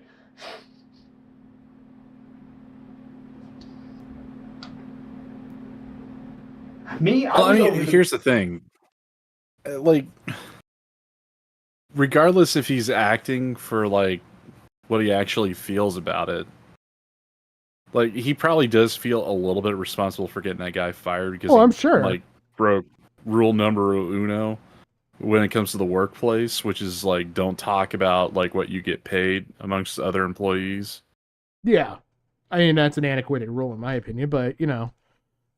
Well, that's what they were mostly complaining about on Kino when they were going over this that night, and I kind of agree to a certain extent, but there is like equal pay laws. Yeah, I mean, yeah, if you got writers, like they should be paid the writer's wage, not two different ones.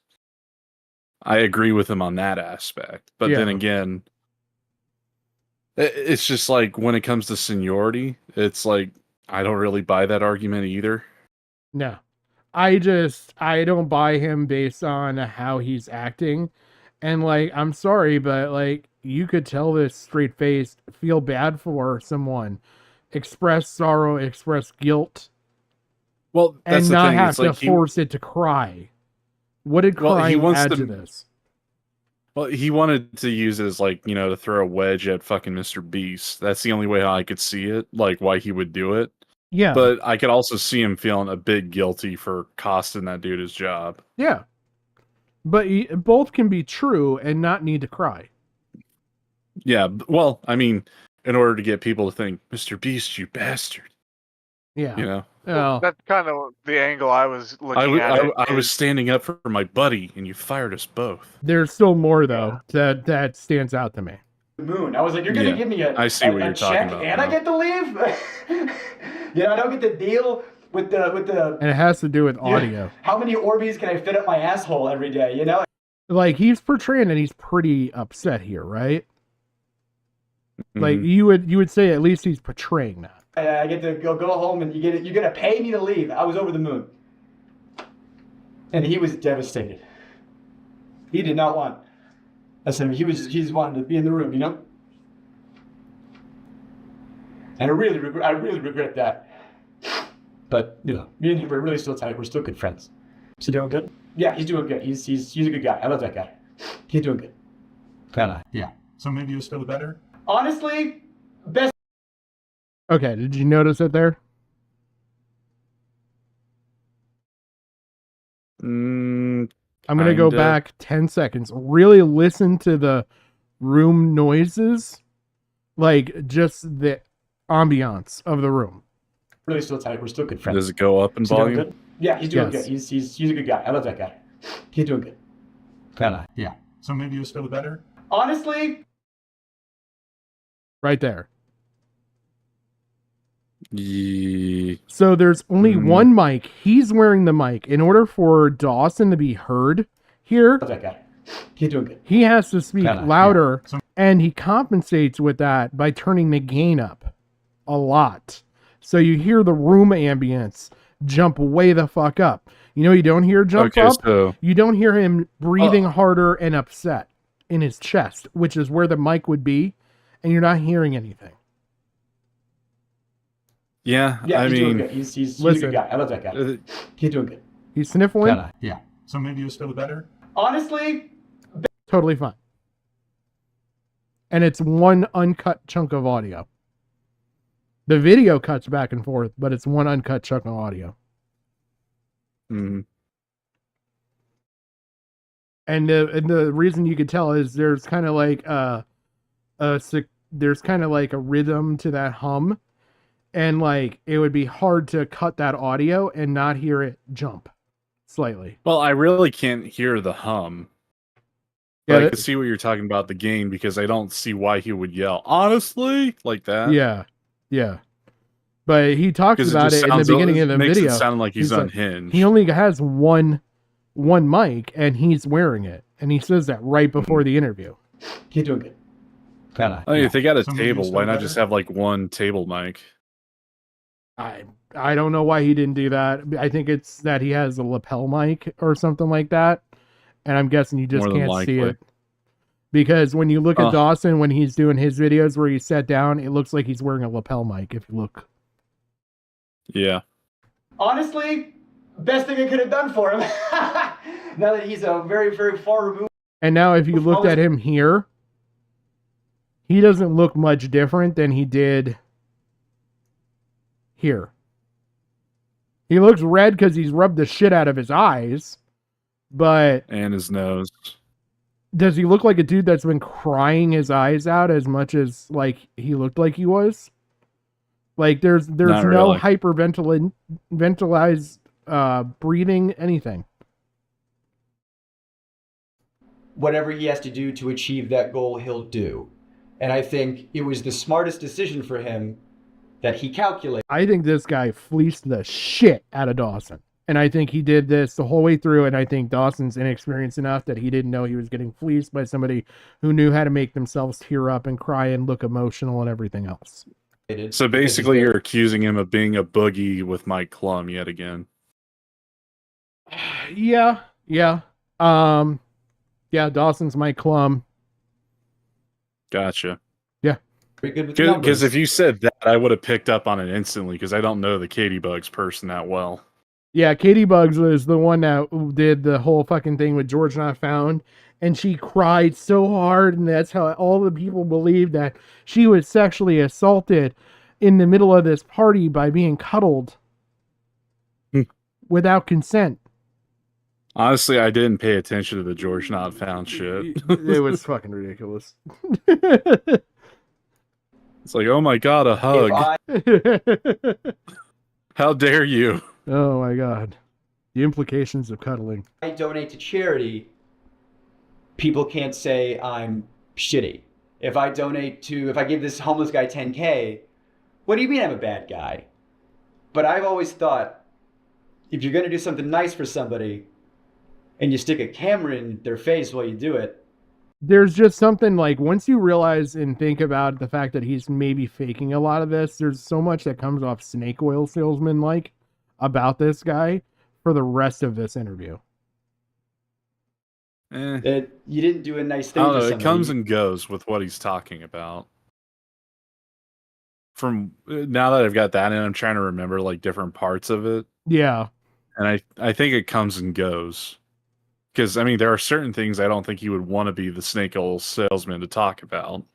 And if he's doing this as an act and he's got this pre-planned to a point where he's fleecing Dawson here, he would know when to put on the theatrics and when to take him away in order for a certain statement like his injuries from that. Yeah. From the that like injuries, 30-day challenge. the psychological damage, the shit with the Yeah, paycheck here. He knows enough. And it's just, because it I don't think strikes he me- would put up the. Because I couldn't tell, like, from what I remember, it's like I can't tell if he actually did any of those theatrics when he said, yeah, my father's a convicted pedophile. You know? He did do some of it. He did? Yeah. Okay, then I'll have to rewatch it. Because he talks about Jimmy, he made fun of my dad, and my friends do that, but Jimmy wasn't my friend. Oh yeah, he was my boss. Yeah, there's so much that comes off, and it's not necessarily that like he's being emotional. It's that he knows when to use the emotions for substantiating his story. That makes him more of a D-Max now. No, I think about it. He's more of a D-Max than what I gave him credit for. You gained something. Or an echo of tragedy There was a because they homeless share guy that on the trait. street, and you saw an opportunity for yourself and your image, and you gave one guy $10,000 who needed it to eat, and now the revenue you generate. By the way, since we're gonna watch this, I want to point out the other thing really quick since we have him on the screen. So he puts out this video, and there's just a couple things in here I want to point out really quick. First is that he is going to do the same performative stuff in this video, and we think that he may have. There we go. Here, just watch this. Friend of mine, like a lifelong friend of mine, and you can see on the date that it says 2020 because that's when I was officially no longer an employee. And he got me that because even though he worked in 2021, I was supposed to start my own thing. I was supposed to go ahead and do my own stuff. And he's one of those guys that's like really like not into the feminine frou-frou stuff, which is fine. We get along. It's funny. So when he gave it to me, he said, "This isn't a gift. This is not a gift. It's an investment." I said, "Then why is it wrapped like that, silly goose?" You can look back at my old videos, and it was up, and I haven't had it up in a while, but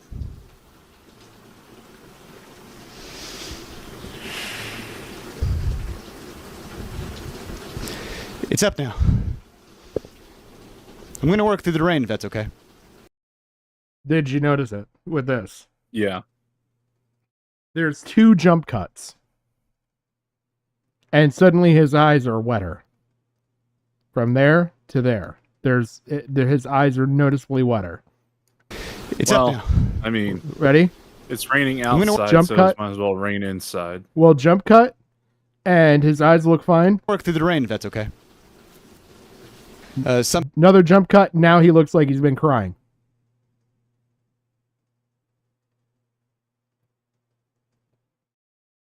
Like, I think he fucking put eye drops or something in his eyes, and there's no way you can dissuade me because there's a fucking jump cut.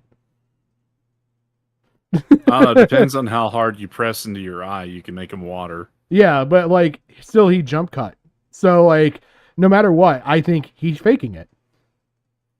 But I don't think he jump cut too much, like to where you could put like eye drops in, because I think he just like jump cut like for like good 5 seconds. He rubbed into his eye until it caused some pain. I mean, he could have done that. Yeah, absolutely.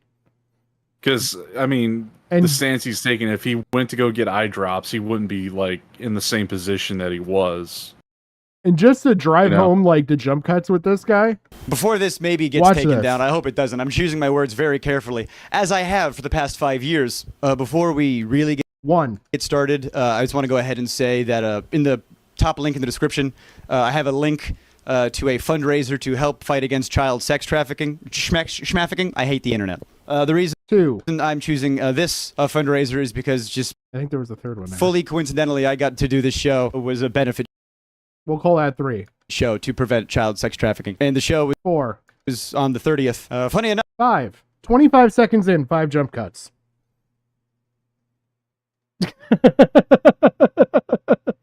I don't know. Maybe I mean he did like the whole child sex trafficking, whatever, the fucking tongue twister. So maybe he was a bit tongue tied and he edited him out. But 5 Like, fucking that's a- jump cuts in 27 seconds?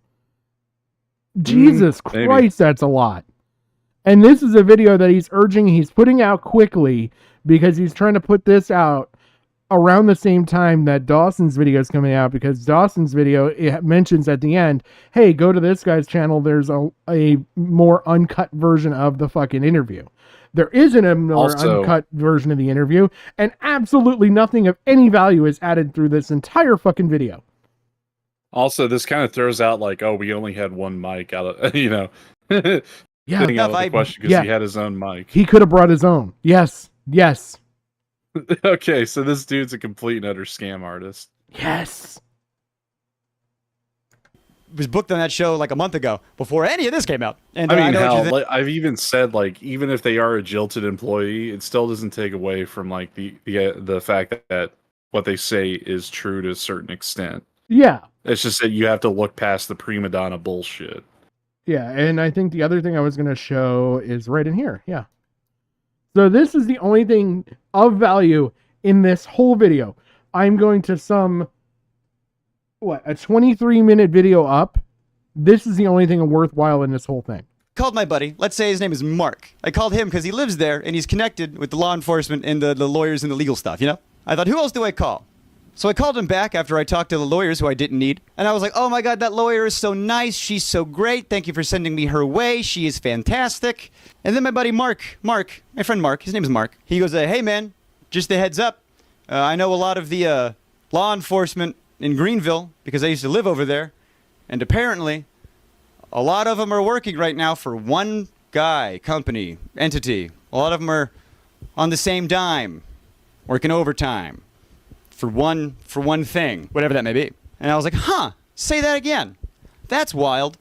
I didn't think anything of that. I thought, that's a little extra. Anyway, I don't know if that corroborates anything that somebody else, has been posting, because they allegedly have, insider information from allegedly, the inside of some alleged entity. Can you tell I talk to lawyers? This video is about That whole thing. Basically, he's referring to Jimmy's post talking about there's a investigation going on, the external investigation. He hired private investigators who are basically police force to on private time to then come in and investigate this. So it's not the police looking into it per se. That kind of strikes me as a bit odd and a bit fishy because there's not I don't think there's going to be a whole lot of convincing to say, can you guys wait? I'm bringing this up on charges and stuff, because they're doing it on their own dime, on their own time, not as police officers during police hours. Well, I kind of have something that could corroborate. It's a story like when I was a kid, when my parents were building like a new house, Yeah. the current one that they live in right now, actually. When we were getting the house built, we had like the frame already done. It was just getting the electrical put in. Yep. And some of the people who were doing the electrical work were police officers who did construction and whatnot. And the whole time that they were doing the electrical work, they were scoping out our neighbor's house, because our neighbor had a cousin who lived with him who ran a fucking meth lab back in the woods. and they were there doing dual purpose. One, installing the electrical shit in the house. Yeah. And two, scoping out, like, you know, the people that they've been investigating. Yeah. Like a low-key stakeout. Yeah, low-key stakeout. And they had good vantage because it's a 2-story house. You could see quite a while through the... Quite a ways, yeah. Yeah, quite a ways across the cornfields into the tree line. And they were doing that the entire time. So I could see this happening on private time. It isn't unheard of. Yeah.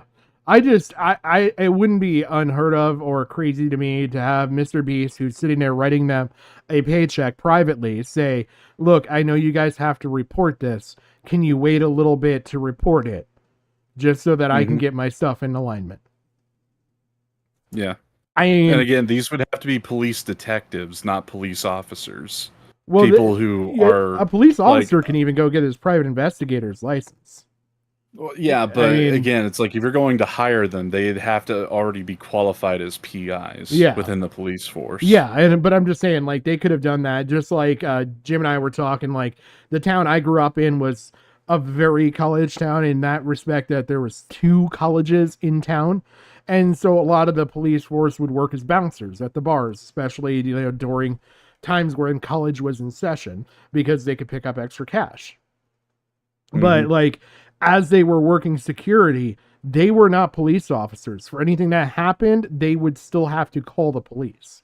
They couldn't just arrest somebody because they're police officers. So like, it applies in that respect of like, they could find stuff out, bring it to Jimmy, be like, these are crimes, we're going to report them. And Jimmy can sit there and say, like, look, can you just wait on reporting them? Not asking him to not report them, but just saying, can you give me a little bit of time? And I don't know. I see enough corruptibility. I mean, with he people. really can't do that. He really can't do that. Yeah. Who's to say he can't if he's hiring them privately? Well, no, because that would be an ethical breach within the police department. Those cops would basically lose their jobs. They would have to report it. But it doesn't say when. He's not saying don't report it. He's saying just give me a little bit of time.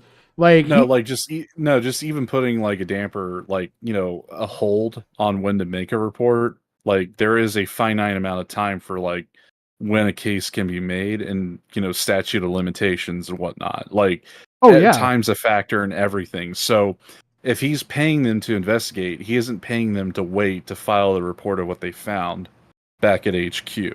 Like, there's like, if you're a dirty cop, you'd probably do it.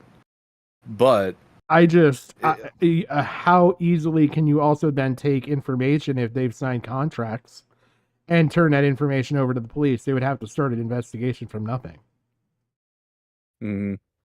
So I'm sure that his legal team, especially when you watch Legal Eagles video, he talks about their legal team's complete assholes. Like, they are complete fucking assholes. And so, like, I could totally see it written into like a contract with them of like, whatever you find, you know, is our information. So then the police would have to technically start an investigation from scratch. Because I don't know if they would be able to use any of the information that they found as private investigators on their own time towards a police investigation. Well, then that becomes like a conflict of interest, because then they would have the information. They would have to be withdrawn from the case, which would severely limit police, you know, not utilities, but resources. Oh, yeah. But I think Jimmy purposely did that. Well, I don't know if you could legally do that, even with a contract. It'd be kind of like a bullshit NDA where people are trying to cover up like crimes through an NDA by hushing people up. Like, you know, I don't know. I think it just falls into a legal gray area that I could easily see Jimmy using to his advantage. Given everything. The dude brought a pedophile to meet his mother. I mean, this guy's not ethically above board.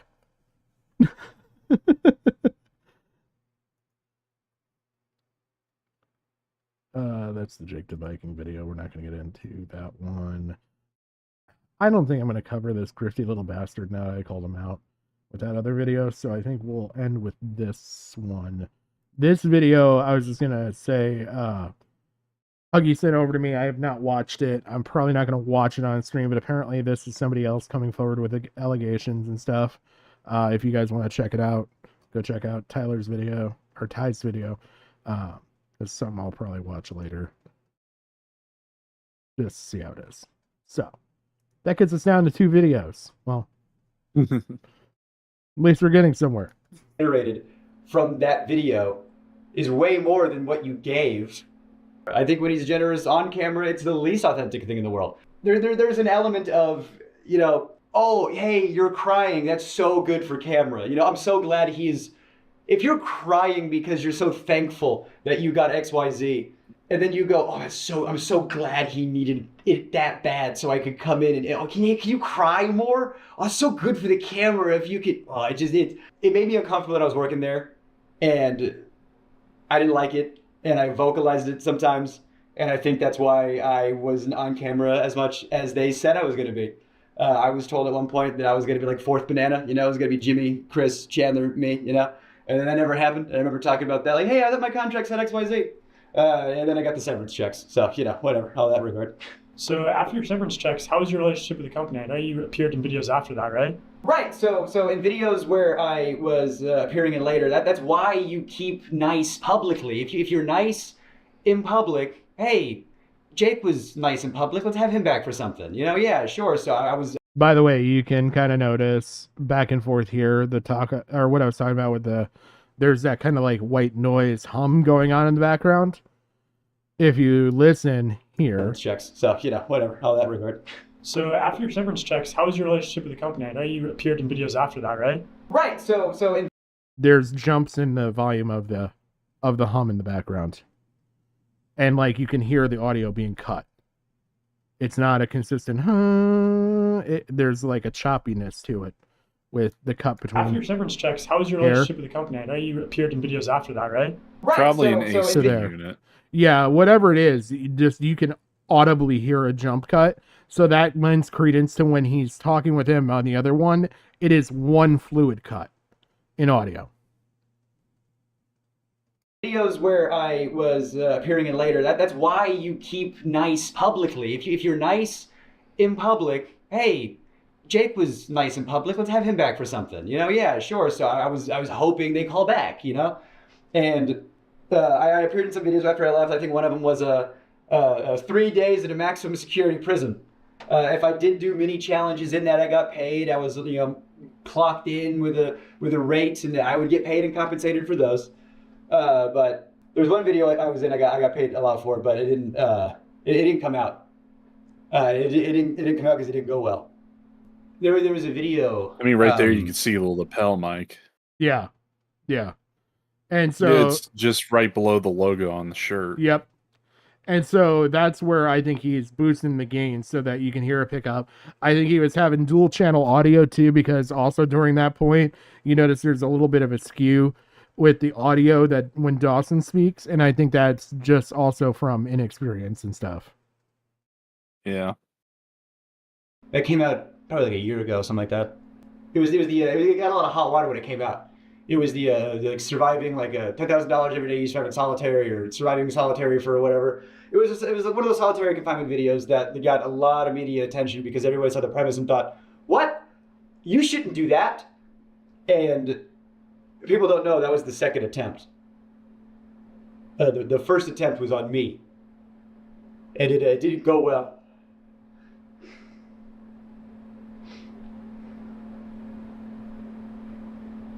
I was already planning on moving to New York, and I had worked at a couple of YouTube companies after Beast, and I had a little bit of change in my pocket. You know, the most change I had in my pocket ever. You know, small potatoes, you know, compared to Beast bullshit. But you know, I thought I had enough to move to New York or whatever. And I get a call from somebody over there, and they go, "Hey, they want you for a video." By the way, I do want to point out before we get into this whole story, I don't think Mr. Beast committed war crimes, partially because he's not a country. And he's not at war with anybody, so I don't think he can really violate the Geneva Convention. But technically, he's at war crimes. He's at war with the algorithm. But like just to like put some actual credence behind this, I think this story, if you took it and read through it with the understanding of the way I think Dawson wants you to see it, is that this was somebody, according to Jake, now how much you want to trust Jake or not, according to Jake, he was supposed to be the number 4 person. He's the 4th fucking Beatle, right? He's going to be fucking Ringo Starr. And he was put through this, and Jimmy was willing to do things to psychologically damage him. And if he's willing to do that to somebody who's going to be the Ringo Starr, then who else is he willing to harm in, bad ways? I'm sorry, Pat. Ringo Starr wasn't even the best drummer in the Beatles.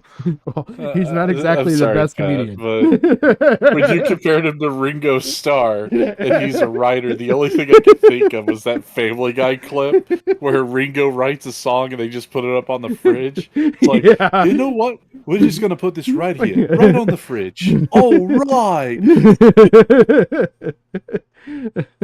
You picked the worst. I wouldn't even say it's cruel and unusual punishment, Huggy, by the way. Like, it's not the fact of like all this stuff. It's more the fact of like, if Mr. Beast is willing to do this to one of the boys, what is he willing to put people who aren't one of the boys through? Like, I think if you look at it through that lens and that context, it changes the story a bit. I mean, it is cruel. You called him Ringo. I mean, that was cruel to Ringo. I mean, they treated him like Ringo. To be fair, Ringo sucks. Well, look, Ringo wasn't the one who married Yoko Ono, so he gets a pass. There's worse people in that band. You know what? I will trade Ringo Starr for George Harrison any day. Okay, George Harrison was the best Beatle. Oh man, Fight me. I don't know. Because none of the other Beatles were as good as George Harrison on their own. The only reason John Lennon was as good was because he worked so well with McCartney and vice versa. George Harrison was the strongest Beatle on his own. Yeah, he was probably the strongest solo. Yeah. I'll take you up on that offer. I think the guy who replaced Paul was the best Beatle. the look-alike. Yeah, the look-alike. I don't know about that, but he was the best Paul. He convinced a lot of people that Paul didn't die. Wink, wink. I mean, he was the best Paul. I'll give you that. But I still don't think he's better than my George Harrison, because that was, in my opinion, he was the best. You know. I think Lennon was a good songwriter. He had thought-provoking songs. I wouldn't say he was even the best singer. I think he was a good songwriter. He was He was a horrible politician. Yeah. You know what he was really good at doing? Dying. Oh. Oh, wow. Dude. I can't believe Russia decided to pickle him. Right? Well, that was the first attempt to bring down America. Then they had to go to Mr. Beast. They bided their time and waited for 2 decades or whatever. Oh my god. We were able to work it in. Wait, I just did the math. 2 decades would have been 2000. Yeah. Dude, yeah, you're talking about shit that happened 40 years ago. Yeah, I keep looking at myself and realizing, holy fuck, what has my life become? Because I'm so old. I keep forgetting I'm as old as I am, and I don't like it.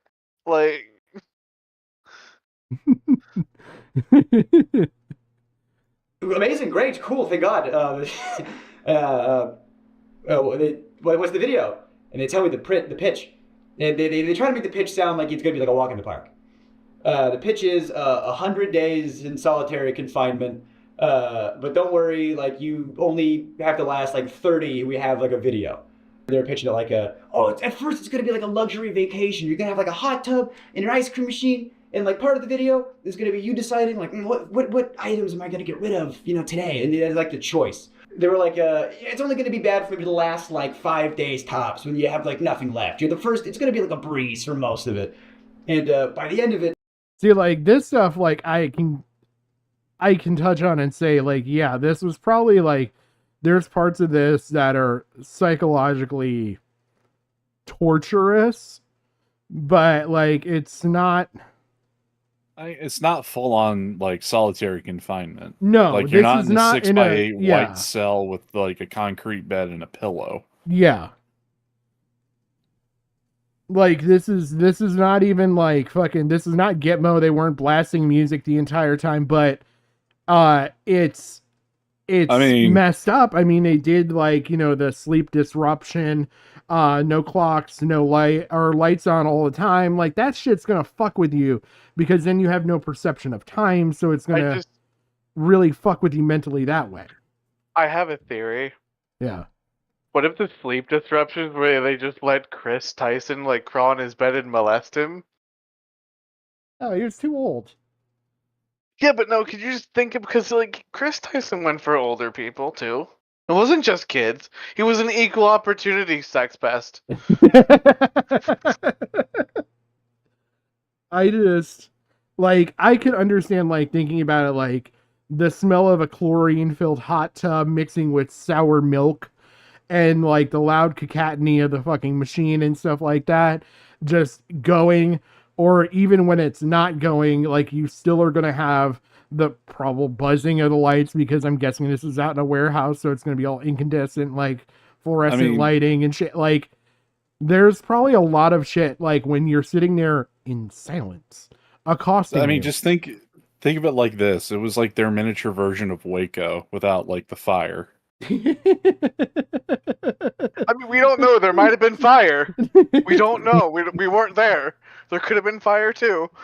And then like having him run a marathon, like totally like without like having a prep up to it or anything, like, yeah, out of a dead sleep. Yeah, that's kind of fucked up. And I mean, you know what? The monkey danced, so part of that's on him. This is what Keemstar should make Boogie do. This is the type of shit. I mean, think about it. It lines up with the Waco comparison. Like they had ice cream parties. He's got an ice cream machine. He's got a hot tub. They had a pool. He's got like a theater system. They had an in-home theater. Like all they were missing was some weirdy like with glasses and long hair preaching to him. Oh my god. Oh my god. I just I'm totally thrown off now. I think with Bookie, like if you did this to him, he'd probably come out normal. I mean, well, there we go. Then we fix him. Oh no, I don't see the downside. I still would hope that he drowns in his own bodily fluids. Yeah, we'll see. But at that point, then he might do it himself. Like he might seek redemption, right? So it's like we either fix Boogie or we torture him and get content. I feel like that's a win-win, like across the board. Psych, that's something we kind of touched on earlier, by the way. I think that there is a very strong possibility that this is beyond like a cancellation. Like he could lose his channel in a couple ways we discussed like before we even got into all these videos. But like he could end up potentially going down as the guy that could, and I'm not saying it's a for sure thing, could like be the guy that destroyed YouTube with what he's doing now, because there's implications here beyond even the apocalypses and everything else. Like this is stuff where like no matter what YouTube does, they're going to have to come up with policies for the outraged public that's going to come out with this and be like, so what are you doing to protect kids? And that's stuff that even changes in revenue will not affect. And like, so they're going to have to eventually probably make policy changes and platform wide changes, and what that's going to look like and how that's going to affect other people. I kind of would prefer Mr. Beast fall on a sword and fucking take one for the team, considering his team has taken so many children, that is. Yeah. Allegedly. I mean, is it really allegedly if one of them actually has a criminal record? I mean, honestly, he shouldn't fall on his sword. He should just be bayoneted. Yeah. I mean, that works. Yeah. I could go for a Mr. Beast kebab. Now at Beast Burger, Beast Why wasn't Bob. that on the fucking menu? The beast kebab. The beast kebab. Oh, man. Tastes like shame. After 30 days, you're going to get $300,000 because it's $10,000. By the way, tastes like shame. I feel like it's every meal that this guy makes. A day. No, I just think that's his life. Oh, man. I grew up poor in North Carolina. I said, excuse me? I'll dance for you if you put that kind of money in my face, sure. They were like, you're going to be locked in this room, and we got to make sure you're on all the time. We're going to have cameras on you all the time, and you're perfect for this because you never shut the fuck up. On paper, I was like, okay, I can do this, and they always cut me out of the videos. They always, and I was, editors had told me that. That statement right there makes me think that he's also not a Mr. Beast plant because they always cut me out of the videos. I wanted to be the star for once, which also feeds, I think, credence into the whole fact that like he's doing this to suck clout off of Dawson. And I bet you, like, if I really wanted to, I could probably go to Weddle's channel here, look at his past videos, and 19,000 views, 46,000 views, 3.3 thousand, 3.323, 25,000 views. That's a pretty good one. Rest of them aren't even breaking 5,000, let alone 10,000. Oh, that was a good one. Why I would, Mr. Beast. Wonder why that one did well. All the rest of these, not even barely breaking 5,000, sometimes not even breaking 2,000. These two videos, 1.1 million views and 333,000 views. Yeah. I feel like he's going to be like an Aaron Imholt now. Yeah, like, you know what I mean? There's always one in every crowd. If we sort his most popular videos, all of them have to do with Mr. Beast. Everything else, he's got Mr. Beast, Mr. Beast, Mr. Beast. These are all Mr. Beast. And like, here, this is his most popular video not having anything to do with Mr. Beast. And it's 25,000. Everything else is downhill from there. And it's not like this is a new channel. He's been going at this for a little bit. It's clout suck. Plain as day. God, this sounds like so much like Imholte. Yeah. You know, like the Rekieta situation happened, milk it for everything he's worth. Yeah. Like, It's YouTuber trying for a decade to break out, not getting anywhere. It's just the bad thing is that Dawson got fleeced in this and it detracted a bit from his value. And what he was putting forward, which was really good. Dawson, I mean, you could sit there and say, yeah, he's a little bit of a clout suck. He saw a guy who worked with Mr. Beast coming out, like, and he could put him on camera and point to videos where this guy was in. So I think that's maybe what fleeced fucking Dawson a bit. But in the grand scheme of things, I don't think even what happened here is that crazy on Dawson's side. But I think what he did is fucking shameful. It's because you have too much of a personality. And so with this video, I thought, this is perfect. It's a video they can't cut me out of. I'm the guy. And so I thought, well, if I have to do this, if I have to do solitary confinement in order to do the things I want to do, then I will do that. That I held my tongue and I swallowed my pride and I tried to do one last ride. And I get there. And at first it's fine. And, I mean, they had just freshly painted the set. You could smell it, which that's probably not good, the smell of fresh paint in your surroundings for the next XYZ time. It looked good. I mean, in the grand scheme of things, he bitches about fucking paint here, but then he's going to go on to bitch about the smell of fucking a stale hot tub and fucking sour milk. I think that would be slightly more offensive. I wouldn't be worried about bitching about fresh paint smell. Yeah, and the thing that like really stands out to me, like he feels very performative. Yeah. I mean, Just he's even now, like he's he's concentrating on so many itty bitty details that he's lost. It's like almost losing the meat and potatoes of the story. well, it's kind of like what they say about like like liars and shit, right? Like the more detailed, the more suspect the story is, because the more details you throw in, it's like that sort of like You're trying to appeal to convince somebody. authority. Yeah. Yeah, like Yeah. you're like, oh well, I was there. Look at all this information gives me authority. Yeah. So like you can tell I was there. So it kind of rubs me the wrong way. Yeah. As I don't know. Good on the visual, like it looks good on camera. It's movie magic bullshit. It was a terrible facility. I mean, it was in one of the studios. They had to like get like a separate like tank for septic stuff. Yeah, there was a hot tub in it. Yeah, there was an ice cream machine. Like things were. God damn it! This thing. How are we loading on a downloaded video?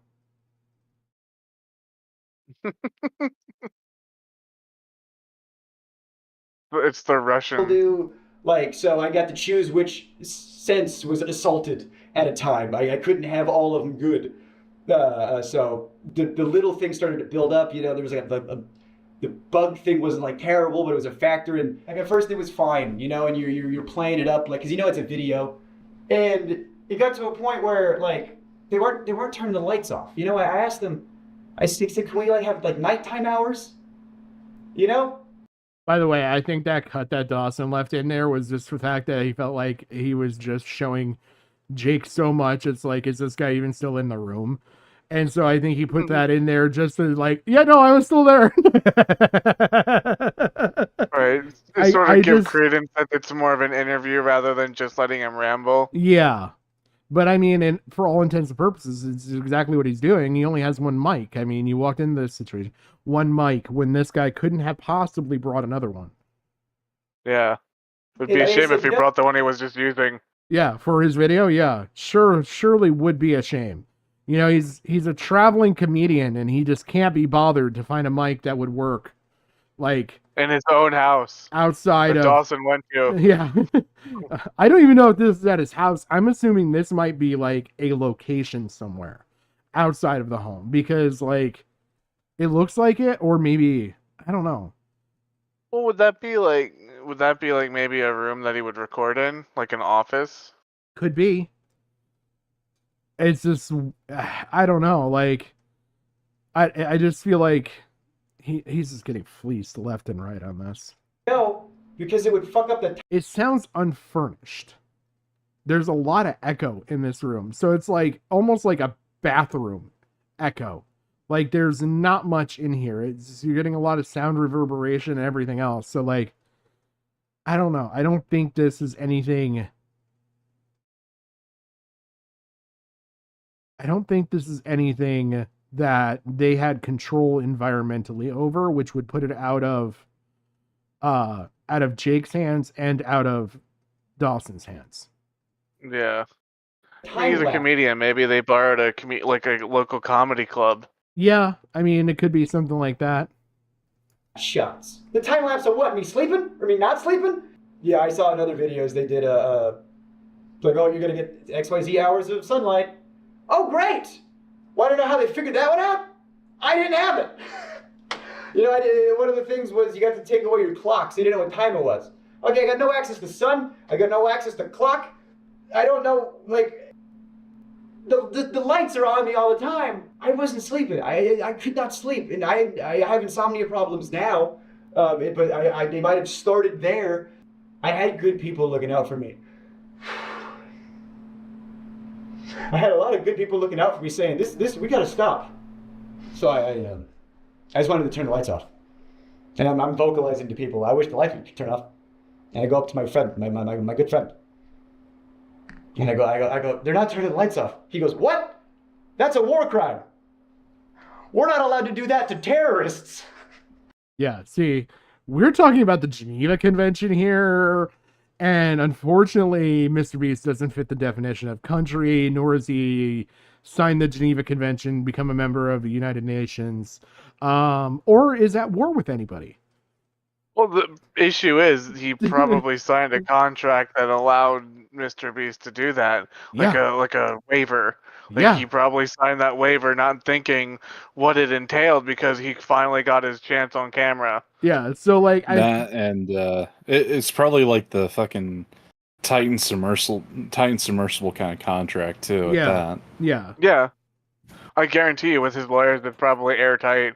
That outside of like Mr. Beast literally walking up and stabbing him, that like anything that happens there, like he's taking on that risk. Yeah. I mean, hell, that fucking hot tub. Like, I mean, this is kind of a stretch, but I mean, it reeks of chlorine, like biological warfare and chemical warfare. Yeah, that's the thing. It's like you can get going like I said, you can sit there and say that it's almost like Gitmo, where they were doing like the light and the loud music and everything else, and deprivations and all things like sleep deprivation and all that. So yeah, I mean, now you're comparing Mr. Beast to Gitmo. The only issue with Gitmo though is like that they're prisoners. They're there not of their own accord. Yeah. Whereas like you signed up for it. Like, he's getting $10,000 a day. Well, yeah, it's voluntary. You can say I'm done and walk away. Gitmo can't. Yeah, they can't. Like they can't just say I'm done being criminal. I want to go back to my terrorist now. Well, and like here's the thing that like kind of frustrated me, and Kino did point out this, and it's like, okay, so like if you're having trouble in the first day or so, figure out the first couple things that like would go. Like the ice cream machine would probably have gone on the first day if it was that fucking bad at noise. Like, fucking get it out of there. If the noise is really that bad, let it go. Because remember, every day they're taking stuff out of that room too still. Well, they probably argued with them, and then, like, I mean, as far as, like, decisions, they had to bargain. Yeah, maybe, but, like, I still would be like, look, if you guys want me to continue this and you want your fucking content, the ice cream machines gotta go. You guys... Yeah, but they'll use the contract and everything and treat it as a joke. Like, what? That's a war crime. Yeah. You know? Well, then you leave. Then, like... Yeah, and you've made $10,000.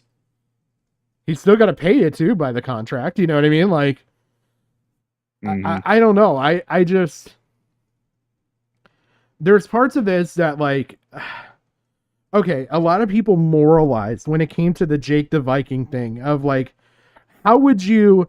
or why would you take a plea deal for this? Nobody would ever take a plea deal for something they're not guilty of. Like I saw Chud moralizing on this and everything else. And it's like, people do it all the time. There's people that are in prison and have been put to death for murders that they were proven to not have ever done. Like, have you even for a lesser interrogations? Extent. Yeah, for a lesser extent. Think about like just someone who gets picked up and they say, "Oh, we found weed on you." Yeah. There are plenty of people who will plea out just not to deal with the fucking system. Yeah. And it's like, and your lawyer typically will sit there and tell you, you don't want this to go to trial because trial can go whatever way, where this is a guaranteed outcome. I know because I've been through a bunch of lawsuits and settlements and stuff like that. And most lawyers, guess what? They don't want to go to fucking trial over that stuff because there's a higher likelihood that they won't get paid either. And you know what? Here's the funny thing is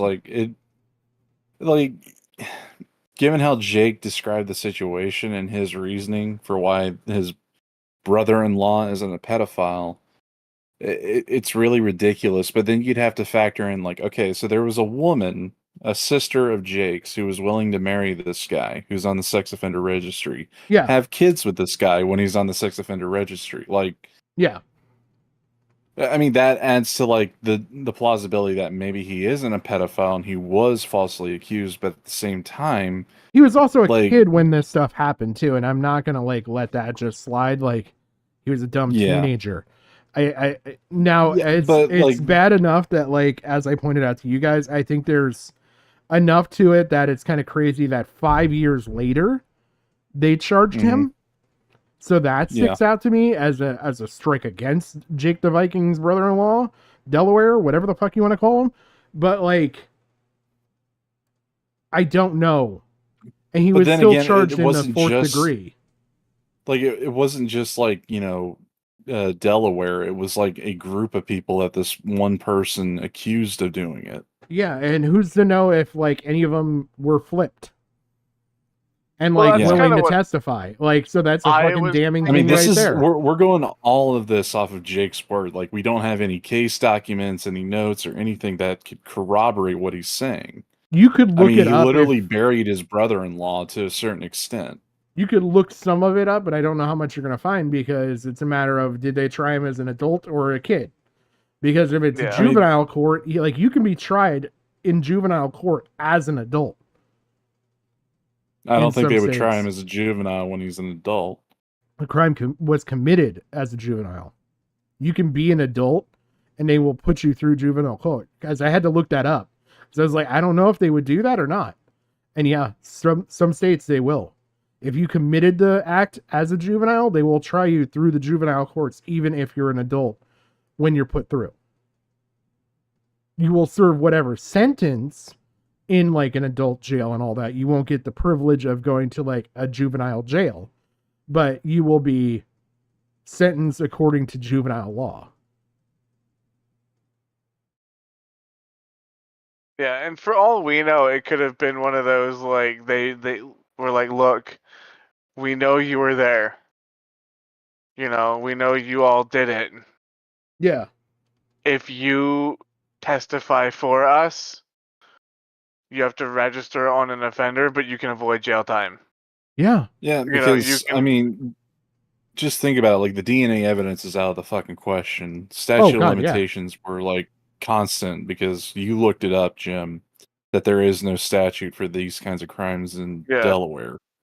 So, quite literally, they'd have to have, like, other, I don't want to say circumstantial, but, like, key pieces of evidence that would put holes into any of their alibis for it to look like, we got at least a strong case, but it's not as strong as we like. Therefore, we need people to flip. Like, that's when the plea deals would come in. Well, and the other thing that speaks to that too is the degree that he was charged with. Because, like, as we know, even looking at the Ricada stuff, as the degree goes up, so you get like from 3rd to 4th to 5th, the higher the consequences of the crime go down. And as the degree goes down, the consequences get worse. That's why, like, he was charged with, what was it, 4th degree fucking possession initially? 4th, yeah. And now he's at 2nd degree, and he's gone from looking at like 5 years probation to fucking 5 years in prison with like 10 years probation. And like the fines jumped and everything else substantially. So it's just a matter of, that speaks, I think, a little bit to what you're saying too. Yeah, and like he was charged with 4th degree, because I looked it up. It was 4th degree rape of a person from ages 1 to 11. Yeah. So you could have easily been like, look, we got evidence. We have stuff like that. We could either go for like 1st degree, or we can knock it down to 4 if you flip, and you can avoid jail time, and you just have to register for 10, 20 years on the registry. Yeah. I mean, sentencing guidelines would have laid out, and then, eventually you can petition to have it removed, and that's it. Yeah, because, like, look, we get that you're a minor. Because who knows, he was 16, but maybe it was like a party and there were people, adults. And maybe they were more concerned with getting the adults. Yeah, you're than the garbling 16-year-old. slightly, by the way. My mic has been doing that all night. I'm sorry. Yeah, no, you're fine. You're better now. But like, yeah, like I can see them like maybe cutting a deal, be like, look, you're 16, this is gonna already hit you hard. But if you just work with us, it won't destroy your life forever. Yeah. Help us put the bad guys away. You can make it right. And I can see him as a 16-year-old be like, well, yeah, they kind of pressured me. I wanted to be cool like them. Maybe I did that. So yeah, no, I'll flip. And that's. And I mean, he came in, he was charged at 21 and everything else. Mm-hmm. So it's like fuck, he could have no loyalty at all to these people anymore. And that could be it. Yeah. He could have willingly walked in and said, yeah, no, that shit happened. This shit was bad. That could have been what drove them apart. Fuck yeah. Who knows? I mean, there's so much that can happen in 5 years. When I look at this, like, given the limited information, I have to only speculate, given what Jake has said. It sounds like either one, his 16-year-old brother-in-law at the time, 16-year-old, was part of a rape gang, which is kind of like fucking absurd. Yeah. But if it's an 11-year-old, 1 to 11, like max 11, accusing him when he's 16, like, the only other person he could have flipped on would have to be an adult, which paints like an even darker picture. Yeah. Which could have been like, the father or the uncle was molesting the daughter, and he was there either as a witness or like he was trying, or the father coerced him into doing it. That's why he got like the sweetheart plea deal. I was thinking of something else. Go for it. Especially with like it being like multiple people, right? Mm-hmm. I can imagine a high school party, because there are high schoolers that are 18. Statute of limitations is 18 in Delaware. They'd have to be 16, which, I mean... Well, I mean, I know 16-year-olds that were friends with 18-year-olds that were... Yeah, but if it's at a high school party, it'd have to be at someone's house, and I That's don't what I'm think that saying. would go unnoticed, like, Well, I mean, parents go out of town. but they, like, the leave weekend? the 11-year-old at the home with, Well, like, I mean- whatever older sibling. The 11-year-old could have Well, I snuck mean, into the party. It could have been anything, yeah. Well, I mean, if you it's- have an 18-year-old, if your son's 18 and he's a high schooler and graduating that year, why wouldn't you think that your 18-year-old son could take care of his sister for a weekend? Well, I mean, that's the thing. You would think that would be an explosive enough story. We'd be able to find something linking to it. I'm just thinking, like, it has to be, like, either... Because, I mean, the high school party, I get where you're going at with, but it just seems like it's too loose, and you would be accusing a lot of people, and I doubt, like, they would be able to verify who was all at the party. So it had to be something concise enough that they would be willing to bring a plea deal and take it to court against someone else. So I'm thinking it has to be close-knit, and it has to be, like, either a gang that had a reputation of doing it, or it was in the family.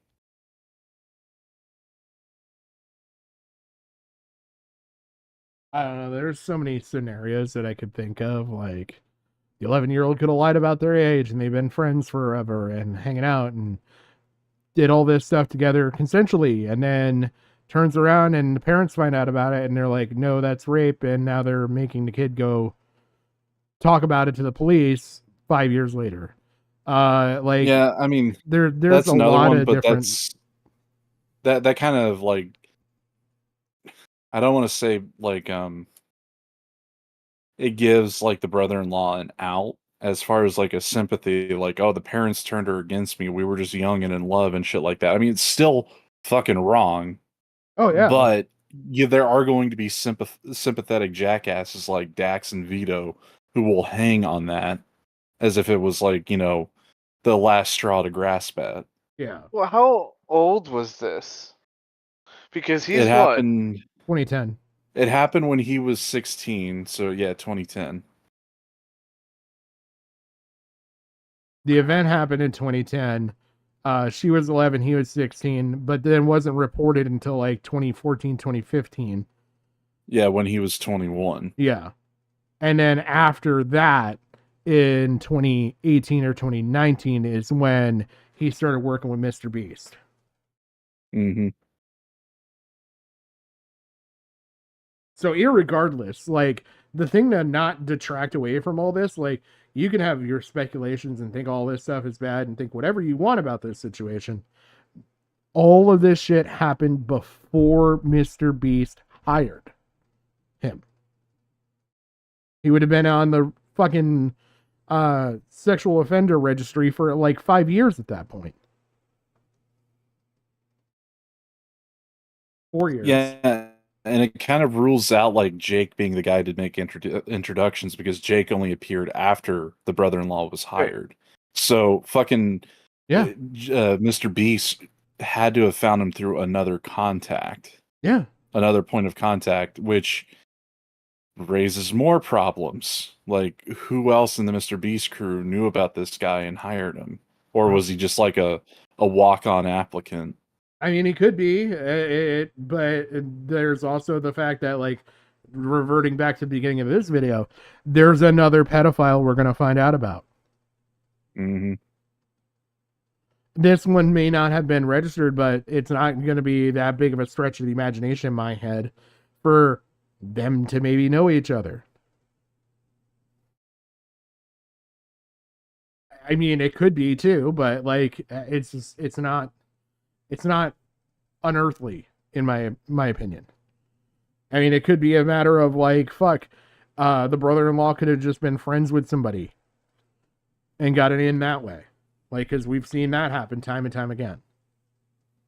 Yeah, and the thing is, like, I could see them, like, I could see it more easily that they would, and to bring it back to the brother-in-law, I could see it more easily happening if it was like in the family situation, because they would be able to reason to try him not just as a minor, but to give him a plea deal with the 4th degree. Yeah, but at the same time, you could sit there and say that it's not their decision to have it be up to the district attorney, and the district attorney is going to look at it and see what's triable and what they're able to put forward as a plea deal. They're really the ones that are going to dictate all that. So, like, the cops can't promise anything. Like, that breaks, like, laws with Miranda and all that stuff and interrogation. True, but I mean, like, so, like, we have this dude's information. If anyone wanted to look into the father, like, that would either like confirm or like blow apart my theory. Yeah, I would just start taking his name and searching around the internet. Start seeing what you come up with. Let's see. Like, you on it, Jim? I'm looking at stuff. All right. Oh, I'm seeing if I can't Oh, find good. anything. 24 hours breaking the Geneva Convention, I guess, is what we're doing. So, you know, they're giving me, you know, melatonin, you know, it's not helping, you know, and then Jimmy would come in like every other day for like an hour, you know, to check in on me because he's doing other stuff. You know, I'm just the guy in the cage over here. He'll come back to me in a minute. And so he'd come by, he'd get the shots, he'd leave. Sometimes he'd have a note for the director over the phone. That would really piss me off. This is the note I got from the director, from Jimmy, when I'm receiving some cash. He said, Jimmy said, can you say to the camera how thankful you are that now you can pay back your student loans? You know how hard it was to do a take of that? And pretend to make it genuine? I don't want to have student loans. I don't want to be in a cage. But Jimmy's the guy with the money, and if you do what he says, he'll do what you want. You'll.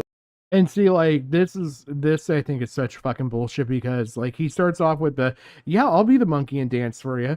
But then this was a step too far. It's just kind of, like, weird to me with him. Oh, you want your student loans paid off? You just be in this cage. And you have power over people. When one person doesn't have resources and the other one does, and they hold it over your head, and you go, of course, yeah, I agreed to it. I needed it, of course. And just something about, like, having the cameras on me all the time. Like, I was not having a good time, but we were filming a video, so I was trying my best to be funny. You know, I'm a dark comic. You know, I got bits about. I had a very traumatic life. I have my dad is in jail for sexual assault of a minor. You know, so this kind of stuff is very near and dear to my heart. You know, I don't fuck around with this shit. Yeah, I have jokes about that in my act. You know, I joke about it because, you know, that's what you do in a traumatic experience. You know, abusive relationships. I get out of it. The first thing I do is I do a typine about it. You know, so I'm in this situation where my mental health is not good. My physical health is getting worse, but we're filming. So I'm doing bits. I'm talking to the camera. And I'm being, like, hey, it's been a couple days, I'm not doing so hot, which if I'm filming a video, that's what I should be doing for the camera, but it was too real. If they're faking videos, why couldn't we fake this one? If we're allowed to let these cast members have some time off of this difficult challenge, how come we couldn't turn the lights off? How come we couldn't maybe not have some time-lapse footage for 10 seconds? Did you try to get out? Yes! I was starting to calculate, I don't know if I could do 30. How much how can I manage to get out of here sooner and still have a video and still have some cash and get the plug, man. I did. Since we're doing time-lapse shots and since they insisted on time-lapse shots, I said, all right, we'll give you time-lapse shots bet. I put my YouTube on with the whiteboard they gave me. And I was like, all right, yeah, go ahead and scrub that footage. You got that whiteboard. Oh, no, either that goes in or this footage is unusable. And then, James Warren came in and erased it, don't put that, hey, we can torture him. Don't you dare let him get a plug in there, like we were playing up the joke, it's like, I'm the boy in the cage, whatever. Like, I'll play into a joke, whatever, it's fine. It's just something weird about when Jimmy jokes. I have jokes about my dad because I love jokes with my dad. I'll joke with my dad all the time. That guy's a piece of shit. I hate my dad. But I have friends that make fun of my dad. That's fine because I know their intent. I know where they're coming from. When Jimmy joked with my dad, and I said that to seem weird. I don't like it. We were doing that one of those hide and seek videos. Again, at the time they were a lot realer. So I got caught, and when you get caught, you go to the place where you get caught. And I don't know if there's footage of this. I don't know if I definitely didn't make the final cut. But he says to me, all right, you're going to jail, like your dad. And like, it's a joke. But when my friends do it, it's fine. And Jimmy just wasn't my friend. He was my boss. And that wasn't cool. And so now, I'm locked in a cage at his whim. And I have to do things to get the cash I need to live. I mean, and I got these cameras. I know what you're trying to say here, Pat, but again, like the separation of like his friends can joke with him, but not, Jimmy. I could see like him looking at it as a hypocrisy standpoint, given what he knows, even at that time, because that would have been around the time when Delaware was around.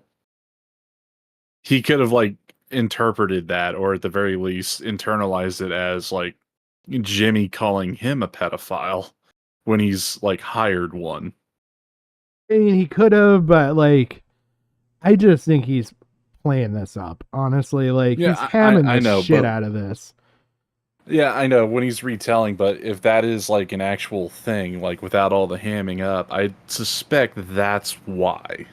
But like, I feel like this would hit just the same. It would be like, he sat there and he said this, and like, you're gonna go to jail, like your dad, and be like, you motherfucker, like, you have the balls to say this stuff, and while you're hiring pedophiles, like, I feel like that hits stronger than woe is me.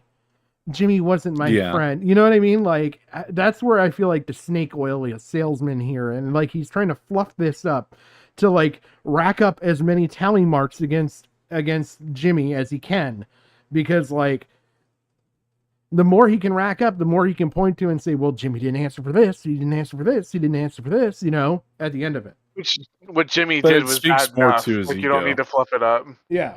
Yeah, I mean, this speaks more to his ego than it does like to the truth of the situation. Yeah. If he was actually like a more tactical egotist, he would have played it up like how you just pointed it out. Yeah.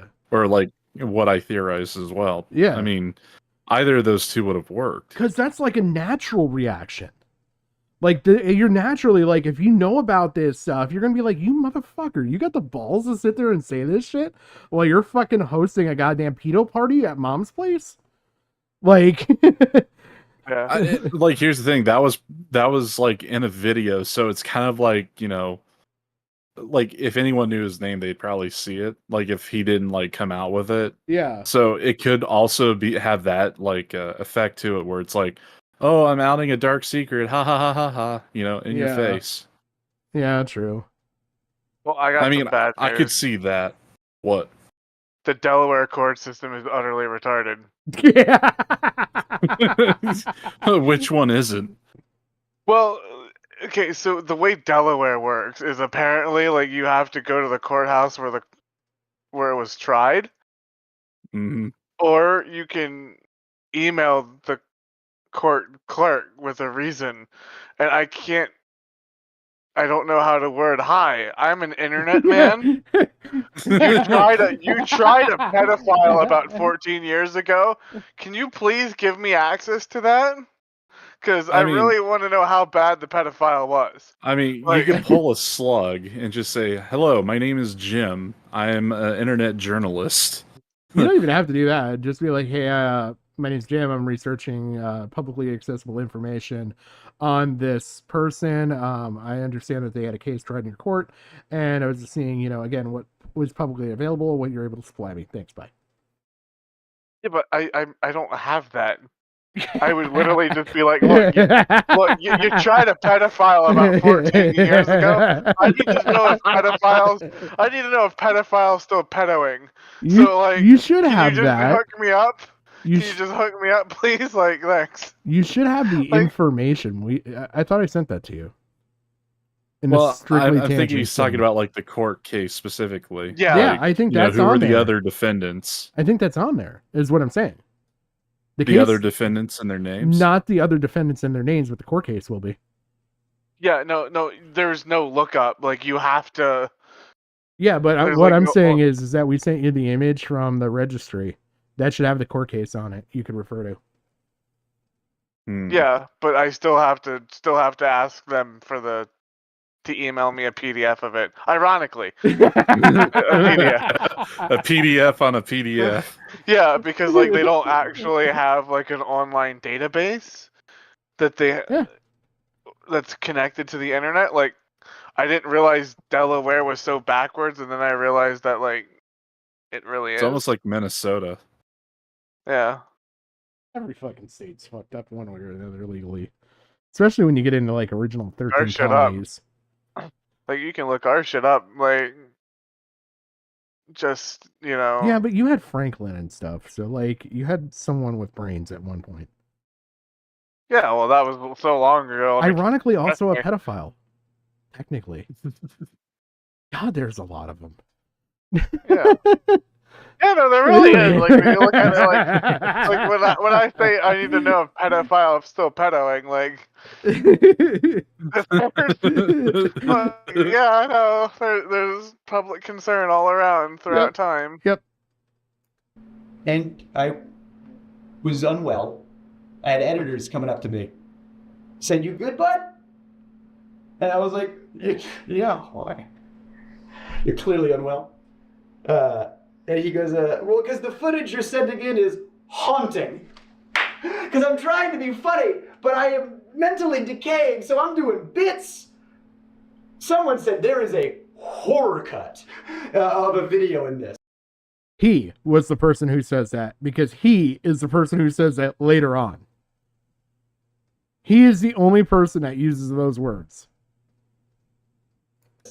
And I'm thinking, like, who's That's something else I picked up on the most. watching this? Like, who wants to see this? What is fun about this, the video? And so the thing that made me I got to get out. I can't do another day in a year. Jimmy comes in and I'm asleep. I don't know what time it is. I don't know, it's like 2 or 3 or whatever. He's like, "Why is he sleeping?" I don't know, because I can't sleep. And he comes in, he wakes me up. And he goes, "Ask me why I have 2." And it's like the little details that you pick apart here. Why is he sleeping? I don't know, because he can't sleep. So why are you sleeping? Like, I could be a meticulous asshole picking apart details right here. So you were asleep from lack of sleep would be the better way to say it. And you're just sitting there. No, I was sleeping because I couldn't sleep. Makes no fucking sense because you're trying to put too much fucking detail into this. Well, I mean, that's the thing. It's like I mean, the most detailed lie is the easiest to pick apart. I mean, Yeah. again, the way how he's making out Mr. Beast and the Mr. Beast crew is that they're the most meticulous, retarded, fucking evil people imaginable. Yeah, like, and this is realistically, look, I hadn't slept well in 2 days. I finally was able to crash, and then Mr. Beast came in and like wakes me up. I don't know how long I had been asleep because again, didn't have any clocks or anything. Like, that sounds so much more convincing than the shit that he just had fucking fall out of his fucking lip holes. Yeah. I mean, hell, the way how he's talking about it, it sounds like he's sleep deprived right now. He's manic as a motherfucker in this whole interview. He's quote unquote so exhausted, and then he ended up falling asleep. It's amazing for someone who's so exhausted he can remember all these details too. Damn it. Damn it. Well, he probably watched the replay and just remembers the replay. Please tell me you at least got my little referential bit there. Yes. I mean, there are easily explainable ways, like, for why he's saying what he is. He probably watched the replay. Yeah, but like, because I mean, if he's going to say someone said it was a horror cut, and then he says, "Oh, I said it," you know. Yeah, yeah. He's just conflating things just left and right, though. It's just amazing. Like, he's built a pre-established narrative in his own mind for this story. Now, like, you're naturally going to build a narrative, but, like, his is so, like, overt. It's, like, insane in my mind. Like, because nobody thinks of it, tell a story this way. Like, I would have probably minimal details. If I'm trying to recount something from, like,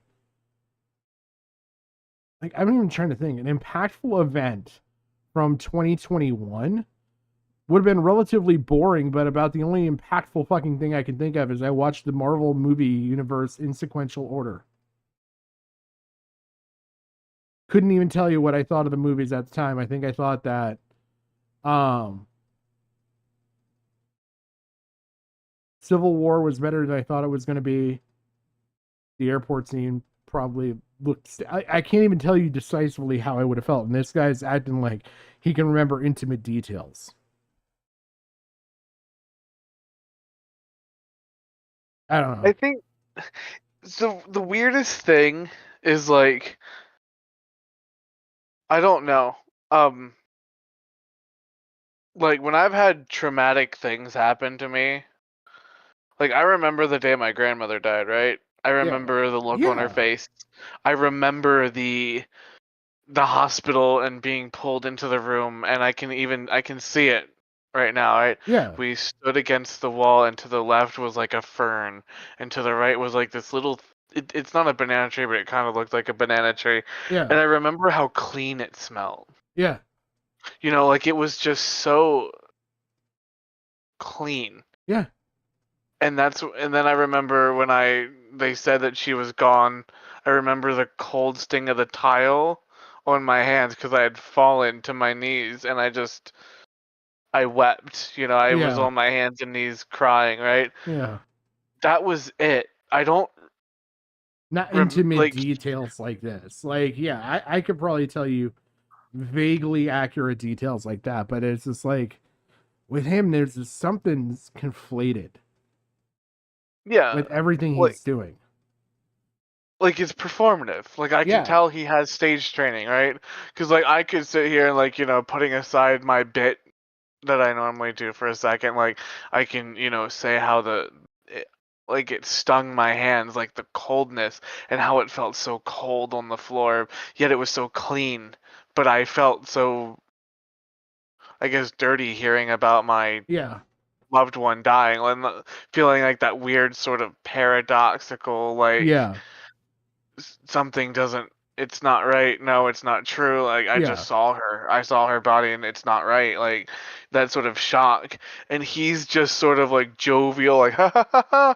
Like, even, like, putting like, boy, aside, was like, I fucked up. Ha ha. Yeah, like, even with my jovial, offensive humor bit character I play here on stream. Like, you wouldn't even think to go to that extent. I can't do that when I'm thinking about my grandmother. Like, if this is something that's so traumatic. Yeah, I could see him making a couple jokes, but this is more than that. Yeah. This is like, it was bad, but I need to make it. I need to be the star of it. You know, I need to take the center stage. Like, I need to amplify it. You know.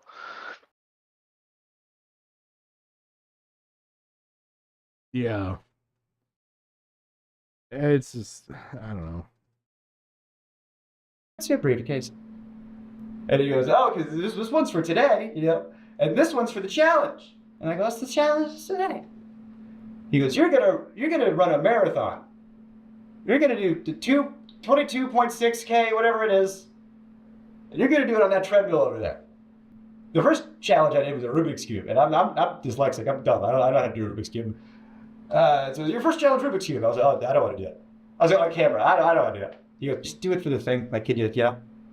Like, there was an element of, oh, Jake will do what we want because he's in-house. You know, that's one of the reasons why they got me. Jake's, he's an inside guy, so he'll do whatever. I'm going to step away for a second. We can push him a little extra hard because we know he's good. We know he's... I couldn't say no to the treadmill thing. Yeah. So I people who run marathons train forever, and it's still hard. Again, Ryder. Do I look like I run? I don't run, you know? Let alone a marathon, let alone that training for it. So I was in a sunlightless, you know. Did you try to say no? Like, did you have a choice, or? Based on the Rubik's Cube thing and based on all the other stuff, like there was so much pressure to just do it, just do the thing, you know? You know? And if I refuse, it's just, well, that's the whole video. I guess the budget's, you know, so much money up in flames because Jake said he wouldn't want to do the thing. And so I wanted to be a good sport, and I wanted to get the boost, and I wanted the cash, and so I started running at 12. I was able to take some breaks, and I asked him, how long do I have? He goes, until I get back. And I'm running until 3 a.m. I got off the treadmill. Oh, the blisters I had on my feet were like, you wouldn't believe, just all over, just these big red. I couldn't walk. My muscles were like just the lactic acid. I got off the treadmill, and then the people that came in to like ice my feet, you know, make sure I was good. Then that's when I was like, I'm done. I can't. I'm done. I'm out. I'm out. See, now that part sounds believable to me. Yeah. Yeah, because he's saying like how I felt, like, you know, those little details like the blisters and stuff like that. Like that's what you memorize as like a traumatic memory, and like you see him like put away the bit for a second. Yeah. And sort of like be honest. Like that's where I think he's being real. But it's so hard though, everything leading up to it.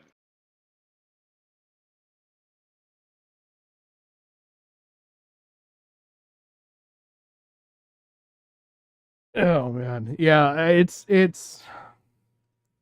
I think there's sprinklings of truth in this, and like every good lie has some truth to it. Like if you want to make a convincing lie, anyway, and like Yeah. I think that's. I'm not saying that he's a liar. I think he's being overt about it. Like he's putting in so much insane detail that like it's just it takes away from the story at the end of it. Well, I think he's doing the typical YouTuber thing here, right? Like, yeah, like, you know, like, oh yeah, like he, like the Katie Bugs thing, right? Like how like at first it started off as like, oh well, he was cuddling me. Oh well, no, then he groped me. You know what I mean? Like it's like this like escalation, right? Like the truth isn't enough. The truth isn't damning enough. We need to kick it up. We need to kick it up. Like no, what that story alone right there is enough. Yeah. You don't need more than that. I promise you, you don't. Like I don't know. There's parts of this that also just ring equally as like fake and fantastical. Like you're remembering all this stuff like, oh, Jimmy just said, hey, just do the bit. Like, he broke character for that moment. Now, that's something that probably wouldn't have made it into any edited cut that he would have seen. So, can I trust that he's saying that, or is he making this up? You know what I mean? Yeah. Like, was it Jimmy that actually said that, or was it one of the producers or director or something like that? Like, and he's attributing it to Jimmy's orders, so it's yeah, Jimmy by proxy. yeah. Like, It's just a matter of, God, I'm yawning. I'm fucking tired. It's 5 a.m. Yeah, it's just, he's making it more and more and more fantastical. I'm going to try and speed this up because I don't know how much longer I can last. I mean, that's when I'm psyching and talking psych about how I'm not well. And like I said, there was a lot of good people over there that were saying, you got to pull him out. Yeah, I had friends that did some freelance work. And they would tell me, they'd be like, yeah, everyone knows you over there. Everybody loves you. They go, oh, Jake, well, I love that guy. Shame what happened to him. Like I'm a ghost. And I asked him, I said, how much longer are you guys going to keep me in here? And the guy goes, realistically, like at least 7 more days? No. And they didn't let me leave right away either. They wanted to make sure, everything was fine. So I just, slept for a while. They turned the lights off. And they brought in all my friends, to make it look.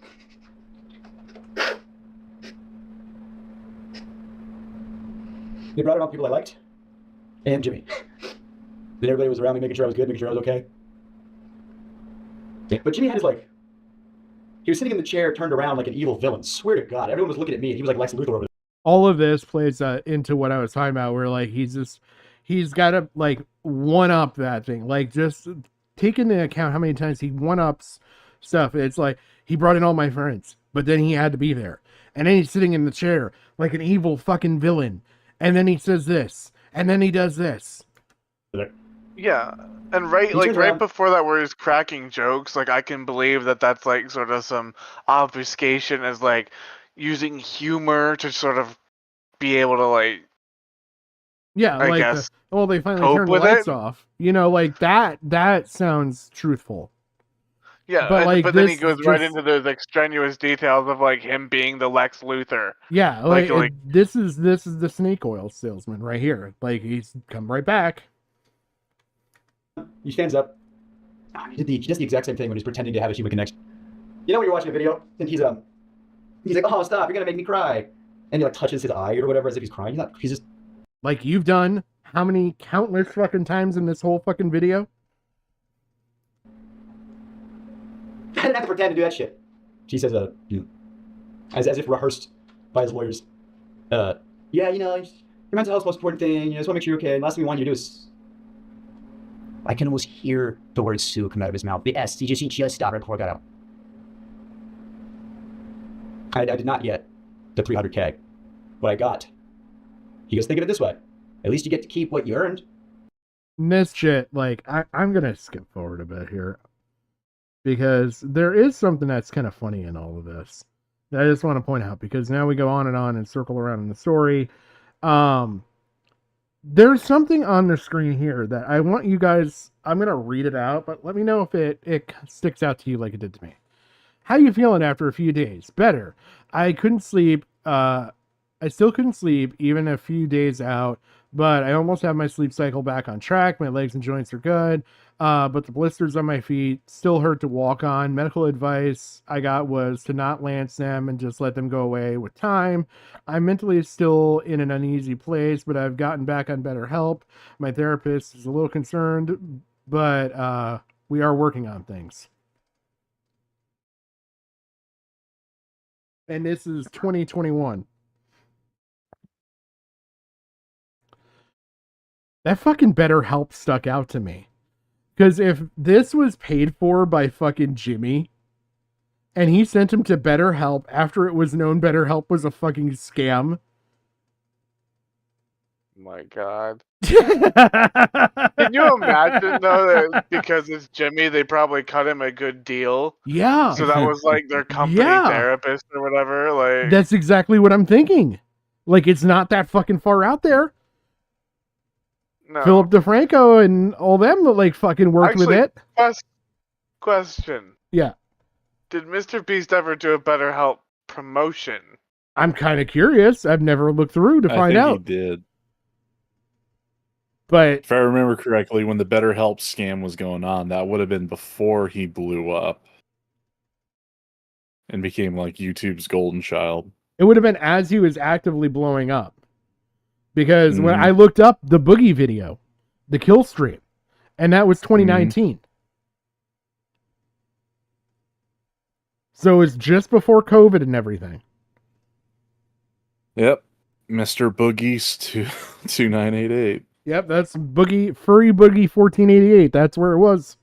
Yeah, the BetterHelp thing on the kill stream. No, I said Mr. Boogieast. Boogieast. I gotta look this up now. I can't. I might not be able to get the court record, but But yeah, like I that stuck out to me, and the reason why it stuck out to me is BetterHelp is fairly expensive. Like that was part of their big hustle, is their expense. Like they're an expensive service, and the way they charge you and everything else. And so, I almost want to say that it's more likely that he would have provided this, especially seeing the mental anguish was caused by the video, and it would have been to his benefit to provide this for the guy that he just put through all this psychological torture, you know. But I just thought it would be really fucking funny if Jimmy didn't fucking pay for this stuff and use BetterHelp after knowing it was a scam. And nobody caught that.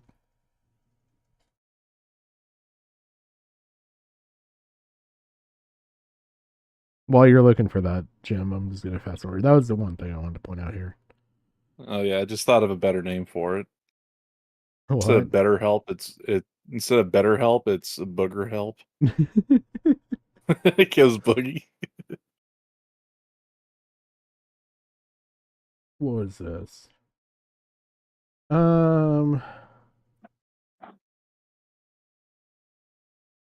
don't think we need to worry about any of this.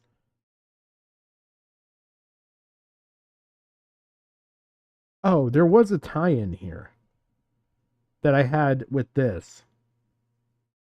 And it tied into what he says in the video about the police working with him and why I think like you could possibly sit there and say that there's a lot of company clout when it comes to Jimmy. And so he's got the private investigators and everything else. Well, this talks about another business in the area that was the camp that they supposedly trashed when they had the fucking boat out on the lake. Well, he said that, you know, it wasn't ideal, but I was graced with a lot of benefit. And so I didn't say anything bad about Jimmy's not taking care of the obligations that he stated. So it's kind of like one of those things I wonder if it's not a known fact that like people excuse Jimmy's ignorance and assholishness and all that just because of his wealth and his ability to use money to fix problems. I mean, that would add to why he would hire local PD detectives. I mean, given that it is a business that he's running out of North Carolina, he probably benefits at least a tri-county area. Yeah. So he'd have at least, I want to say about maybe 7 municipalities he could turn to for an investigative squad. Oh, yeah. Yeah, Josh, there's BetterHelp's kind of making a resurgence right now too, which is the thing that's kind of funny. I saw a commercial on TV for it. Yeah, they've gone through like a whole iteration where basically there was the scam. They then bought a company that it's kind of interesting. Basically, they bought a company that was kind of like a phone book for finding doctors. And so what would happen is you would go on there, you would try and find a doctor, right? And they would say, okay, this is what they specialize in and everything else. And they would have a button for book now. And when you click on that, it'd be like, sorry, they're not accepting patients right now. But with BetterHelp, you can get a therapist right now. And they were hooking people through that way. And then all of a sudden that got called out as being a scam. So now they've come back to YouTube. Yeah, because I'm pretty sure that phone book came from a data broker of some sort. It was an independent app that they bought, but operated it still under the independent name away from BetterHelp. So, yeah. Kid who maybe had it a little rough growing up. I can't speak on that, but I do have empathy for it because I had it rough growing up, and I think when you're hyper fixated on something, like I love stand up, he loves YouTube, everyone fixates on a thing, I think he just wanted to be the best YouTuber so bad, and because the industry's metrics, rewarded some not great behavior. If you're just going on autopilot based on what the numbers say, you can do some things that maybe aren't good, but Well, I mean, here's the thing.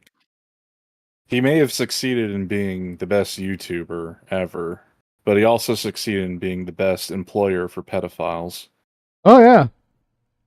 He pretty much outshined Jeffrey Epstein here.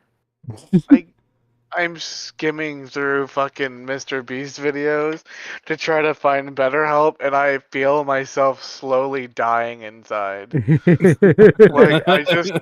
I just hate this smarmy bastard more and more. The more research I do to try to hate him, the more I actually hate him for completely unrelated reasons, but just as strongly. Oh, man. I'm going to cover... You know what's really fucking crazy? Go ahead. This is just an aside, but you know the reason why you're dying slowly inside? The diabetes from the Beast Bar? I don't know. Well, maybe not that, but I was going to say it's because you know that the real reason why he was doing philanthropy. Yeah. Yeah. But everyone else was thinking, oh, he's doing it so he doesn't have to pay taxes. Yeah. That was the original claim. Is now we know it's pedophile here, pedophile there. Oh, look under that rock, pedophile. Well, it was one of those things that he was getting a tax write-off, and his employees were window shopping. Yeah. Mm-hmm. Oh god, I'm gonna watch the Delaware portion of this, and then I'm calling it good because I'm fucking exhausted and my head is fucking killing me. Yeah. Yeah, you gotta be up by noon for the RTU shit. Yeah, I gotta be up by 10:30. So that way I can take care of stuff around the house because my wife's leaving at 8, and then be able to do the RTU thing, and then probably make myself food, and then we're gonna do the Strictly Tangents thing. Yeah, I'm debating if I even want to sleep or if I just want to fucking do this marathon it. I'm gonna sleep. I'm not. Yeah, me too. I had to say some stuff. So whatever happens at this point. Outside of it, Chris Tyson, did you notice any or hear about any sexual misconduct of the company? I've heard rumors. I can't confirm or deny anything. I don't have any tangible evidence, but I've heard stuff that if it could be investigated, that'd be great. But it's water cooler talk. But I've heard things, yes, of course. I heard, people have been let go for sexually assaulting some very young people. The idea that Jimmy didn't know, or that Jimmy was covering stuff up. He didn't want stuff to come out. He's very careful about his image. The tangible proof that he knew but covered it up. How do you prove that, Well, there was a known sex offender, registered sex offender, convicted sex offender on the registry and everything, who worked there. And you can, someone pees in public, you're on the registry, you get it.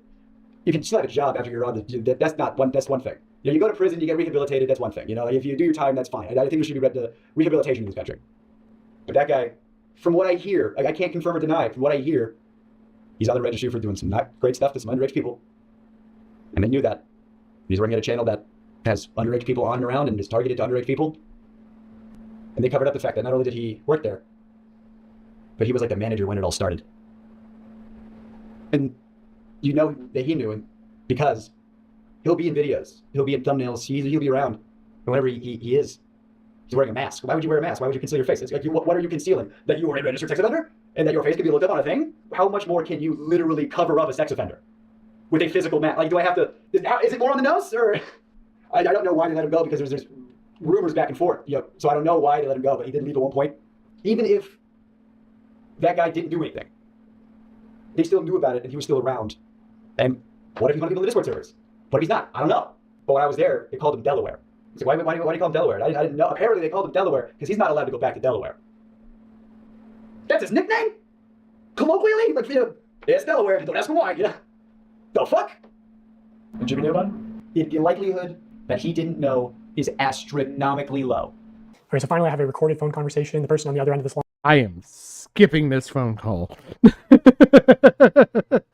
There is no way in hell you can have me sit through this fucking phone call.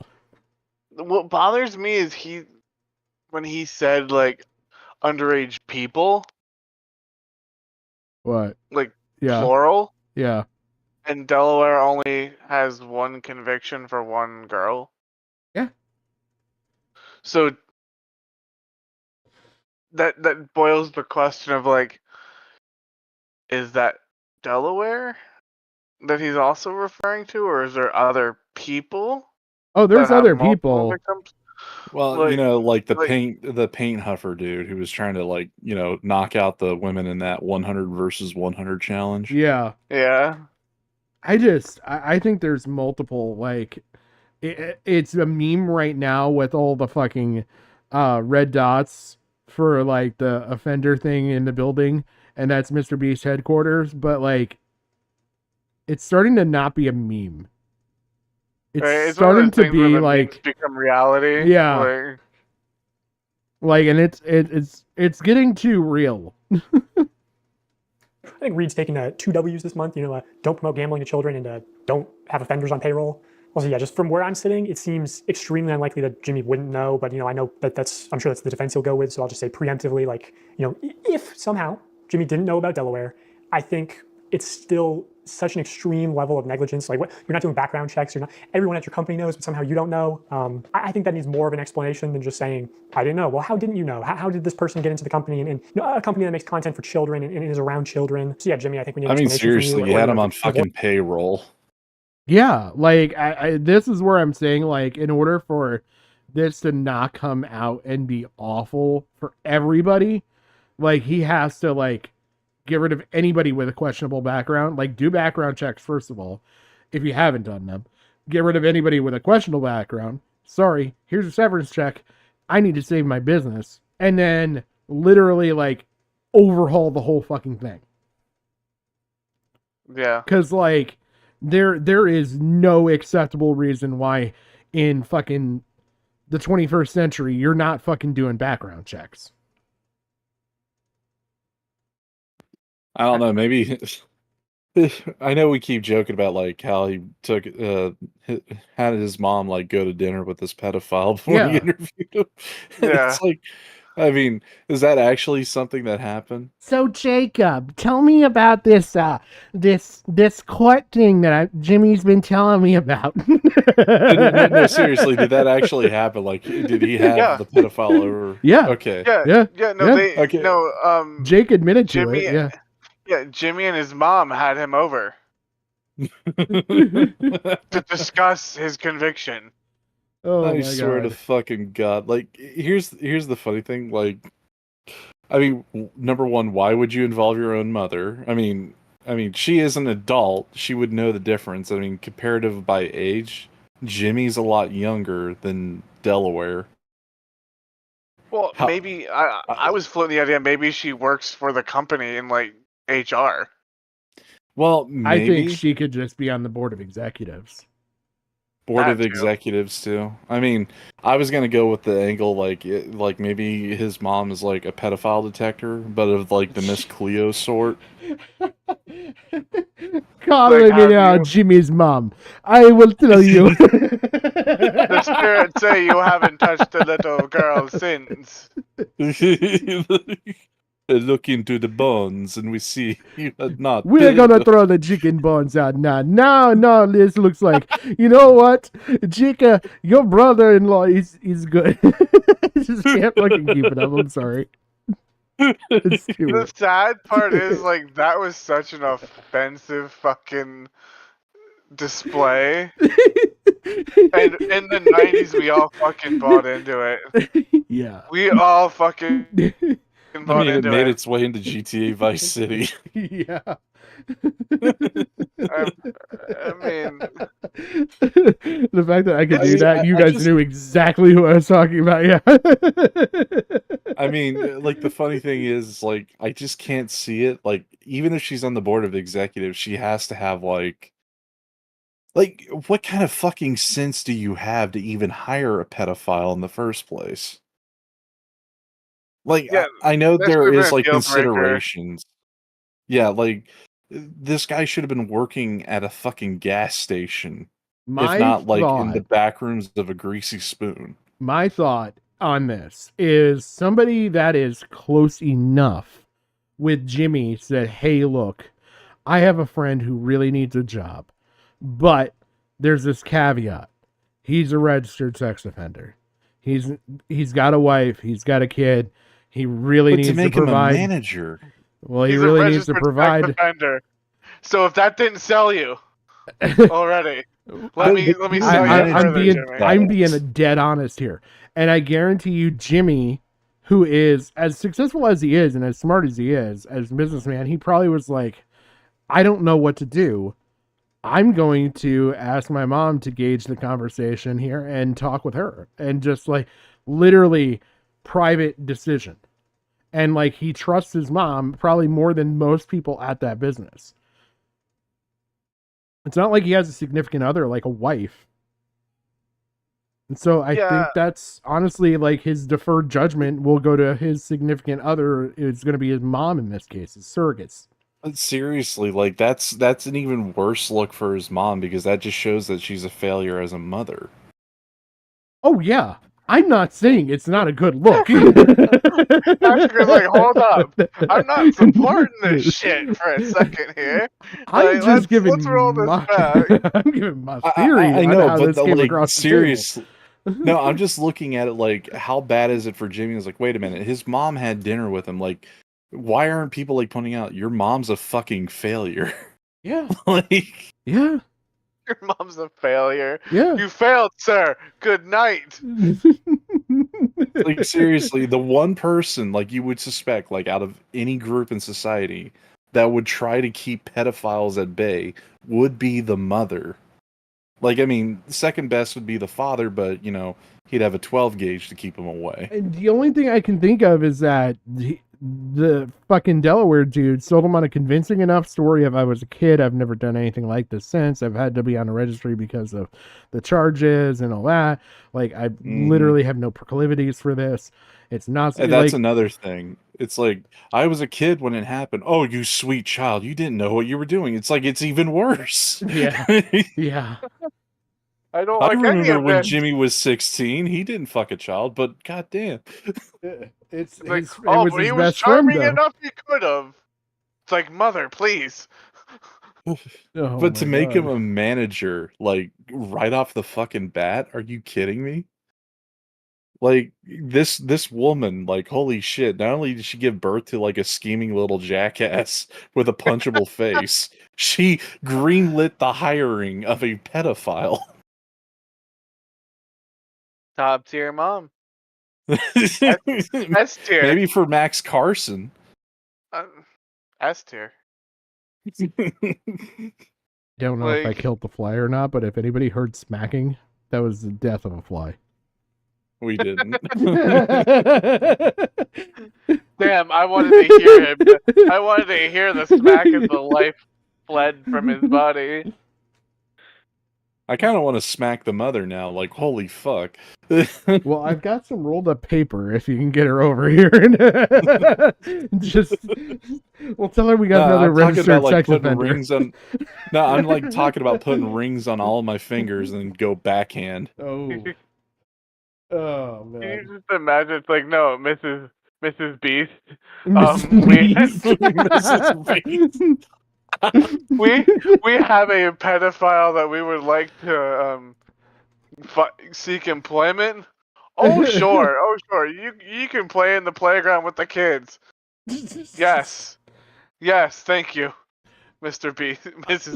Like I said, again, not giving justification for this, but like thinking through things, the only thing I can think of is that they're like, well, in a manager position, he's probably distanced enough from working with kids, but then like slowly becomes buddy enough that then he becomes kind of a, we need someone to fill in a pinch in a video as long as there's no kids, and then that's how it goes kind of thing. Like I think that's how it happened. I don't think it's excusable. Being like, yeah, he hasn't offended and he made a mistake. Maybe we can give him a chance. And when he leaves, hey, I worked at this guy, nothing happened. You know, maybe he's like, I'll do some charity work instead of giving money to African children. You just hire a diddler. You know, if that's the same case, here. then if that's the case, then Mr. Beast and his mother wouldn't have a problem of hiring Pie Man. Oh my god. It's Pie Thing. Pie Okay. Thing. How about just Pie Plate? We have a bunch of deaf children. We're gonna leave you here with this kind man. No, it's okay. They'll never hear you coming. We have blind kids too. Oh god. Yeah, So like they won't be able to identify you. Yeah, they'll oh my god, the deaf children thing. That would literally be the worst thing, because they're thinking like whenever he puts out his hands, he's trying to sign to him. I don't know. This dude was turning butter the whole time. Like they were playing charades. It's like that didn't look like he was offering charades. Like, oh my god. What in the name of Satan? Like, oh god. Do deaf children scream? I don't know. We're about to find out. I mean, they're not mute, so. Can you see them like signing aggressively for help? Like...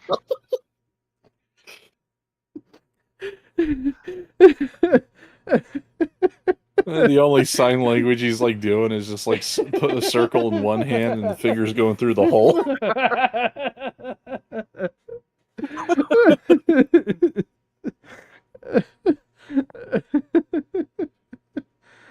Oh man. There's a special place in hell for me. Oh, there's a special place in hell for all of us at this point. There was another one he did where he was like making his cheek go in and out.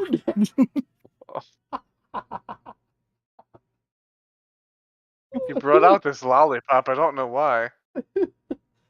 And then he started pretending that he had maracas, but they were at his waistline. For some reason, he just started gyrating aggressively at me. This kid comes back with an irrational fear of Batman. He just sees Elvis Presley and has a breakdown. Like, it's like, what's wrong? It's like, it reminds me of the Batman.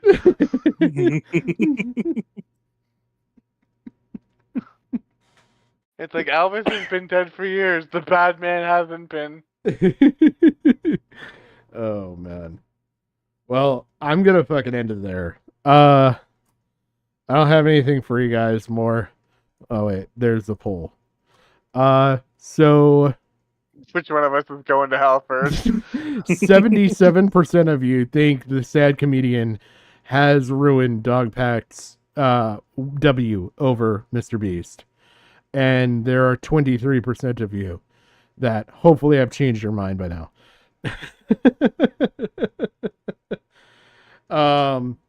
Yeah, I've got other stuff that I might go over on my next stream, and then the next, I think it's the next stream will be the final one for a minute. Yeah, so the stream on the 17th will be my last stream for until probably the 31st, possibly the 7th. Jesus Christ. Just because I'm getting surgery, so I have that to do, and I've got recovery afterwards, and possibly another surgery, but we'll cross that bridge when I get there. Better keep in touch.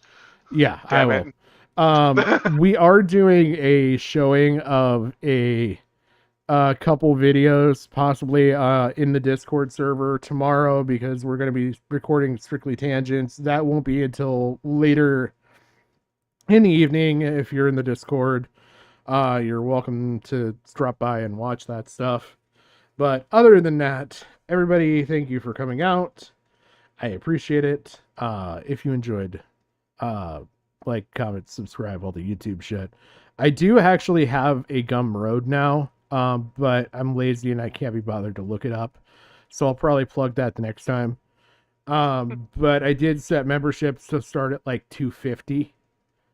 And that gets you access to a channel in the Discord with a role that's got like slightly more permissions, and the channel's got like all the unlisted stuff.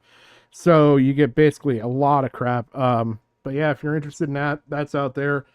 Other than that, you guys have a great night. Thank you, Jim and Gigi, for coming by yet again. No problem. No problem.